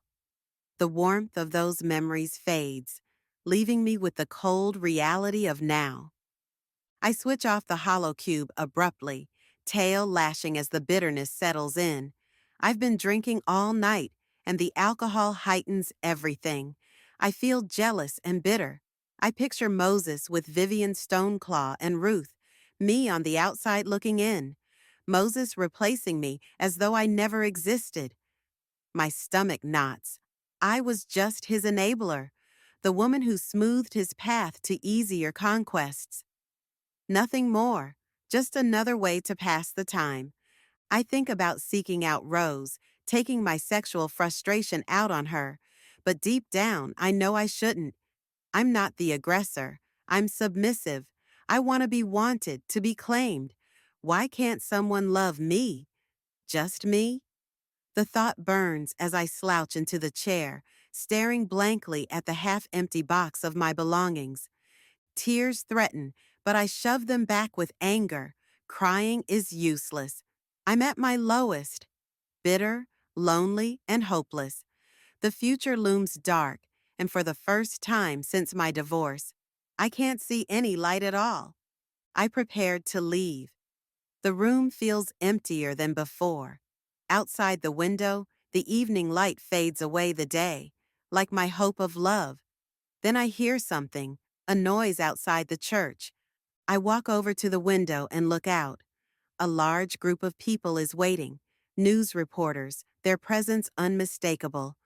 By the hovering news drones above them, my gut tells me they're waiting for Moses Lightfur. The sight leaves me hollow with a sense of dread. Moses, the plush leather seat beneath me, is a poor insulator against the weight of my thoughts as the cityscape blurs past the tinted windows. My limousine, a symbol of my success, now feels more like an iron cage. The air conditioning whispers softly, but it's no match for the chill that settled in my bones. I can't shake the feeling that the world outside is closing in, the scandal that's unfolding like a grim tapestry, each thread a whispered rumor, a snapped hollow image, a damning headline. I close my eyes, but all I see is the news footage playing on an endless loop in my mind. Me, Moses Lightfur, the charismatic pastor, the man who's built an empire on faith and inspiration, stepping out of a hotel with Vivian Stoneclaw. I've spent my life preaching morality, guiding my flock through the deepest valleys, and here I am, entangled in a web of my own making. The megachurch looms closer with each turn of the wheels. I can see it now, the grand edifice, a beacon of hope for so many, but tonight it feels more like a coliseum where I'm to face my accusers. The congregation awaits, their faith in me as fragile as the stained glass windows that reflect the setting sun. I can't help but wonder what they're thinking, what they're feeling. Do they still see their shepherd, or have they already cast me out as a deceiver in robes of righteousness? These moments of solitude, trapped in the back of this limousine, force memories to the surface, memories of simpler times, of a life before the fame and the fortune. I remember a time when my faith was new, my heart was light, and my dreams were simple. I remember Naomi. The church was filled with the soft hum of hymns, the scent of beeswax candles, and the warmth of 100 souls gathered in one place. I was 20, new to this faith that had taken root in my heart like a wildflower in a crack in the pavement. I was drawn to the music, the community, and the promise of something more. I was drawn to the way it felt to connect with people, to see the light in their eyes when I spoke, to feel the power of my words. And then I saw her, Naomi, 16, radiant, her eyes shining with a devotion that was both humbling and inspiring. She was a beacon in that sea of faces, her faith a living thing, tangible and pure. I was drawn to her like a moth to a flame, my heart pounding in my chest as I made my way towards her. She was shy, her ears flushing pink as I introduced myself, but there was a strength in her, a quiet courage that I admired. I remember thinking that she was the most beautiful thing I'd ever seen, not just on the outside, but on the inside too. Her faith was a light that illuminated everything around her, and I was desperate to bask in it. Her father, a stern man with a kind heart, watched our interaction with a mixture of pride and wariness. He saw the way I looked at his daughter, the way I was drawn to her like a moth to a flame. He saw the contrast between us, her lifelong faith, my recent conversion, and I could see the hesitation in his eyes when I asked if I could court her. Navigating her father's reluctance was a challenge, but it was one I was willing to face. I was patient, persistent, and genuine in my intentions. I courted Naomi with letters filled with my thoughts, my dreams, and my hopes. I courted her with walks in the park, with shared meals, with quiet conversations that stretched into the night. Through her, I learned about faith, not just the kind you read about in books or hear about in sermons, but the kind that's lived, that's breathed, that's a part of every moment of every day. She taught me about trust, about surrender, and about the power of belief. In turn, I showed her the power of my gift, my natural ability to connect with people, to inspire them, to make them feel seen and heard. Her father watched our courtship with a critical eye, but I could see and feel the thaw in his expression as he saw the way I treated his daughter. I was respectful, patient, and kind. I was the man he wanted for his daughter, and eventually he gave us his blessing. The sun was dipping low, casting long shadows across the park as Naomi and I sat on our picnic blanket. We'd been talking, laughing, the easy conversation punctuated by the occasional rustle of leaves or distant bird call. I'd been flirting with her, subtly, testing the waters. I knew she was religious, that we should be keeping our hands to ourselves, but I couldn't help the pull I felt towards her. She turned to me, her eyes reflecting the golden light, and I felt my heart skip a beat. Moses, she said, her voice soft yet firm, I know what you're doing. I felt a jolt of surprise, wondering if I'd been too obvious. But then she reached out, her hand resting on my thigh, and my breath hitched. You know I love you, Moses, she said, her eyes never leaving mine. And I know you like me, so I want to show you something. Before I could respond, she slid her hand up my thigh, her fingers brushing against my growing erection. I swallowed hard, my mind racing. Naomi, what are you doing? You don't have to, I asked, my voice barely above a whisper. She looked at me, her eyes filled with a mix of innocence and something else, something I couldn't quite put my finger on. Then she leaned down, her head disappearing into my lap. I gasped, my hands fisting in the blanket as I felt her mouth on me. Naomi, I groaned, my hips jerking forward. She looked up at me, her eyes filled with a challenge, a dare. She looked at my erection, her gaze knowing, but she didn't hesitate. She took me into her mouth, her tongue flicking out to taste me. I groaned, my head falling back as pleasure coursed through me. Naomi, where did you? Oh God, you're so good at this, I moaned as she began to move, her head bobbing up and down. She looked up at me, her eyes filled with a mix of innocence and sinfulness that drove me wild. I realized then that she was no novice, that she had done this before despite the faith teachings. But I didn't care.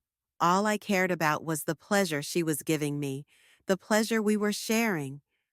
I felt my orgasm building, my balls tightening. Naomi, I'm going to— oh God, I'm going to come, I warned her. She didn't pull away. Instead, she sucked harder, her mouth and hand working in tandem to bring me to the brink. I came with a groan, my body convulsing as I spilled into her mouth. She swallowed, her beautiful eyes closed in concentration. As I came down from my high, she sat up, wiping her mouth with the back of her hand. She looked at me, a small smile playing on her lips. "You feel better now, my Moses?" she asked, her voice soft. I could only nod, still trying to catch my breath. She snuggled up against me, her head on my shoulder. I wrapped my arm around her, holding her close. As we sat there, the sun dipping lower, I couldn't help but think that Naomi was full of surprises. She was supposed to be innocent, virginal, but the way she had just pleasured me, it was clear she was no stranger to such acts. I should have been shocked, maybe even a little angry, but all I felt was a sense of satisfaction and a newfound respect for her. She was full of secrets, and I found myself eager to uncover them all. Our wedding was small, but filled with love. Naomi was 17, I was 21, but we were certain. We were certain of our love, of our faith, of our future. We moved into a modest first home, a small house with a white picket fence, a dream come true for a young couple in love. Naomi's trust in me was absolute. She believed in me, in my abilities, in my potential. She saw things in me that I hadn't seen in myself, and her belief strengthened me, fortified me, and made me want to be a better man. It was during one of our late-night lovemaking, our legs entwined, our hearts beating in sync, that I realized my calling.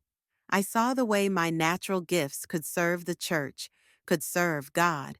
I saw the path laid out before me, clear and bright, and I knew, with a certainty that filled my soul, that this was my purpose. Naomi's joy was like a sunrise, beautiful and bright. She believed in me, she believed in us, and together we stepped onto that path, ready to serve, ready to inspire, ready to make a difference. The path was not always easy. There were challenges, obstacles, and moments of doubt. But Naomi was always there, her faith unwavering, her support unyielding. She was my rock, my anchor, my guiding light. I pursued my calling with a single-minded determination. I studied, I prayed, I worked. I used my intelligence, my charisma, and my natural talents to serve the church. I built a ministry, a community, and a family. And through it all, Naomi was by my side, her faith strengthening my resolve, her love making me feel worthy. Ruth. The hovercar glided smoothly down the dimly lit road, its hum the only companion to my spiraling thoughts. The dashboard's faint glow illuminated the time, 8 p.m. The city outside passed in hazy streaks of light, but I barely noticed. My mind was elsewhere, tangled in conflicting feelings that gnawed at me like an itch I couldn't reach. My dad wasn't at home. I'd hoped to find him there. Yet some part of me wasn't surprised. This was bigger than the walls of his mansion, bigger than the image he meticulously cultivated. If he wasn't at home, there could only be one place he'd be: the church. I tightened my grip on the steering wheel. With a sharp inhale, I reached for the radio, twisting the knob until the familiar jarring chords filled the cabin. Obsidian Gong, my favorite heavy metal band, erupted from the speakers.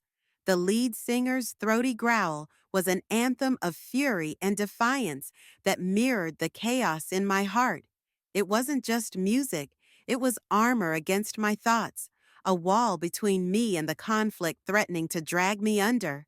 The music took me back to when I was 15 and I was in my test the boundaries stage. My room came to mind, the walls plastered with band posters, the air thick with the scent of marijuana. The music had been deafening, the volume cranked to drown out everything else. I remembered him standing in the doorway. His calm expression and relaxed posture had masked the tension in his voice as he asked me to lower the music. He was preparing for a sermon the next day. Old man, I sneered, my voice laced with sarcasm. I'm just trying to have some fun for once.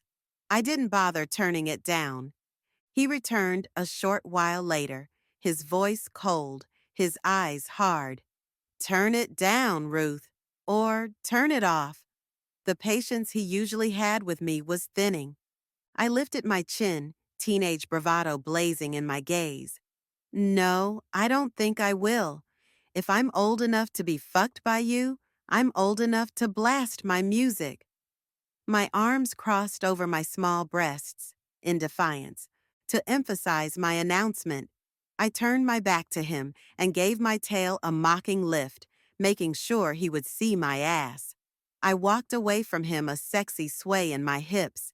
He crossed the room in 2 strides, his hands gripping my shoulders, his voice a low growl in my ear. No, Ruth, as long as you live in this home, you will do as I say. I laughed in a bratty, mocking tone. Make me.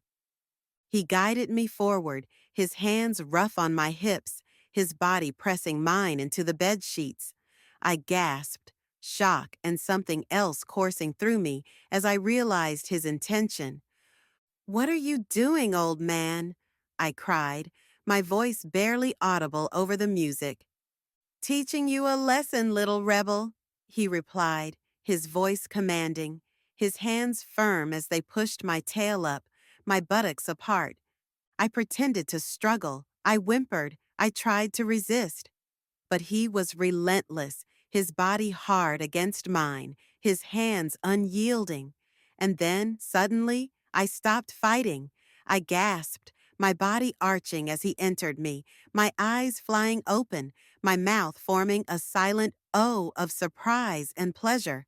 It's nice to know you listen to me, making sure you always keep this pretty little butthole of yours lubricated at all times, just like I taught you. Little rebel. His voice was a growl, a primal sound that sent shivers of excitement down my spine. The music pounded around us, the lyrics a soundtrack to our dance of dominance and submission. I felt every thrust, every beat, my body responding, my mind hungry for more. I had never felt anything like it, never known my body could respond like that, without me needing to masturbate my clitoris to our anal play, never known I could feel so alive. Daddy! And then, suddenly, I was coming hard. My body convulsed, my mind shattered, and my cries were drowned out by the music, by his growls, by the powerful ejaculations of sperm into me. It was real, it was raw, it was everything I hadn't known I needed. As the last notes to obsidian gong music faded in the car, my thoughts went back to the scandal. The news feeds had painted him in a way that no polished words or grandiose sermons could undo. Moses Lightfur, caught in the embrace of Vivian Stoneclaw, exposed on every news network, his sanctimony shredded for the world to see. The hypocrisy should have been enough to satisfy me, to finally prove to everyone that he wasn't the man he pretended to be. Yet here I was, driving toward him, caught somewhere between satisfaction and love. Why did I care so much? I didn't owe him my concern, not after everything. The congregation deserved the truth, I told myself, my tail flicking against the seat in agitation. But who was I kidding? It wasn't just about them. It was about me. Maybe it was childish, maybe even foolish, but I needed to see how he handled this. Would he take this chance to admit who he truly was? Or would he spin another web of deceit to twist his sins into some divine narrative of redemption? The next track surged through the speakers, the raw, relentless rhythm underscoring the storm in my head. I pressed harder on the accelerator, the hovercar's hum blending into the music. A soft chime from the GPS broke my thoughts as I navigated the turn toward the church. Part of me almost wanted him to fail. I wanted to see the people who hung on his every word finally open their eyes to what I had known for years. But even as the thought whispered through my mind, it felt hollow. Because as much as I hated what he had done, what he was, I still couldn't shake that small, insistent part of me that wanted him to be better. Not just for his congregation, but for me. For the girl who had once believed his promises, trusted his words. The spires grew closer, the shadow of the church stretching across the empty road ahead. The heavy guitar chords that sounded in my tufted ears fell into silence as the track ended, leaving me with nothing but the steady hum of the engine. My hands tightened on the wheel. What did I even expect to find when I got there? Redemption? Honesty? I exhaled sharply, a bitter laugh escaping my lips. The truth was, I didn't know. But whether he admitted his sins or spun another gilded tale, I needed to hear it for myself. Jane stood at her office window, staring at the bustling group of reporters and congregation members outside. The soft hum of the air conditioner did little to quell the storm of bitterness, despair, and anger swirling within her. Light seeped through the half-drawn blinds, amplifying her misery. Beyond the glass, the churchyard unfolded like a scene of chaos. Reporters jostling for position, while camera drones hovered above, circling like vultures around a carcass. The low rumble of an approaching engine pulled her gaze to the street below. Moses Lightfur's limousine rolled into view, its glossy black exterior gleaming under the street lamps. The reporters surged forward as one, microphones held out in readiness to capture the preacher's confession. Squinting against the glare, Jane's temples throbbed with renewed ache. She spotted Moses stepping out of the car, his silver fur impeccable and a practiced smile adorning his face. The chauffeur wasted no time, driving away swiftly and leaving Moses to fend off the growing frenzy on his own. Pressing her palms against her temples, Jane leaned back, attempting to silence the dull thrum of pain in her head. She should stay hidden, let him weather the storm he had conjured. Yet, an irresistible pull stirred within her, nagging at the edges of her self-control. Alcohol buzzed strongly in her system, the residue of last night's reckless indulgence fueling her choice. Her hand hesitated over the doorknob. Then, jaw set, she yanked the door open, the bitter taste of bile and resentment thick on her tongue as she stepped out. The cacophony hit her like a crashing wave. Shouted questions and the relentless click of camera shutters blended into a suffocating din. Blinding flashes left her momentarily disoriented, worsening the nausea knotting her stomach. Resolute, she pushed forward, her feet padding against the concrete as she navigated through the throng. Each step brought her closer. Moses stood in the middle of the parking lot, unperturbed, his suit immaculate, his composure radiating unshakable confidence. Every gesture was calculated to exude calm authority. Jane's insides twisted at the sight. They couldn't see the real Moses. A sharp voice rose above the clamor, slicing through the noise. Pastor Lightfur, care to comment on the image of you and Vivian Stoneclaw leaving the hotel, embracing each other? The question hit like a whip crack. Jane's breath caught as she fixated on Moses's reaction, the twitch of his triangular ears, the subtle tightening of his jaw, imperceptible to the untrained eye, but unmistakable to her. Earl, my thoughts are consumed by Rose, My wife of 20 years.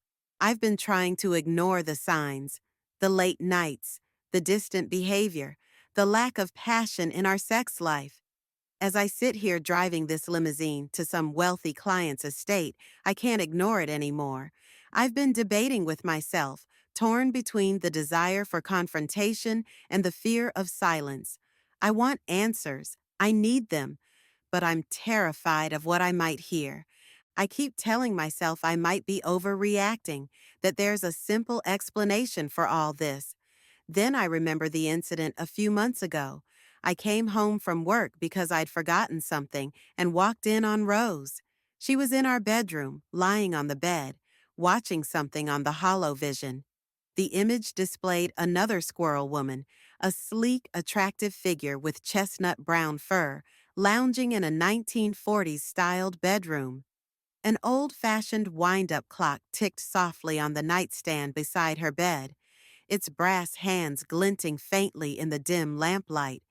The woman, fully absorbed in her pleasure, had one hand buried between her legs and the other pulling firmly on her nipple, her movements unhurried and intimate. Rose was transfixed, her own hand hidden beneath the covers, mimicking the other woman's motions. Her tail, usually flicking with emotion, was draped still along her side as she watched. I froze, stood there for a moment, then turned away, grabbed what I needed, and left. I never said anything, never let on that I saw her. But now I can't help but wonder if it was just another sign of her desire for women, a desire she's hidden from me all these years. The hover limousine glides smoothly through the city's streets, responding to my every touch. I control it with precise hand motions, satisfaction creeping in as I navigate the traffic. I've always been a hands-on kind of guy, preferring control over automation. It's the kind of control I wish I had over my life, over my marriage. The city's muted hum fills the space around me. Familiar landmarks pass by unnoticed. My focus isn't on them. I'm too lost in thought, too consumed by the internal dialogue looping in my mind. The signs I've been ignoring replay in my head: Rose's distant behavior, her late-night prayer meetings, and that message to Jane on her phone. Just Jane's name alone sends a jolt of pain and jealousy through me. I've tried to tell myself it's just a friendship, a close one, nothing more. But how much evidence do I need? Friends don't come home smelling like another woman's pussy. Maybe it's time to stop pretending I don't see the truth, stop avoiding the signs, and face whatever it is head on. I take a deep breath, trying to calm the storm of emotions swirling inside me. I've always been the calm one, the steady one, but now I feel like I'm about to snap. I need to know the truth. I need to hear it from Rose herself. I need an answer, one way or another. The megachurch comes into view, its spires stretching into the night sky like they're reaching for something unattainable.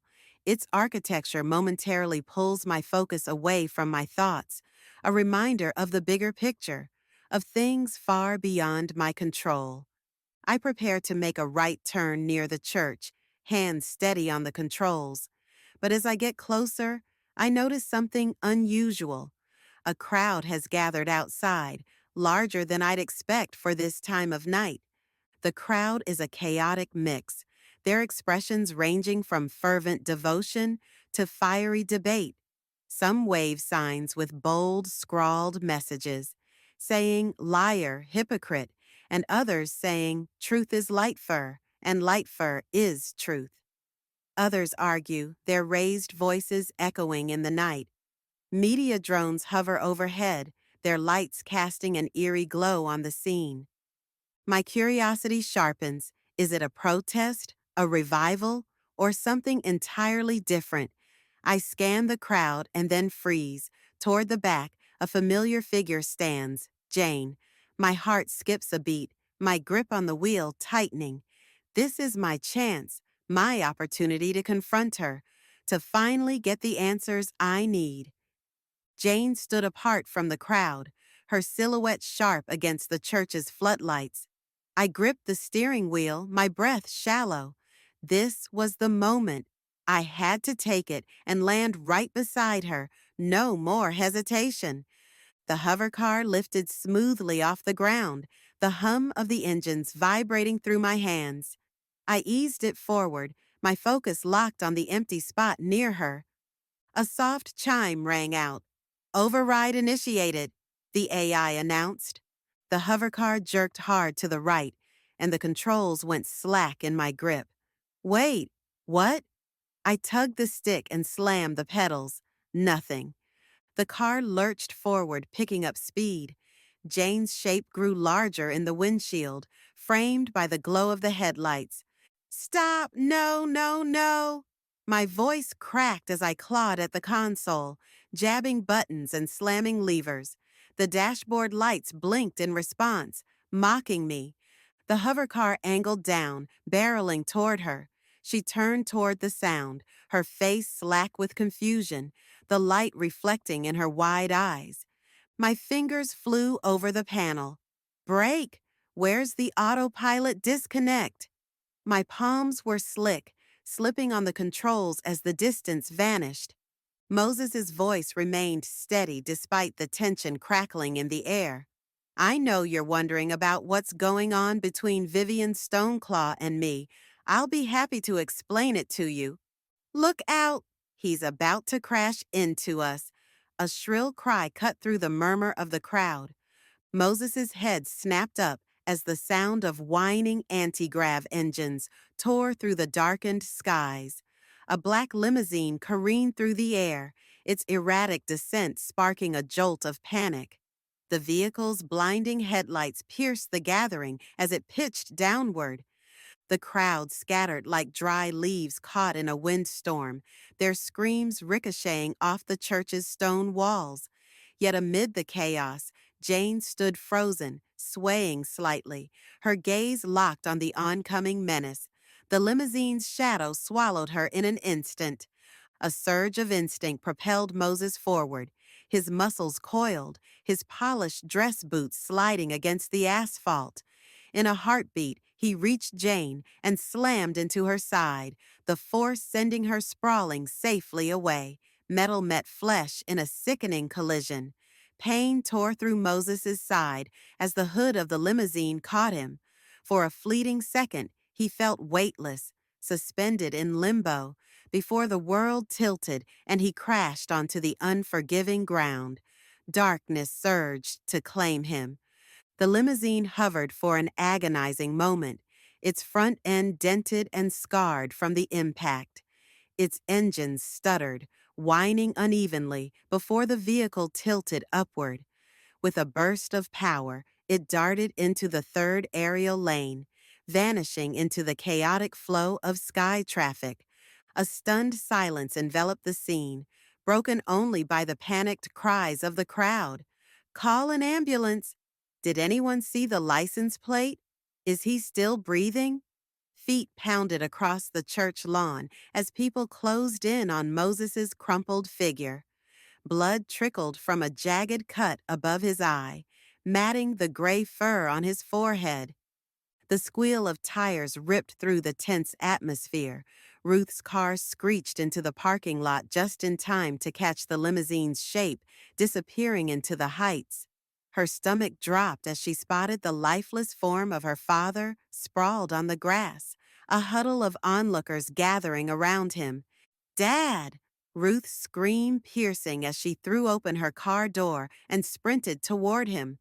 The distant wail of sirens mingled with the pounding of her heart, and her breath ragged as fear clawed at her chest. Moses didn't stir. His suit, usually a testament to his meticulous nature, lay in tatters, grass-stained and bloodied. One arm jutted out at an unnatural angle beneath him. The crowd parted as Ruth dropped to her knees beside her father, their expressions taut with shock and dread. Her hands trembled as she reached for him, her voice a broken whisper. Daddy, please. Red and blue lights painted the bustling crowd as emergency vehicles pulled in. The sirens' wails grew deafening. The paramedics got out of the ambulance, moving with practiced urgency. "Are you family?" one of the paramedics asked as they approached with the hover stretcher. "Yes, I'm his daughter," Ruth managed to say, her voice shaking. The paramedics lowered the stretcher to the ground and carefully lifted Moses Lightfur onto it. "We're taking him to Mercy General," the paramedic informed her. "Emergency department." She was already heading to her car as they loaded Moses into the ambulance, the silver vehicle following behind. Ruth's fingers dug into the plastic armrests of the hospital chair, her spine refusing to relax against its rigid back. The steady beep of the heart monitor punctuated the silence, mixing with the harsh buzz of fluorescent lights overhead. Her father Moses lay before her, his broad frame somehow diminished beneath the stark white sheets, a maze of wires snaking across his chest. The words caught in her throat as she leaned forward, her hands twisting together in her lap. "You know, Daddy, I used to think you were invincible."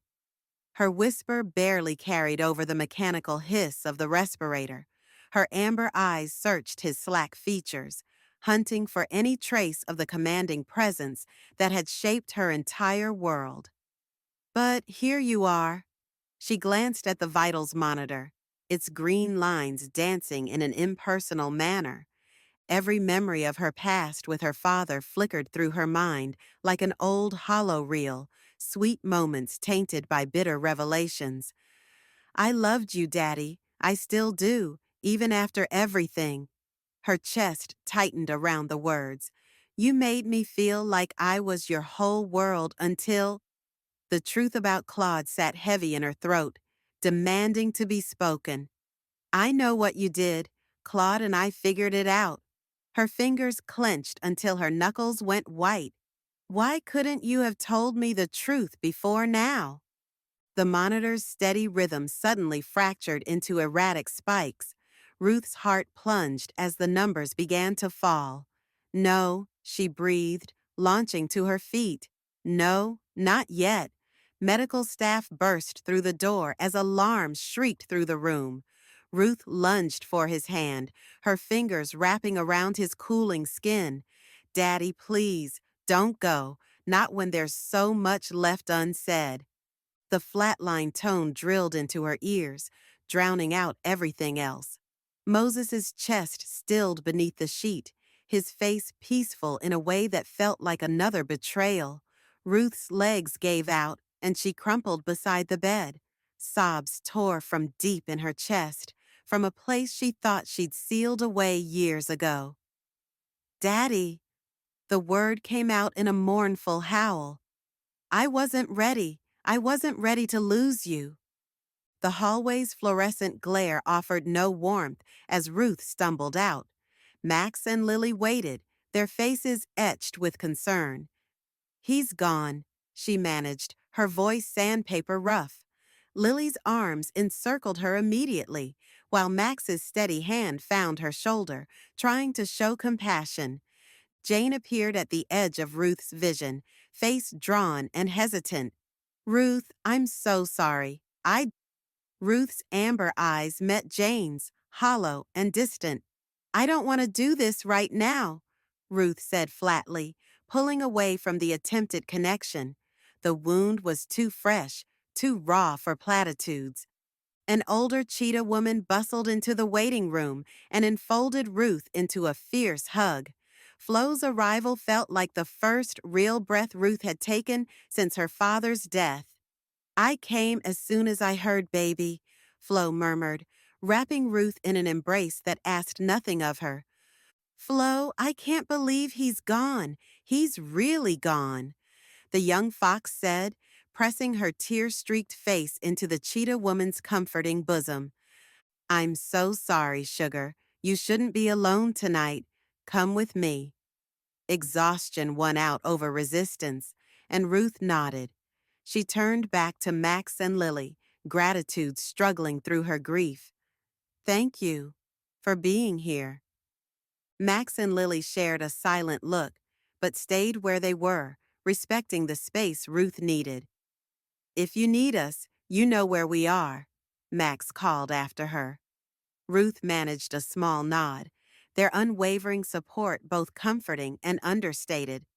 Jane, we will talk later, okay?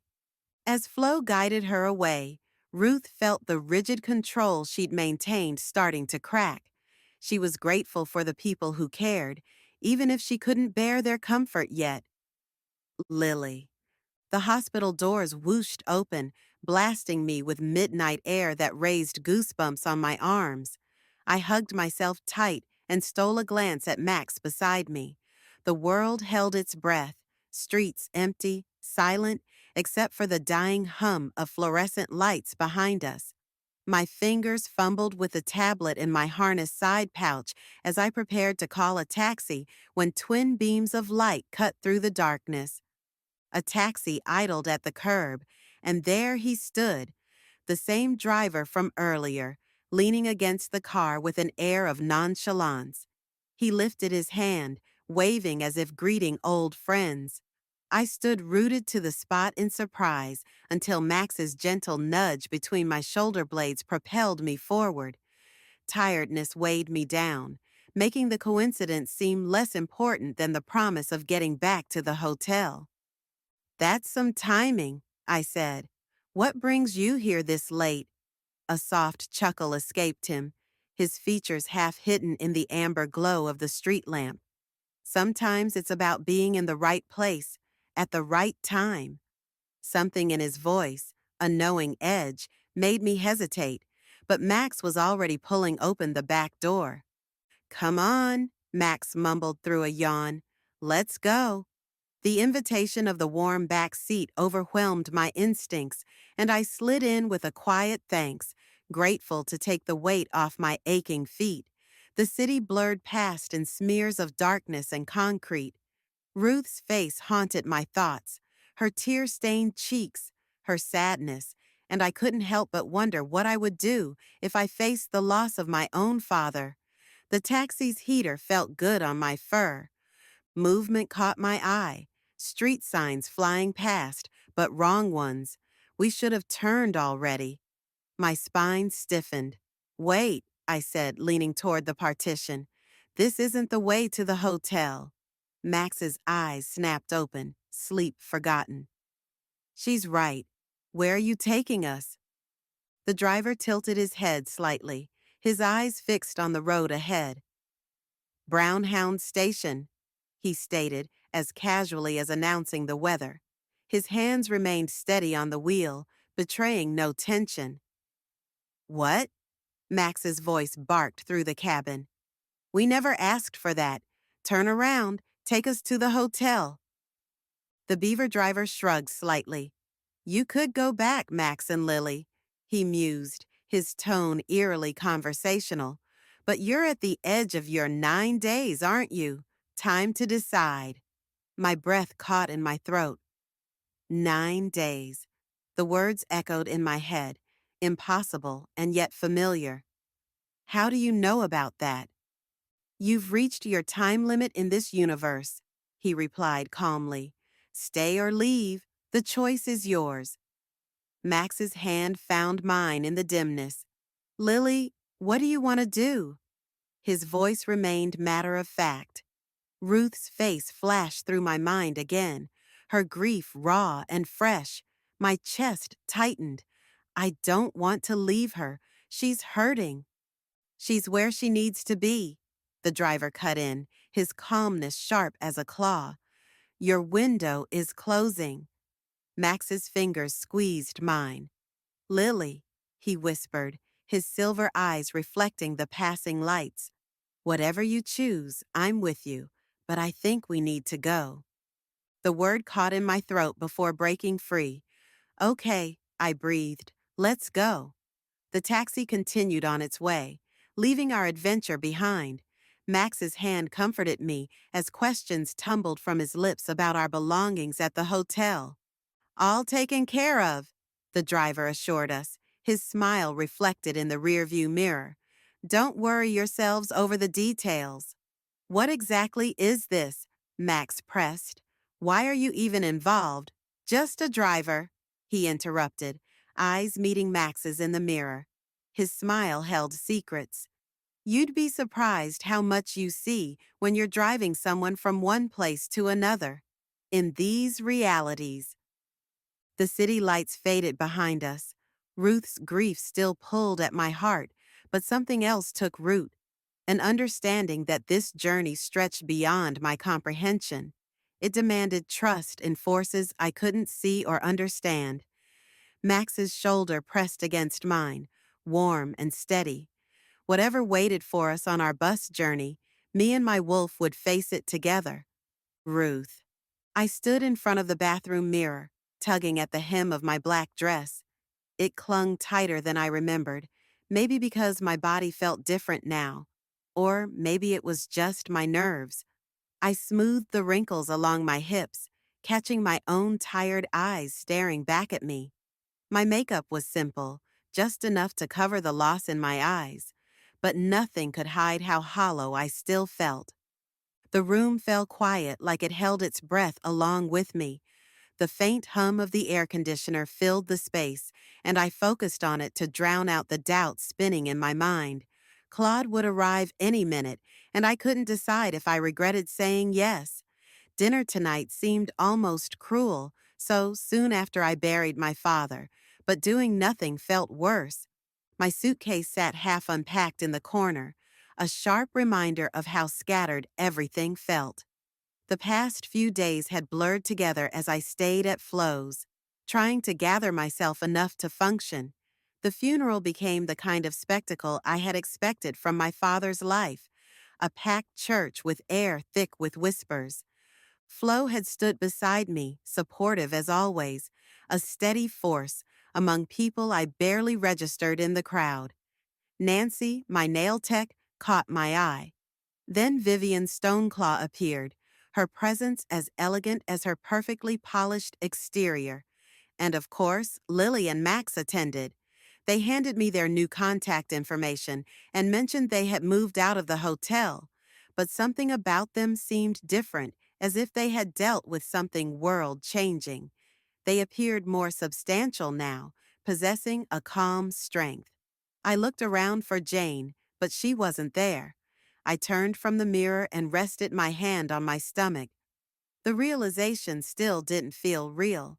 I carried my father's child inside me. The inheritance felt like both a weight and a lifeline. At first, I wanted to refuse it outright. Taking anything from him felt like a betrayal, like letting him win. I was still angry and hurt at the man that I loved. But when I thought about our baby and the life they could have, the money started to make sense. My thoughts strayed to the life I had built. Sex work had kept a roof over my head and food in my stomach. But now, with the possibility of more, I wondered if I could finally let that life go. Fear knotted in my chest. Starting over meant risking everything familiar, but staying the same wasn't an option, not for my child. A soft knock at the door jolted me. I froze, my hand hovering over my stomach, as though I could shield the baby from my indecision. Claude had arrived early, or maybe I had lost track of time. I smoothed down the dress once more, willing my heartbeat to slow, and walked to the door. Each step on the thin carpet felt heavier than the last.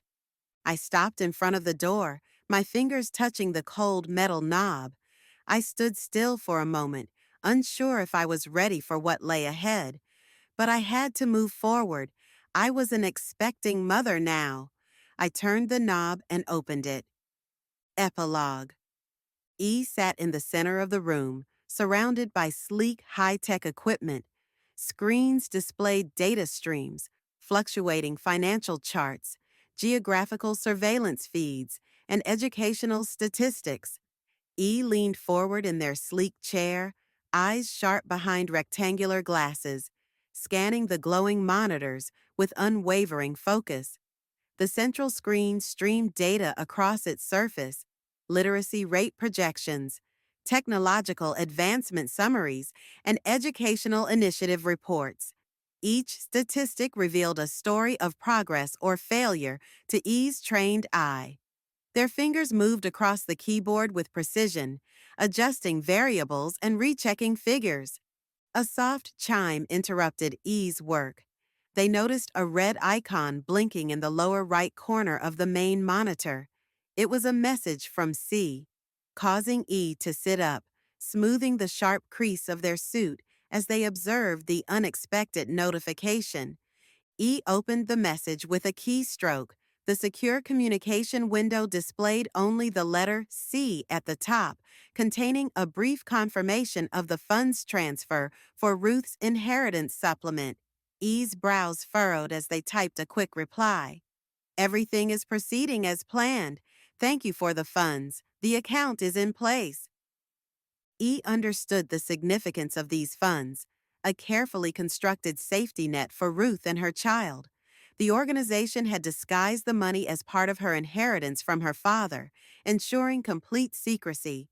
E viewed it as a calculated investment for the experiment, requiring a stable foundation to align the child's development with the organization's goals. An adjacent screen captured E's attention with a new data stream.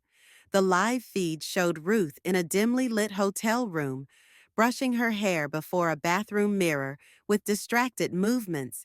E noted how the cheap decor and muted lighting emphasized her current circumstances, a stark contrast to the wealth being manipulated behind the scenes. E pulled up Ruth's dossier on another monitor, lips pressing into a thin line. The medical records revealed recurring mentions of drug use and its lingering effects.